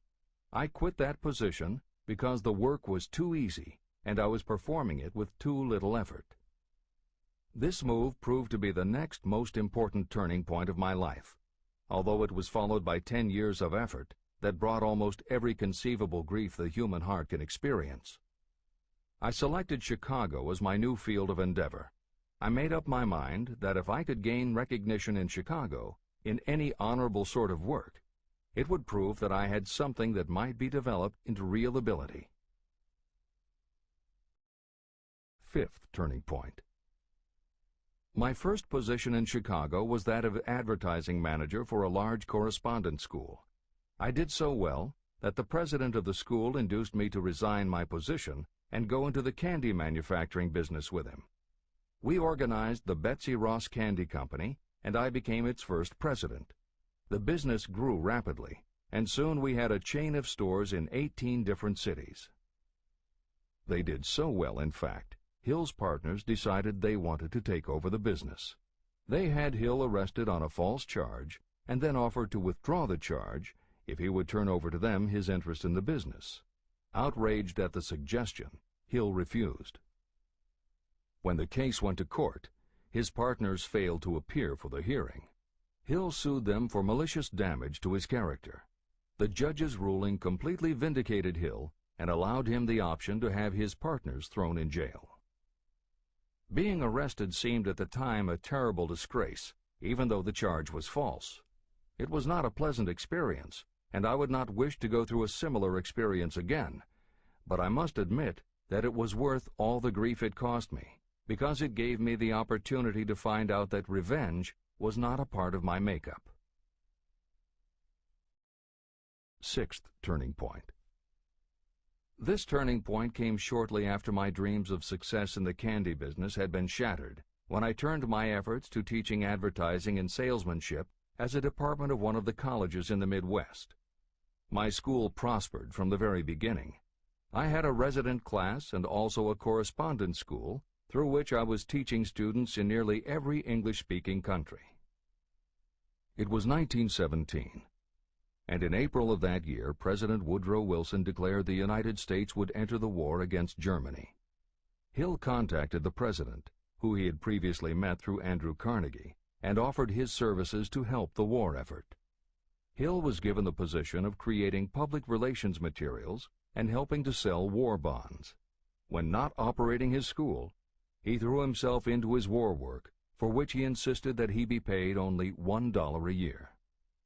Then came the second military draft, and it practically destroyed my school, as it caught most of those who were enrolled as students. At one stroke, I charged off more than $75,000 in tuition fees. Once more, I was penniless. Despite the fact that Hill had to scrape just to get by, he continued to work for President Wilson and continued to refuse to take any compensation. Though Hill had a family to support, and the ridicule of his relatives put a tremendous strain on relations, he also continued to work on the Carnegie Project. Hill later said, "Believe me, There were times when, between the needling of my relatives and the hardships I endured, it was not easy to maintain a positive mental attitude and persevere. Sometimes, in barren hotel rooms, I almost believed my family was right. The thing that kept me going was my conviction that one day I would not only successfully complete my work, but also be proud of myself when it was finished. Seventh turning point. To describe the seventh of the turning points in my life, I must go back to November 11th, 1918. Armistice Day, the end of the World War. The war had left me without a penny, as I have already said, but I was happy to know that the slaughter had ceased and reason was about to reclaim civilization.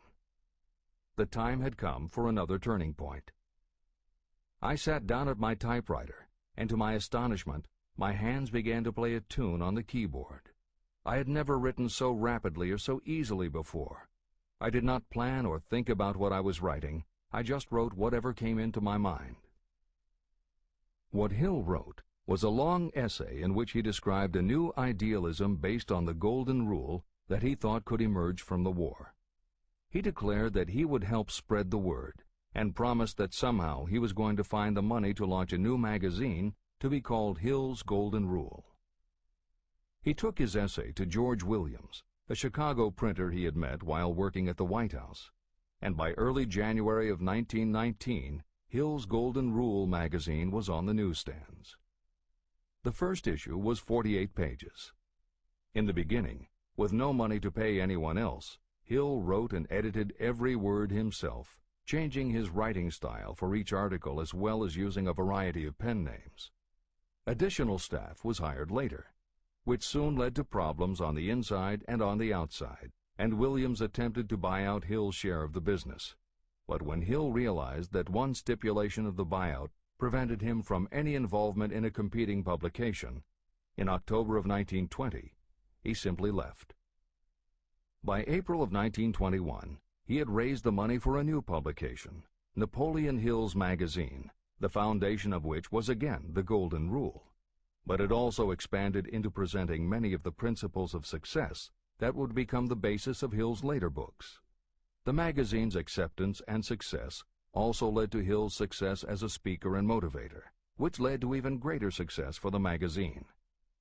At the same time, Napoleon Hill was working with one of the inmates of a penitentiary to develop a correspondence course, which he took to the prisons to encourage prisoner rehabilitation. Most everything Hill did during this time was successful, and the success of the prison program was significant. But the greed of two members of the board of directors, one of whom was the prison chaplain, eventually led in 1923 to the demise of not only the educational rehabilitation programs, but also the magazine and numerous other successful offshoot ventures. The bleak irony, as Michael Ritt notes in A Lifetime of Riches, was that few enterprises in the 1920s could have been more idealistic or humanitarian in concept. Yet in seeking to stir goodness in men's souls, these enterprises had stirred mean-spirited men to a bloodlust that destroyed everything. Without his magazine, Hill went back to teaching and lecturing, which led to an introduction to a crusading newspaper publisher, Don Mellett, who offered to help Hill publish the results of his work on the Carnegie Project. At this same time, Mellett learned that Prohibition gangsters were selling narcotics and bootleg liquor to school children in Canton, and members of the local police force were being bribed to do nothing about it. Mellett was outraged and wrote an expose in his Canton Daily News, while Hill contacted the governor to implement a state investigation of the corrupt police department. A week before Hill and Mellett were to finalize the financing for the publication of Hill's book, Don Mellett was ambushed outside his home and assassinated by a gangster and a renegade cop. They tried to kill Hill, too, but through pure luck he escaped and fled to the Smoky Mountains, where he remained holed up in a backwoods shack for most of a year. Destitute and in fear for his life, he lapsed into a state of deep depression. Then, in one extraordinary night of self-analysis, he willed himself out of his depression and resolved to finish the challenge Carnegie had posed almost 20 years earlier. Hill went to Philadelphia, convinced a publisher to put up the money, then worked night and day for almost 4 months to finish the manuscript. In March of 1928, Hill published the results of his efforts, a multi-volume masterwork entitled Law of Success. No one had ever seen anything like it. It was a phenomenon, a runaway bestseller. A little over a year later, while Hill was finally enjoying the fruits of his long labors, the stock market crash of '29 hit. The bottom fell out of everything, including the market for books. Though he never gave up on his vision, like the rest of America, Hill struggled through the Depression. He lectured, he wrote, and he taught in every way he could, but it was very hard to preach personal achievement to a country that had lost faith in itself.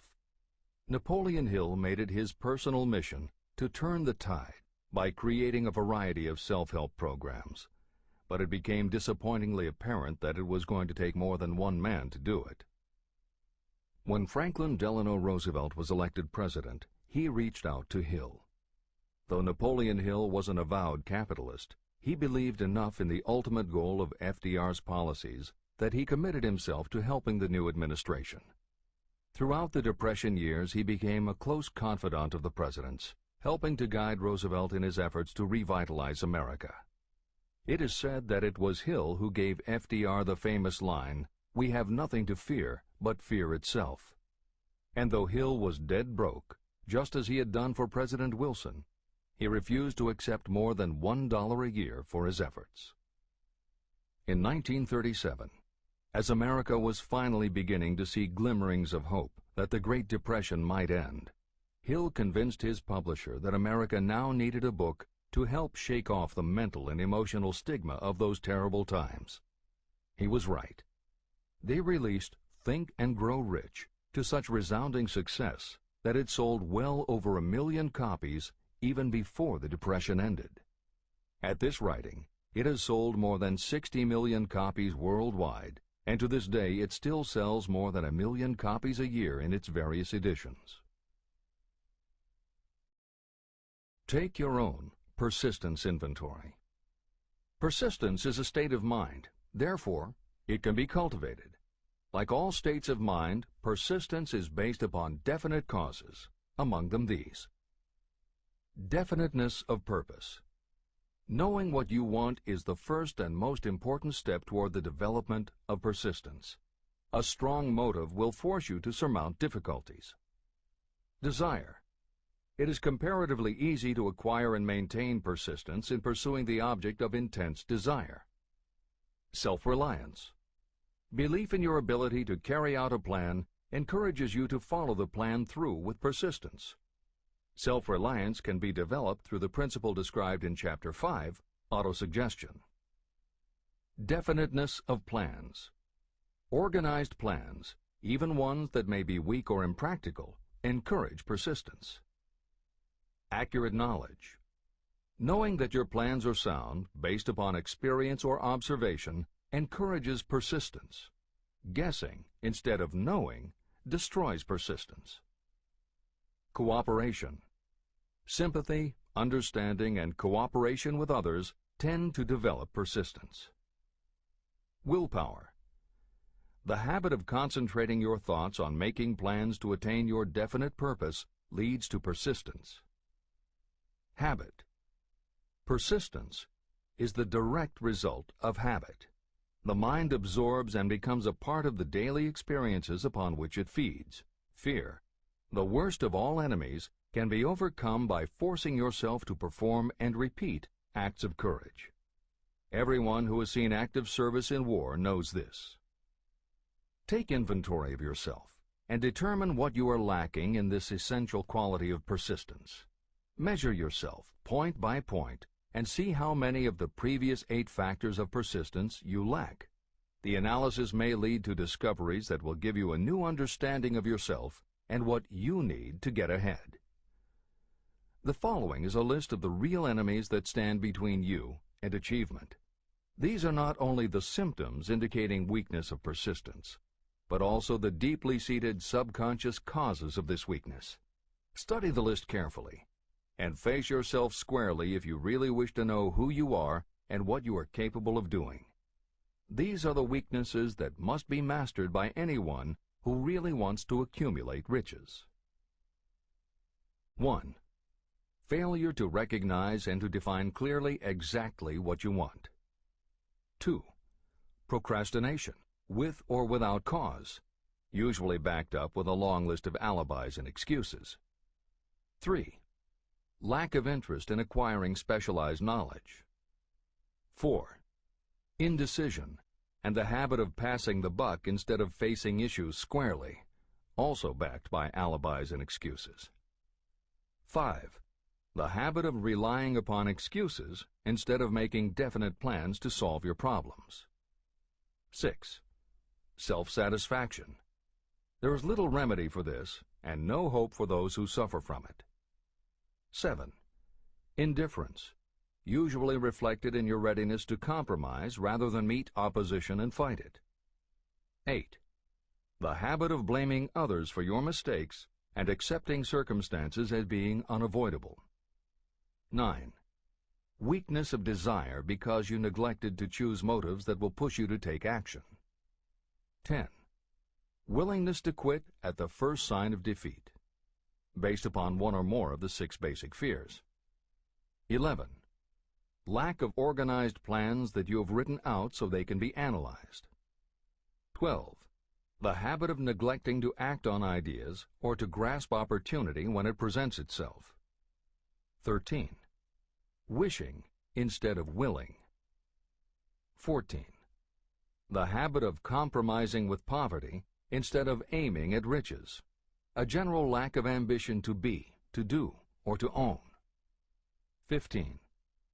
Searching for all the shortcuts to riches, trying to get without giving a fair equivalent, usually reflected in the habit of gambling or trying to drive unfair bargains. 16. Fear of criticism, resulting in failure to create plans and put them into action because of what other people might think, do, or say. This is one of your most dangerous enemies because it often exists in your subconscious mind and you may not even know it is there. See the 6 basic fears in the last chapter. If you fear criticism. Following is an examination of the symptoms of the fear of criticism. The majority of people permit relatives, friends, and the public at large to influence them so that they cannot live their own lives because they fear criticism. Many people make mistakes in marriage but stay married, then go through life miserable and unhappy because they fear criticism. Anyone who has submitted to this form of fear knows the irreparable damage it does by destroying one's ambition and the desire to achieve. Millions of people neglect to go back and get an education after having left school because they fear criticism. Countless numbers of men and women permit relatives to wreck their lives in the name of family duty because they fear criticism. Duty does not require you to submit to the destruction of your personal ambitions and the right to live your own life in your own way. People refuse to take chances in business because they fear the criticism that may follow if they fail. The fear of criticism in such cases is stronger than the desire for success. Too many people refuse to set high goals for themselves because they fear the criticism of relatives and friends who may say, "Don't aim so high, people will think you're crazy." When Andrew Carnegie suggested that I devote 20 years to the organization of a philosophy of individual achievement, my first impulse was fear of what people might say. His suggestion was far greater than anything I had ever conceived for myself. My first instinct was to create excuses, all of them traceable to the fear of criticism. Something inside of me said, "You can't do it. The job is too big and requires too much time. What will your relatives think of you? How will you earn a living? No one has ever organized a philosophy of success. What right have you to believe you can do it? Who are you anyway to aim so high? Remember your humble birth. What do you know about philosophy? People will think you are crazy," and they did. "Why hasn't some other person done this before now?" These and many other questions flashed into my mind. It seemed as if the whole world had suddenly turned its attention to me with a purpose of ridiculing me into giving up all desire to carry out Mr. Carnegie's suggestion. Later in life, after having analyzed thousands of people, I discovered that most ideas are stillborn. To grow, ideas need the breath of life injected into them through definite plans of immediate action. The time to nurse an idea is at the time of its birth. Every minute it lives gives it a better chance of surviving. The fear of criticism is what kills most ideas that never reach the planning and action stage. Breaks can be made to order. Many people believe that success is the result of lucky breaks. There may be something to that, but if you depend upon luck, you will almost surely be disappointed. The only break anyone can afford to rely on is a self-made break. These come through the application of persistence. The starting point is definiteness of purpose. Editor's comments. In 1999, Mark Myers, editor of one of the country's most influential self-help newsletters, Bottom Line Personal, wrote a book entitled How to Make Luck: 7 Secrets Lucky People Use to Succeed. In it, he tells of a study that was done by the psychology department at the University of Hertfordshire near London. They assembled a group of people, half of whom either thought themselves lucky or were considered to be lucky by others. The other half of the group believed they were unlucky. They were all brought to campus to watch a computerized random coin toss. Each person watched as a cartoon elf came on screen and flipped a coin.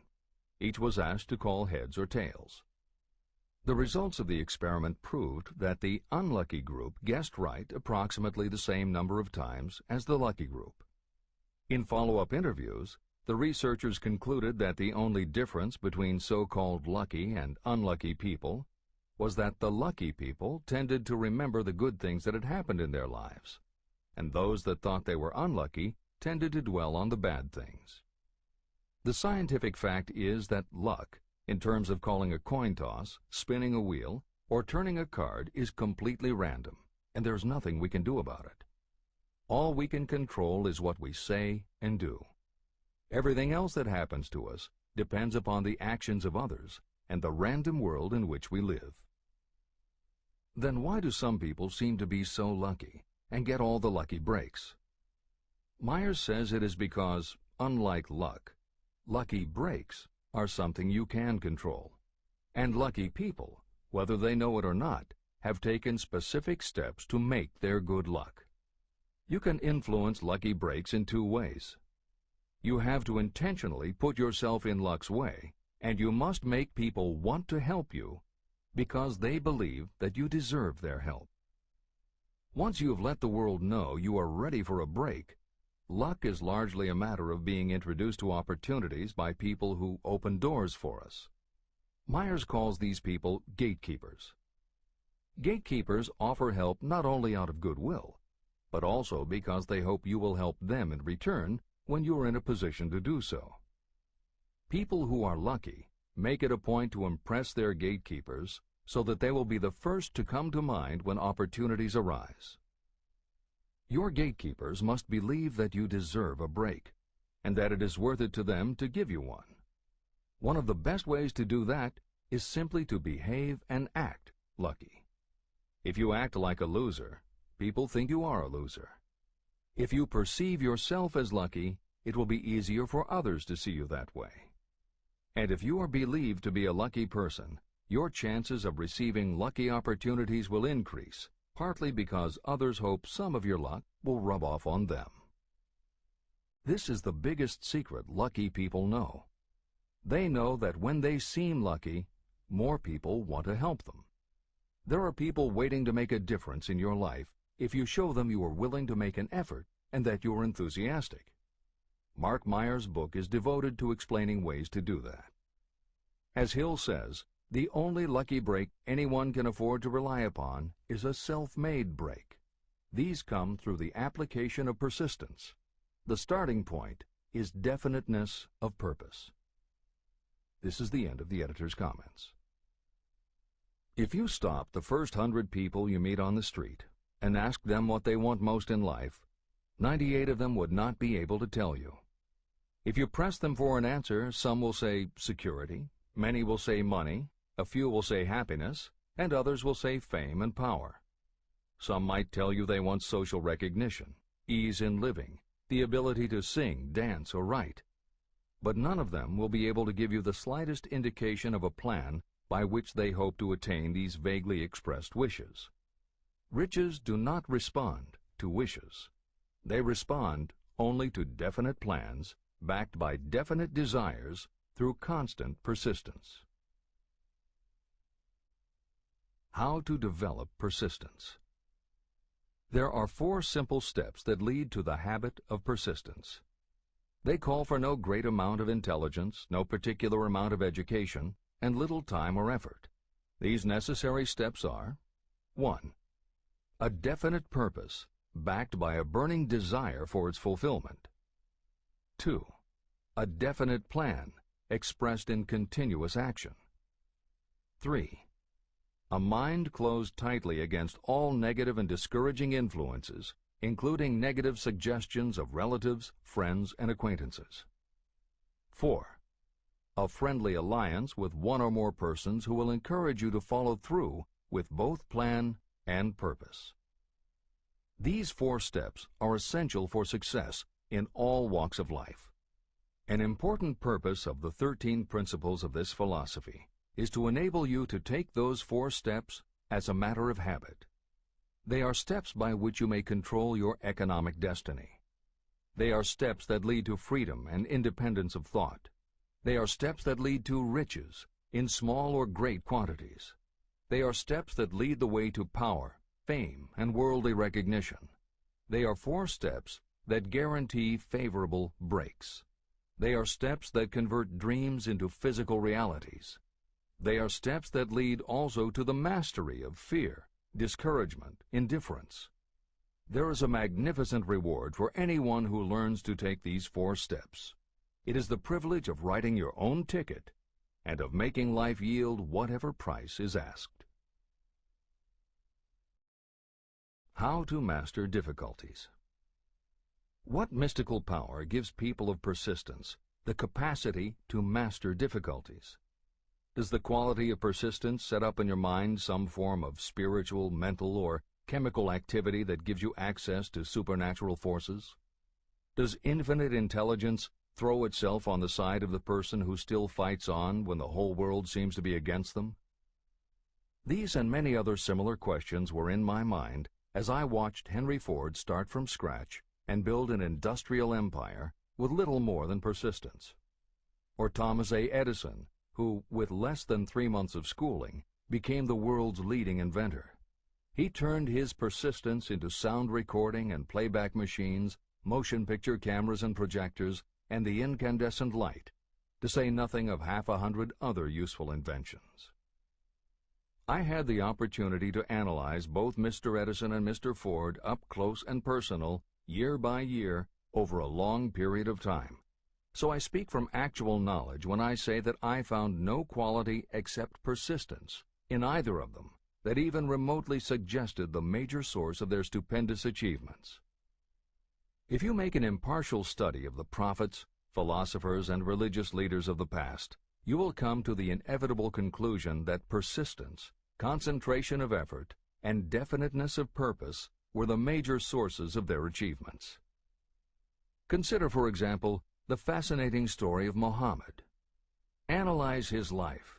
Compare him with men of achievement in this modern age of industry and finance, and observe how they all have one outstanding trait in common: persistence. If you want to understand more about the power of persistence and how it works, I strongly suggest that you read a biography of Muhammad. Editor's comments.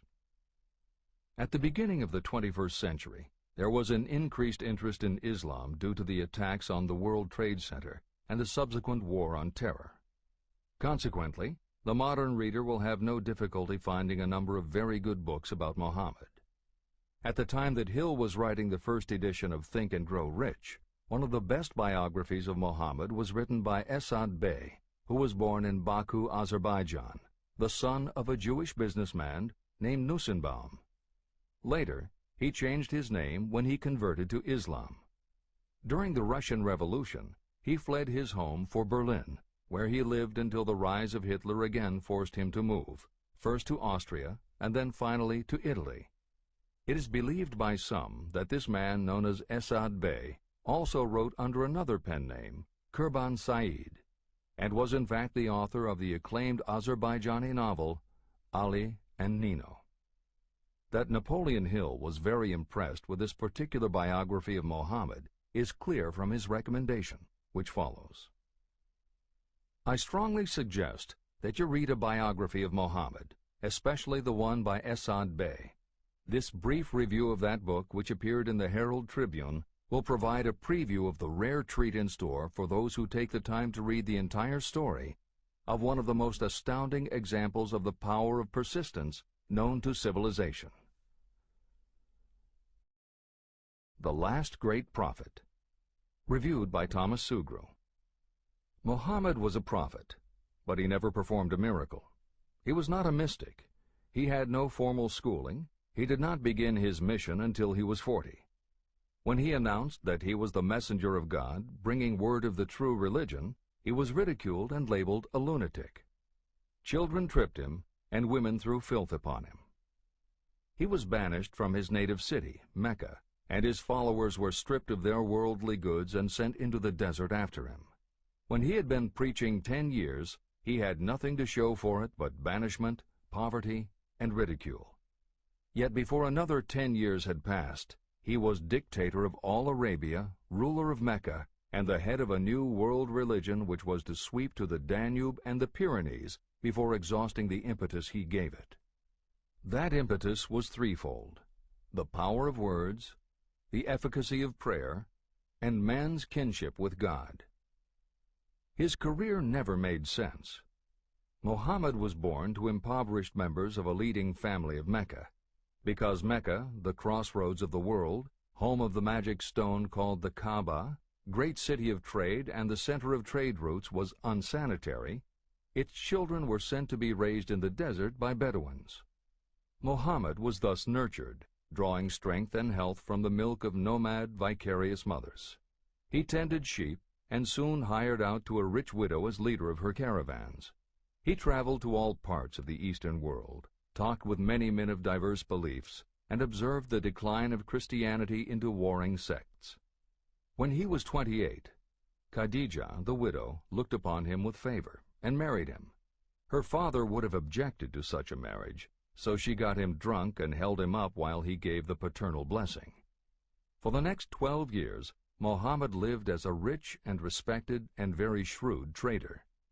Then he took to wandering in the desert, and one day he returned with the first verse of the Koran and told Khadijah that the archangel Gabriel had appeared to him and said that he was to be the messenger of God. The Koran, the revealed word of God, was the closest thing to a miracle in Muhammad's life. He had not been a poet. He had no gift of words. Yet the verses of the Koran, as he received them and recited them to the faithful, were better than any verses which the professional poets of the tribes could produce. This, to the Arabs, was a miracle. To them, the gift of words was the greatest gift. The poet was all-powerful. In addition, the Koran said that all men were equal before God, that the world should be a democratic state, Islam. It was this political heresy, plus Muhammad's desire to destroy all the 360 idols in the courtyard of the Kaaba, which brought about his banishment. The idols brought the desert tribes to Mecca, and that meant trade. So the businessmen of Mecca, the capitalists, of which he had been one, set upon Muhammad. Then he retreated to the desert and demanded sovereignty over the world. The rise of Islam began. Out of the desert came a flame which would not be extinguished. A democratic army, fighting as a unit and prepared to die without wincing. Muhammad had invited the Jews and Christians to join him, for he was not building a new religion. He was calling all who believed in one God to join in a single faith. If the Jews and Christians had accepted his invitation, Islam would have conquered the world. They didn't. They would not even accept Muhammad's innovation of humane warfare. When the armies of the Prophet entered Jerusalem, not a single person was killed because of his faith. When the Crusaders entered the city centuries later, not a Muslim man, woman, or child was spared. But the Christians did accept one Muslim idea, the place of learning, the university.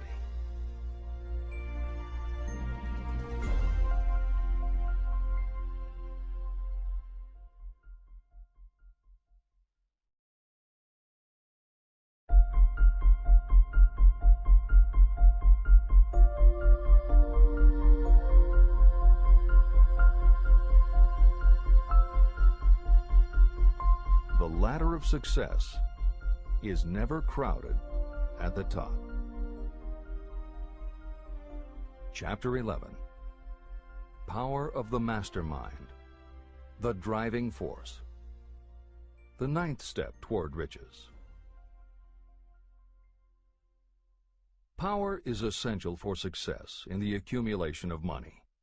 Plans are useless without sufficient power to turn them into action. This chapter will describe the method by which an individual may attain and apply power. Power may be defined as organized and intelligently directed knowledge. Power, as the term is used here, refers to organized effort, sufficient to enable an individual to transmute desire into its monetary equivalent. Organized effort is produced through the coordination of effort of two or more people who work toward a definite end in a spirit of harmony. Power is required to accumulate money. Power is necessary to keep the money after it has been accumulated. How can power be acquired? If power is organized knowledge, let us examine the sources of knowledge. Infinite intelligence. This source of knowledge may be accessed with the aid of creative imagination through the subconscious mind, as described in the previous chapters on faith, autosuggestion, and imagination, and as will be elaborated on in Chapter 13, the subconscious mind, and Chapter 14, the brain. Accumulated experience.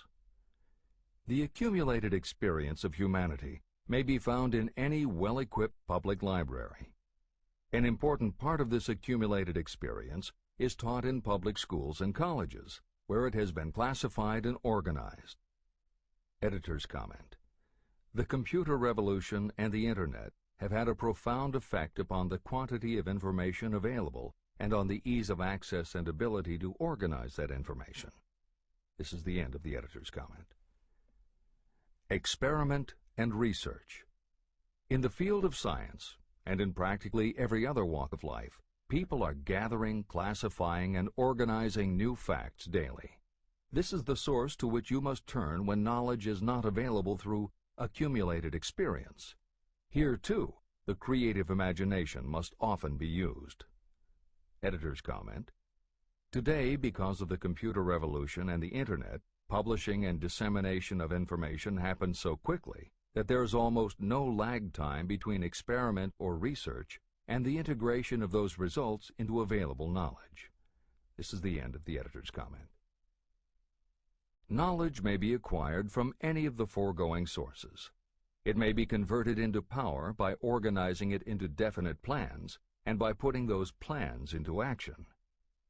If you examine the three sources of knowledge, you will see how difficult it would be if you had to depend upon just your own efforts to assemble all the knowledge you need and turn it into definite plans of action.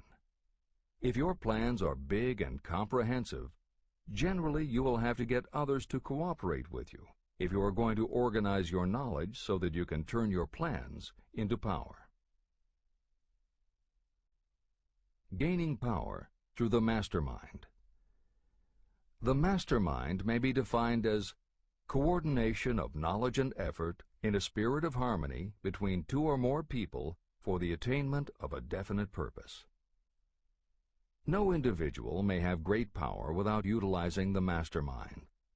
In Chapter 8, Organized Planning, I commented on how to create plans for translating desire into its monetary equivalent. If you carry out these instructions with persistence and intelligence, and use discrimination in choosing your mastermind group, your objective will have been halfway reached even before you begin to recognize it. Editor's comments. In the following section, Hill describes the two kinds of power that an individual can access by assembling a mastermind alliance and working with that group. The first kind of power that he mentions is economic power, which needs no comment from the editors. However, to describe the second kind of power, for want of a better term, Hill uses the term psychic. Because this word has taken on connotations that Hill never intended, this concept deserves clarification before you read on. As is obvious throughout this book, Napoleon Hill was a very practical man. His use of the word psychic in this chapter has nothing to do with seances, fortune-telling, magic, or any other aspect of the paranormal.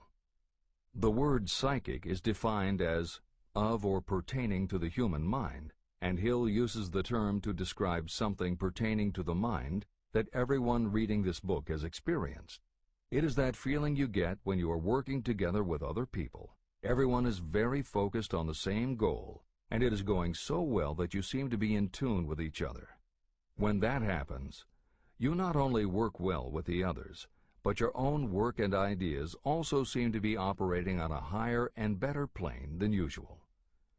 This is the end of the editor's comments. So you may better understand the potential power available to you through a properly chosen mastermind group, I will explain the two characteristics of the mastermind principle. One kind of power is economic, and the other psychic. Economic power. The economic feature is obvious.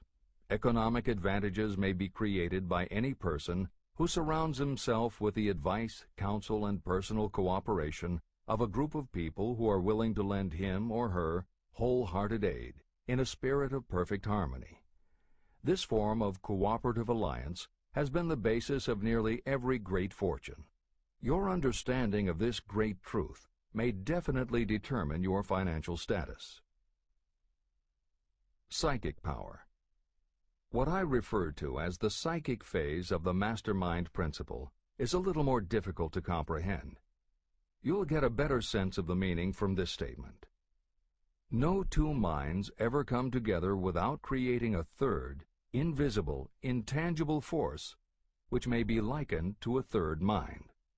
The human mind is a form of energy. When the minds of two people are coordinated in a spirit of harmony, the energy of each mind seems to pick up on the energy of the other mind, which constitutes the psychic phase of the mastermind. The mastermind principle, or rather the economic feature of it, was first called to my attention by Andrew Carnegie. Discovery of this principle was responsible for the choice of my life's work. Mr. Carnegie's mastermind group consisted of a staff of approximately 50 people with whom he surrounded himself for the purpose of manufacturing and marketing steel. He knew little of the technical side of the steel business. His strength was his ability to get others to work together in perfect harmony toward achieving a common goal. Carnegie attributed his entire fortune to the power he accumulated through this mastermind alliance. If you analyze the record of anyone who has accumulated a great fortune, and many of those who have accumulated modest fortunes, you will find that they have either consciously or unconsciously employed the mastermind principle. Great power can be accumulated through no other principle. How to multiply your brain power. The human brain may be compared to an electric battery. It is a fact that a group of batteries will provide more energy than a single battery. It is also a fact that the amount of energy provided by each individual battery depends upon the number and capacity of the cells it contains. The brain functions in a similar fashion. Some brains are more efficient than others. A group of brains coordinated or connected in a spirit of harmony will provide more thought energy than a single brain, just as a group of electric batteries will provide more energy than a single battery.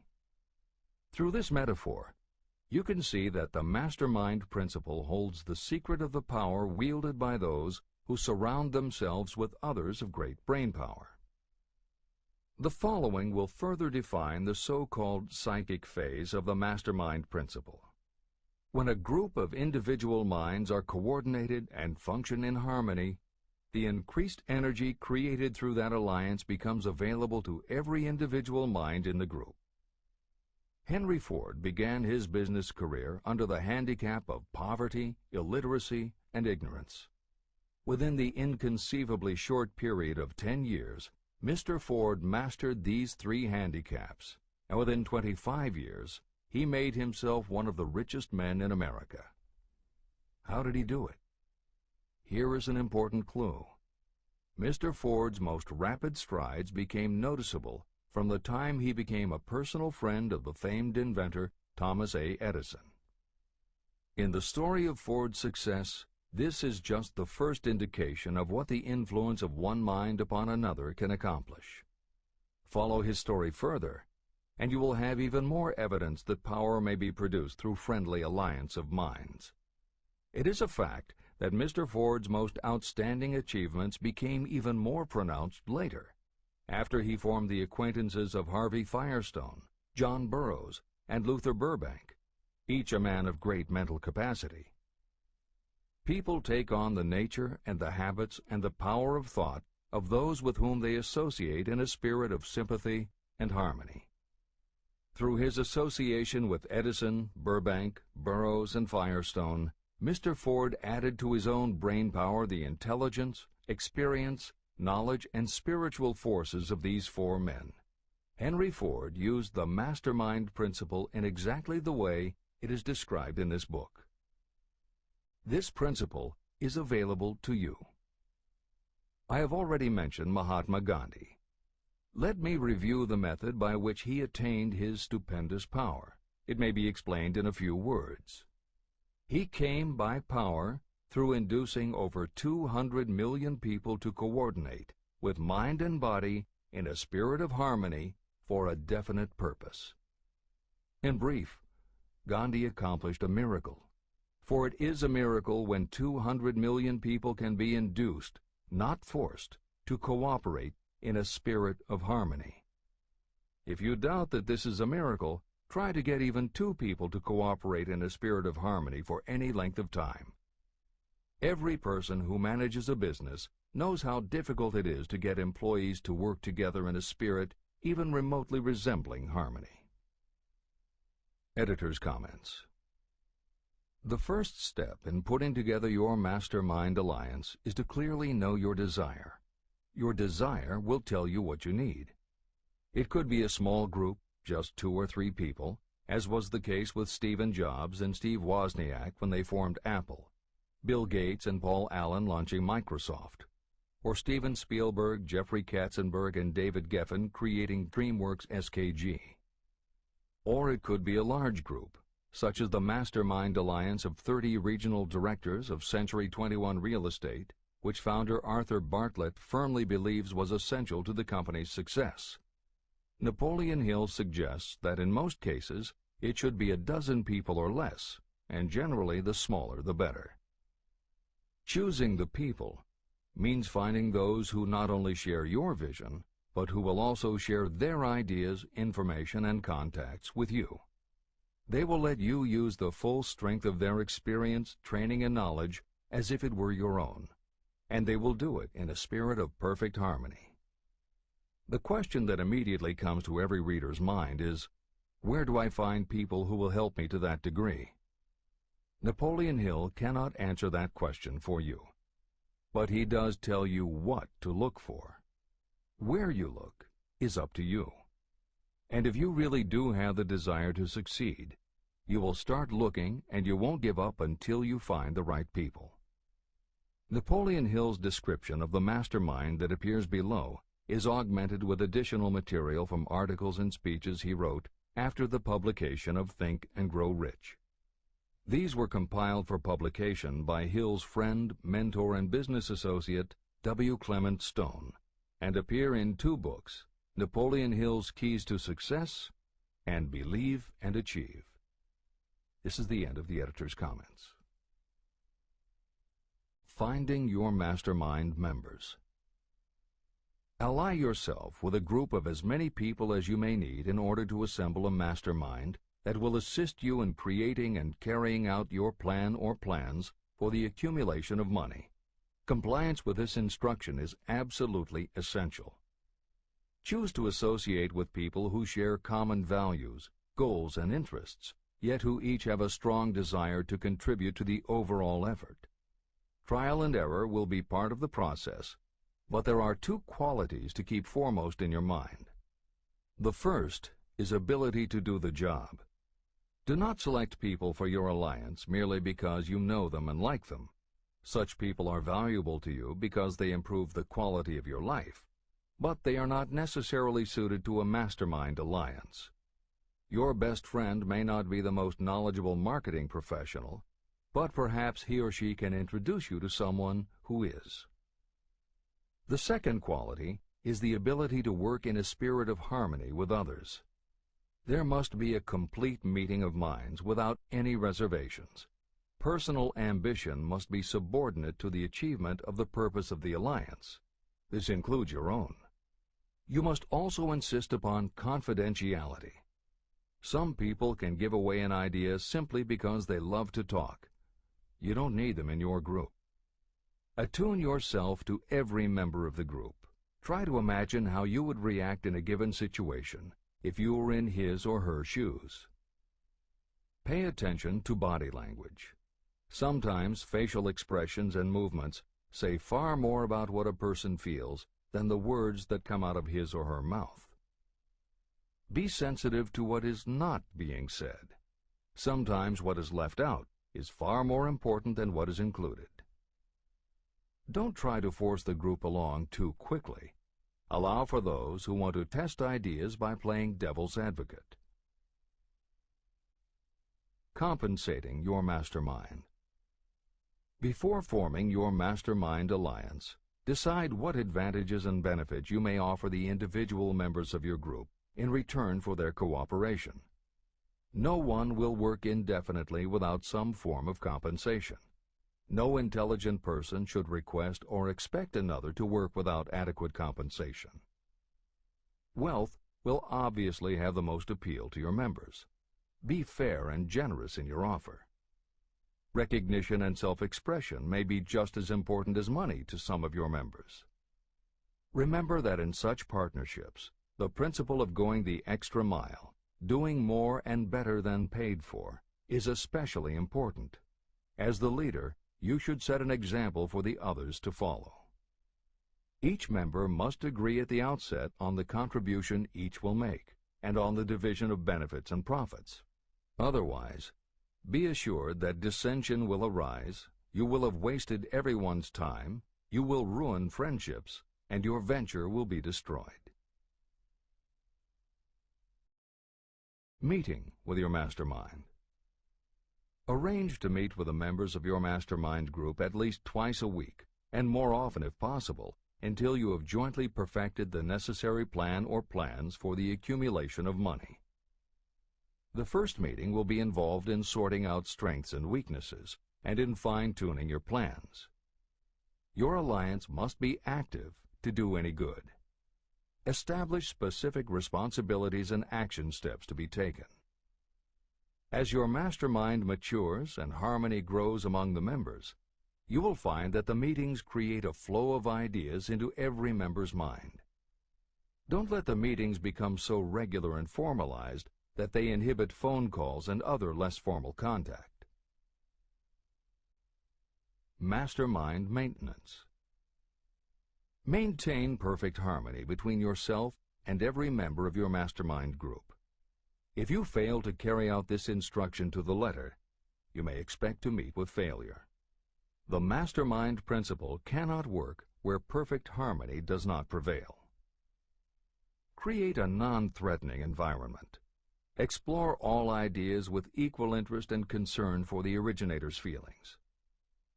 Everyone must deal with everyone else on a completely ethical basis. No member should seek unfair advantage at the expense of others.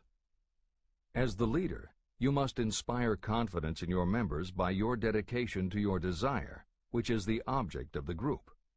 The members must know with certainty that you are reliable, trustworthy, and loyal. When you are finally ready to present the results of your efforts to investors, buyers, or the public, you may face your greatest leadership challenge in maintaining the harmony of your mastermind. The group's efforts will now be judged by outsiders, and facing judgment takes courage and persistence. The courage of separate individuals is nothing compared with that of a united team. The more you are able to maintain harmony, the greater the power, and the greater the power, the more resistance you can overcome. Marriage and the mastermind. A mastermind alliance with the person you love most deeply is of untold importance.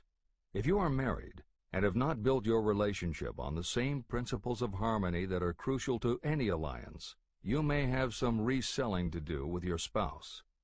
Set aside time each day to talk about what you want to achieve and how you are going about it. Rely on your definiteness of purpose to build your persuasive abilities, to convince your partner of the benefits of the work you are doing. It is very unlikely that your work will not affect your husband or wife in some significant way, and you absolutely must not drag your partner unwillingly into any adventure. Build your mastermind alliance into your marriage from the start, and it will steady and support you through the darkest moments. In fact, your whole family should be incorporated into your alliance. Lack of harmony at home can easily spill over elsewhere. A united family is a great team. The mastermind and infinite intelligence. The list of sources from which you can get power is headed by infinite intelligence. When two or more people coordinate in a spirit of harmony and work toward a definite objective, they place themselves in position to absorb power directly from that great universal storehouse that I refer to as infinite intelligence. This is the greatest of all sources of power. It is the source to which geniuses and great leaders turn, whether they may be conscious of the fact or not. In Chapter 13, The Subconscious Mind, and Chapter 14, The Brain, the methods for accessing infinite intelligence will be described in greater detail. This is not a course on religion. Neither the principle of infinite intelligence nor any other principle in this book should be interpreted as interfering with, endorsing, or rejecting any person's religious beliefs. This book is confined exclusively to instructing the reader how to transmute the definite purpose of desire for money into its monetary equivalent. Read, and really think about what you are reading. Soon the entire subject will unfold, and you will see it in perspective. At this point, you are only seeing the detail of the individual chapters. Editor's comments. This chapter would not be complete without commenting on a mastermind that came into being almost 15 years after the first publication of Think and Grow Rich. Napoleon Hill's own mastermind alliance with multimillionaire businessman and philanthropist W. Clement Stone. On May 2, 1951, at the age of 67, Napoleon Hill and his wife Annie Lou agreed it was time for Napoleon to think about retiring. They decided to begin by cutting back on his speaking engagements after he completed the lectures that were already on his calendar, including one he was scheduled to give a few weeks later in Chicago. Unbeknownst to them, at that event W. Clement Stone had prearranged to sit at the head table next to Napoleon Hill. Like Hill, Stone had been born into poverty. At the age of 6, he started selling newspapers to help pay the rent, and by 13, he owned his own stand. By 16, he was selling insurance, and by 20, he'd managed to scrape together $100, which he used to start his own insurance agency. Stone was a consummate salesman and motivator, and his company was growing very nicely. Then in 1938, he read Think and Grow Rich, and was so inspired by it that he bought a copy for every one of his employees, and continued to do so for each new person who joined his company. Over the years, this amounted to thousands of copies. When Stone was introduced to Hill, he told him about all the copies he had purchased of Think and Grow Rich, and said that he firmly believed it was Hill's book that had transformed his sales force and turned his company from modest to extraordinary success. Napoleon Hill and W. Clement Stone found that they were in such complete accord that by the end of their first meeting, Hill had decided to postpone his retirement and join with Stone in a venture dedicated to creating a better world for this and future generations. Within a year, they launched Napoleon Hill Associates. They published new books by Hill, including How to Raise Your Own Salary and The Master Key to Riches. They reissued Hill's earlier bestsellers, and they co-authored a new bestseller, Success Through a Positive Mental Attitude. They also launched Success Unlimited magazine, created PMA Science of Success home study courses, made television programs, radio shows, a documentary film entitled A New Sound in Paris, which showed the amazing changes that happened when the entire town of Paris, Missouri, adopted the Napoleon Hill philosophy. And they both crisscrossed America speaking, teaching, giving interviews, and spreading the philosophy to as many people as possible. In addition to his work with Napoleon Hill Associates, Hill also consulted to W. Clement Stone's company, Combined Insurance Company of America. Hill designed and implemented a new training program for the sales force, which was so successful he astounded the business world by helping Stone grow his company from $30 million in assets to $100 million in less than 10 years. When W. Clement Stone passed away in 2002, his company, now known as Aon Corporation, had revenues of $2 billion a year. W. Clement Stone had personally given more than $275 million to various charitable and philanthropic organizations. There has perhaps never been a greater example of coordination of knowledge and effort in a spirit of harmony between two or more people for the attainment of a definite purpose. The sheer volume of work and scope of influence achieved in a 10-year period by Napoleon Hill and W. Clement Stone leaves little question as to the power and importance of a mastermind alliance. This is the end of the editor's comments. The power of positive emotions. Money is shy and elusive. It must be wooed and won by methods not unlike those used by a determined lover. And the power you use in the wooing of money is not greatly different from what you use to attract the one you love. It is the power of positive emotion. That power, when successfully used in the pursuit of money, must be mixed with faith. It must be mixed with desire. It must be mixed with persistence. It must be applied through a plan, and that plan must be set into action. When money comes in large quantities, it flows to the one who accumulates it as easily as water flows downhill. There exists a great unseen stream of power, which may be compared to a river that flows in two directions. One side flows in one direction, carrying all who get into that side of the stream onward and upward to wealth. The other side flows in the opposite direction, carrying all who are unfortunate enough to get into it and can't pull themselves out downward to misery and poverty. Everyone who has accumulated a great fortune has recognized the existence of this stream of life. It consists of one's thinking process. Positive emotions form the side of the stream that carries you to fortune. Negative emotions form the side that carries you down to poverty. This is a point of great importance to the person who is following this book with the object of accumulating a fortune. If you are caught in the side of the stream of power that leads to poverty, this book will serve as an oar by which you may propel yourself over into the other side of the stream. But it can serve you only through application and use. Merely reading and passing judgment on it, either one way or another, will be of no benefit to you.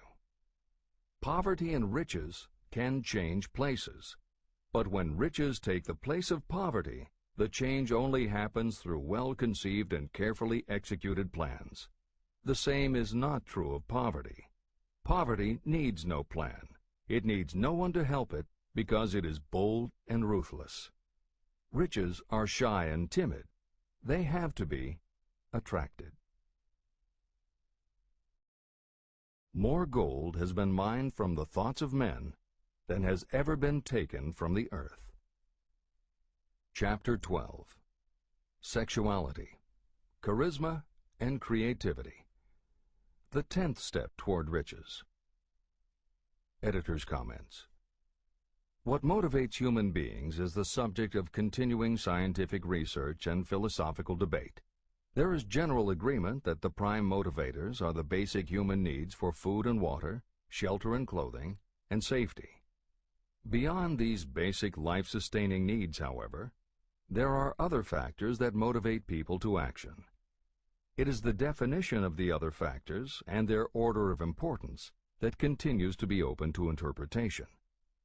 Perhaps the most widely known theory is psychologist Abraham Maslow's hierarchy of human needs, which lists 8 levels of motivational forces, starting with the basic physiological and safety needs, then ascends through belonging and love, esteem, understanding, aesthetics, self-actualization, and transcendence. Other psychologists and sociologists have defined and arranged the categories differently, but in almost all cases there is agreement that after the primary life-sustaining needs are met, sex and love are the next most important motivating forces. Napoleon Hill also compiled a hierarchy of what he referred to as mind stimuli. Like Maslow and other researchers, Hill identified sex and love as the most powerful non-life-sustaining factors in human motivation, but his focus was not on sex and love as they pertain to procreation. Hill was intrigued by the theory that if sex and love are such powerful forces in driving humans to action, there might be a correlation to outstanding achievement or material success. And if such a relationship exists, can the motivating force be intentionally channeled to this purpose? In the original edition of the following chapter, Hill used terms such as sex emotion and sex energy in his analysis of these motivating forces as they relate to attitude and personality. In this context, the use of the word sex was not meant to have the physical connotation that it often has today. Today, these concepts would be conveyed by words such as sexuality, passion, or charisma. In this edition, where appropriate, the editors have opted for the modern usage of these and similar terms. This is the end of the editor's comments. Charisma. The world is ruled, and the destiny of civilization is established by the human emotions. People are influenced more by feelings than by reason. Your creativity is set into action entirely by emotions, and not by cold reason. The human mind responds to stimuli, through which it may be keyed up in such a way that it takes on characteristics such as enthusiasm, creative imagination, and intense desire. The stimuli to which the mind responds most freely are 1. The desire for sexual expression, 2. Love, 3. A burning desire for fame, power, or financial gain, money, 4. Music, 5. Close friendship and or admiration, 6. A mastermind alliance based upon the harmony of 2 or more people who ally themselves for advancement, 7. Mutual suffering, such as that experienced by people who are persecuted, 8. Autosuggestion, 9. Fear, 10. Alcohol and drugs. The desire for sexual expression comes at the head of the list of stimuli that step up the mind and start the wheels of physical action. The emotions associated with a human sexual drive bring into being a state of mind. When motivated by this desire, people often show courage, willpower, persistence, imagination, and creative ability that they don't normally have. So strong and impelling is the desire for sexual expression that people freely run the risk of life and reputation because of it. A river may be dammed and its water controlled for a time, but eventually it will force an outlet. The same is true of the emotions related to sexual expression. It may be submerged and controlled for a time, but its very nature causes it to be ever-seeking means of expression. The desire for sexual expression is inborn and natural. The desire cannot and should not be submerged or eliminated, but it can be given other outlets that enrich the body, mind, and spirit. When harnessed and redirected, this motivating force has been used as a powerful creative force in literature, art, and other pursuits, including the accumulation of riches. A teacher who has trained more than 30,000 salespeople came to the conclusion that individuals who are most confident sexually are the most efficient salespeople. The explanation is that the factor of personality known as personal magnetism is a manifestation of sexual energy. Editor's comments.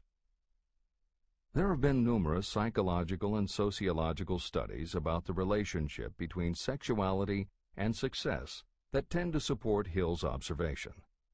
Because physical characteristics are the most quantifiable aspects of sexuality, most research studies focus on gender, attractiveness, body size, and age, and they measure indicators such as first impressions, expectation of performance, perception of performance, and social interaction. These studies generally conclude that when comparing individuals of equal competence, for men, the perception is that taller men will do better than short, a full head of hair will outperform balding, handsome or virile will beat out plain or older. For women, the results are comparable. The perception is that attractive performs better than plain, slim or shapely scores higher than overweight, younger is expected to be superior to older. These observations about physical sexuality may seem obvious, but they lead to a conclusion that is very significant. Obviously, not all people who succeed are tall and virile or attractive and shapely. It is also a fact that the success of those who are short, balding, plump, or plain isn't always due to superior skill or luck. Clearly, there is another kind of attractiveness that often supersedes physical appeal. This other kind of attractiveness is connected to human sexuality, but it is not what would usually be referred to as sexy. People who have this quality are often said to have chemistry, personality, charm, or appeal. Hill called this kind of attraction personal magnetism. Today, the more common term is charisma. This is the end of the editor's comments. When employing salespeople, a good sales manager looks for personal magnetism or charisma as the first requirement. People who lack this kind of sexual energy will never become enthusiastic, nor inspire others with enthusiasm. And enthusiasm is one of the most important requisites in salesmanship, no matter what you're selling. The public speaker, preacher, lawyer, or salesperson who is lacking in charisma is a flop as far as being able to influence others is concerned. That, plus the fact that most people are influenced through an appeal to their emotions, should easily convince you of the importance of charisma as a part of the salesperson's ability. Master salespeople attain mastery in selling because they either consciously or unconsciously transmute charisma, sexual energy, into sales enthusiasm. That statement explains the actual, practical meaning of sexual transmutation.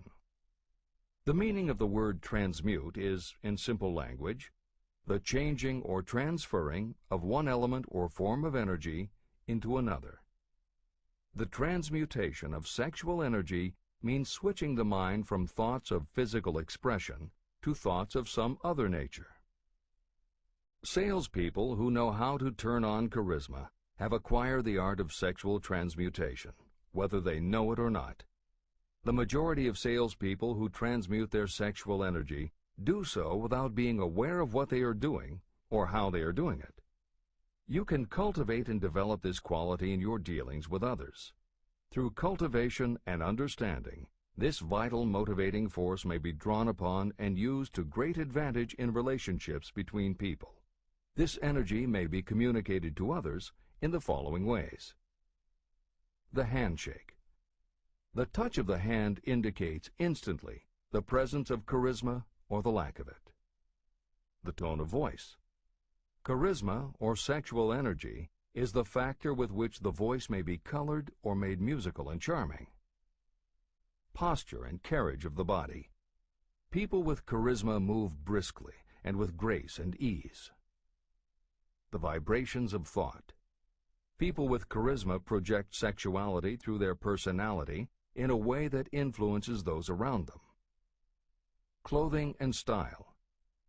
People who are charismatic are usually very careful about their personal appearance.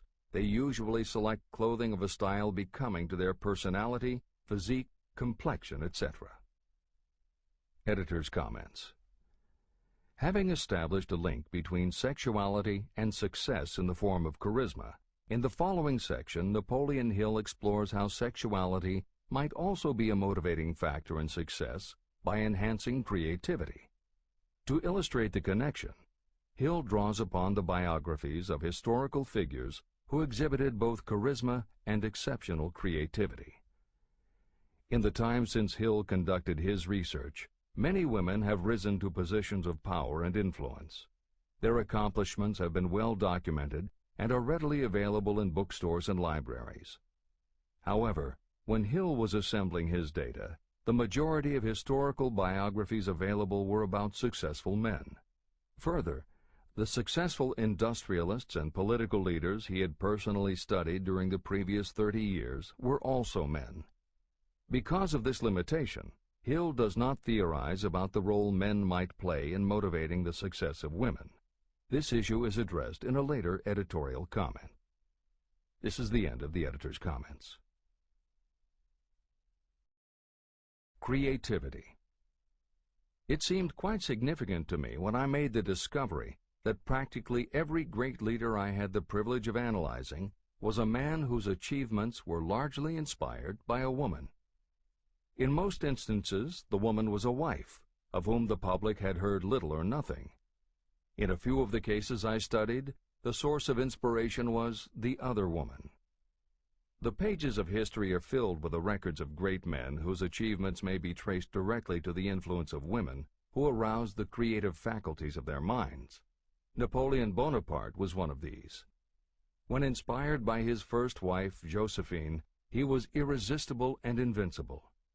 When his better judgment or reasoning faculty prompted him to put Josephine aside, he began to decline. His defeat and exile to St. Helena were not far distant. Abraham Lincoln was a notable example of a great leader who achieved his greatness through the discovery and use of his faculty of creative imagination.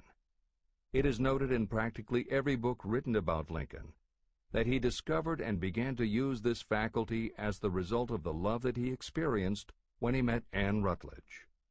This is more than an interesting historical fact. It is of significance in connection with the role sexuality plays in the study of the source of genius. Following is a list of famous men of outstanding achievement: George Washington, Napoleon Bonaparte, William Shakespeare, Abraham Lincoln, Ralph Waldo Emerson, Robert Burns, Thomas Jefferson, Elbert Hubbard, Elbert H. Gary, Woodrow Wilson, John H. Patterson, Andrew Jackson, Enrico Caruso.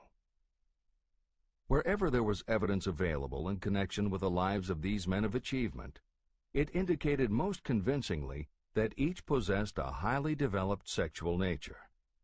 An analysis of the information taken from biographies and historical writings leads to the following conclusions. 1. Those of greatest achievement have a highly developed sexual nature, but have learned the art of transmutation of sexual energy. 2. Those who have accumulated great fortunes and achieved outstanding recognition in literature, art, industry, architecture, and the professions were motivated by the influence of a mate or lover. When driven by these emotions, people become gifted with a superpower for action. If you understand this, you will also understand that sexual transmutation contains the secret of creative ability. Editor's comments. As noted previously, although Hill's analysis focused on men, today there is a wide range of biographies about women who have succeeded in every aspect of life, including business, politics, religion, sports, entertainment, and the arts. Bearing in mind that biographical information is always subjective, the reader can now find ample material from which to draw a conclusion as to whether Hill's theory about sexuality as a motivating force is equally evident in women. Napoleon Hill had to do an in-depth analysis of biographies in searching for indications that the subject's sexuality had a correlation to their success. Today, we just turn on the television, and we're inundated with intimate details about both men and women suggesting that the best and the brightest are apparently also the sexiest.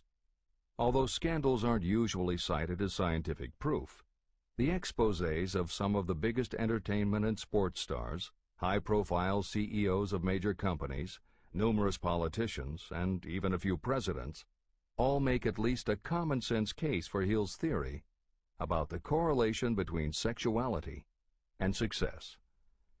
This is the end of the editor's comments. Obviously, this does not mean that everyone who is highly sexed is a genius. People attain the status of a genius only when and if they stimulate their minds so that they can draw upon the forces available through the creative faculty of the imagination. Although it is the most important of the stimuli or motivators, the mere possession of sexual energy is not sufficient to produce a genius. The energy must be transmuted from desire for physical contact into some other form of desire and action before it will lift one to the status of a genius. Genius and creative imagination. A definition of genius might be someone who has discovered how to increase the intensity of thought to the point where that person can freely communicate with sources of knowledge not available through the ordinary rate of thought. This definition should prompt some questions in the mind of anyone reading this book. The first question should be, how may one communicate with sources of knowledge that are not available through ordinary thought? The next question should be, are there known sources of knowledge that are available only to geniuses, and if so, what are these sources and exactly how may they be reached? In the following, I will offer methods so that you can experiment and prove to yourself that this is true. By doing so, you will have the answer to both questions. Editor's comment. Humans perceive things through the 5 senses of sight, smell, taste, hearing, and touch. Another kind of perception, as when you have a feeling about something, was discussed in the chapters on desire, faith, and autosuggestion. This kind of perception is often referred to as the 6th sense, and in the following Hill explores the relationship between sexuality, motivation, creative imagination, and the 6th sense. This is the end of the editor's comment. The reality of a 6th sense has been fairly well established. This 6th sense is creative imagination. The faculty of creative imagination is something the majority of people never use during an entire lifetime, and if they do use it, it usually happens by mere accident. Only a small number of people deliberately use their creative imagination for a specific purpose. Those who do use this faculty voluntarily and with understanding of its functions are geniuses. Creative imagination is the direct link between your finite mind and what I have termed infinite intelligence. All revelations and all discoveries of basic or new principles in the field of invention take place through the faculty of creative imagination. When ideas, concepts, or hunches flash into your mind, they can only have come from one or more of the following sources. 1. From the mind of some other person who has just released the thought, idea, or concept through conscious thought. 2. Your subconscious mind, which stores every thought and impression that ever reached your brain through any of the 5 senses. 3. From another person's subconscious storehouse. 4. Infinite intelligence. There are no other possible sources from which inspired ideas or hunches may be received. When brain action has been stimulated through one or more of the 10 mind stimulants listed at the beginning of this chapter, it has the effect of lifting you far above the horizon of ordinary thought. It permits you to envision distance, scope, and quality of thoughts not available on the lower plane, such as when you are solving routine problems of business. When you are lifted to a higher level of thought through mind stimulation, it is as though you have taken off in an airplane. You can now see over and beyond the horizon that limits your vision when you are on the ground. Not only that, but while you are on this higher level of thought, you are not even aware of such things as the problems of gaining the 3 basic necessities of food, clothing, and shelter. You are in a world of thought in which the ordinary workaday thoughts have been removed, just as the hills and valleys that obstruct your vision on the ground don't interfere when you are in an airplane. While on this exalted plane of thought, the creative faculty of the mind is given freedom for action. The way has been cleared for the 6th sense to function. It becomes receptive to ideas that could not reach the individual under any other circumstances. The 6th sense is the faculty that marks the difference between a genius and an ordinary individual. Developing your creative imagination. A mind stimulant is any influence that will either temporarily or permanently increase the intensity of thought. The previously mentioned 10 major stimulants are those most commonly resorted to. Through these sources you may commune with infinite intelligence, enter the storehouse of your subconscious mind, or perhaps even that of another person.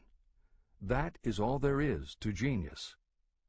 The more you use your creative faculty, the more alert and receptive it becomes to factors originating outside your conscious mind.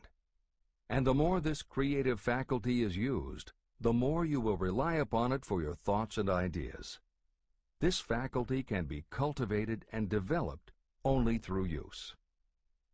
What we generally refer to as our conscience operates entirely through the faculty of the 6th sense. The great artists, writers, musicians, and poets become great because they acquire the habit of relying upon the still small voice that speaks from within through their creative imagination. Anyone with a keen imagination knows that some of their best ideas come through so-called hunches. One of the best-known public speakers admits that his speeches are only really great when he closes his eyes and begins to rely entirely upon the faculty of creative imagination. When asked why he closed his eyes just before the climax of his speech, he replied, "I do it because then I speak through ideas that come to me from within." One of America's most successful and best-known financiers has the habit of closing his eyes for 2 or 3 minutes before making a decision. When asked why, he replied, "With my eyes closed, I am able to draw upon a source of superior intelligence." Dr. Elmer R. Gates created more than 200 useful patents through the process of cultivating and using his creative faculty. His method is significant to anyone interested in attaining to the status of genius. Dr. Gates was one of the really great, though less publicized, scientists of the world. In his laboratory, he had what he called his personal communication room. It was practically soundproof, and all light could be shut out. It had a small table on which he kept a pad of writing paper. In front of the table, on the wall, was a light switch. When Dr. Gates desired to draw upon the forces available to him through his creative imagination, he would go into this room, seat himself at the table, shut off the lights, and concentrate on the known factors of the invention he was working on. He would stay in that position until ideas began to flash into his mind in connection with the unknown factors of the invention. On one occasion, ideas came through so fast that he was forced to write for almost 3 hours. When the thoughts stopped flowing, he examined his notes and found they contained a minute description of principles that had no parallel in the known data of the scientific world. Moreover, the answer to his problem was right there in those notes. Dr. Gates earned his living by sitting for ideas. He did it for individuals and corporations, and some of the most sensible people and largest traditional corporations in America paid him to do it. The part of your mind that you generally use for reasoning may be faulty, because it is largely guided by your accumulated experience. Not all knowledge that you have learned through experience is accurate. Many times your creative ideas are much more reliable because they come from sources that are more reliable than those available to the reasoning faculty of the mind. Methods used by geniuses are available to you. The major difference between the genius and the ordinary inventor is that the genius makes use of both the synthesized and the creative faculties of imagination. For example, the scientific inventor begins an invention by organizing and combining the known ideas or principles accumulated through experience through the synthesized faculty, the reasoning faculty. If the inventor finds this accumulated knowledge is insufficient, the scientist then draws upon the sources of knowledge available through the creative faculty. The method by which the inventor does this varies with the individual, but this is the essence of the procedure. 1. The inventor stimulates his or her mind so that it functions on a higher than average plane through one or more of the mind stimulants. 2. The inventor then concentrates on the known factors, the finished part of the invention, and creates in his or her mind a perfect picture of the unknown factors, the unfinished part of the invention. The inventor holds this picture in mind until it has been taken over by the subconscious, then relaxes by clearing his or her mind of all thought and waits for the answer to flash into mind. Sometimes the results are both definite and immediate. At other times the results are negative, depending on the state of development of the sixth sense or creative faculty. Thomas Edison tried out more than 10,000 different combinations of ideas through the synthetic faculty of his imagination before he tuned in through the creative faculty and got the answer that perfected the incandescent light bulb. His experience was similar when he produced the phonograph. Editor's comments. Synchronicity, precognition, intuition, flashes of insight, hunches, gut feelings, symbolic dreams. These are all aspects of the phenomena Napoleon Hill was describing in his two correlated terms, creative imagination and infinite intelligence. And the fact that Hill made a serious study of this function of the mind puts him in exceptional company. The fathers of modern psychology, Sigmund Freud and Carl Jung, recognized and tried to explain this sixth sense. Jung's concept of the collective unconscious, which is the very basis of Jungian psychology, is in many ways identical to Hill's concept of infinite intelligence. Scientists from Archimedes to Newton to Einstein to the team of Watson and Crick, who determined the structure of DNA, all conceded that intuition was instrumental in their discoveries.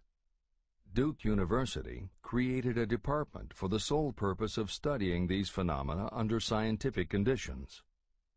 Many scientists admit to using personalized techniques similar to Hill's method for accessing intuition and creativity. These include Friedrich Kekulé, who discovered the molecular structure of benzene through a dream symbol; physiologist Otto Loewi, who had a hunch followed by a dream that won him the Nobel Prize in Medicine; and as mentioned above, James Watson's breakthrough in the structure of DNA. Mozart, Shelley, Coleridge, Huxley, Descartes, Robert Louis Stevenson all claimed intuition played a role in their creations. William Blake learned the secret to a copper engraving process from a dream. British Prime Minister Winston Churchill firmly believed a premonition saved him from being killed by a bomb during the Blitz of London. As was noted earlier, psychiatry, clinical hypnosis, and affirmations all had to overcome considerable skepticism before they were accepted. That is also true of those phenomena Hill terms infinite intelligence. However, In the 1970s and 80s, the public's interest was piqued by well-researched books such as The Intuitive Edge by Philip Goldberg, Creative Dreaming by Patricia Garfield, and The Right Brain Experience by Mary Lee Zdenek. Though these anomalies of the mind still defy laboratory proof, contemporary researchers continue to publish tantalizing results. This is the end of the editorial comments. Nature has equipped the human brain and mind with internal stimulants that safely trigger the mind to tune in to fine and rare thoughts. No satisfactory substitute for nature's stimulants has ever been found. However, history is not lacking in examples of people who rose to the status of genius as the result of using artificial mind stimulants. Edgar Allan Poe wrote The Raven while under the influence of alcohol, dreaming dreams no mortal ever dared to dream before. Samuel Taylor Coleridge wrote Kubla Khan during an opium-induced dream, and Robert Burns wrote best when intoxicated. For auld lang syne, my dear, we'll take a cup of kindness yet for auld lang syne. It is true that these and others who are known as geniuses relied upon artificial mind stimulation.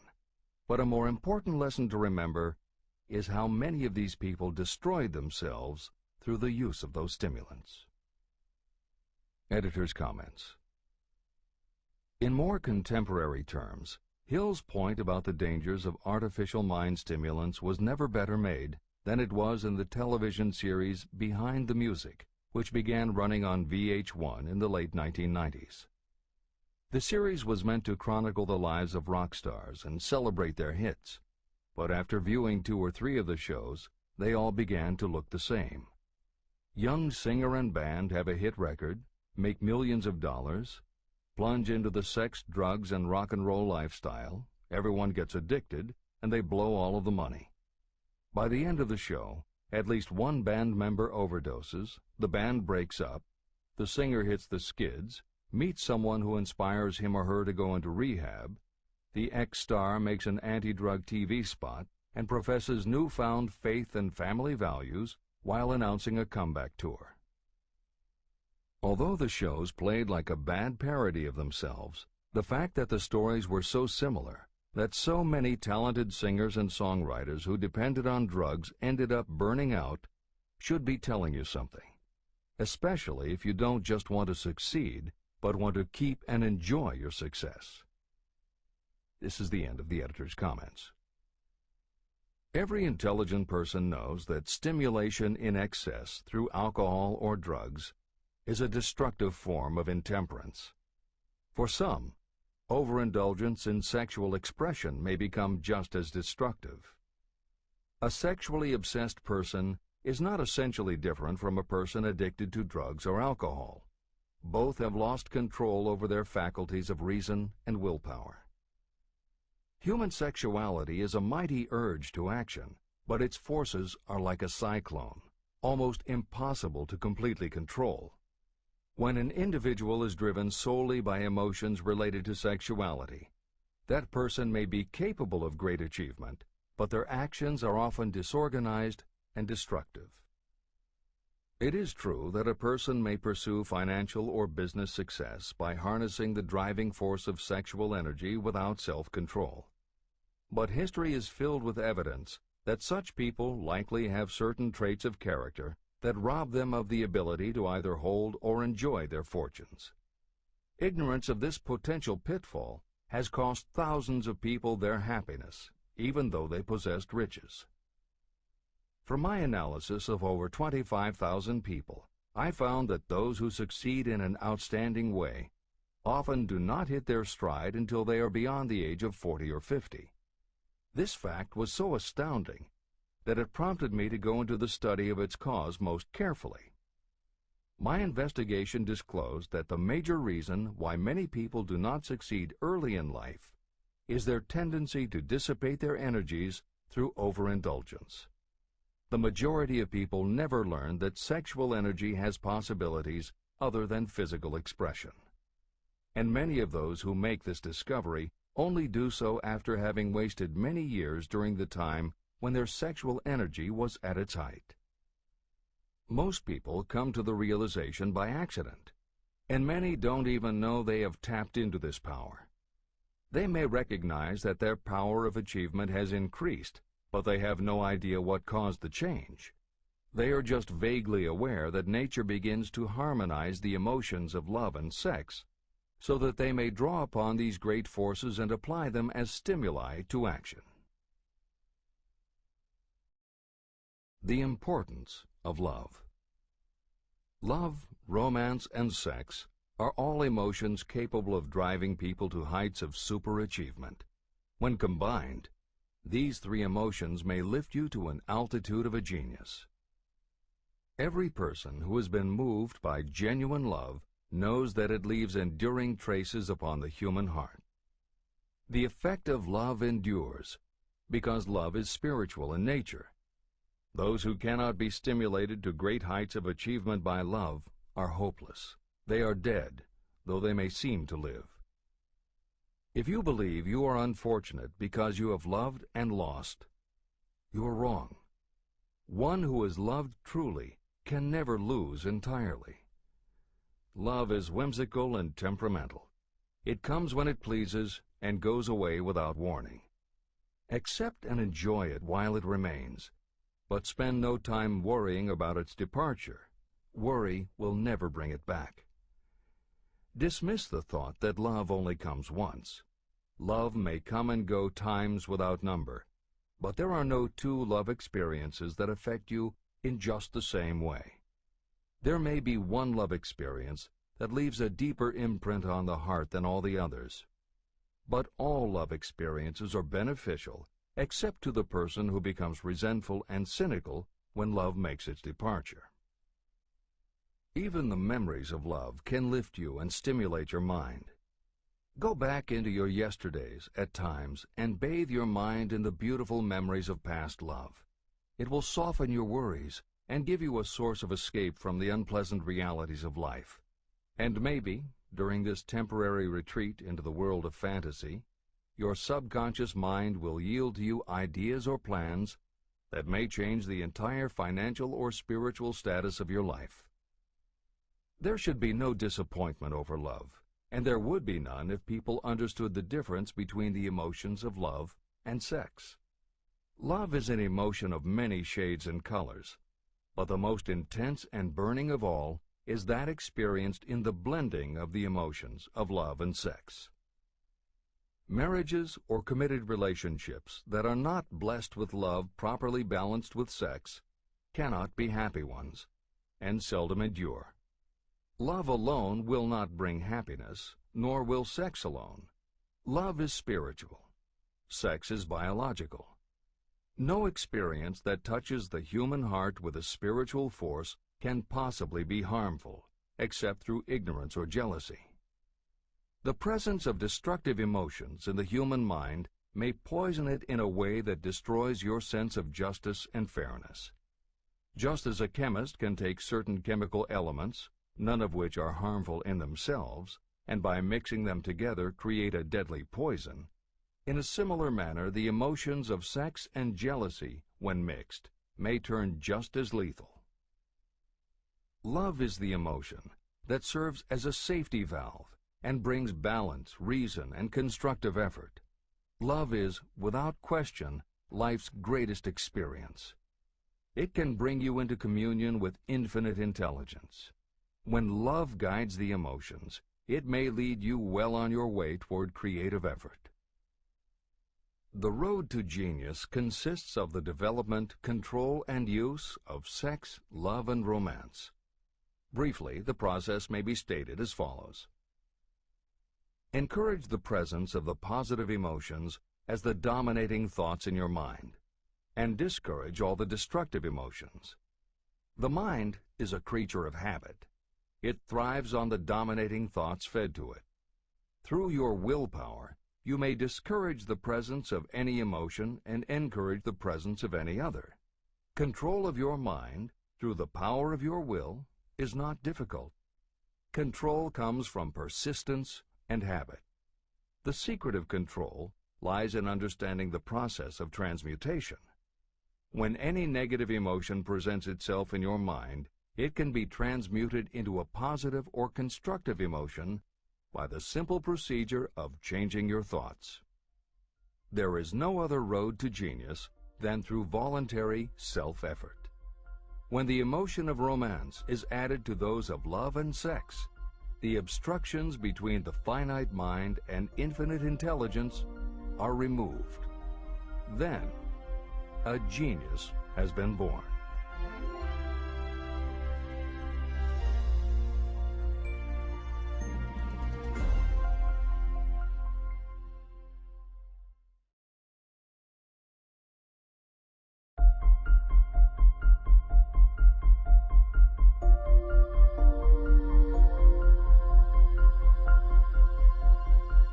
Success requires no explanations. Failure permits no alibis. Chapter 13. The Subconscious Mind. The Connecting Link. The 11th Step Toward Riches. The subconscious mind consists of a field of consciousness in which every impulse of thought that reaches the conscious mind through any of the 5 senses is classified and recorded. The subconscious receives and files sense impressions or thoughts regardless of their nature. You can plant in your subconscious mind any plan, thought, or purpose that you desire to translate into its physical or monetary equivalent. Those desires that have been mixed with emotional feeling and faith in your ability are the ones that are strongest.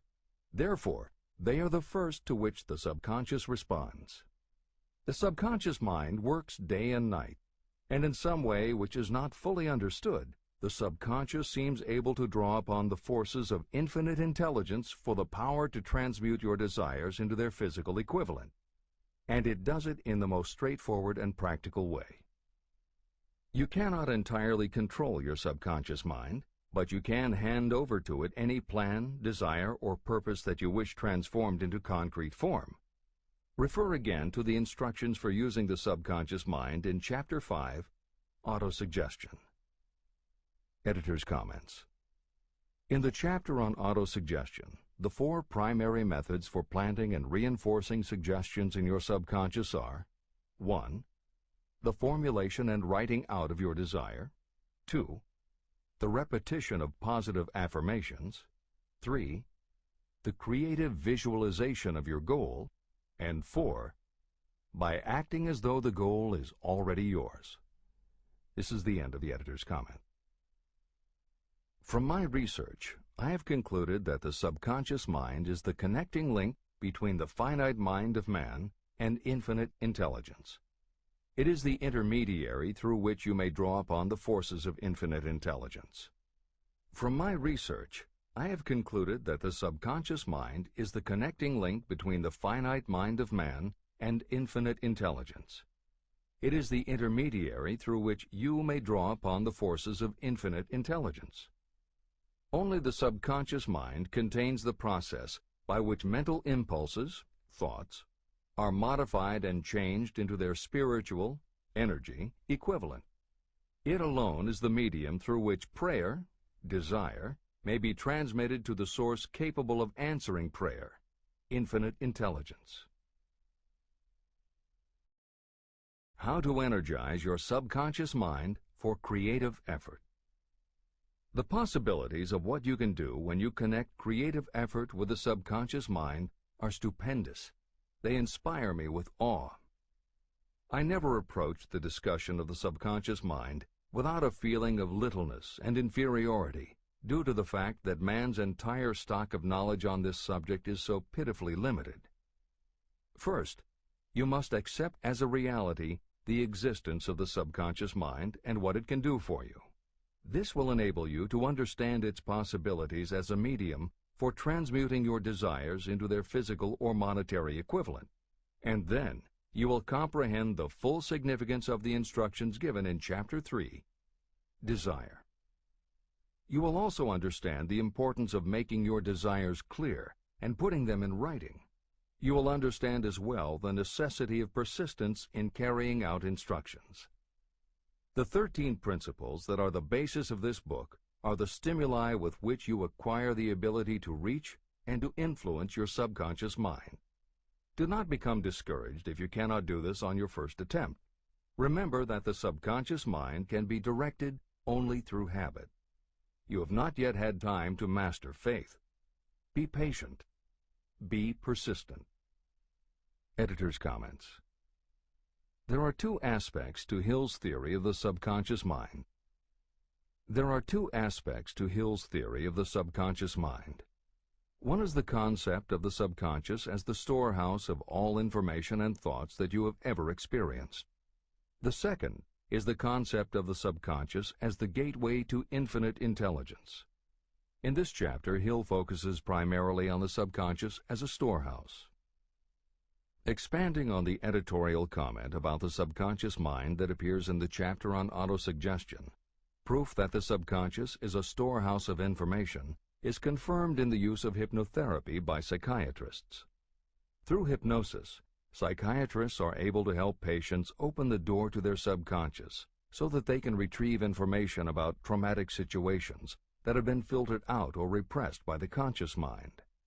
Further proof is in the use of hypnosis by law enforcement officials to recapture information such as license plate numbers and other details that the conscious mind of a witness has filtered out. Although results vary from person to person, there is no doubt that the subconscious has access to information that the conscious mind does not. This storehouse aspect of the subconscious is what accounts for some ideas that come to us through creative imagination. In some instances, bits of information and ideas that our conscious mind has forgotten will connect with each other on a subconscious level to create a new idea, and that idea will be received by our creative intelligence, which presents it to us as a flash of inspiration. You can't completely control this process, but you can condition yourself to come up with more and better ideas. It is a fact that a traumatic experience, the result of which creates a strongly planted idea, can influence the way a person thinks and acts. If that is true, then by intentionally using all of your efforts to powerfully plant an idea in your subconscious, you should be able to create what would amount to a good traumatic experience that will influence the way you think and act in a positive way. This is exactly how you develop what Hill calls a money consciousness. If you do everything within your power to strongly, firmly, and with complete faith and conviction plant the idea that you will be successful and achieve your desire, your subconscious will accept and store that idea. If you have planted the idea so strongly that it is the dominant idea in your subconscious, it will influence all of the other ideas and information stored there. When you have given your subconscious this specific direction that it did not have before, it will begin to put together pieces of information, and through your creative intelligence, you will find that you are coming up with more and better plans and ideas to accomplish your goal.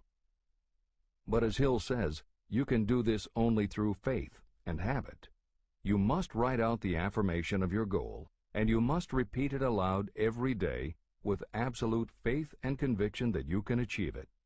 You must vividly and creatively visualize yourself achieving your goal, and you must do it every day. You must conduct yourself with the attitude that says you can accomplish your goal, and that you deserve the help of those who can help you to accomplish your goal. And you must conduct yourself in that way every day. If you seriously commit yourself to doing these things, it will change the way you think and act. Your subconscious will do everything it can to transmute your desire into reality, and other people will want to do what they can to help you succeed. This is the end of the editor's comments. Many statements in the chapters on faith and on autosuggestion are repeated here for the benefit of your subconscious mind. Remember, your subconscious mind functions whether you make any effort to influence it or not. This means that thoughts of fear, poverty, and all negative ideas will affect your subconscious mind unless you master these impulses and give it more desirable food on which it may feed. The subconscious mind will not remain idle. If you don't plant desires in your subconscious mind, It will feed on the thoughts that reach it as the result of your neglect. Both negative and positive thoughts are reaching your subconscious mind continuously. These thoughts come from the four sources. 1. Consciously from other people. 2. Your subconscious. 3. Subconsciously from other people. And 4. Infinite intelligence. Every day, all kinds of thought impulses are reaching your subconscious mind without your knowledge. Some of these impulses are negative. Some are positive. Right now, you should be specifically trying to shut off the flow of negative impulses and actively working to influence your subconscious mind through positive impulses of desire. When you achieve this, you will possess the key that unlocks the door to your subconscious mind.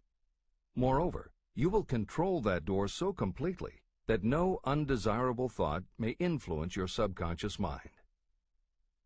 Everything that you create begins in the form of a thought impulse. You can create nothing that you do not first conceive as a thought. Through the aid of the imagination, thoughts may be assembled into plans. The imagination, when under your control, may be used to create plans or purposes that lead to success in your chosen occupation. All thoughts that you want to turn into success and have planted in the subconscious mind must pass through the imagination and be mixed with faith, your faith in your own abilities.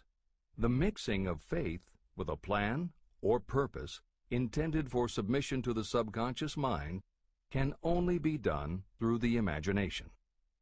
From these statements, it should be clear that if you want to make use of your subconscious mind, it will call for the coordination and application of all 13 principles of success that are the basis of this book.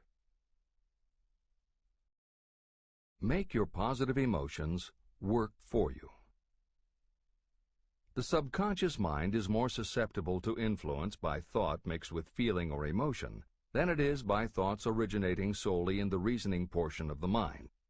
In fact, there is much evidence to support the theory that only emotionalized thoughts have any real influence on the subconscious mind. It is a fact that emotions or feelings rule the majority of people. If it is true that the subconscious mind responds better and faster to thoughts that are well mixed with emotion, it is essential to become familiar with the more important of the emotions. There are 7 major positive emotions and 7 major negative emotions. The negatives get into your thoughts naturally and go directly to your subconscious without any help from you. The positive emotions must be injected by you through the principle of autosuggestion into the thought impulse that you wish to pass on to your subconscious mind. These emotions or feeling impulses may be likened to yeast in a loaf of bread. They are the action element which transforms thought impulses from the passive to the active state. That is why thought impulses that have been well mixed with emotion are acted upon more readily than thought impulses originating in cold reason. Editor's comments. W. Clement Stone, Napoleon Hill's friend, mentor, and business partner, arranged for the publication of many of Napoleon Hill's later writings. The following is adapted from material that appears in 2 of these books, Napoleon Hill's Keys to Success and Believe and Achieve. Enthusiasm is a positive mental attitude, an internal impelling force of intense emotion, a power compelling creation or expression. Being enthusiastic is an impelling external expression of action. When you act enthusiastically, you accentuate the power of suggestion and autosuggestion. The sales manager, public speaker, minister, lawyer, teacher, or executive who acts enthusiastic by speaking in an enthusiastic, sincere manner develops genuine enthusiasm. If you act enthusiastic, your emotions will follow. By filling your conscious mind with enthusiasm, you also impress upon your subconscious mind that your burning obsession and your plan for obtaining it are certain things. Then, if your conscious enthusiasm dims, your subconscious will be there, full of images of your success to help you stoke your conscious fires of enthusiasm once again. This is the end of the editor's comments. You are preparing yourself to influence and control the inner audience of your subconscious mind in order to hand over to it the desire for money, which you wish transmuted into its physical, monetary equivalent.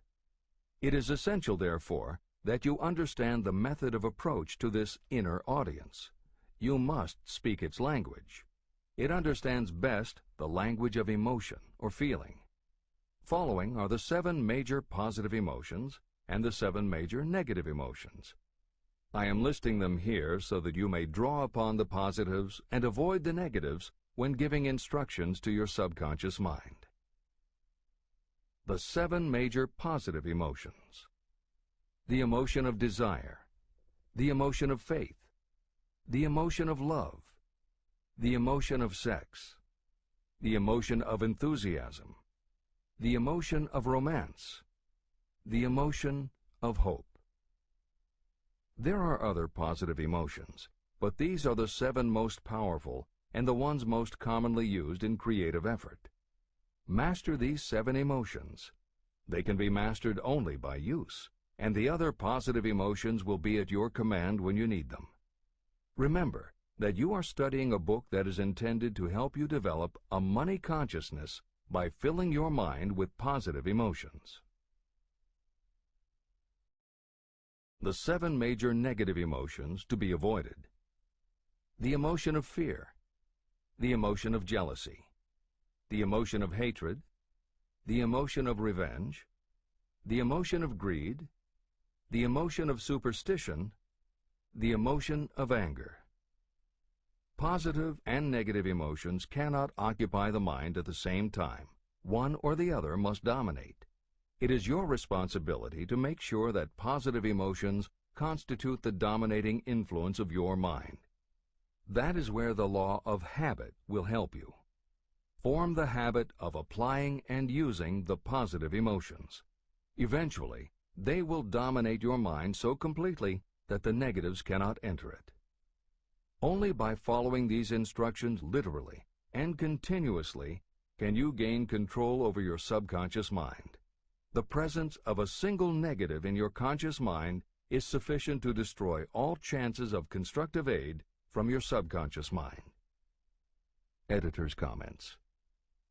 Napoleon Hill's concern about the susceptibility of the subconscious mind to negative thoughts, emotions, and comments is well known to professionals who work with these techniques. In clinical hypnotherapy, there is an axiom referred to as the law of reversed effect, which states that whenever there is a conflict between imagination and willpower, the imagination wins. When you attempt to plant an idea, if the subconscious already harbors a negative, trying to force the new idea has the reverse effect, because the subconscious becomes obsessed with defending its established negative idea. And the harder you try to do something, the more the subconscious resists, and the more difficult it becomes. Even the use of the word try is warned against, because it gives the suggestion to the subconscious of a preconceived failure. The concept of trying implies an ongoing effort. You don't want to try. You want to succeed. If you ask your subconscious to help you try, it may do just that. It may help you try, but it will prevent you from succeeding. Because if you did succeed, then it could no longer help you try, which is what you asked it to do. The cautionary note about using the word try is just one example of the care that should be taken when formulating affirmations and using autosuggestion. The following are some other rules of thumb that most modern experts agree on. 1. Affirmations should always be stated as a positive. Affirm what you do want, not what you don't want. 2. Affirmations work best when they are short and very clear about a single desired goal. Take the time to write, rewrite, and polish your affirmation until you can express your desire in a short statement of precise and well-chosen words. 3. Affirmations should be specific about the desired goal, but not about how to accomplish it. Your subconscious knows better than you what it can do and how it can do it. 4. Do not make unreasonable time demands. Your subconscious can't make anything happen suddenly or now. 5. Just saying the words will have little effect. When you affirm your desire, you must do it with such faith and conviction that your subconscious becomes convinced of how important it is to you. As you affirm your desire to yourself, visualize it in your mind's eye as big as a billboard. Make it big, powerful, and memorable. 6. Repetition of your emotionalized affirmation is crucial. At this time, it is your habit to think one way.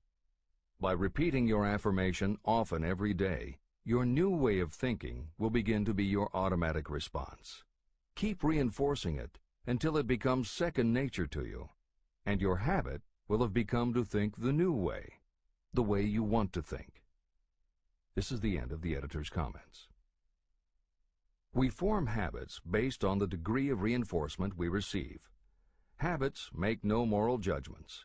They can be either good or bad. Both are formed through repetition. If we try something and like the results, we repeat the action. You can replace negative thoughts with positive ones. You can replace inaction with action, and you can form any habit you choose. Your thoughts are the only thing that you can completely control if you choose to do so. You can control your thoughts to control your habits. The secret of effective prayer. Most people resort to prayer only after everything else has failed, or else they pray by a ritual of meaningless words. And because most people who pray do so only after everything else has failed, they go to prayer with their minds filled with fear and doubt. Because fear and doubt are the emotions that are mixed with their prayer, these are the emotions the subconscious mind passes on, and these are the emotions that infinite intelligence receives and acts upon. If you pray for a thing, but as you pray you have fear that you may not receive it, or that your prayer will not be acted upon by infinite intelligence, your prayer will have been in vain. Prayer does sometimes result in the realization of that for which one prays. If you have ever had the experience of receiving something for which you prayed, go back in your memory and recall your actual state of mind while you were praying, and you will know for sure that the theory here described is more than a theory. The method by which you may communicate with infinite intelligence is very similar to the way the vibration of sound is transmitted by radio waves. Sound cannot be transmitted through the atmosphere until it has been changed into a very high rate of vibration. The radio station takes the sound of the human voice and modifies it by stepping up the vibration millions of times. Only in this way can the energy of sound be sent over distances. After this transformation has taken place, the energy, which originally was in the form of vibrations of sound, is broadcast or transmitted as a radio signal. When a radio set receives the high-speed transmission, it then reconverts that energy back to its original slower rate of vibration. And when it is stepped down to its original rate, it vibrates the diaphragm of the speaker, which reproduces the original sound of the voice. The subconscious mind is the intermediary that translates prayers or desires into terms that infinite intelligence can receive. The answer comes back to you in the form of a definite plan or idea for procuring the object of your prayer. When you understand this principle, you know why mere words read from a prayer book cannot serve as an agency of communication between the mind of man and infinite intelligence. Do not expect troubles, as they have a tendency not to disappoint. Chapter 14. The Brain, a broadcasting and receiving station for thought. The 12th step toward riches. It was while I was working with the late Dr. Alexander Graham Bell and Dr. Elmer R. Gates that I first proposed the idea that every human brain is both a broadcasting and receiving station for the vibration of thought. In some way similar to the principle behind the operation of a radio receiver, every human brain is capable of picking up vibrations of thought that are being released by other brains. These are received as hunches and flashes of intuition. As was explained in previous chapters, it is your creative imagination that is the receiving set of your brain, which receives thoughts from your subconscious and, under certain circumstances, receives thoughts released by the brains of others. Your creative imagination is the interconnection between your conscious or reasoning mind and the four sources from which you receive thought stimuli. 1. Consciously from other people. 2. Your subconscious. 3. Subconsciously from other people. And 4. Infinite intelligence. When stimulated or stepped up to a high rate of vibration, the mind becomes more receptive to thoughts that reach it from outside sources. This stepping up process takes place through either the positive emotions or the negative emotions. Through the emotions, the vibrations of thought may be increased. The brain that has been stimulated by emotions functions at a much more rapid rate than it does when that emotion is quieted or absent. The result is the increase of thought to such a pitch that the creative imagination becomes highly receptive to ideas. On the other hand, when the brain is functioning at a rapid rate, it also gives to your own thoughts the emotional feeling that is essential before those thoughts will be picked up and acted upon by your subconscious mind. The subconscious mind is the sending station of the brain, through which vibrations of thought are broadcast. Autosuggestion is the medium by which you may put into operation your sending station. The creative imagination is the receiving set through which the energies of thought are picked up. Editor's comments. The following combines the above concept with the related materials from previous chapters to provide a step-by-step recap of Napoleon Hill's view of the process. 1. The brain is simultaneously both a broadcaster and a receiver. 2. Emotion affects both your ability to send and your ability to receive. When under the effect of strong emotion, the more powerfully you can send thoughts. When under the effect of strong emotion, the more receptive you are to receiving thoughts. 3. When you send thoughts, to where do you send them? You send them to your subconscious by using autosuggestion. 4. When you receive thoughts, where do they come from? They come from your subconscious and you receive them through your creative imagination. 5. Your subconscious mind has two aspects. Your subconscious is a storehouse of information, as explained in the previous chapter. Your subconscious is your connection to infinite intelligence. 6.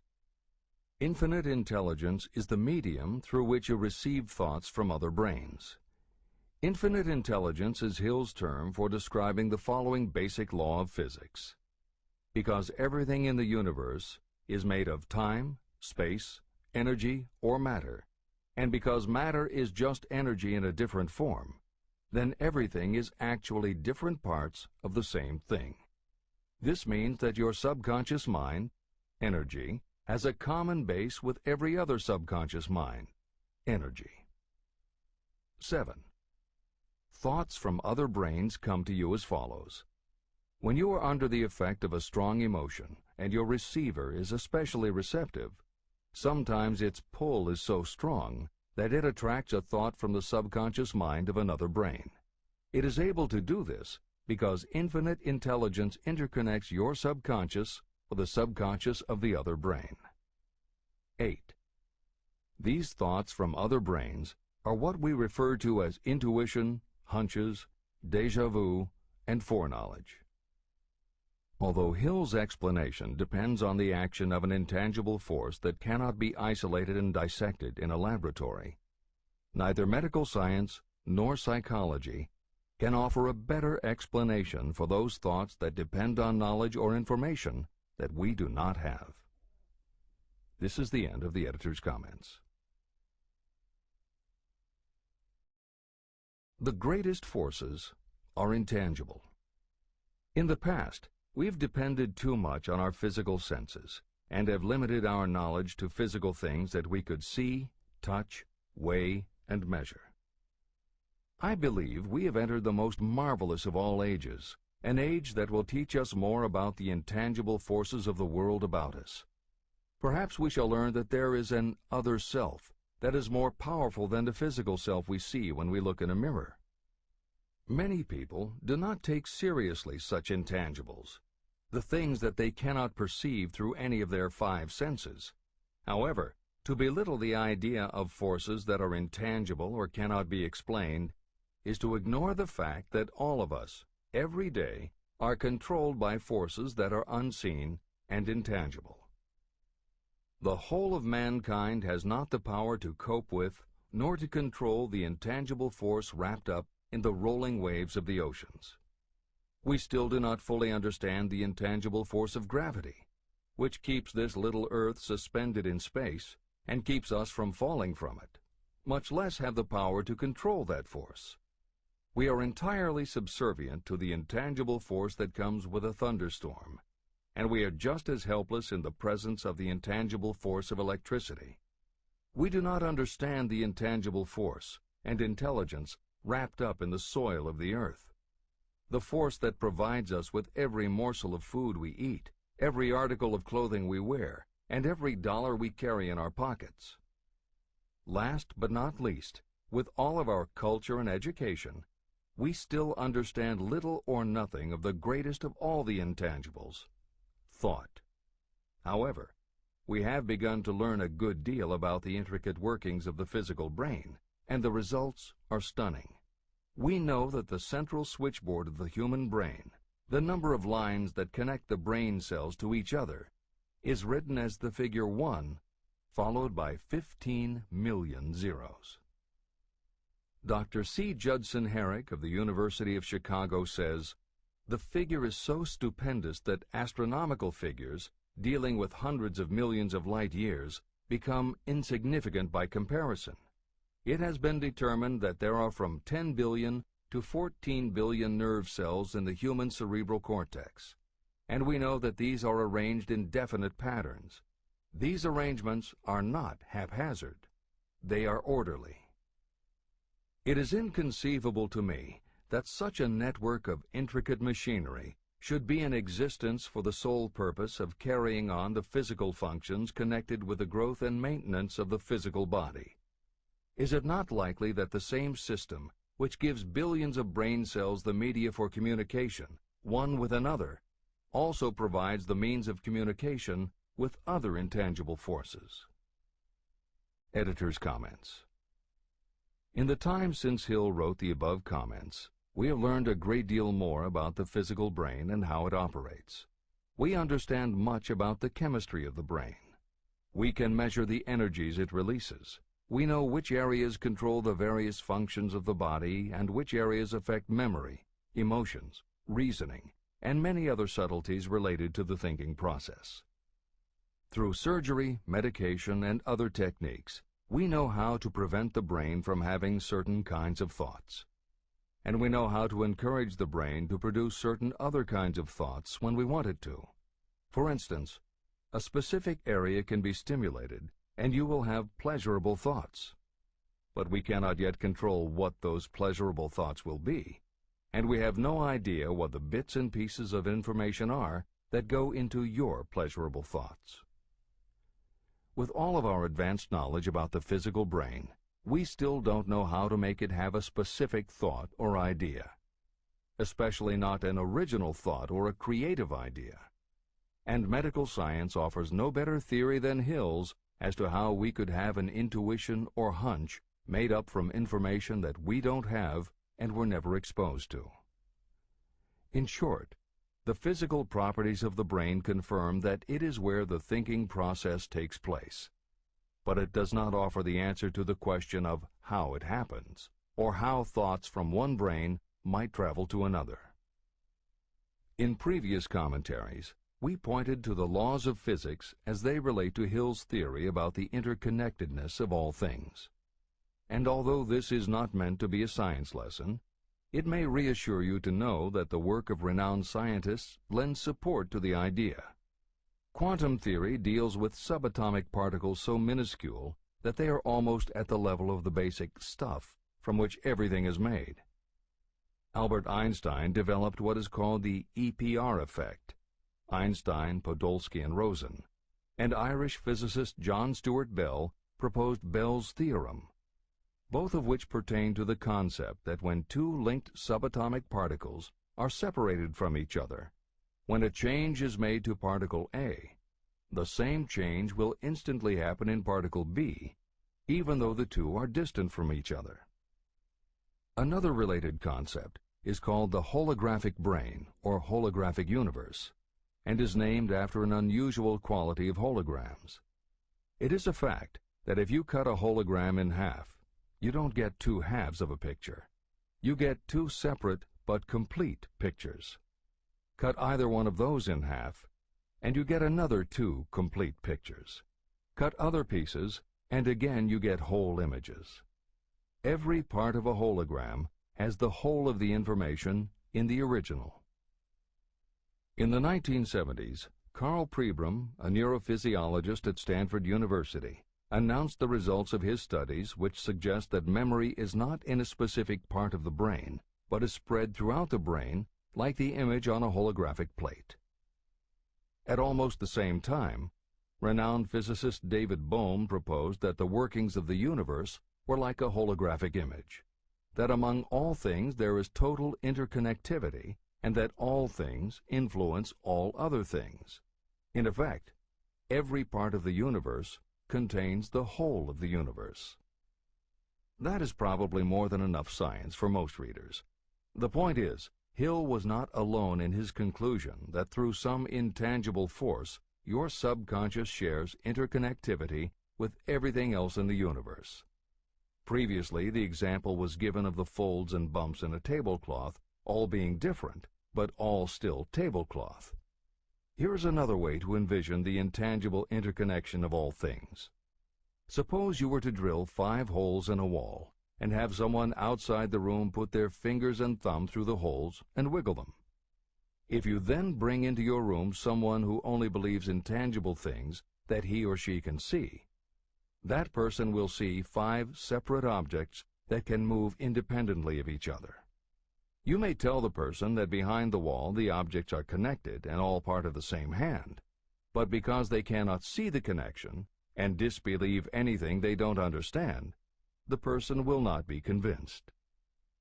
Neither modern medicine, nor psychiatry, nor technology can yet conclusively show us behind the wall. But the fact remains, we have all had a hunch about somebody, and it turns out to be right. A premonition that something will happen, and it does. Or a feeling that something isn't right with someone who is not there with you, and it turns out to be true. How does this information come to us? As mentioned previously, psychologist Carl Jung called the intangible connection the collective unconscious, also called universal subconscious. Others call it the totally unified theory, the great first cause, the universal mind, or spirit, and some see it as another way of describing God.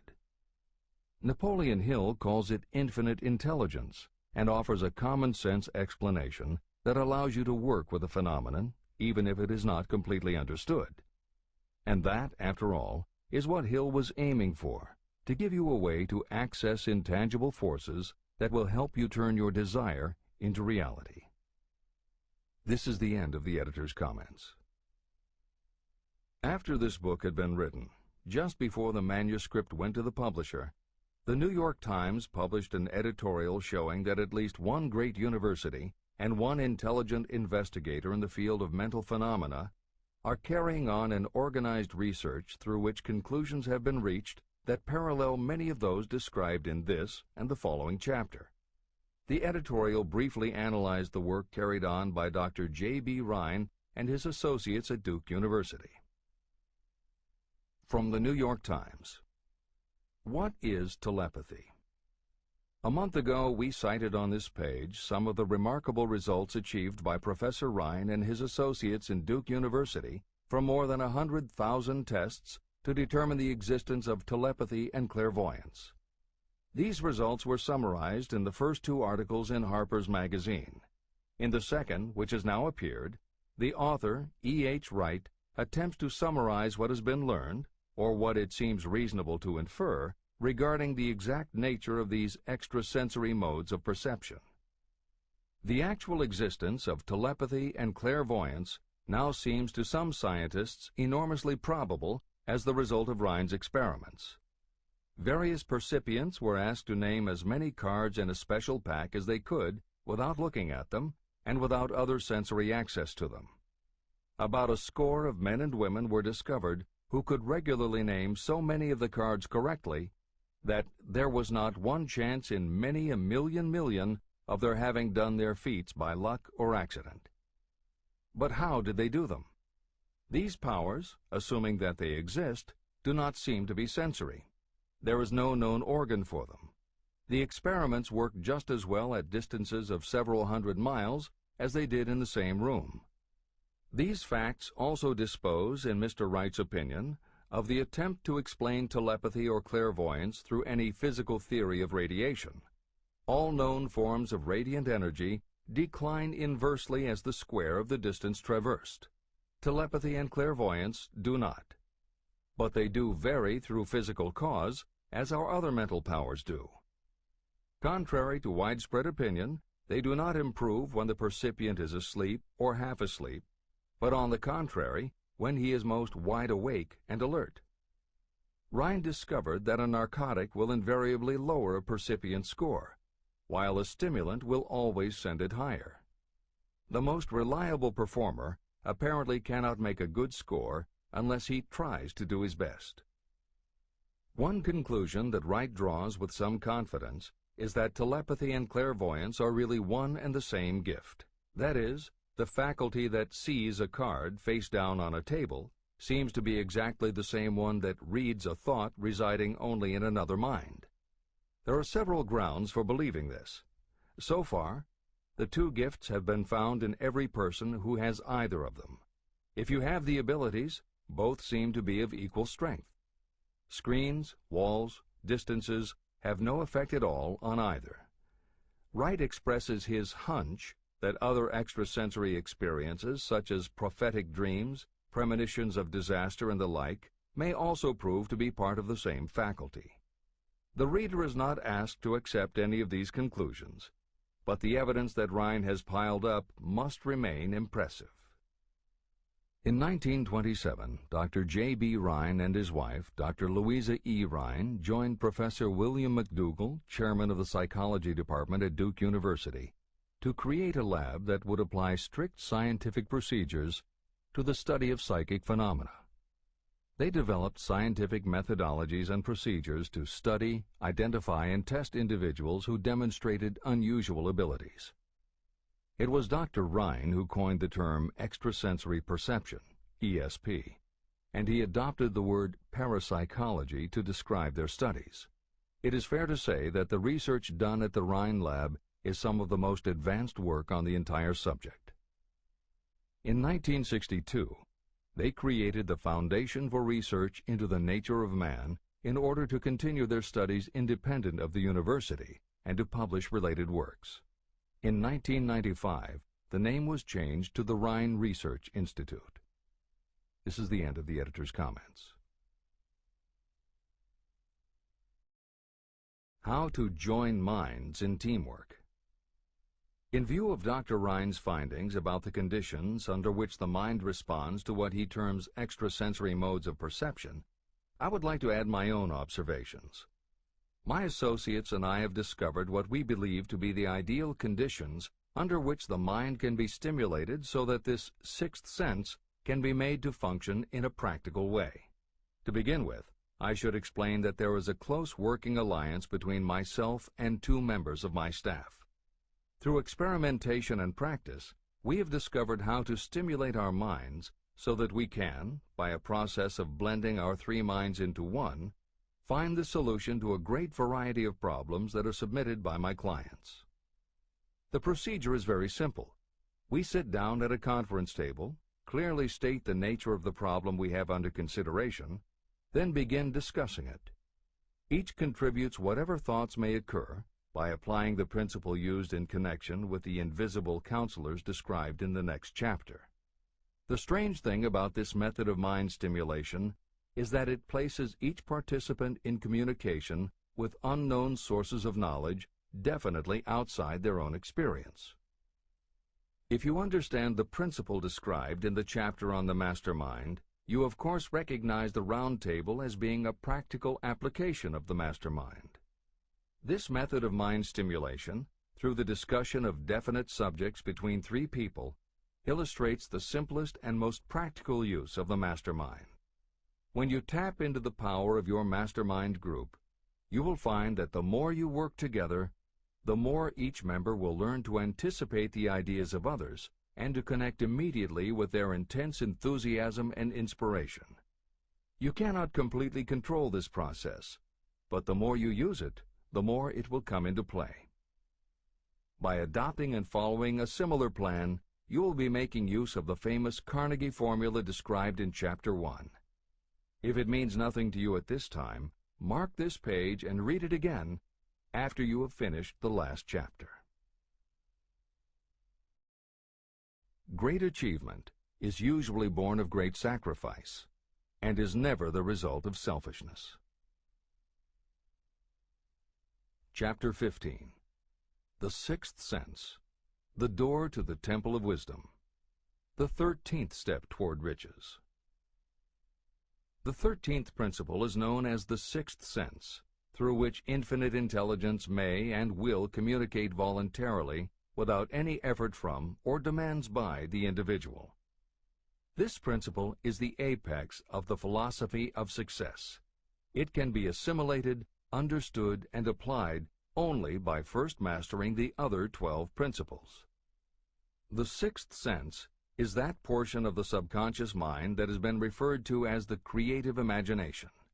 It has also been referred to as the receiving set through which ideas, plans, and thoughts flash into the mind.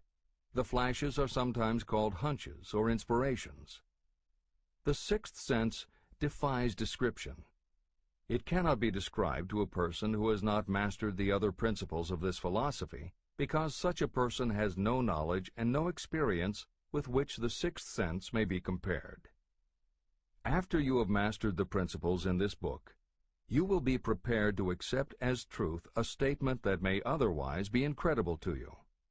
Through the sixth sense, you will be warned of impending dangers in time to avoid them and notified of opportunities in time to embrace them. As you develop your sixth sense, it is almost as though a guardian angel comes to you to be of help and assistance, a guardian angel who will open to you at all times the door to the Temple of Wisdom. Miracles of the Sixth Sense. I am not a believer in, nor an advocate of, miracles, for the simple reason that I have enough knowledge of nature to understand that nature never deviates from her established laws. However, I believe that some of nature's laws are so incomprehensible that they produce what appear to be miracles. The sixth sense comes as near to being a miracle as anything I have ever experienced. This much I do know, that there is a power, or a first cause, or an intelligence which permeates every atom of matter and embraces every unit of energy perceptible to man. I know that this infinite intelligence is the thing that converts acorns into oak trees, causes water to flow downhill in response to the law of gravity, follows night with day and winter with summer, each maintaining its proper place and relationship to the other. Through the philosophy explained in this book, this intelligence can help turn your desires into concrete or material form. I know this because I have experimented with it, and I have experienced it. Step by step through the preceding chapters, you have been led to this, the last principle. If you have mastered each of the preceding principles, you are now prepared to accept, without being skeptical, the extraordinary claims made here. If you have not mastered the other principles, you must do so before you may determine definitely whether or not the claims made in this chapter are fact or fiction. Let great people shape your life. I have never completely divested myself of the habit of hero worship. While I was passing through the stage of hero worship, I found myself trying to imitate those whom I most admired. My experience has taught me that the next best thing to being truly great is to emulate the great, to try to act like them, be like them, and feel like them as much as I could. I discovered that the faith with which I tried to imitate my idols gave me great capacity to do so quite successfully. Long before I had ever written a line for publication or delivered a speech in public, I followed the habit of reshaping my own character by trying to imitate the 9 men whose lives and life works had been most impressive to me. These 9 men were Emerson, Paine, Edison, Darwin, Lincoln, Burbank, Napoleon, Ford, and Carnegie. Every night, over a long period of years, I held an imaginary council meeting with this group, whom I called my invisible counselors. This is how I did it. Just before going to sleep at night, I would shut my eyes and see, in my imagination, this group of men seated with me around my council table. Here I had not only an opportunity to sit among those whom I considered to be great, but I actually dominated the group by serving as the chairman. I had a very definite purpose in using my imagination in this way. My purpose was to rebuild my own character, so it would become a composite of the characters of my imaginary counselors. Realizing that I had to overcome the handicap of being born and raised in an environment of ignorance and superstition, I deliberately assigned myself the task of voluntary rebirth through the method I have described above. Building character through autosuggestion. I knew, of course, that we all become what we are because of our dominating thoughts and desires. I knew that every deeply seated desire causes a person to find a way to turn that desire into reality.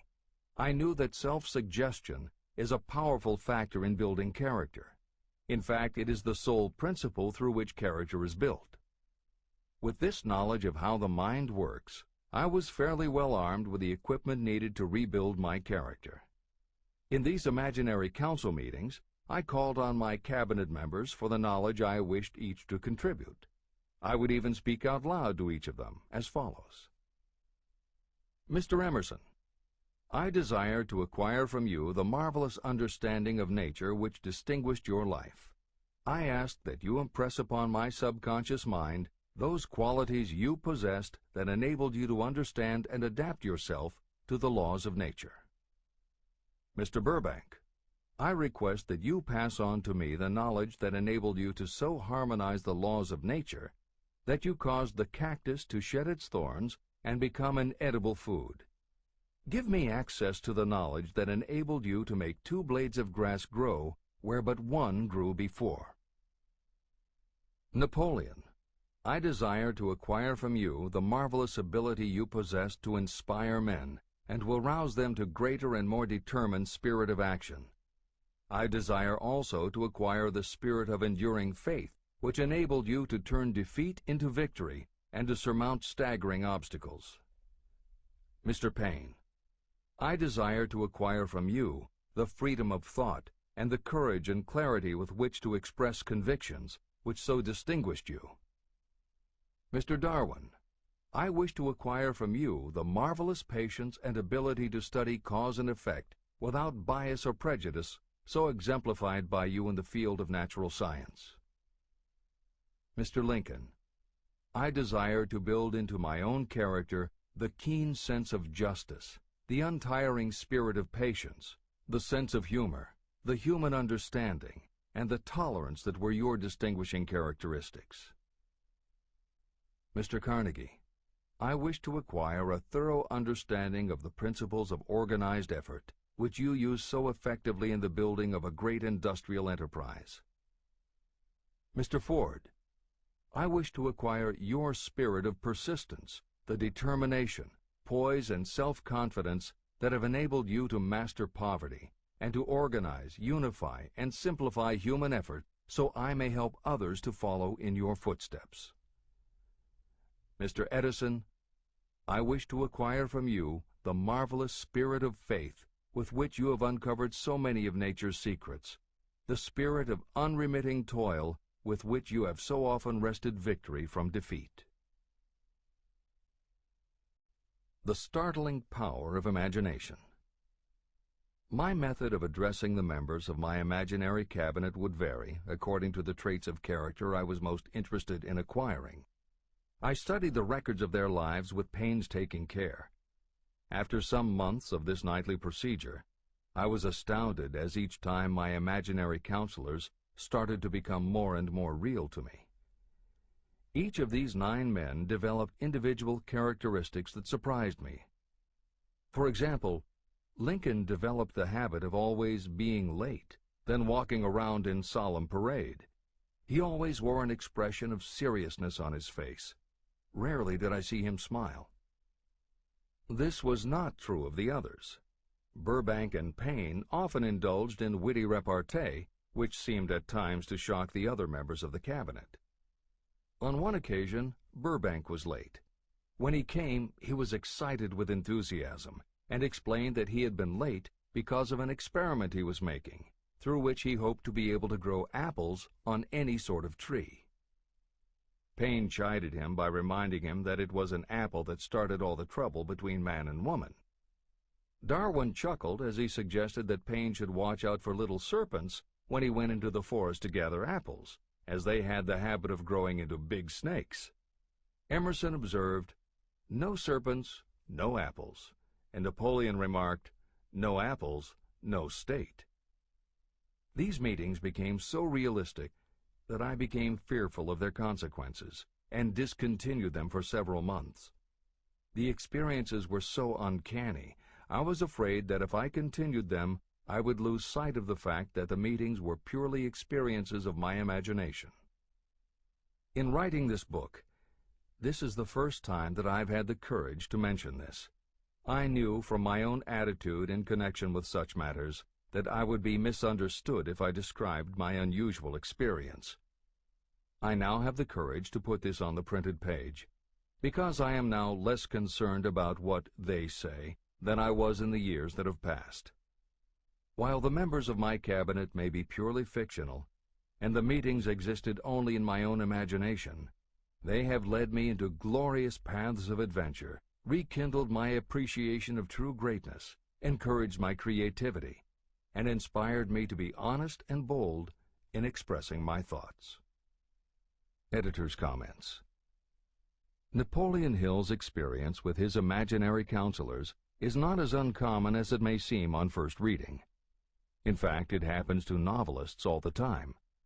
As an author proceeds with the writing of a book, there will come a point when the characters in the novel become so well defined in the author's mind that the personalities of the characters themselves begin to suggest plot points and dialogue that the author never planned. Often the thoughts that come to the author when he or she is in the character are completely original, and in real life would never have occurred to the author. Psychiatrists, therapists, and motivational experts also use this phenomenon when they work with role-playing. The usual procedure is to ask 2 people to act out a scenario as if they were in each other's shoes. If this is done in a situation where the participants do not feel embarrassed or self-conscious, and if the people will allow themselves to become submerged and seriously try to become the other person, the results can be stunning. Depending on the faith with which you approach it, you can get not just a general sense of what the other person is going through, but also have flashes of insight, actually feel what the other person feels, and gain a real understanding about the reactions or motivations of others. Why it works is just as much a mystery as why you get hunches. It may be simply that when your imagination creates a character, it doesn't give the character inhibitions. So when you think through the character, your mind is less restricted. Regardless, the fact is that by using your imagination to project yourself into other characters, you can open yourself to ideas that you don't normally have access to. And you can use this mental phenomenon as one of the tools that will help you turn your desire into success. This is the end of the editor's comments. Tapping the source of inspiration. Somewhere in the cell structure of the brain is something that receives the vibrations of thought ordinarily called hunches. So far, science has not discovered where this sixth sense is located, but this is not important. The fact remains that human beings do receive accurate knowledge through sources other than the physical senses. Generally, such knowledge is received when the mind is under the influence of extraordinary stimulation. Any emergency that arouses the emotions and causes the heart to beat more rapidly may bring the sixth sense into action. Anyone who has experienced a near accident while driving knows that the sixth sense often comes to your rescue and by split seconds helps to avoid the accident. I mention this as background to the following statement of fact. On many occasions when I have faced emergencies, some of them so grave that my life was in jeopardy, I have been miraculously guided past these difficulties through the influence of my invisible counselors.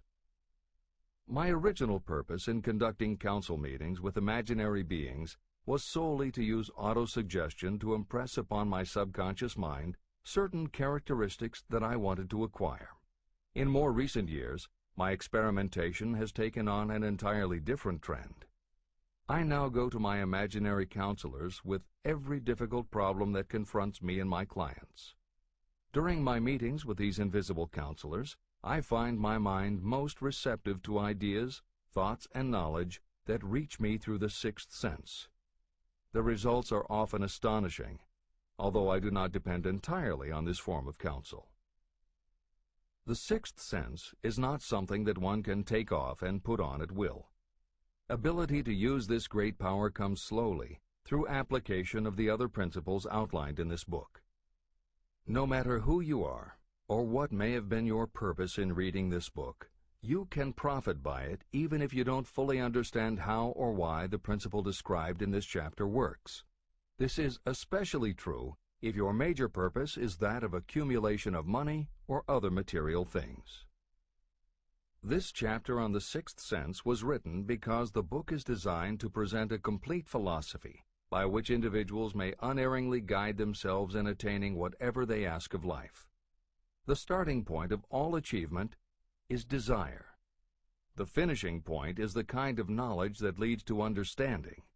Understanding of yourself, understanding of others, understanding of the laws of nature, and the recognition and understanding of happiness. Full understanding of this comes only through familiarity with and use of the principle of the sixth sense. In reading this chapter, you may have found yourself lifted to a high level of mental stimulation. Splendid! Come back to this again a month from now, read it once more, and observe that your mind will soar to a still higher level of stimulation. Repeat this experience from time to time, giving no concern as to how much or how little you learn at the time. Eventually, you will find yourself in possession of a power that will enable you to throw off discouragement, master fear, overcome procrastination, and draw freely upon your imagination.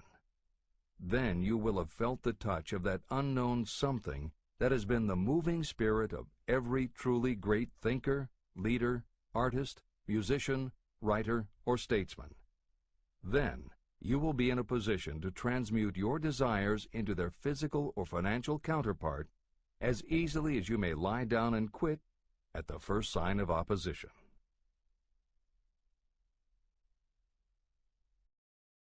The man who actually knows just what he wants in life has already gone a long way toward attaining it. Chapter 16. The Six Ghosts of Fear. How many are standing in your way? Take inventory of yourself as you read this closing chapter and find out how many of the ghosts are standing in your way. Before you can put any portion of this philosophy into successful use, your mind must be prepared to receive it. The preparation is not difficult.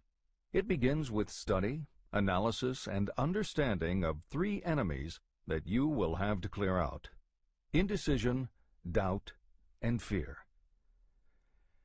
The sixth sense will never function while these three negatives, or any one of them, remain in your mind. The members of this unholy trio are closely related. Where one is found, The other two are close at hand. Indecision is the seedling of fear. Remember this as you read. Indecision crystallizes into doubt. The two blend and become fear. The blending process often is slow. This is one reason why these three enemies are so dangerous. They germinate and grow without their presence being observed. The remainder of this chapter describes a state of mind that you must attain before the philosophy can be put into practical use. This chapter also analyzes a condition that has reduced huge numbers of people to poverty, and it states a truth that must be understood by all who accumulate riches, whether measured in terms of money or in terms of a state of mind that may be of far greater value than money. The purpose of this chapter is to turn the spotlight of attention on the cause and the cure of the 6 basic fears. Before you can master an enemy, you must know its name, its habits, and where to attack it. As you read, analyze yourself carefully and determine which, if any, of the 6 common fears have attached themselves to you. And keep in mind that sometimes they are hidden in the subconscious mind, where they are difficult to locate and still more difficult to eliminate. The 6 basic fears. There are 6 basic fears. At one time or another, every person suffers from some combination of these fears. Most people are fortunate if they do not suffer from the entire 6. Named in the order of their most common appearance, they are the fear of poverty, the fear of criticism, the fear of ill health, the fear of loss of love of someone, the fear of old age, and the fear of death. All other fears are of minor importance, and are in fact just variations on these 6. Fears are nothing more than states of mind. Your state of mind is subject to your control and direction. You can create nothing that you do not first conceive in the form of an impulse of thought. The following statement is of even greater importance. Thought impulses begin immediately to translate themselves into their physical equivalent, whether those thoughts are voluntary or involuntary. Even thought impulses that are picked up by mere chance, thoughts that have been released by other minds, may determine your financial, business, professional, or social destiny just as surely as the thoughts that you create by intent and design. This circumstance also explains why some people seem to be lucky, while others of equal or greater ability, training, experience, and brain capacity seem destined to have misfortune. The explanation is that you have the ability to completely control your own mind. With this control, you may open your mind to the thought impulses that are being released by other brains, or you can close the doors tightly and admit only thought impulses of your own choice.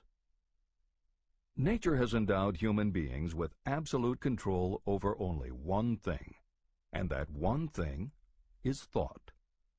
This fact, coupled with the additional fact that everything we create begins in the form of a thought, leads us very near to the principle by which fear may be mastered.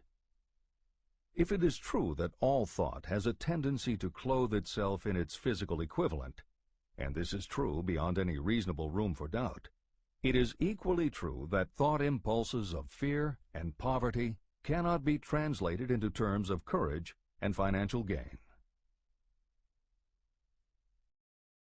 The first basic fear, the fear of poverty. There can be no compromise between poverty and riches. The two roads that lead to poverty and riches travel in opposite directions. If you want riches, you must refuse to accept any circumstance that leads toward poverty. The word riches is used in its broadest sense, meaning financial, spiritual, mental, and material wealth. The starting point of the path that leads to riches is desire. In Chapter 3, you received full instructions for the proper use of desire. In this chapter on fear, you have complete instructions for preparing your mind to make practical use of desire. Here is the place to give yourself a challenge, which will definitely determine how much of this philosophy you have absorbed. Here is the point at which you can tell what the future holds in store for you. If, after reading this chapter, you are willing to accept poverty, you may as well make up your mind to receive poverty. This is one decision you cannot avoid. But if you demand riches, determine what form and how much will be required to satisfy you. You know the road that leads to riches. You have been given a road map.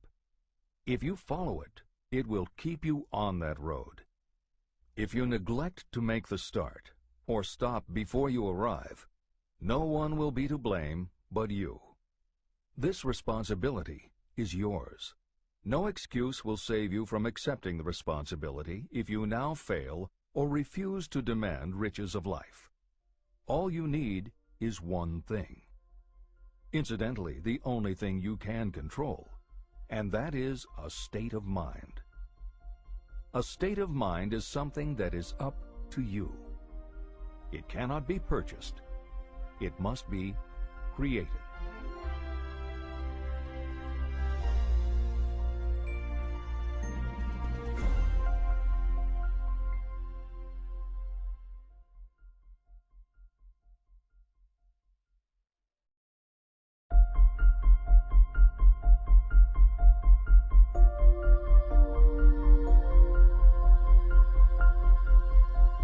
The most destructive fear. Fear of poverty is a state of mind, nothing else. But it is sufficient to destroy your chances of achievement in any undertaking. This fear paralyzes your ability to use reason, destroys the imagination, kills off self-reliance, undermines enthusiasm, discourages initiative, leads to uncertainty of purpose, encourages procrastination, wipes out enthusiasm, and makes self-control an impossibility. It takes the charm from your personality, destroys the possibility of accurate thinking, diverts concentration of effort. It defeats persistence, turns willpower into nothingness, destroys ambition, clouds the memory, and invites failure in every conceivable form. It kills love and assassinates the finer emotions of the heart, discourages friendship and invites disaster in 100 forms, leads to sleeplessness, misery, and unhappiness. And all this despite the obvious truth that you live in a world of overabundance of everything your heart could desire, with nothing standing between you and your desires except lack of a definite purpose. The fear of poverty is, without doubt, the most destructive of the 6 basic fears. It has been placed at the head of the list because it is the most difficult to master. The fear of poverty grew out of our inherited tendency to prey upon our fellow human beings economically. Nearly all animals lower than us are motivated by instinct, but their capacity to think is limited, and therefore they prey upon one another physically. We, with our superior sense of intuition, with the capacity to think and to reason, do not eat others bodily. Human beings get more satisfaction out of eating others financially. Humans are so avaricious that every conceivable law has been passed to safeguard us from one another. Nothing brings so much suffering and humility as poverty. Only those who have experienced poverty understand the full meaning of this. It is no wonder that we fear poverty. Through a long line of inherited experiences, we have learned for sure that some people cannot be trusted where matters of money and earthly possessions are concerned. So eager are we to possess wealth that we will acquire it in whatever manner we can, through legal methods if possible, through other methods if necessary or expedient. Self-analysis may disclose weaknesses that you do not like to acknowledge, but this form of examination is essential if you are going to demand of life more than mediocrity and poverty. Remember, as you check yourself point by point, that you are both the court and the jury, the prosecuting attorney and the attorney for the defense, and that you are both the plaintiff and the defendant. You are on trial. Face the facts squarely. Ask yourself definite questions and demand direct replies. When the examination is over, you will know more about yourself. If you do not feel that you can be an impartial judge, call upon someone who knows you well to serve as judge while you cross-examine yourself. You are after the truth. Get it, no matter at what the cost, even though it may temporarily embarrass you. The majority of people, if asked what they fear most, would reply, "I fear nothing." The reply would be inaccurate, because few people realize that they are bound, handicapped, whipped spiritually and physically through some form of fear. So subtle and deeply seated is the emotion of fear that you may go through life and never recognize its presence. Only a courageous analysis will disclose the presence of this universal enemy. When you begin such an analysis, search deeply into your character. The following is a list of the symptoms to look for. Symptoms of the fear of poverty. 1. Indifference. Commonly expressed through lack of ambition, willingness to tolerate poverty, and the acceptance of whatever compensation life may offer without protest. Also mental and physical laziness and lack of initiative, imagination, enthusiasm, and self-control. 2.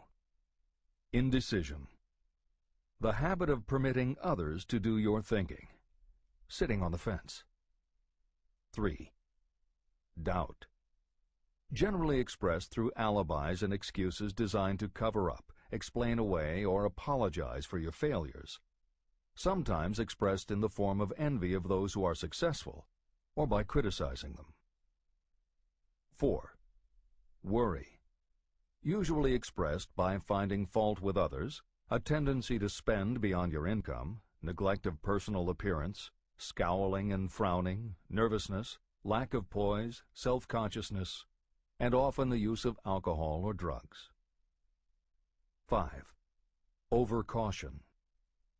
The habit of looking for the negative side of every circumstance, thinking and talking about possible failure instead of concentrating on succeeding, knowing all the roads to disaster, but never searching for the plans to avoid failure, waiting for the right time to begin until the waiting becomes a permanent habit, remembering those who have failed and forgetting those who have succeeded, seeing the hole in the donut, but overlooking the donut around the hole.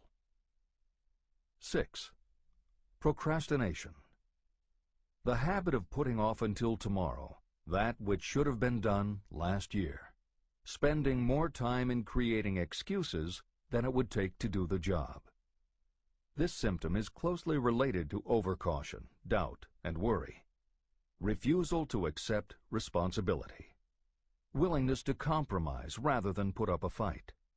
Compromising with difficulties instead of harnessing and using them as stepping stones to advancement.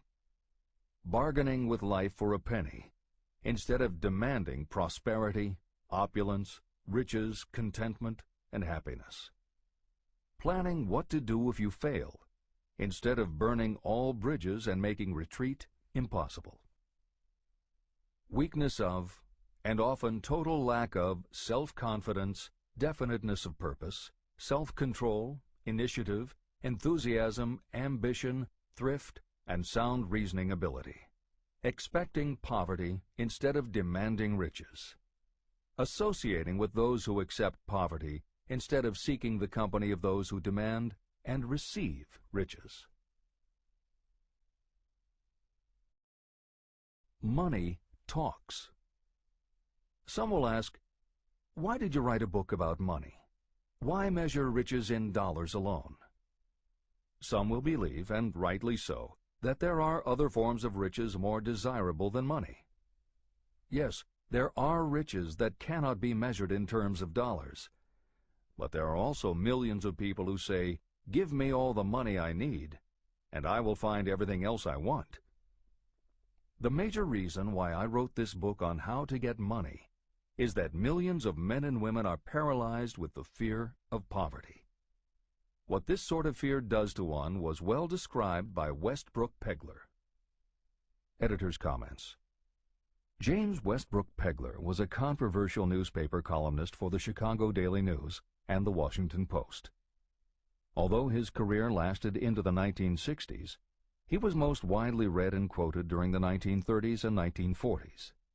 During that period, he went from being a public supporter of Franklin Roosevelt and the New Deal policies to the opposite end of the political spectrum, championing conservative points of view. Pegler was also the author of 3 books based on his columns, and in 1940 won the Pulitzer Prize for his expose of union racketeering. This is the end of the editor's comments. We continue with the article by Westbrook Pegler. Money is only clamshells or metal discs or scraps of paper, and there are treasures of the heart and soul which money cannot buy. But most people, being broke, are unable to keep this in mind and sustain their spirits. When a man is down and out and on the street, unable to get any job at all, something happens to his spirit, which can be observed in the droop of his shoulders, the set of his hat, his walk, and his gaze. He cannot escape a feeling of inferiority among people with regular employment, even though he knows they are definitely not his equals in character, intelligence, or ability. These people, even his friends, feel, on the other hand, a sense of superiority and regard him, perhaps unconsciously, as a casualty. He may borrow for a time, but not enough to carry on in his accustomed way, and he cannot continue to borrow very long. But borrowing in itself, when a man is borrowing merely to live, is a depressing experience, and the money lacks the power of earned money to revive his spirits. Of course, none of this applies to bums or habitual ne'er-do-wells, but only to men of normal ambitions and self-respect. Women in the same predicament must be different. We somehow do not think of women at all in considering the down-and-outers. They are scarce in the bread lines, they rarely are seen begging on the streets, and they are not recognizable in crowds by the same plain signs which identify busted men. Of course, I do not mean the shuffling hags of the city streets, who are the opposite number of the confirmed male bums. I mean reasonably young, decent, and intelligent women. There must be many of them, but their despair is not apparent. When a man is down and out, he has time on his hands for brooding. He may travel miles to see a man about a job and discover that the job is filled, or that it is one of those jobs with no base pay, but only a commission on the sale of some useless knick-knack which nobody would buy except out of pity. Turning that down, he finds himself back on the street with nowhere to go, but just anywhere. So he walks and walks. He gazes into store windows at luxuries which are not for him, and feels inferior and gives way to people who stop to look with an active interest. He wanders into the railroad station, or puts himself down in the library to ease his legs and soak up a little heat, but that isn't looking for a job, so he gets going again. He may not know it, but his aimlessness would give him away even if the very lines of his figure did not. He may be well dressed in the clothes left over from the days when he had a steady job, but the clothes cannot disguise the droop. He sees thousands of other people, bookkeepers or clerks or chemists or wagon hands, busy at their work, and envies them from the bottom of his soul. They have their independence, their self-respect and manhood, and he simply cannot convince himself that he is a good man too, though he argue it out and arrive at a favorable verdict hour after hour. It is just money which makes this difference in him. With a little money, he would be himself again. This is the end of the article by Westbrook Pegler. The second basic fear, the fear of criticism. Just how we originally came by this fear, no one can say definitely, but one thing is certain, we have it in a highly developed form. I am inclined to attribute the basic fear of criticism to that part of our inherited nature that prompts us not only to take away other people's goods and wares, but also to justify our actions by criticism of the character of others. It is well known that a thief will criticize the man from whom he steals, that politicians seek office not by displaying their own virtues and qualifications, but by running negative campaigns against their opponents. Designers and clothing manufacturers have not been slow to take advantage of this basic fear of criticism. Every season, styles change. Who establishes the styles? Certainly not the purchaser. It is the designers and manufacturers. Why do they change the styles so often? The answer is obvious. They change the styles so they can sell more clothes. The fear of criticism robs people of their initiative, destroys their power of imagination, limits their individuality, takes away their self-reliance, and does them damage in 100 other ways. Parents often do their children irreparable injury by criticizing them. The mother of one of my friends used to punish him with a switch almost daily, always completing the job with the statement, "You'll land in a penitentiary before you are 20. He was sent to a reformatory at the age of 17. Editor's comments. Modern psychotherapy is well aware of the circumstance that Hill describes in the preceding paragraph. In the chapters on autosuggestion and hypnosis, reference was made to childhood traumas that result in phobias, compulsive behaviors, fixations, or complexes. However, there are instances in which the implanting of a suggestion is much more subtle. Hypnotherapists have found that common phrases such as, "Don't you ever say no to me again," "I'm afraid she'll never get over it," or "You're just like your father," can hamper a person's abilities later in life if such phrases were said often enough, or at a time when a child was particularly vulnerable. This is the end of the editor's comments. Criticism is the one form of service of which everyone has too much. Everyone has a stock of it, which is handed out gratis whether called for or not. Your nearest relatives are often the worst offenders. It should be recognized as a crime. In reality, it is a crime of the worst nature for any parent to build inferiority complexes in the mind of a child through unnecessary criticism. Employers who understand human nature get the best there is in people not by criticism, but by constructive suggestion. Parents may accomplish the same results with their children. Criticism will plant fear in the human heart, or resentment, but it will not build love or affection. Symptoms of the fear of criticism. This fear is almost as universal as the fear of poverty, and its effects are just as fatal to personal achievement, mainly because this fear destroys initiative and discourages the use of imagination. The major symptoms of the fear are: 1. Self-consciousness, generally expressed through nervousness, timidity in conversation and in meeting strangers, awkward movements, and shifting of the eyes. 2. Lack of poise, expressed through lack of voice control, nervousness in the presence of others, poor posture, poor memory. 3.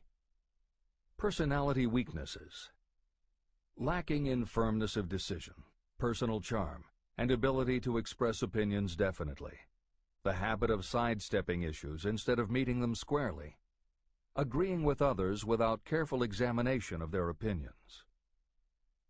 4.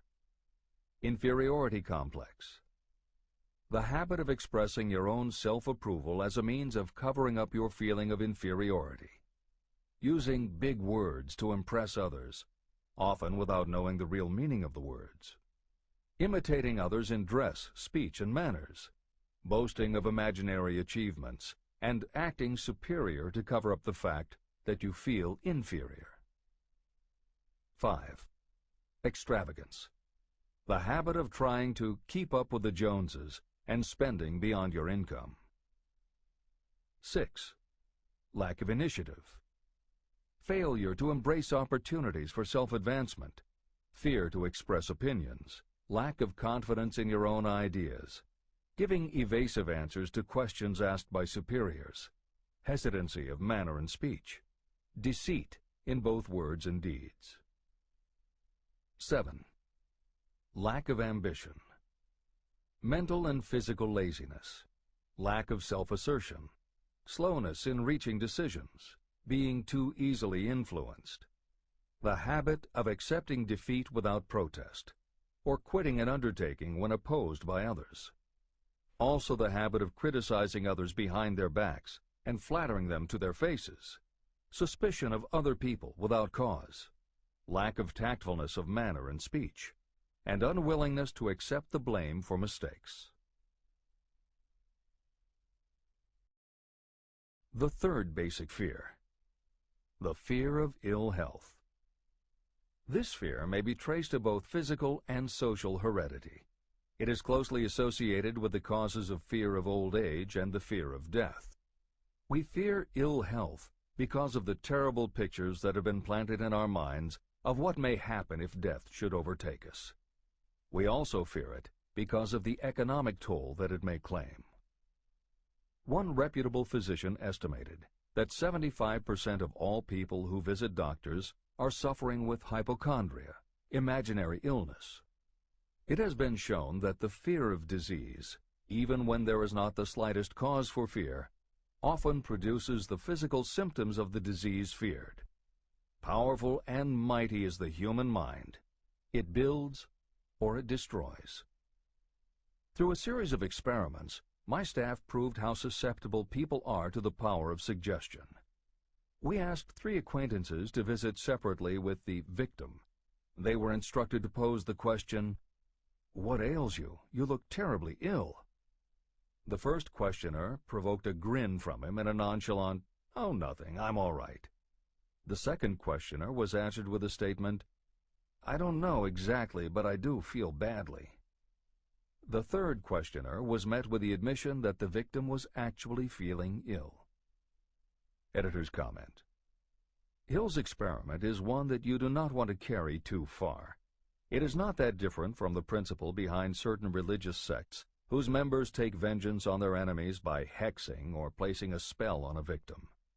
The spell only works because the victim believes that spells can be cast and that it is possible he or she could be hexed. When the hex victim is informed that someone has cast a spell on them, they accept that it is possible, and their mind does the rest. The same theory operated when Hill's associate was told 3 times that he looked ill. He believed it was possible. Being told 3 times was convincing, and his mind went to work and made it so. This is the end of the editor's comment. There is overwhelming evidence that disease sometimes begins in the form of negative thought impulse. Such thoughts may be planted in your mind by suggestion or created by you in your own mind. Doctors send patients to new climates for their health because a change of mental attitude is necessary.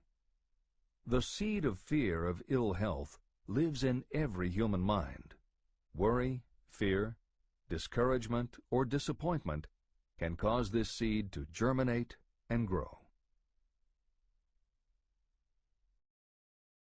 Symptoms of the fear of ill health. The symptoms of this almost universal fear are 1. Autosuggestion. The habit of negative use of self-suggestion by looking for and expecting to find symptoms of all kinds of disease. Enjoying your imaginary illness and speaking of it as being real. The habit of trying fads and isms recommended by others as having therapeutic value. Talking to others of operations, accidents, and other forms of illness. Experimenting with diets, physical exercises, weight loss systems without professional guidance. Trying home remedies, patent medicines, and quack remedies. 2. Hypochondria, a medical term for imaginary disease. The habit of excessively talking about illness, and by concentrating the mind on disease, you begin to expect it to happen to you. Nothing that comes in bottles can cure this condition. It is brought on by negative thinking, and nothing but positive thought can cure it. Hypochondria is said to do as much damage on occasion as the real disease might do. 3. Exercise. Fear of ill health often interferes with proper physical exercise and results in overweight. 4. Susceptibility. Fear of ill health breaks down your natural resistance, which makes you susceptible to real disease. The fear of ill health is often related to the fear of poverty, especially in the case of the hypochondriac, who constantly worries about the possibility of having to pay doctor's bills, hospital bills, etc. This type of person spends much time preparing for sickness, talking about death, saving money for cemetery plots, burial expenses, and such. 5. Self-coddling. The habit of seeking sympathy. The habit of feigning illness to cover your laziness or to serve as an alibi for lack of ambition. People often resort to this trick to avoid work. 6. Intemperance. The habit of using alcohol or drugs to destroy pain instead of eliminating the cause. 7. The habit of reading about illness and worrying over the possibility of being stricken by it. The fourth basic fear. The fear of loss of love. Jealousy and other similar forms of neurosis grow out of our fear of the loss of love of someone. This fear is the most painful of all the 6 basic fears. It probably plays more havoc with the body and mind than any of the other basic fears. Editor's comment. By way of introduction to each of the 6 basic fears, Napoleon Hill usually postulates how the fear originated in humans. In the original edition of this book, he suggested that the fear of loss of love may have started with prehistoric man's habit of stealing his neighbor's mate and taking liberties with her whenever he could. Though amusing, this theory does not take into account that women fear the loss of a love just as profoundly as men do, and both men and women fear losing the love of not just their mates, but also of family members and others with whom they are close. How the emotion of love originated may remain a mystery, but there is no mystery about how we feel when we lose it. This is the end of the editor's comment. The fourth basic fear. The fear of loss of love. Jealousy and other similar forms of neurosis grow out of our fear of the loss of love of someone. This fear is the most painful of all the 6 basic fears. It probably plays more havoc with the body and mind than any of the other basic fears. Editor's comment. By way of introduction to each of the 6 basic fears, Napoleon Hill usually postulates how the fear originated in humans. In the original edition of this book, he suggested that the fear of loss of love may have started with prehistoric man's habit of stealing his neighbor's mate and taking liberties with her whenever he could.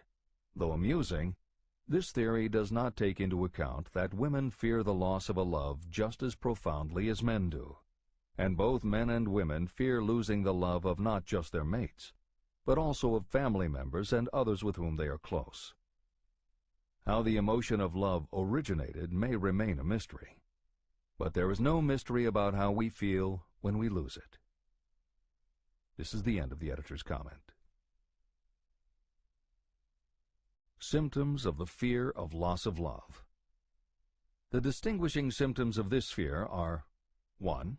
Jealousy. The habit of being suspicious of friends and loved ones. The habit of accusing wife or husband of infidelity without grounds. General suspicion of everyone and absolute faith in no one. 2. Fault-finding. The habit of finding fault with friends, relatives, business associates, and loved ones upon the slightest provocation, or without any cause whatsoever. 3. Gambling. The habit of gambling, stealing, cheating, and otherwise taking hazardous chances to provide money for loved ones in the belief that love can be bought. The habit of spending beyond your means, or incurring debts to provide gifts for loved ones in order to make a good impression. Also insomnia, nervousness, lack of persistence, weakness of will, lack of self-control, lack of self-reliance, bad temper. The fifth basic fear, the fear of old age. In the main, this fear grows out of two sources. First, the thought that old age may bring with it poverty. Second is the concern that many have for what may await them in the world beyond. The most common cause of fear of old age is associated with the possibility of poverty. Poorhouse is not a pretty word. It throws a chill into the mind of every person who faces the possibility of having to spend declining years having to live on some form of charity. The possibility of ill health, which is more common as people grow older, is also a contributing cause of this common fear of old age, as is concern about diminishing sexuality. Another contributing cause of the fear of old age is the possibility of loss of freedom and independence, as old age may bring with it the loss of both physical and economic freedom. Symptoms of the fear of old age. The most common symptoms of this fear are 1. Lack of enthusiasm. The tendency to slow down and develop an inferiority complex, falsely believing you are slipping because of age. The habit of killing off initiative, imagination, and self-reliance by falsely believing you are too old to exercise these qualities. 2. Self-consciousness of speech. The habit of speaking apologetically of yourself as being old merely because you have reached the age of 40 or 50, instead of reversing the rule and expressing gratitude for having reached the age of wisdom and understanding. 3. Inappropriate dress and action. Trying to appear much younger than your age by going overboard in your attempt to keep up with the style and mannerisms of youth. The sixth basic fear, the fear of death. To some, this is the cruelest of all the basic fears. The reason is obvious. The terrible pangs of fear associated with the thought of death, in the majority of cases, may be charged to religious fanaticism. So-called heathens are less afraid of death than the more civilized.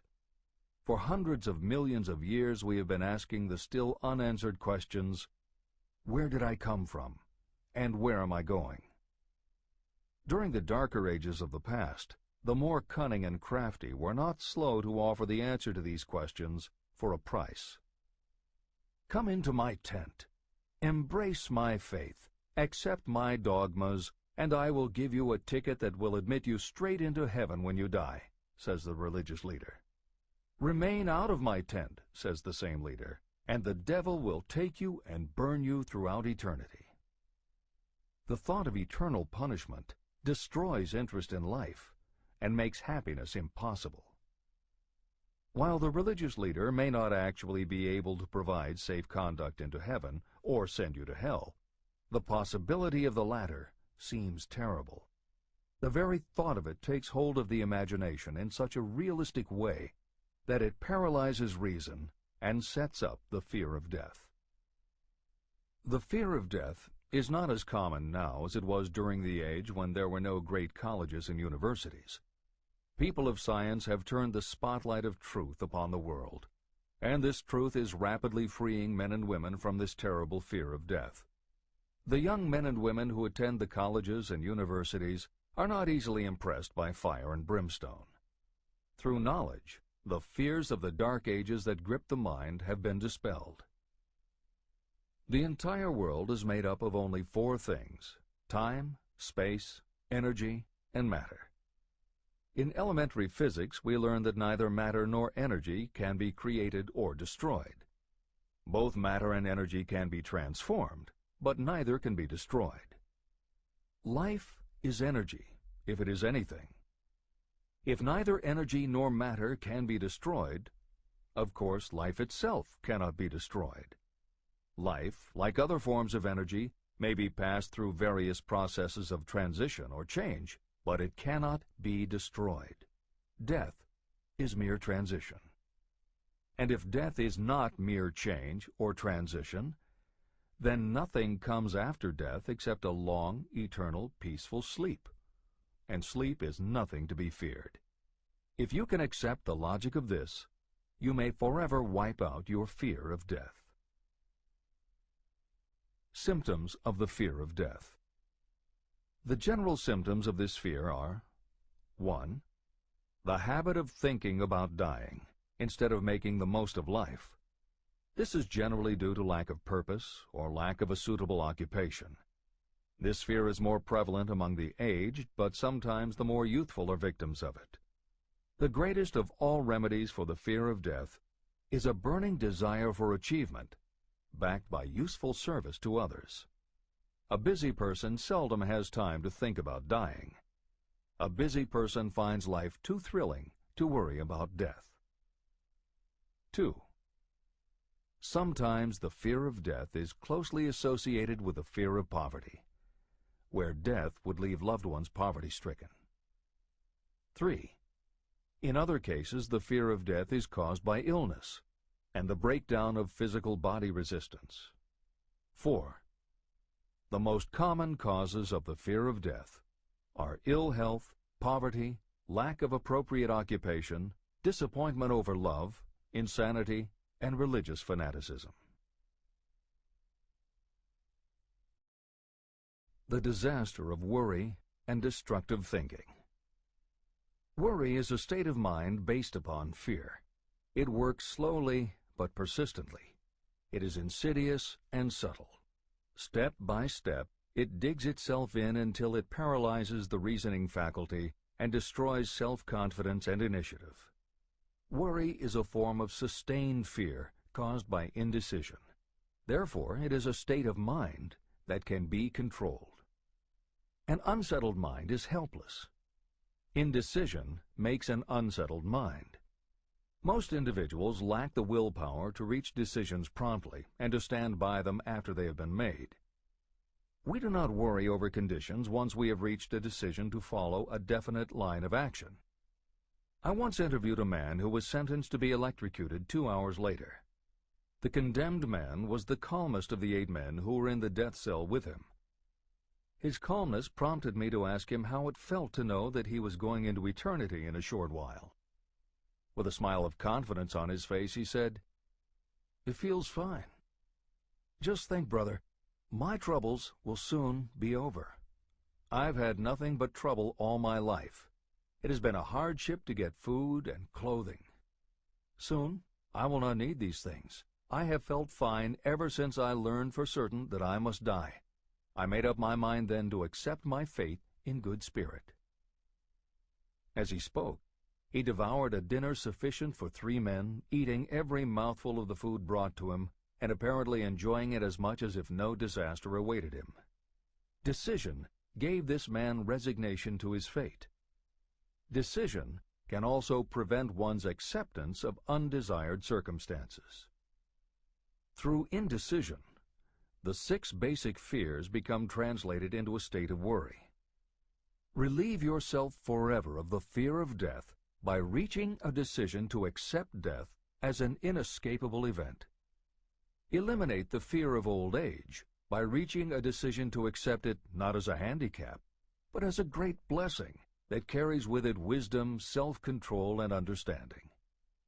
Master the fear of loss of love by reaching a decision to get along without love, if that is necessary. Defeat the fear of criticism by reaching a decision not to worry about what other people think, do, or say. Overcome the fear of ill health by the decision to forget symptoms, and whip the fear of poverty by reaching a decision to get along with whatever wealth you can accumulate without worry. Kill the habit of worry in all its forms by reaching a general blanket decision that nothing life has to offer is worth the price of worry. With this decision will come poise, peace of mind, and calmness of thought, which will bring happiness. If your mind is filled with fear, you not only destroy your own chances of intelligent action, but you transmit these destructive vibrations to the minds of all who come into contact with you, and you destroy their chances too.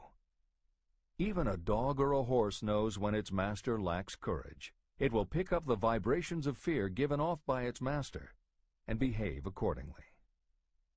The vibrations of fear pass from one mind to another just as quickly and as surely as the sound of the human voice passes from the broadcasting station to a radio receiver. The person who constantly speaks of negative or destructive thoughts is practically certain to experience the results of those words in the form of destructive feedback. But even negative thoughts without words will come back to you. The release of destructive thought impulses alone also produces feedback in more ways than one. First, and perhaps most important to be remembered, the person who releases thoughts of a destructive nature must suffer damage through the breaking down of creative imagination. Secondly, the presence in the mind of any destructive emotion develops a negative personality, which repels people and often converts them into antagonists. The third source of damage is that negative thoughts not only affect others, but they also embed themselves in the subconscious mind of the person releasing them and there become a part of that person's character. Your business in life is to achieve success. To be successful, you must find peace of mind, acquire the material needs of life, and above all, attain happiness. All of these indications of success begin in the form of thought impulses. You control your own mind. You have the power to feed it whatever thought impulses you choose. With this goes the responsibility of using your mind constructively. You are the master of your own earthly destiny, just as surely as you have the power to control your own thoughts. You may influence, direct, and eventually control your own environment, making your life what you want it to be. Or you may neglect to make your life what you want, and you will be adrift on the seas of circumstance, where you will be tossed like a wood chip on the waves of the ocean. The Devil's Workshop. In addition to the 6 basic fears, there is another evil by which people suffer. It constitutes a rich soil in which the seeds of failure grow abundantly. It is so subtle that its presence often is not detected. It is more deeply rooted and more often fatal than all of the 6 fears. For want of a better name, let us call this evil susceptibility to negative influences. Those who accumulate great riches always protect themselves against negative influences. The poverty-stricken never do. Those who succeed in any calling must prepare their minds to resist such influences. If you are reading this book to learn how to grow rich, you should examine yourself very carefully to determine whether you are susceptible to negative influences. If you neglect this self-analysis, you will give up your right to attain the object of your desires. Make your analysis searching. As you read the following questions, be tough on yourself. Go at the task as carefully as you would if you were searching for any other enemy you knew was waiting to ambush you. You must deal with your own faults as you would with a real and serious enemy. You can easily protect yourself against real enemies because there are laws, police, and courts to deal with them. But this 7th basic evil is more difficult to master because it strikes when you are not aware of its presence, when you are asleep and while you are awake. Moreover, its weapon is intangible because it consists of merely a state of mind. Negative influences are also dangerous because they come in so many different forms. Sometimes they enter the mind through the well-meant words of your friends and relatives. At other times they come from within, through your own mental attitude. Always it is as deadly as poison, even though it may not kill as quickly. How to protect yourself against negative influences.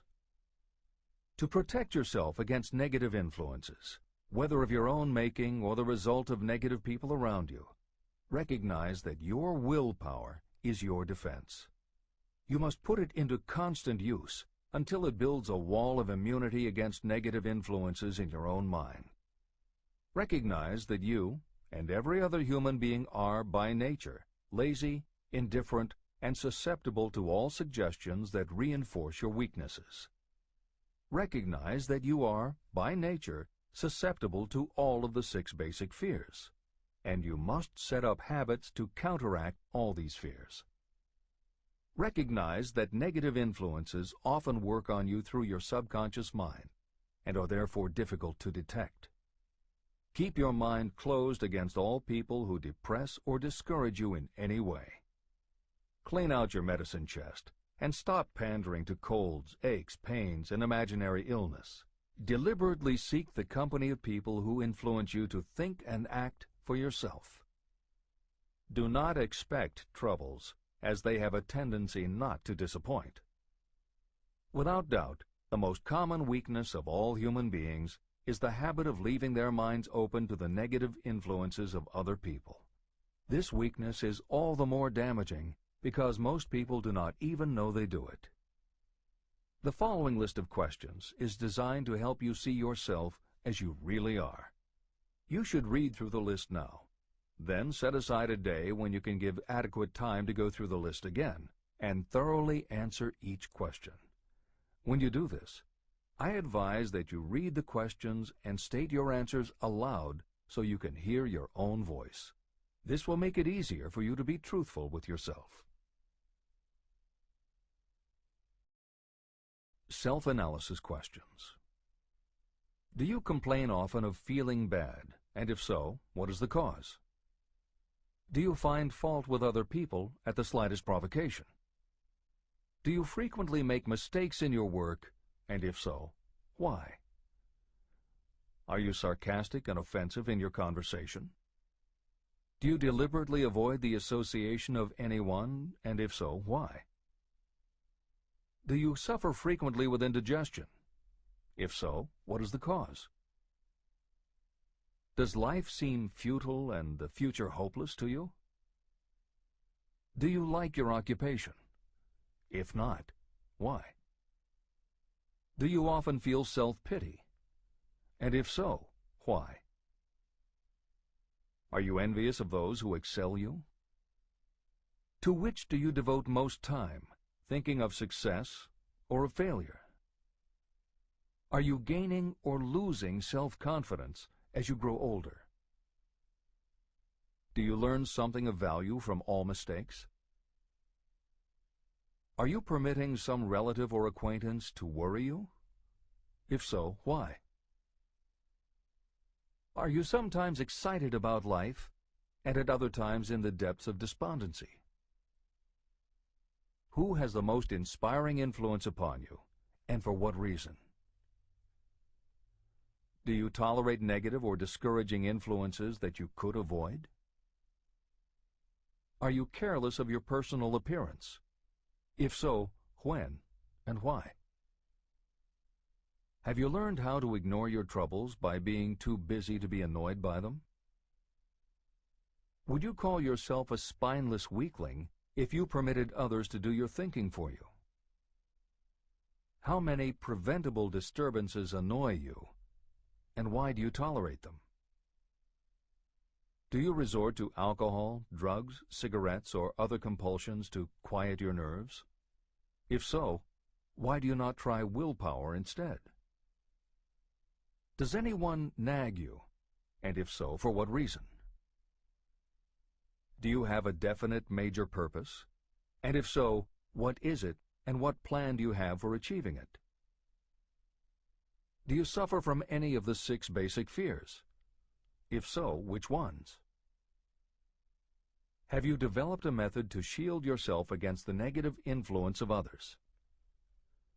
Do you use autosuggestion to make your mind positive? Which do you value most, your material possessions or your privilege of controlling your own thoughts? Are you easily influenced by others against your own judgment? Has today added anything of value to your stock of knowledge or state of mind? Do you face squarely the circumstances that make you unhappy, or do you sidestep the responsibility? Do you analyze all mistakes and failures and try to profit by them, or do you take the attitude that this is not your duty? Can you name 3 of your most damaging weaknesses? What are you doing to correct them? Do you encourage other people to bring their worries to you for sympathy? Do you choose from your daily experiences lessons or influences that aid in your personal advancement? Does your presence have a negative influence on other people as a rule? What habits of other people annoy you most? Do you form your own opinions, or do you permit yourself to be influenced by other people?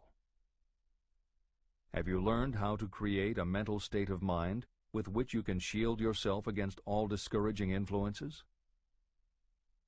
Does your occupation inspire you with faith and hope? Are you conscious of possessing spiritual forces of sufficient power to enable you to keep your mind free from all forms of fear? Does your religion help to keep your mind positive?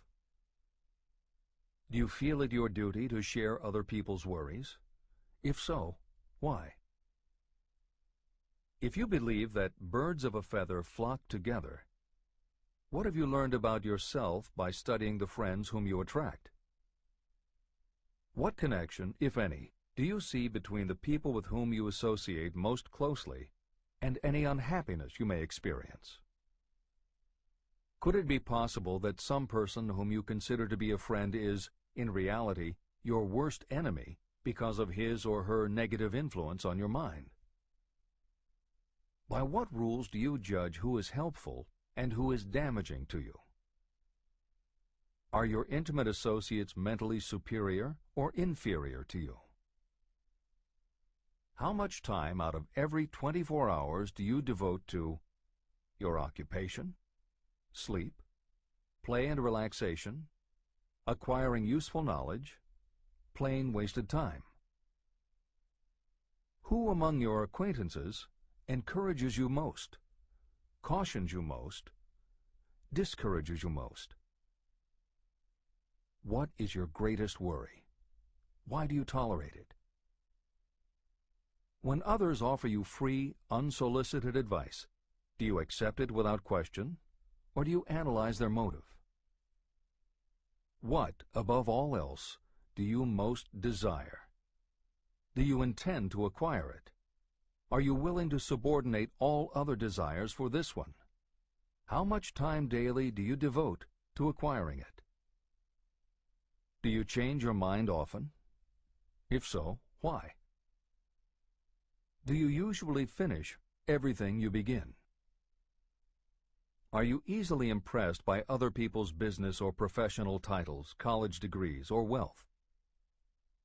Are you easily influenced by what other people think or say about you? Do you cater to people because of their social or financial status? Whom do you believe to be the greatest person living? In what respect is this person superior to yourself? How much time have you devoted to studying and answering these questions? At least one day is necessary for the analysis and the answering of the entire list. If you have answered all these questions truthfully, you know more about yourself than the majority of people. Study the questions carefully. Come back to them once each week for several months, and be astounded at the amount of additional knowledge of great value to yourself you will have gained by the simple method of answering the questions truthfully. If you are not certain about the answers to some of the questions, seek the counsel of those who know you well, especially those who have no motive in flattering you, and see yourself through their eyes. The experience will be astonishing. The one thing over which you have absolute control. You have absolute control over only one thing, and that is your thoughts. This is the most significant and inspiring of all facts known to humans. It reflects our divine nature. This ability to control your thoughts is the sole means by which you may control your own destiny. If you fail to control your own mind, you may be sure you will control nothing else. Your mind is your spiritual estate. Protect and use it with the care to which divine royalty is entitled. You were given your willpower for this purpose. Unfortunately, there is no legal protection against those who, by design or through ignorance, poison the minds of others with negative suggestion. Those with negative minds tried to convince Thomas A. Edison that he could not build a machine that would record and reproduce the human voice, because, they said, no one else has ever produced such a machine. Edison did not believe them. He knew that the mind could produce anything the mind could conceive and believe. That knowledge was the thing that lifted the great Edison above the common herd.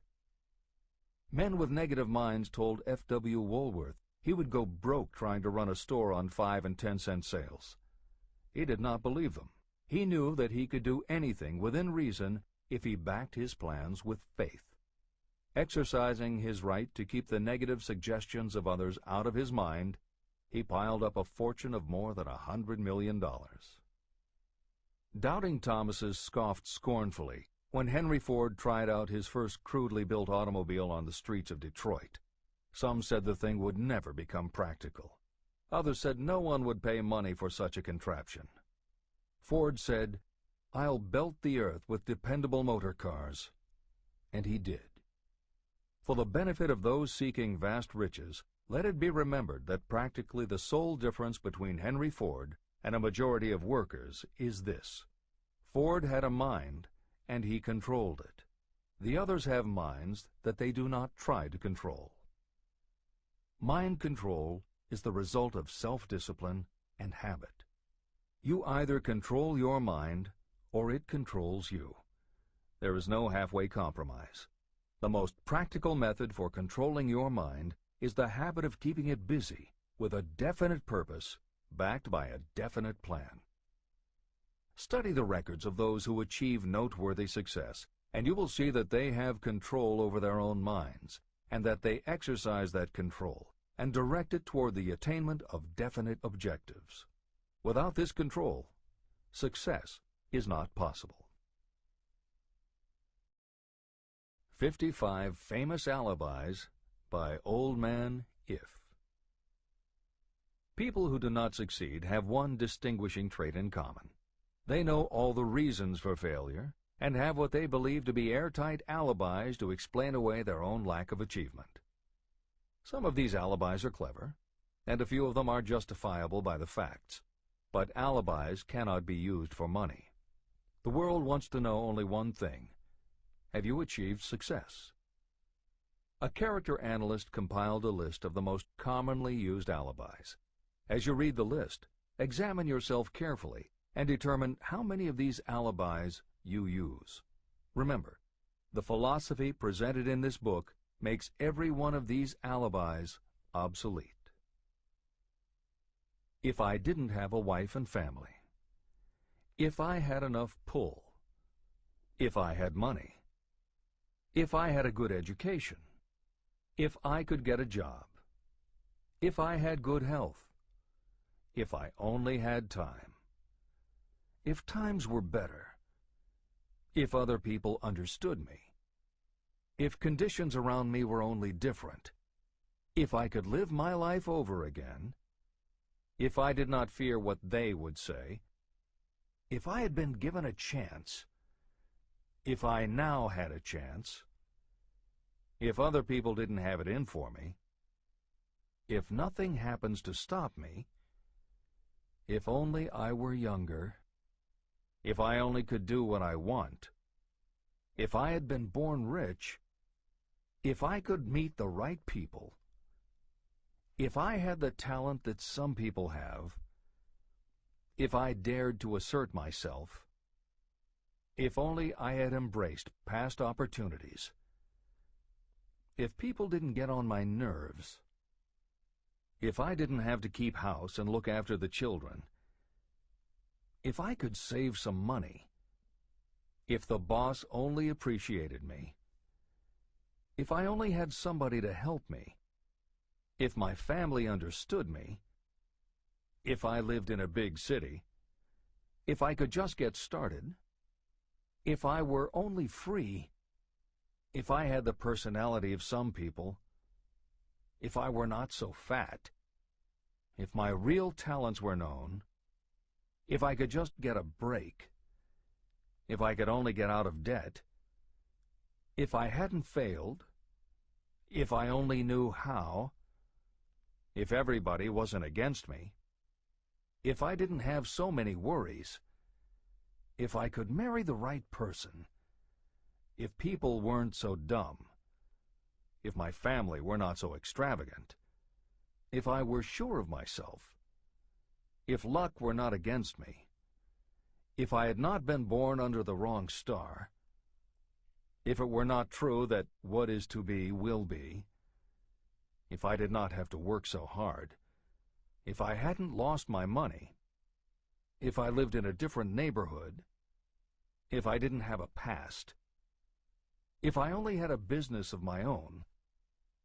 If other people would only listen to me.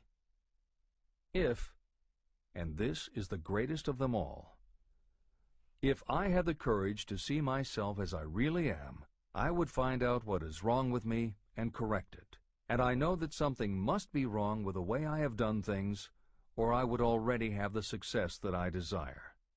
I recognize that something must be wrong with me, otherwise I would have spent more time analyzing my weaknesses and less time building alibis to cover them. Building alibis to explain away failure is a national pastime. The habit is as old as the human race and is fatal to success. Why do people cling to their pet alibis? The answer is obvious. They defend their alibis because they create them. Your alibi is the child of your own imagination. It is human nature to defend your own brainchild. Building alibis is a deeply rooted habit. Habits are difficult to break, especially when they provide justification for something we do.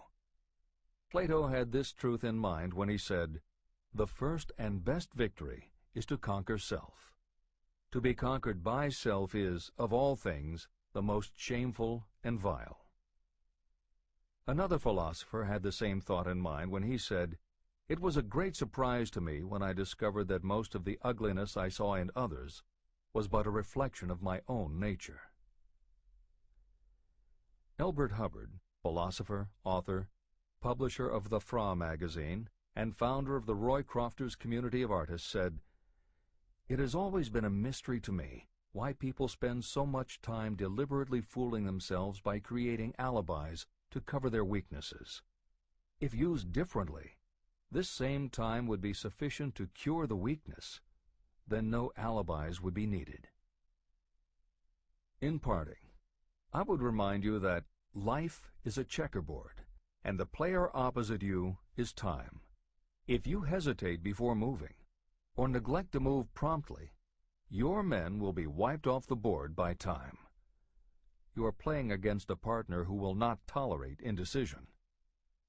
Previously, you may have had a logical excuse for not having forced life to come through with whatever you asked.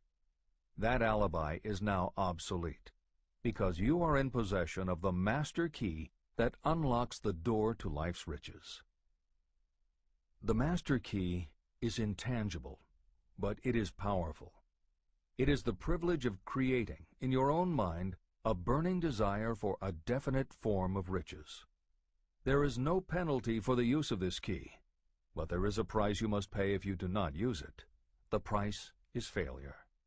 There is a reward of stupendous proportions if you put the key to use. It is the satisfaction that will come to you when you conquer self and force life to pay whatever is asked.